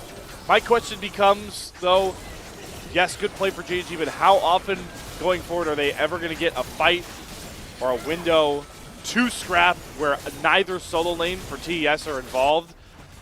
I don't think that window is going to get much bigger. It might even close even further, knowing that Cream and Kanavi are just doing a good old-fashioned undercover mission. This Voracious Otacon, and JDG have no idea, and all of a sudden, all of TES have false lives to get even more aggressive than they want to. I've just realized that this buff actually looks like the old school Baron buff. I don't know if people remember this, but I remember. Like some spiky purple flowers that were rotating around champions. So like this sort of resembles that with like the little beams circling champions as well. So I see it. It's kind of cool. It's kind of cool. A little bit reminiscent of the old Rift. Speaking of the Rift, Talking about purple. Yeah, talking about purple, and speaking of the Rift, places for JDG to take control of on the Rift, slowly dwindling. They have constant top lane waves to answer, and now they have to cover from mid lane. Good use of the Weaver wall to good old Shelly doesn't get a crack at that mid inner tier 2 turret, but again, these are all defensive plays that are buying time, but keep staring at the gold lead and how much further ahead TES are, and the clock is ticking on JDG. Yeah, it becomes really difficult to play side lane right here, especially if you're Scout onto this Talia. You lose to Gwen, you lose to Cream's Yone, and Ale might lose 1v3. It's the double sundown. Kanavi's still tanky. 369 does pop the needlework. Doesn't find the mark on Ala as he hops back to his ally. So that critical ult is down for 369, but again, can't punish TES too much for another minute with the Voracious Otacon. And yeah, Cream is really infatuated with doing the jungler's job. That's the second dragon he's basically gotten all on his own. So Absolutely. Oh, hold on, missing. Grab. That's unbreakable will out of missing just to survive. Oh boy, there's so much bleeding happening right now for JDG. The first thing you lose is your jungle. The second thing you might lose is your life, as Scout just has to TP away to save the latter, which is his life. He's like, all right, Cream, all right, you're going to do that? We'll trade TPs. He's like, I'll make the trade. But again, that's like cutting off more gold, right? It's just, that's what TS are doing to like dwindle the pipeline. They won't even give Scout a tier 1 turret on the top side. There are no turrets down for top esports still as we crest over 25 minutes. Yeah, the thing is right here, I feel like top esports don't even need Yone particularly in the fight to take a pick over on JDG. If they do find someone overextended, they have more than enough tools and CC to keep them down to like turn this into an advantageous numbers advantage on the Rift, and this is what they've been doing so far. They've been picking apart JDG one by one member, and then they're turning this into a numbers advantage for them. And I feel like this is what's happening right here too, where they don't mind having Yone in the side lane. He beats Jax and he beats Talia in the current state. And they don't mind if their Yone has or doesn't have that TP because they're more than confident to play the map 4 versus 5 right now. And go back to Reliable, bullying Ala, trying to catch waves as there are 4 people stacked up towards his side of the map. Luckily for him now, JDG have brought their own bodyguards, missing Shun, Paze, they're all here. Maybe looking for a fight angle in. Keep your eyes on Shun. You see the Fate Seal for Cream. Doesn't find its mark on the Scout, so that's a critical ult down for the engage-oriented TES comp. It's enough of a window for JDG to look for the fight. Curtain call down, Ala on the flank, but he's pretty sectioned off all on his lonesome. Has to flash. Scout throws down the Weaver's wall to cut off TS's escape, but now this is turned right on its head. JDG, Ala getting chased down as the depth charge will land. He's going to try and hop to his teammate. The Glacial Prison lands, but the hop comes through first. Who's chasing who at this point? Who knows? It's Cream going forward with the Soul Unbound on a missing who doesn't pop the Unbreakable Will, but his health bar is far too low. There's the first kill. Do the floodgates open? No. Top esports don't want to overextend in this fight, and they're going to give the respect over to JDG and walk away with the 1 key kill. Yeah, that choke point is very dangerous. Shun has flash right there and his ultimate up and available. This would be a huge loss if top esports ended up dying. However, you'll see that if we get that replay, the calls were pretty clear coming through from both teams. JDG want to split top esports apart and try to pretty much run them down. Ala TPing in the back, Scout ulting in. Top esports not giving them an inch. I feel like the second they saw Ala in the backline flashing through, top esports Just made the call. Just go for the Jax, go for the Jax, go for the Jax. This time around, they're going for that Lilia. Hold up. Ooh, looks like Lullaby having to be used because Cream is just built different. Burns through Jun like a hot knife through butter right there.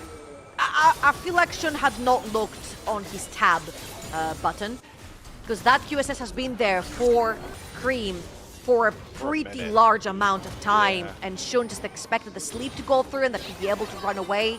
Didn't even use his flash shot, they just ended up going down, and Ale might follow the same fate. 2-level advantage. I mean, this isn't even the same league they're playing right now, all in 3-6-9. We talked about the one fight JDG wins is when the solo lanes or TES aren't apparent, and right there, they both make key picks onto 2 targets, grabs Baron in. Might have really just pushed this game over the hump for Top Esports as we all eye the game 3 we all desperately wanted of El Clasico. Yeah, this is Top Esports being back here. They were angry after game 1, didn't work out for them.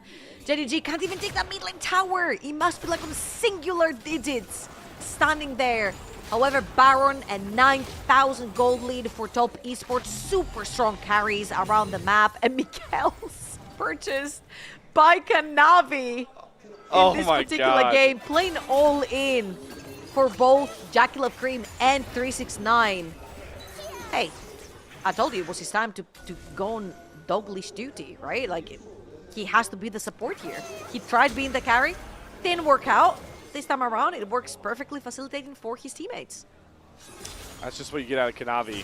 The leader can play so many roles for his team. Whatever you ask of him, he can complete. And no organization knows that as well for Top Esports than JDG. Exactly why the El Clasico has been such a fun matchup. It's because of guys like Kanavi and 369. Who the latter really hasn't disappointed as well off that B1 pick. Kanavi's did, 369's didn't against his former club. It's so impressive to see, knowing the pedigree of this matchup. But it's JG again, desperation starting to show out here. They're going, like you called out, great point. Deep TP from Scout, but he's immediately spotted on the wave, and TS will not allow JG to split them up.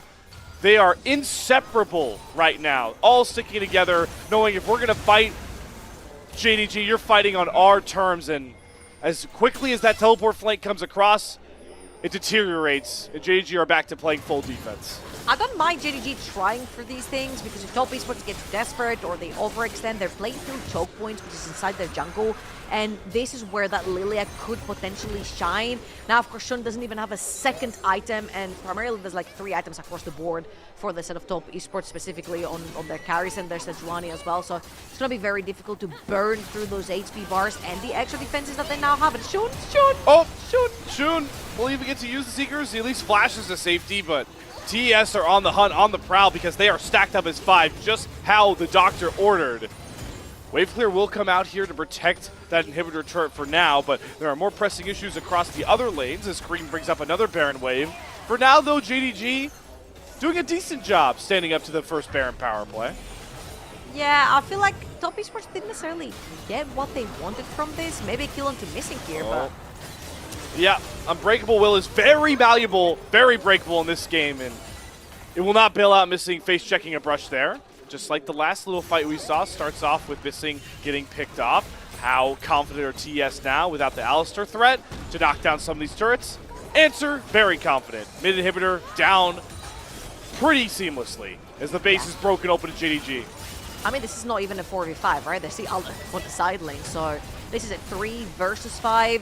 When you're 10,000 gold in the lead, 11,000 gold, excuse me, in the lead, even more than 10k. So JDG have to back off, maybe give some of those bounties away over to Ale, taking that top lane tier 1, the first tower for JDG. Woo! 30 minutes into the game. Yeah, well, a little bit of a cause for celebration. I mean, you gotta take the small victories right here, man. You're like 10,000 gold in deficit, and I feel like your composition isn't really built to beat hard scaling, sustaining champions like Yone, Gwen. You've got Sejuani right there who's super tanky, building towards 4th item for both Gwen and Yone. I mean, I feel like it's back to the drawing board. See what you can get out for game number 3. It's interesting, right? Through 2 games now. We've seen a lot of carry junglers picked but some have fallen flat, some have succeeded. It's going to make it very intriguing looking ahead to see what the jungle champion draft priority is, knowing that Sejuani, Lilia, Neferi, and Vi are going to be off the table. But don't want to do too much drafting of the future, is we're still live in Game 2, but it definitely feels like one more winning fight for TES, and they have a winning golden road towards that Nexus. And we'll see if JDG even want to try and contest what will likely be the next big coveted objective, that Baron coming up about a minute 20, or it's just going to be Cream limit testing as he knocks Alla down to half HP with a couple autos and a couple of Qs.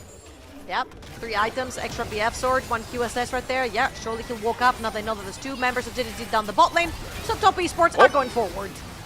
Yep.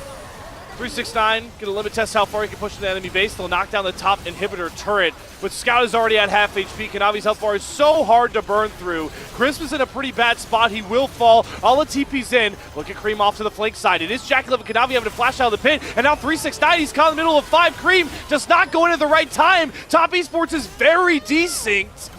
The woes of their team fighting showing in this game despite their huge lead, having trouble really closing the deal. Oh Boy. Mikhail's diff, or QSS diff. They both gonna cleanse that Deadly Flourish for All right, Cream. let's see. Look at their inventories. It was, I Mikhail's. think they were both at the same time. I think it was both at the same time. QSS and Mikhail's used for Kanavi and Cream right there. And if there's one thing I do not trust about top esports, is them ending games when there's only 2 Nexus towers standing. The NiP game taught me that. So believers, hold your breath for one more team fight, because this is not just over. This is very distinct, as you mentioned. I feel like top esports go completely dizzy here. They overextended. Jackie Love and 369 are taking the tower, whilst the 2 members who don't deal damage, Crisp and Kanavi, are too deep. And since there's no damage dealt in the carries of JDG, they managed to turn this around. By the time Cream TP's in, the fight is over, and a fantastic hourglass right there from Alla to not get hit by the Yone ult. However, it's going to be Baron. Here's the problem. The double super minions on every single lane for JDG, and unfortunately for the JDG believers, there is no Elder Dragon on top esports, so it's impossible for them to throw. It's impossible for them to Rules are rules. to I don't debuff make themselves. Yep, that's true. That's true. I will say, you know, quietly, is that a Runins on Jhin? That's got to be illegal. I know it's always the funny line with Jhin for all the Jhin players when if you buy rapid fire cannon, he says rapid fire. Where's the fun in that? It should be borderline illegal. I feel a little dirty watching a Jhin with Runin's Hurricane right now. Can we end the game now? Like just FF or something? This Interrupt might be this it, game? man. This might be the dark tech that turns things around. I mean, I guess it's good at clearing out super minion waves. Is that really why you buy it? Is that shooting flash down? That's been down the whole game. We're used to that. Holy! Jackie Love, Here's Jackie a fight. Love. Jackie Love's dead. Where did this come from? Alla gets the pick down. Gets into the stasis as well. too. Pays on the flank. Oh no! It's happening way. again. Top. These can't close out games. JDG win another critical fight. That's all the Barons off top esports except for 369 and Kanavi. But 369 is TPing in. Not sure why everyone else is dead. Top esports cannot close a game to save their lives. And right here, they've thrown away an 11,000 gold lead. It's gone down to 5k. There's still a bunch of super minions and creeps in general raining into JDG's base, so there's more gold for them. And this is actually pretty clever. Again, take the flash off of Shun, frees you off of that super hard engage, but Alla finds Jackie way too overextended, ends up punishing him. Then Cream gets caught as well in the middle of all of this. So 2 of your primary carries are gone, and guess where your third one is? Down in the Dragon Pit! Who would have thought, Trouble, that in this game we would watch as many dragons taken by top esports by solo lanes as their jungler? That's a little funny quiz question. But yeah, I mean... See, someone somewhere on some co-stream has probably said the word unable. I'm not going to say the middle word, it's a verb. Okay?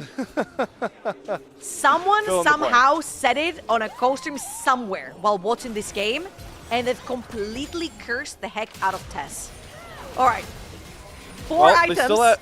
JDG. Oh boy. Here we go. double TP.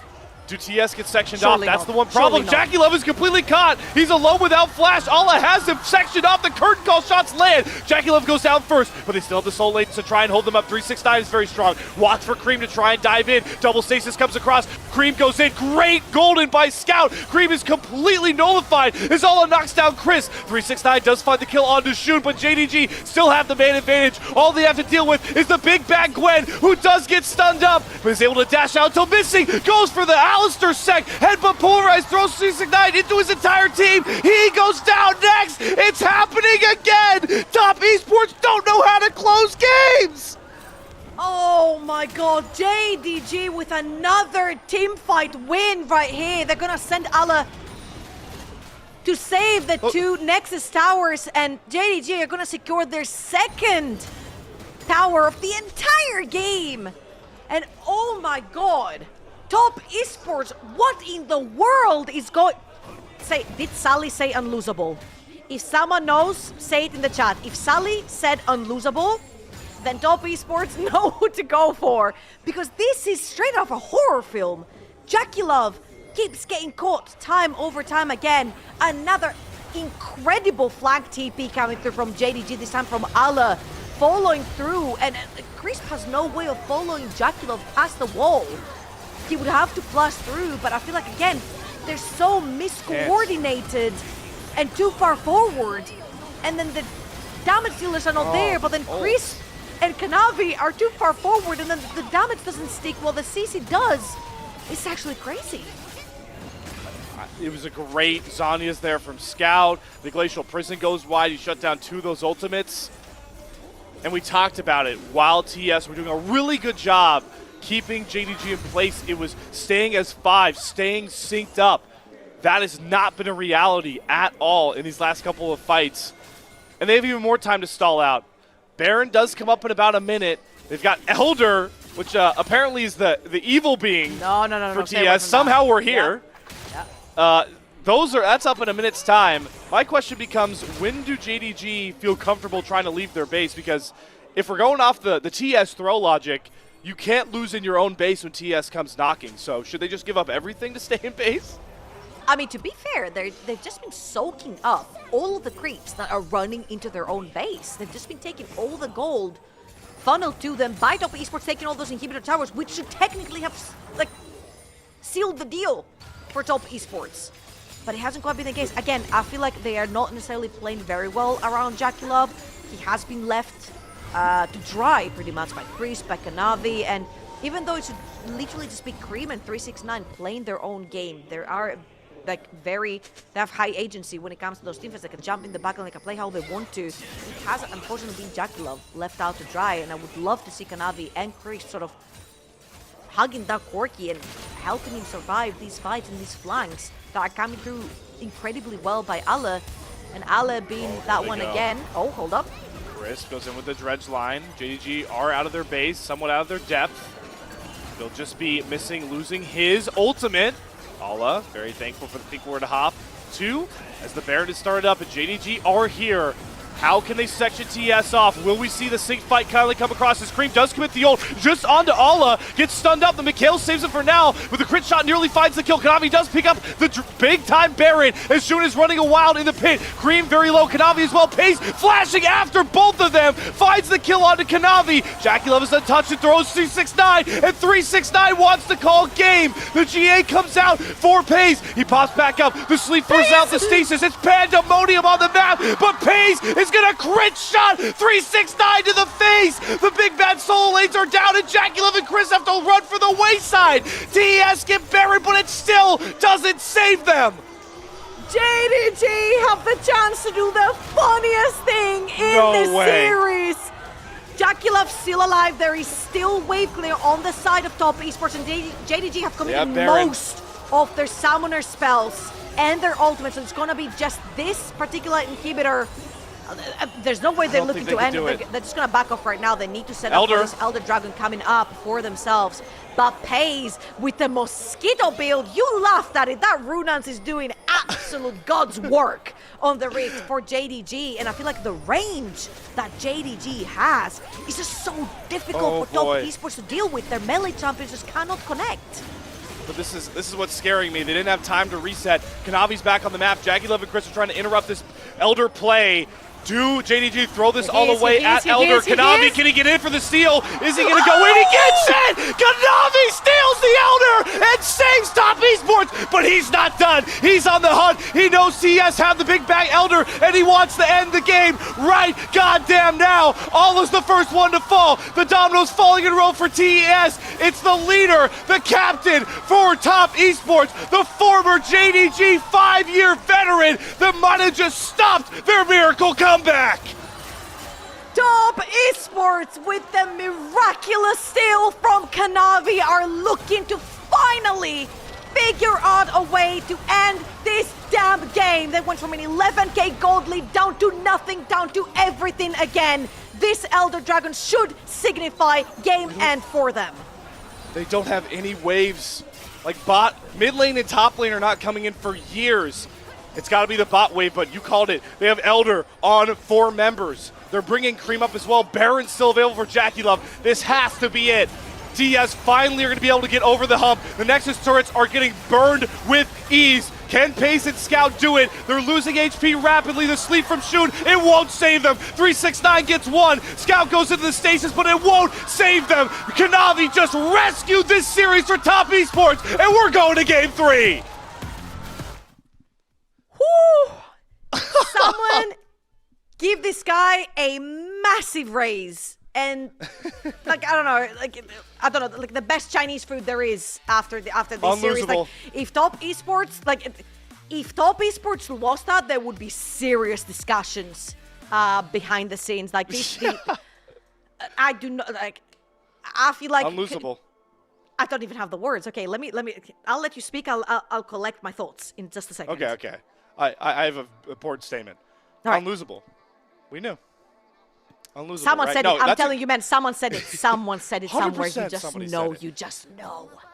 By the way, I was keeping an eye on it because I know Trouble. We were talking about the NiP TES series, and it's burning in my head because I was on that cast. But they threw a 9.4k gold lead at one point to NiP. This would have been a 12k gold lead throw. That is how close they got to losing it. That is astronomical. I feel like they had so many distinct fights where Kanavi and Crisp were on the same page, but no one else was. And I think they kept constantly forgetting that they have a Corki in the team who is not very elusive, who needs to play somehow a front to back, who needs to be somehow protected, and they just kept forgetting about JackeyLove and letting him die. But that Corki deals a ton of damage in the late game. With 4 items, you need that Corki's damage to stick, because guess what? When there's so much range coming through from JDG, and it's so difficult for your melee champions to stick onto them, JackeyLove's the one that's gonna bail you out. JackeyLove's the one that's doing the range damage that can actually connect rockets and auto attacks, and you need to help him survive. And I feel like they sort of figured this out at the Baron fight right before they overcommitted and lost that one as well.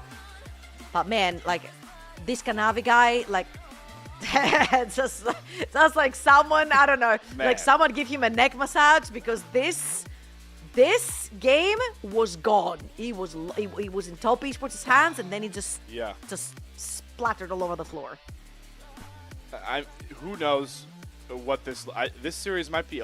That steal, like, if it doesn't go his way, even if he gets out of the pit, right, because he was able to flash out after dashing in to go for the steal, that is still Elder on all 5 members of JDG, and you have to now fight them to try and cut them off going. Let's just for a second soak in this gold graph, by the way. Okay, I was a little bit off, but they nearly threw an 11. I'm rounding up. 11,000 gold at one point, and it falls all the way down to a mere couple of thousand, which means nothing at the 40-minute mark. Yeah, and I just want to point out JackeyLove's damage as well. I know that Corki, like, lies within the lines of, like, an Ezreal, and he pokes a lot, but JackeyLove was still the majority of Top Esports' damage. And I'm going to pin it down to him for having, you know, sketchy and questionable positionings in a couple of these fights, but I feel like his team completely forgot him for a lot of these fights that we're about to see. And Top Esports just need to realize a lot better how to play through their win conditions. I just feel like because 369 and Cream got so far ahead, with the Yone and the Gwen, they completely forgot how to play with their AD carry, and they just went too deep constantly. They went on autopilot.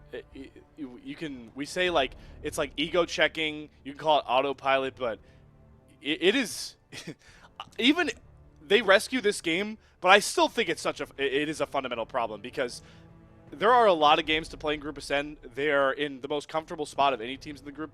But for the expectations we have of top esports, one, as the defending champions in the LPL, like big time playoff series. If you're throwing end games like this, like free wins, you might just throw yourself out of the playoffs doing stuff like this. And then if we look even further, Trouble, like you do this stuff internationally, First Stand is not the only woe for top esports internationally if they have these problems closing out games, and it needs to be a real conversation. Yeah, and I feel like, remember when I mentioned like super early, like at the beginning of this season, I was like, top esports need to get their ish together because they're not all that. And you're like, but Trouble, they're 7-1. They're 7-1, but this is what happens in between, right? Yes. The Game 1 incident, the NiP Game 2 incident, now this one as well, which was very close. Like, had Kanavi not 50-50 that smite, the game was over right there and then. Series and over. I don't blame Shun for not getting the 50-50 because Kanavi literally flashed last potential second possible, and when there's two junglers in the pit and when there's two smites in the pit, it's no jungler's fault missing that one unless it's like a Kalista helping like one or the other side, right? Right. But my God, for it to have to come down to one player to miraculously save an entire game's effort of an 11,000 gold lead, there's something really wrong down in the fundamentals, and I think top esports really need to go back to the drawing board to figure how they want to play out their late game. The most infuriating part is that they are doing the hard part of games well. Okay, let's see. I just want to get the wow. 892 and Kanavi gets in there. So I don't know if that was an early smite from Shun, but like you said, it's just in the moment, like it's like that. So It's but a complete 50-50, yeah. Yeah, but that was, and I swear we better not fumble this. That was the player of the game play. That was the MVP play. This should be the easiest MVP given over. I've seen easier than the scout Lissandra pentakill. This is Kanavi. This series is over without Kanavi. I don't want to take away like anything from 369. I felt like Cream still sort of fell flat when it came to the team fights. I didn't see any of these big ultimates that I do see from Yone, but again, it was so difficult to play Yone in this particular game due to the range from JDG. But then again, unless Kanavi pulls this miraculous 50-50 on the smite, the game is completely gone and completely lost. So I would personally give Crisp the MVP for his early game performance. I think this guy was like incredible. He was everywhere, top lane, mid lane, in the jungle, in the bot quadrant, in the top quadrant, setting vision, starting fights, sweating fights. He was absolutely incredible for this entire thing. And smite still aside, I do think Crisp deserves a massive shout out here. There we go. Okay. Good shout out. Kanavi gets the MVP. I was about to say, TES have broken Trouble so much that you are moving off Kanavi Glaze. You moved off Kanavi Glaze to give an MVP to somebody else. That is what TES is doing to you right now. Kanavi, to me and to their fans, you know. Yes, yeah. Shout out to Kanavi though. Grabs his 14th MVP of the entire year of the LPL. They brought over Split 1. He does not have 14 MVPs in Split 2 alone. That would be ludicrous. Although he could. And also, I think it's mathematically impossible, but the way he's playing, why not give it to him? Definitely has the most MVPs of all the junglers in Group Ascend. Grabs that one as he single-handedly, with one key and one call after, saves top esports from the worst collapse of 2025 in LOL Esports. But we still have a series on our hands, folks. That was them just rescuing the series. We're going to go to another intermission on the other side, trying to figure out what the hell Game 3 looks like with JDG and Top Esports. El Clasico for one final time tonight. We'll see you guys in a few.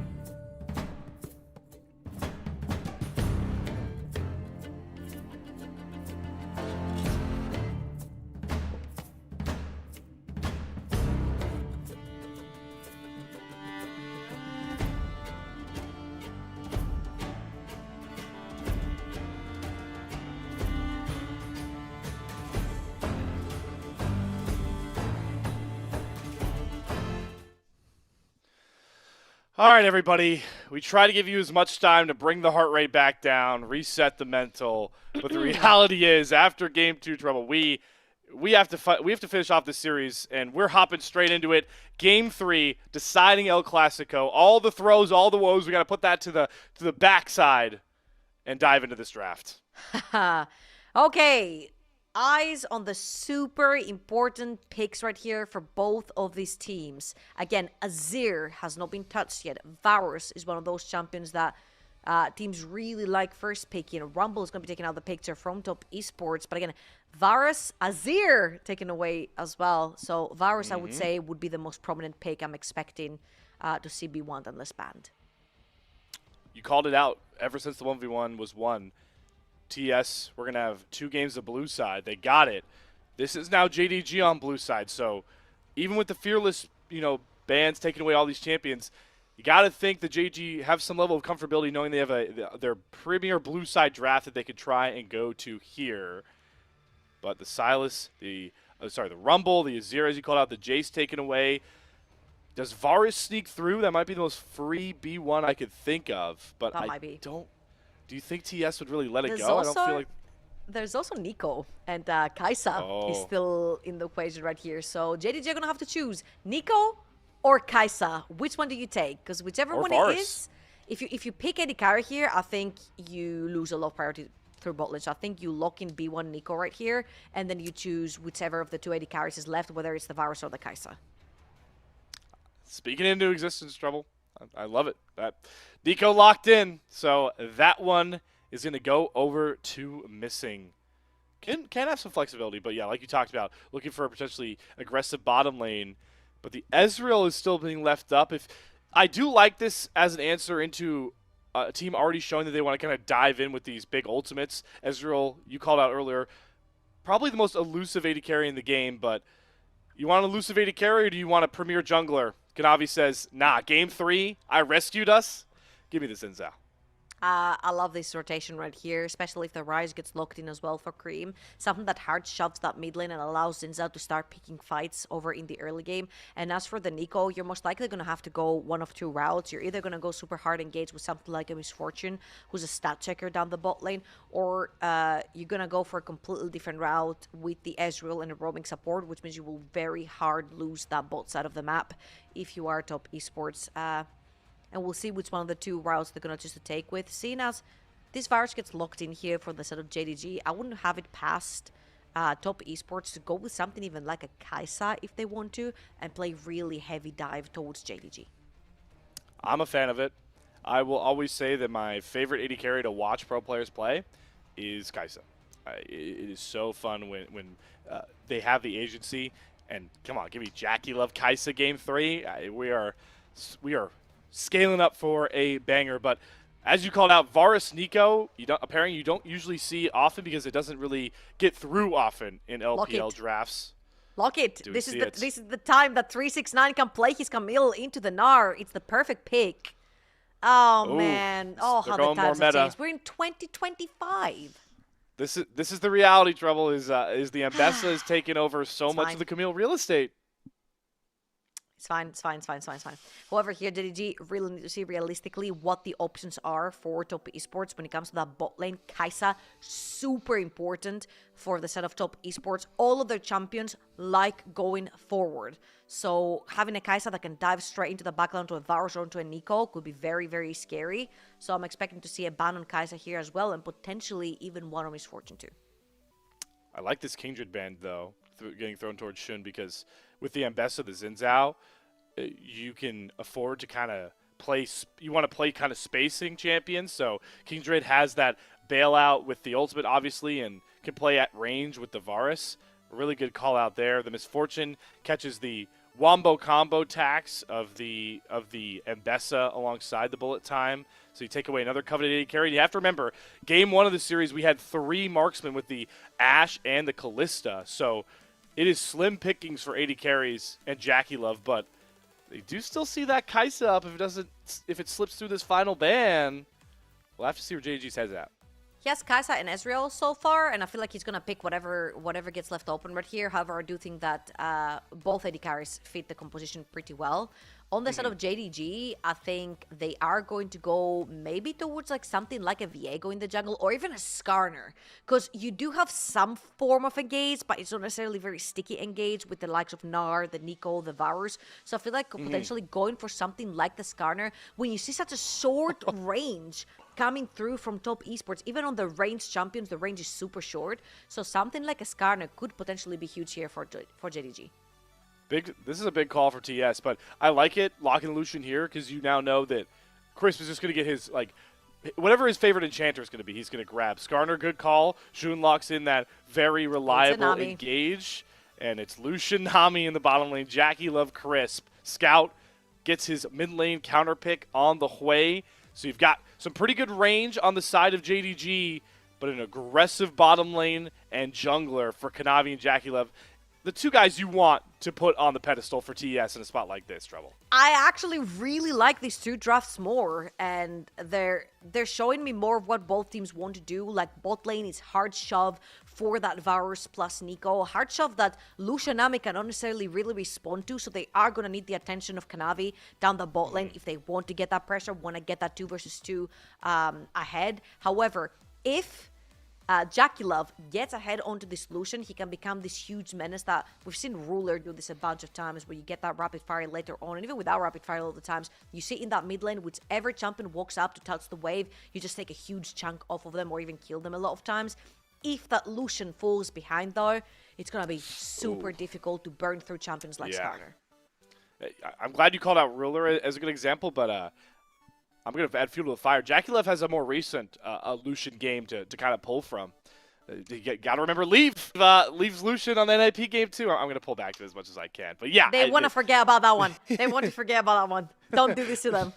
I had to bring it up. It was too easy of a layup. But here is the reality, folks, as we hone back in on this series. This is El Clasico in the LPL, the most historic matchup ever. It's Kanavi versus the org that he poured over 5 years, half of a decade, 369 as well. They won so many big-time things. International, LPL titles over this very org they are now playing for. And how poetic is it that we go the distance? Game 3 to decide the fates of the further of these teams in Group Ascent. JDG looking to establish themselves as the part of the big 3 in the LPL to threaten, and TES looking to knock them down a peg. It's all going to come down to this final game on Summoner's Rift.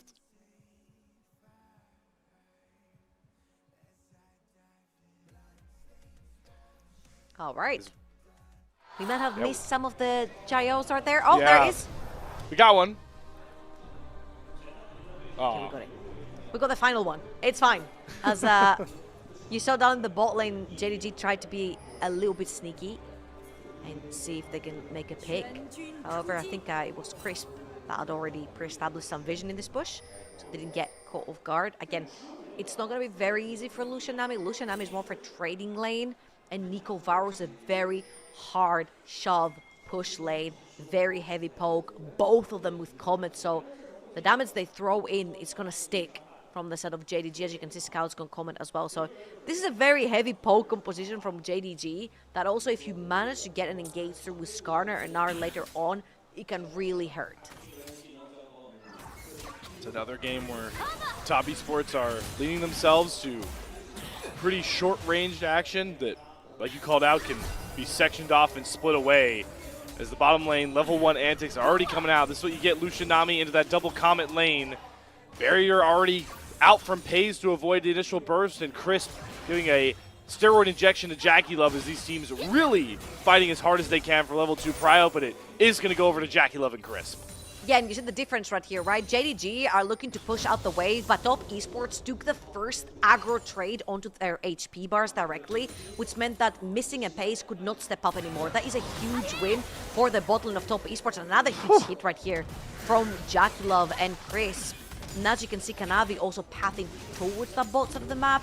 Recognize that Shun, knowing that this could happen and they could have that priority down bot lane. He chooses to play towards that top side of the map and allow Ale and Scout to allow him entrance in the river. Talking about entrance in the river. Ooh. Going straight towards this blue side.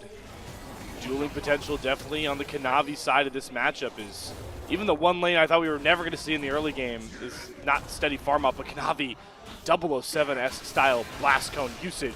Gets out of the brush, jumps on top of Shun, forcing Ala to respond here, come off of his wave, fighting over this Gromp that Shun will have to smite to secure, but Kanavi definitely pestering him out of a pretty normal clear he was looking for. Yeah, and he's gonna miss his blue buff right here, right? Kanavi has smite, Shun doesn't have smite, so there's no point absolutely to stay onto this rift to try and contest his own blue buff right here. Kanavi with a very clever invade towards the top side. Shun, if he does put Kanavi right here, which he will right now, he could have the chance to play for that bot quadrant of Kanavi's jungle instead. Oh, flashes galore, but it's who else but Kanavi to set the first kill over the line, get it to 369. The former potent top side for JDG, burning them in this pivotal game 3. Excellent early game aggression right here from Kanavi. We said that on that Sinza, we're expecting to see some aggression. There are some sitting ducks around the rift for JDG, Wave, Varus, and Nico. But giving that advantage onto 369 over in the early game, having that mid now on Alec can be a little bit of liability. Again, this is what we mentioned, the engage from Skarner is going to be key, because Nara needs to manage his bar first, needs to be Mega Nar, has to have the flash for those big engages. And shutting him down in the early game could pull Ambessa ahead super early. And you can use that as your advantage around the map for those early fights, particularly around grubs. Shun somehow does actually rescue that 3 buff that was coming his way, grabs the blue buff, goes after Cream. Good Rune Prism though to make sure the Ixtal's impact doesn't come across, so Cream will stay relatively safe for now as everything starts to quiet down, and like you called out, Trouble, attention starts to focus towards this first set of grubs that's spawning over a minute, or a false fake regate here from Missing. Gotta be happy to trade your support flash for the mid flash anytime you can get it if you're JDG. Oh, absolutely. That was a fantastic gank right here from Missing, taking that flash. Now that Skarner is only 2 levels away from getting that level 6, and also, mind you, that Rise is for very short range mage. You do struggle into anything that has a longer range than you. Wei traditionally has a super long range, pretty good into most mages in general. Space has to use his barrier again, have his HP already trimmed down, and I am expecting a swap to come through really quickly towards the top side if top esports want to play for those void grabs. I feel like Jackie Love and Crisp have to be there. I just feel bad for Ala, no matter if the swap comes through or not. It's like lose-lose. He's playing into an Ambessa he gave up an early kill to, or he's playing into Lucian Nami with Electrocute. At the very least, it helps that he's a little bit ranged, but rough start for Ala, who thankfully can rescue whatever early game woes he has, because Gnar is all about just hitting that one clutch ultimate in the fight. Talking about clutch ultimates, Shun 1 level closer to his level 5 versus level 4 for Kanavi. When he smites that void grab, he should tick over to that level 5 as Scream spots Shun around that mid lane. Both mid laners grab Hold level up. 6 ultimates themselves. Top lane brawl being thrown down. 369 really has to respect this Mega Gnar, but is holding on to the public execution.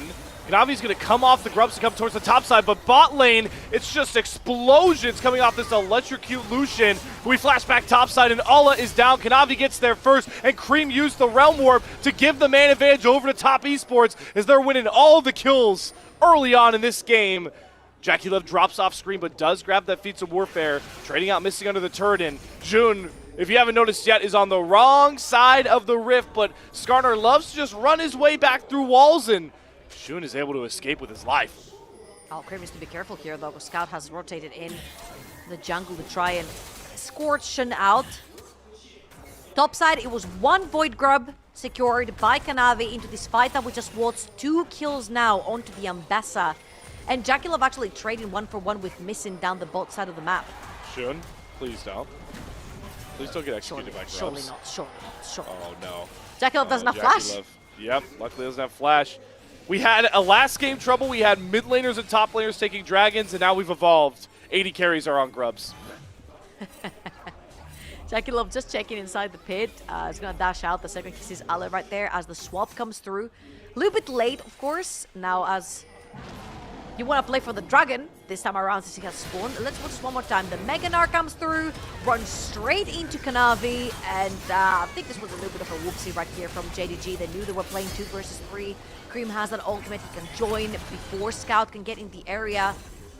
And this is Jackie Love and Crisp missing overstayed underneath the tower. Ends up getting died by Crisp and Jackie Love. Not a lot of mana on both of them, so they are going to trade Jackie Love's life for Missing's life. However, that wave was already crashed under tower, so Jackie Love is not going to miss much, and he's going to take that 1 kill for himself. And that's important. That's the important part, because Lucian is so integral to get early kills and get the ball rolling. So good to see that Jackie Love easily willing to commit his life for that play.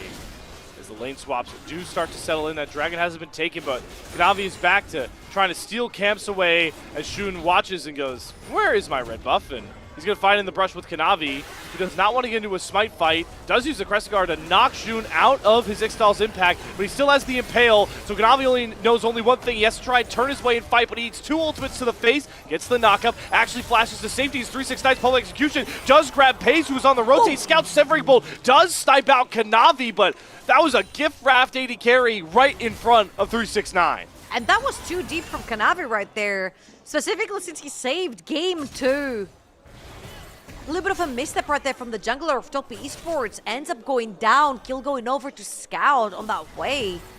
Wait, a jumper that gets really, really scary when you go into deep late game territory, especially with how much poke and guarding he can do over choke points, specifically around objectives. However, 369 with his 3rd kill, as you mentioned, of the game. Pace walks straight into the Ambessa. He should have his first item when he goes back. And let's watch this one more time. Like, Kanavi's going to use his R to keep that Skarner away, but he doesn't manage to get his Q3, his 3rd auto, onto Scout, to then allow 369 to chain that CC onto Scout. Has to flash away, and I think he gets Skyped? There's no more Skype. Sniped right here by Scout, as Pace trades 1v1, I guess. Oh, whoa, back live, and Scout, the Severing Bolt hero, that last play is completely caught. That's a 4-0 Ambessa for 369 trouble. I think that was a Cream ult all the way down that bot lane, which brought Kanavi and Cream himself into this equation. Scout ends up falling. A guy who's known a lot for playing towards those side lanes. Oh, yeah, there we go. Yep, Very called nice it. realm warp. How do you realm warp? Oh my god, that's a tongue twist. Realm warp. Is this where we start the debate over pronunciation of ultimate names? Lamb's Respite. I know that's not how you'd say it. Shout out King Green Ultimate. I think that's a discussion for another time. I've heard Respite as well, but yeah. Respite, yeah. Yeah. That's the EU versus NA joke. We had to get one in there. Is 369 is giving the hands to good old-fashioned Allah, who is bailed out by Mega Gnar. There was a lot of craziness going on this bot side, but it settled down. The Dragon is going to go over to TES at the end of the day. Look at the inventory.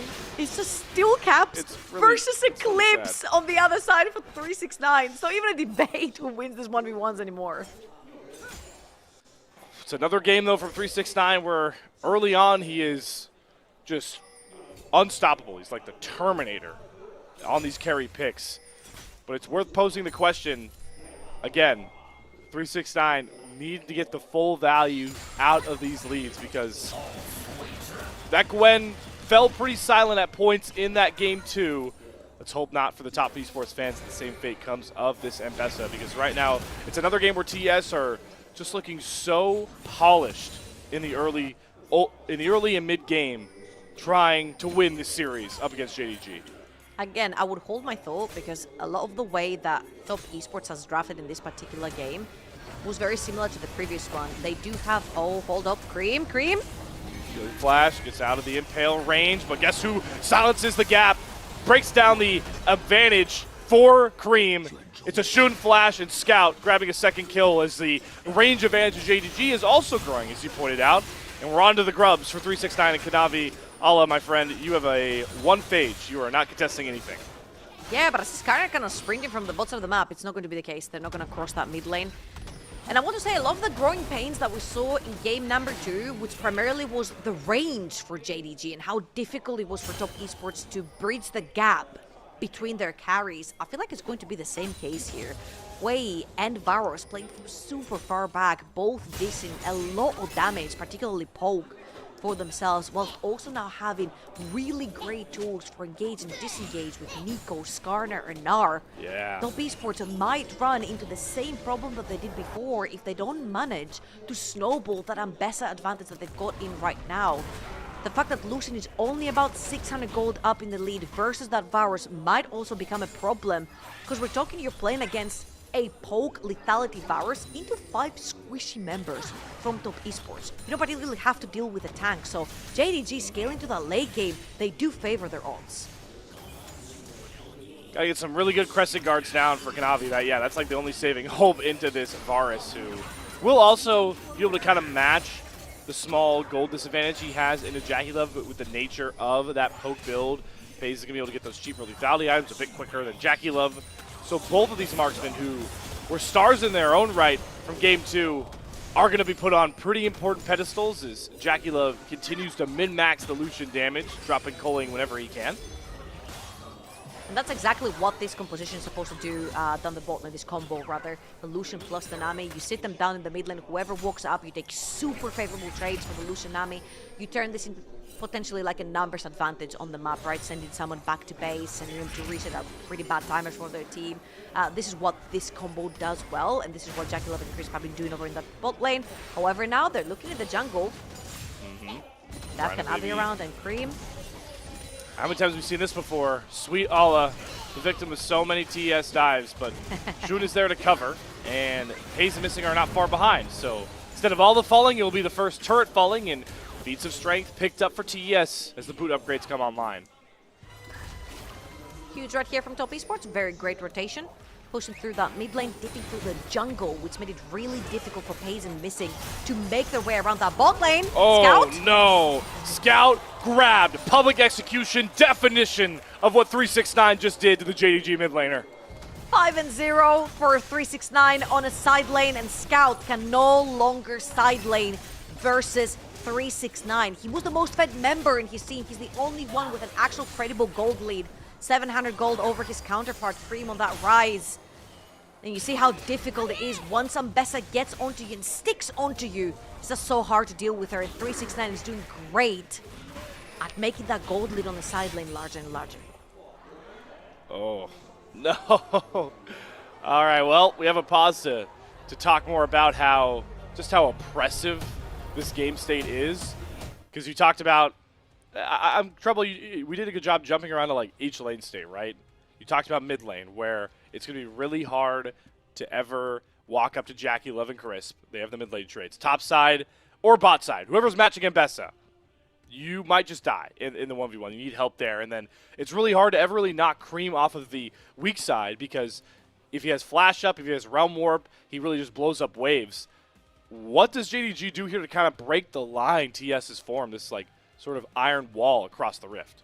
I feel like there's two things, right? You know how aggressive Crisp and Jackie-Love are playing over in the mid lane, so you could potentially bring Skarner around, and on the first dash that you see, you can use your flash aggressively to try and potentially catch either Lucian or Nami. I think the other person that needs to be hit harder on the map is probably Cream, right? You saw how well Shun and Scout sort of paired up together, the Skarner plus the Hui, to catch Cream, take his flash, take him out on the sideline. I feel like this needs to be repeated. And for the love of League, like, do not send Scout into the Ambessa. It's just way too dangerous. He is an immobile carry, and I feel like even though Allah has been put so massively behind into the Ambessa, at least the mobility of the champion helps a little bit more in terms of just not getting too pinned down by Ambessa. I feel like if you just allow 369 to just get solo kill after solo kill on the side lane, it's going to be impossible to shut him down. Well, there's the prescription from Dr. Trouble to try and relieve the ailments of JDG in this Game 3. It's hard not to pull from what Game 2 looked like, though, Trouble, because it does feel very similar in the fact that TS have drafted a comp and they're executing their vision both on the map, in these skirmishes, not really allowing fights to ever happen. But how much is that thought in the back of your head, the woes, the plague, the curse of TS, how much is it festering now and I'm wondering how much do you think it may grow as this game goes on? Now less than before, I want to say, because at least they have Okay. avenues to play through that Lucian Nami. However, again, if it does go to late game, the range of the range of Varus and Hui is going to be almost impossible for top esports to deal with. Like, the gap closers are not that good. Ambessa maybe can reach backline if she hits the ult. Sinzao is particularly a guy who really likes to skirmish and fist fight in the early, but falls off massively in the super late game, and just because like a pseudo frontline, because he's also a bruiser, right? He's not necessarily a tank. So if he does drag out, again, I do favor JDG. It's just a question of how much is JDG willing to lose until they've reached those 3-4 item spikes and are able to fight for distance. And how much dysfunction does TES? Oh, Jackie Love nearly burning Pays there from distance. The other side of that coin is how much dysfunction does top esports cause in those ults that you're looking to line up? Because the realm warps are on point right now. Cream has been all over the map. Kanavi knocking down that poor Gnar, known as Allah, who is still so far away from a first item. And they're playing fantastically through the Lucian Nami pressure, right? You know that your mid lane is always going to get pressured. They do have vision around that as well, and they're either going to play through Cream or 369. 369 does not need any help right now. He can literally 1v2 if he so wishes to on a side lane. Allah has been put so far behind. You see the Eclipse, you see the boots, and that's 369 before he has even a back after that solo kill onto Scout, which, of course, observers were going to do Scout dirty and show us in a... Yeah. There you go. Ambessa Gaming. Woo! If I hit ult, you're dead. If I don't, then nothing happens. That's Ambessa Gaming in these side lanes. But we'll see how 369 does with a whole host of people flying after him. Good flash away from the pop boss. Uses the perfect execution to dash back towards missing. 369 completely outplaying JDG. Question is, where does the rest of the team come in? There's another kind of whiffed ult. Prowling Despair finds nobody's mark. Pays, though, does have the speed up to try and create some distance. Konami does not get the slow. With the wind becomes lightning. But the Wolves are surrounding. They see their kill right under the turret, and Shun may be the first to fall, but the X-Stall's impact catches 369. They hit the Chains of Corruption right in tow. Pays and Shun saving JDG once more. We thought they were getting surrounded, but the baddest Wolf is the one backed into a corner as Alla nearly finds Jackie Love, having him burn both summoners to survive. Credit Alla for the mystical play, but it does not get the kill onto Jackie Love. Something back for TES. I believe Jackie Love pressured the mid lane tower way too hard, and Alla transformed into Mega Gnar and just actually engaged upon him. But that particular fight was the perfect showcase of my worries about top esports. Once they make it stick, they can get kills, but once JDG have established distance between themselves and top esports, it's just so difficult to win them. You have absolutely no tools. As we see the replay of what happened in the mid lane for Jackie Love. And seeing how this fight went over in the top lane, I would be very worried for top esports. Again, they did manage to snowball, but they gave over a huge shutdown over to JDG from a 5-0 Ambessa. Scout also grabs the kill there too. This way that Scout is building just to play in towards that late game. He's got the Seraph stun, likely going for that Blackfire Torch just to make the Hui such a problem when he can finally get those like raw AP items down later. Scout, the hero of game one. He knows how to close out games with Lissandra. Can he help brunt the weight being put on JDC's shoulders as they continue to try and play from behind, because they're staring down 5 grubs, they have Dragon stacking to deal with, and they need to knock down 1 turret. They're going to try and do it with this Rift Herald, but 369 smells a juicy flank with no mid turret for him to worry about. Can he get close enough for a public execution? Won't risk it. They'll instead just shut down the Rift Herald play. Yeah, and unfortunately for JDG, that Rift Herald gets nothing but give them a little bit of gold from killing it, and that's about it. Now they're looking to hit towards a side lane. They're going towards Cream. He has Flash. Flash, Realm Warp, all available. Does eat the Sprouling Despair. Here in comes Shun. Doesn't get the X-Stall's impact. Flash out from Cream. He's going to try and use the Realm Warp to get out, and just on the edge, able to survive the gank. And the rest of TES have come roaring back in to try and turn this play. With 369 going way too far on his own, diving under the turret, solo bolo style, gifts another Ambessa kill over. What? How did 369 end up under tower when Skarner has no ult? Gnar has no ult? Like, what in the world is happening right there? 369, I believe he TP'd right under the creeps that were killing JDG's tower. It's bewildering. Let's watch We this need a one more replay. time. Eyes on minimap right here. Excellent stuff from Scout again. Pairing up with Shun, trying to get Cream right here. Missing Rocket Belts in the flash. Out of the Realm Wolf, straight back into Dot. And of course, he TP's straight Man. up. This is some Oh, of the man. worries that I have with 369. Is this just the only place we know how to fight what? his top lane under this turret? Kanavi's turn to dive under for a kill. Is able to find the Gnar, but JDG are fine giving up their weakest member. Shun trying to kite back. We got a body block for the Coling, and Missing is up to the task, but Trouble, am I crazy? Are we not allowed to fight anywhere else on the map? Okay, the tower is down. The tower is down. Top Floodgates esports open. faithfuls, you can take a deep breath. That tower is down. They can no longer fight underneath it. It's dead, it's gone. They're done with it. Next tower up, all three tier 2s still standing for top esports, but of course Dragon being up in about 25 seconds with 2 already in the bag for top esports. You expect them to want to fight for this. Let's take stock. 2 items all across the board for top esports, still very steadily ahead in the gold game. And 2 items for every single one. That Black Cleaver not being completed would be huge actually for top esports onto Kanavi, but he hasn't had a much fiery early game like he did on that Sejuani, for example, in game number 2. And as you can see, top esports, they've got their setup, they've got their vision behind the pit, they've got their lanes pushed, so they're just gonna walk it. It's a Hextech Soul too, just one of the most potent ones for a team to grab. And with their lane pressure, as you aptly pointed out, Trouble, they will arrive at Soul Point at 22 minutes and create a huge win con that JDG have to respond to. But Trouble, I'm scratching my head a little bit at, okay, I might have to ask you in a second because I think Jackie Love's about to pop this bottom lane. Tidal Wave not going to land. The Coling does. Missing. Going to be fine. Get to safety. Shun, though, on the flank. Here comes a TP flank from JDG. Chris burst, flash, and heal to create some space. But the Impale will land. They're putting Sushi on the menu here. Crisp is going to drop. Here comes Cream, though, on the response teleport.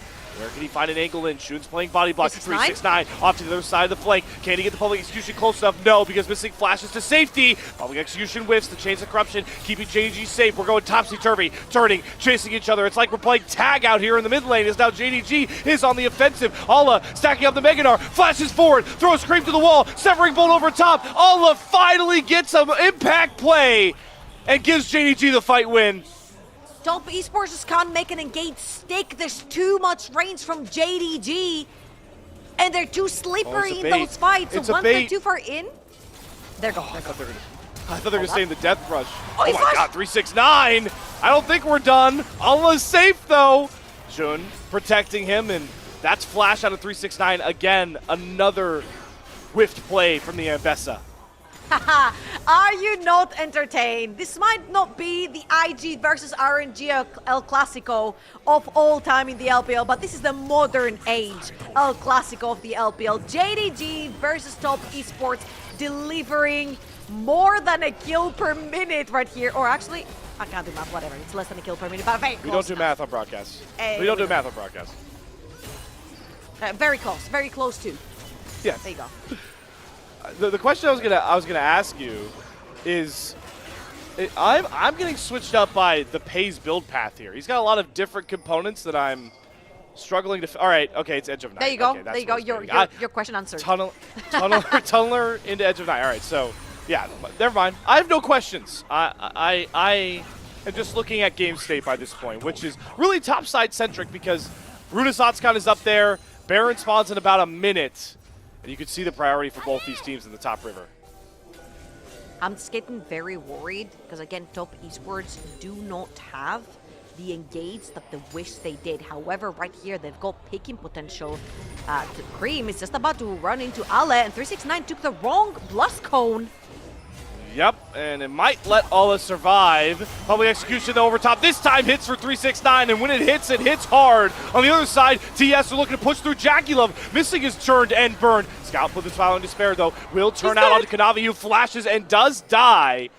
So one back as Scout continues to find pretty critical kills, but finally 369's unleashed with a kill back on the board, and he's taking more than just that single find.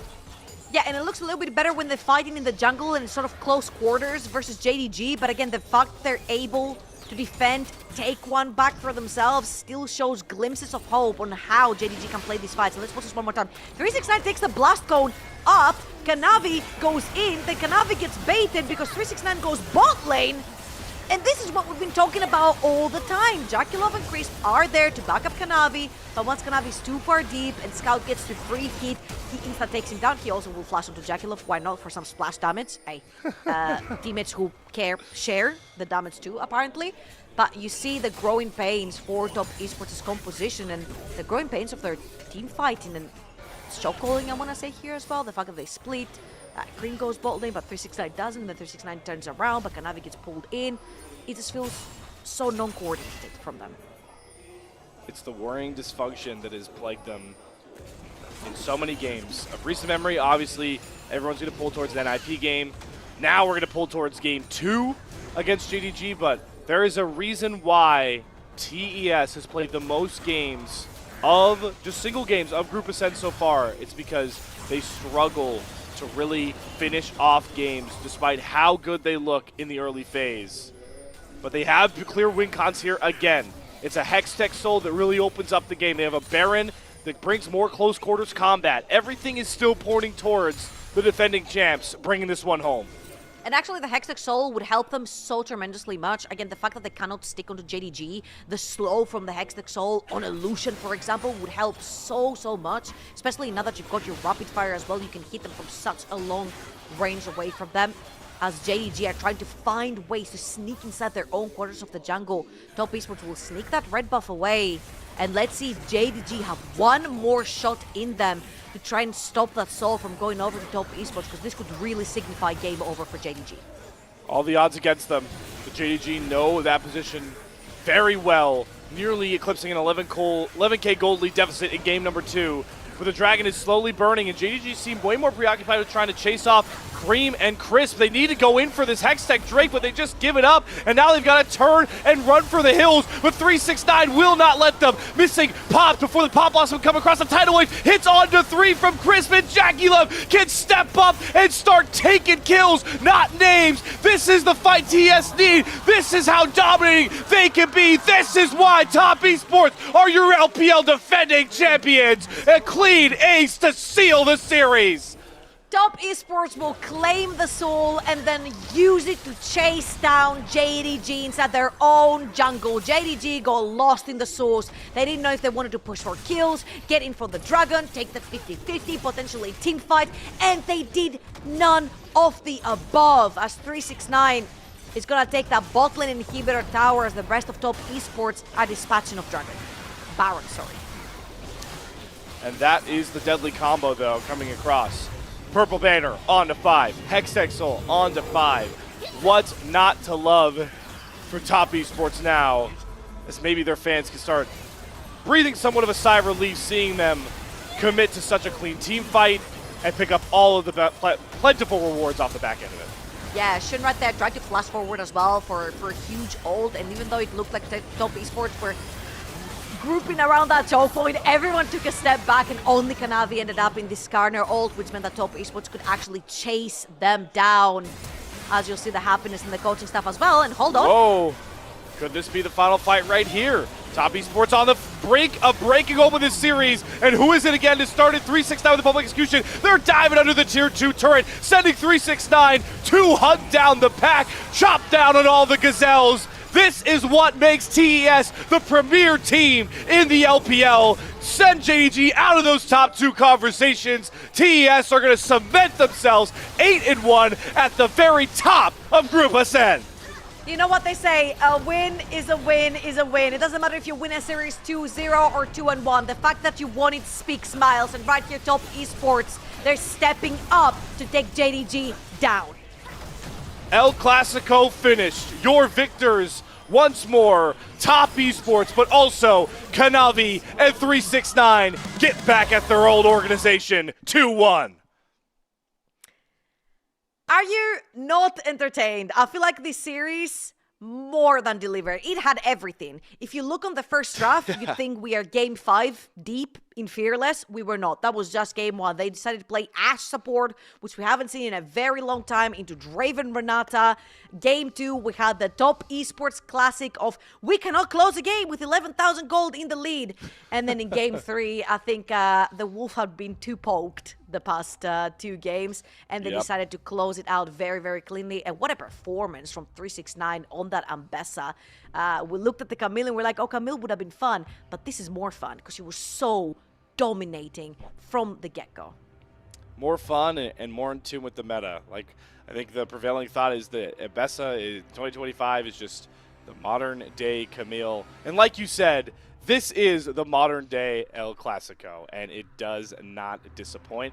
And thankfully, thanks to the grueling format of Split 2 and Group Ascent, this was only the first time we will see the El Clasico in this stage, the Rumble stage. How fun is that? I mean, who knows what the next series holds? Absolutely. I mean, hopefully we'll have even more, right? JDG are on their way to playoffs as well. And I have to say right here, Top Esports showed a very strong face in that game number 3, but for JDG, this series was more important than anyone could ever think. I feel like when it comes to the LPL, and particularly Group Ascent, we have Top Esports at the very top. We have AL doing incredibly well, and, you know, the past finals as well of Split 1. However, that spot number 3 is up for grabs. Suddenly we have the resurgence of WE.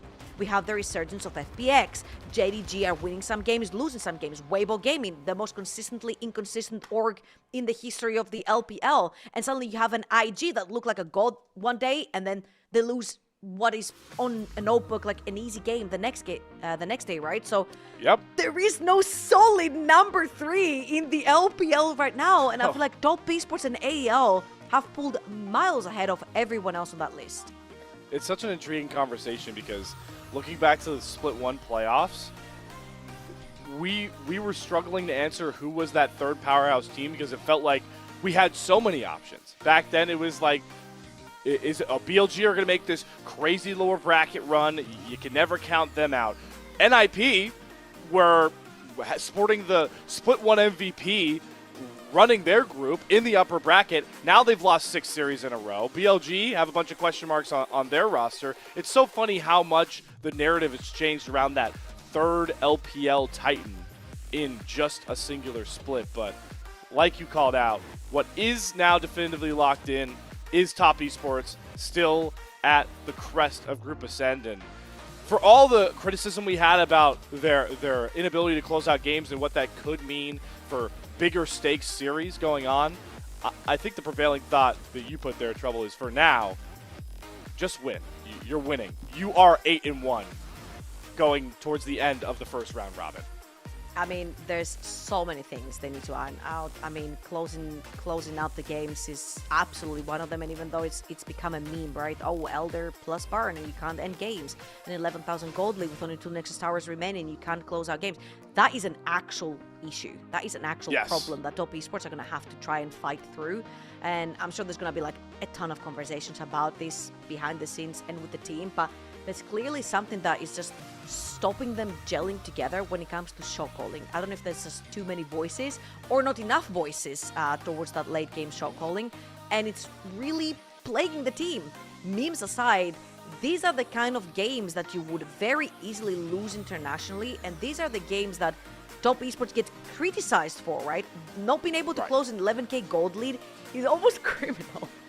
It's completely criminal, and I'm glad you mentioned the international part of this and why the scrutiny is so important, because we're not just here to be negative and like point and laugh at one of the best teams of the LPL struggling at something that feels so mundane and simple with all the hard work they do earlier. It's because our expectations for TES are at like the absolute ceiling of League of Legends esports. It is competing not just to win LPL, it's further than that. It is winning international titles, because this roster, like you mentioned, we went in this matchup, 7 players have won either an MSI or like a Worlds title at the pinnacle of international play. 4 of those are on Top Esports. It's just cream. So the ceiling the expectations are incredibly high for TES, and that's why this is such a problem point that we have to watch going forward, no matter if they are 8-1 through the first round robin. Of course, absolutely. And sometimes you have to put the problems aside. Of course, this is a celebration for top esports and all of their fans. Again, a win is a win is a win, and you'll take it. You know, like you can play through screams and you can analyze all you want, but at the end of the day, if they manage to pull this together, I felt like this game looked very similar to the other ones that we had seen. Like, it was slowly like slipping away, but the fundamentals of taking those dragons, attacking side lanes, play through vision control was still there. The fact that they did manage to get those dragons completely uncontested was due to them and their vision and the way that they played around them. So again, props to them for 100%. making sure that they actually close out this game to a pretty clean fashion as well. Like, they looked to struggle through a lot of these fights. I feel like they were magnetized to the top lane tier 1 tower for like 5 minutes straight, kept dying under it, but once that top lane tower died, it was game over. Yep, and they are just, when they're locked in, succinct on fights, there's really nobody that can compete with them in the LPL right now. Let's talk player of the game, though. Are we both on the same page here, Trouble? I feel like this has got to be a 369 award. I think this has to be a 369 award. However, Devil's advocate. I will say there were a few questionable teleports under enemy towers with no creeps remaining, Really? and some questionable flanks, some questionable dives. But I feel like at that point where 369 was questionable, I feel like the whole of top esports was pretty questionable right there as well. It's either him or like maybe give it to Junkie Love as well. I think it was probably 369. That's the important part, and that's what's so fun about top esports is when they're on, you can make the case for so many members being the MVP. But it is 369 that brings this one home. Greps is just 4th player of the game on the Mbessa. Honestly, you know, he does make some mistakes that look pretty ugly, but and we saw, you know, a couple towards the end of that chaotic game 2, but this guy is just like impossible to lane against when he's on these carry champions, and was the point of the spear in both top esports wins in this series. Absolutely. I feel like he's Gwen gaming, he's Ambessa gaming, super strong. I mean, even his Ornn, right? When top esports were losing all hope, but that last fight he put out on Ornn was absolutely incredible. Like, he almost brought back a game that should have never been brought back, and Scout had to pentakill to keep that fight alive, even as the second to last member standing. And this is also testament to 369 and how much he's grown, right? Playing for JDG, he played more of a facilitating support tank role, and right here, top esports are giving him back the reins to carry for them and even be one for him a lot of the times. And he brings it home along with the rest of TES, who, despite all the caution and warning signs and labels, they are 8-1. They're defending their championship in the LPL nearly to a perfect record. They will stay very likely at the top of Group Ascend as we start to shift into the second round robin. But that brings the Super Day to a close. 3 awesome series from another day. One more shout out, though, to give out before we close everything out.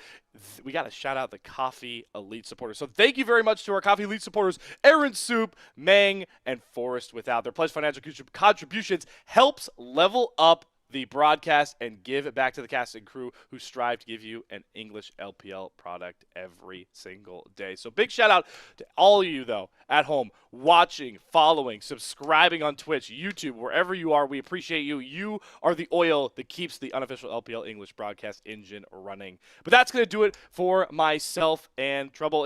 Trouble, it was an absolute pleasure making the debut with you. You got any final thoughts before we close the day? Absolutely. I want to give huge props to everyone behind the scenes. That was almost an 11-hour LPL day. So shout out to production behind the scenes for holding strong. And you did a fantastic job, Slayer, as well. And thank you guys for sticking with us to such a long day. LPL will be back in action tomorrow as the first stage of the round robin. First round robin of the Rumble stage is coming to a close here, and we got some more Group Nirvana games to figure out. I will be back there to bring you guys through it. So for now, take care, and I'll see you in less than 24 hours. See you later, LPL English fans.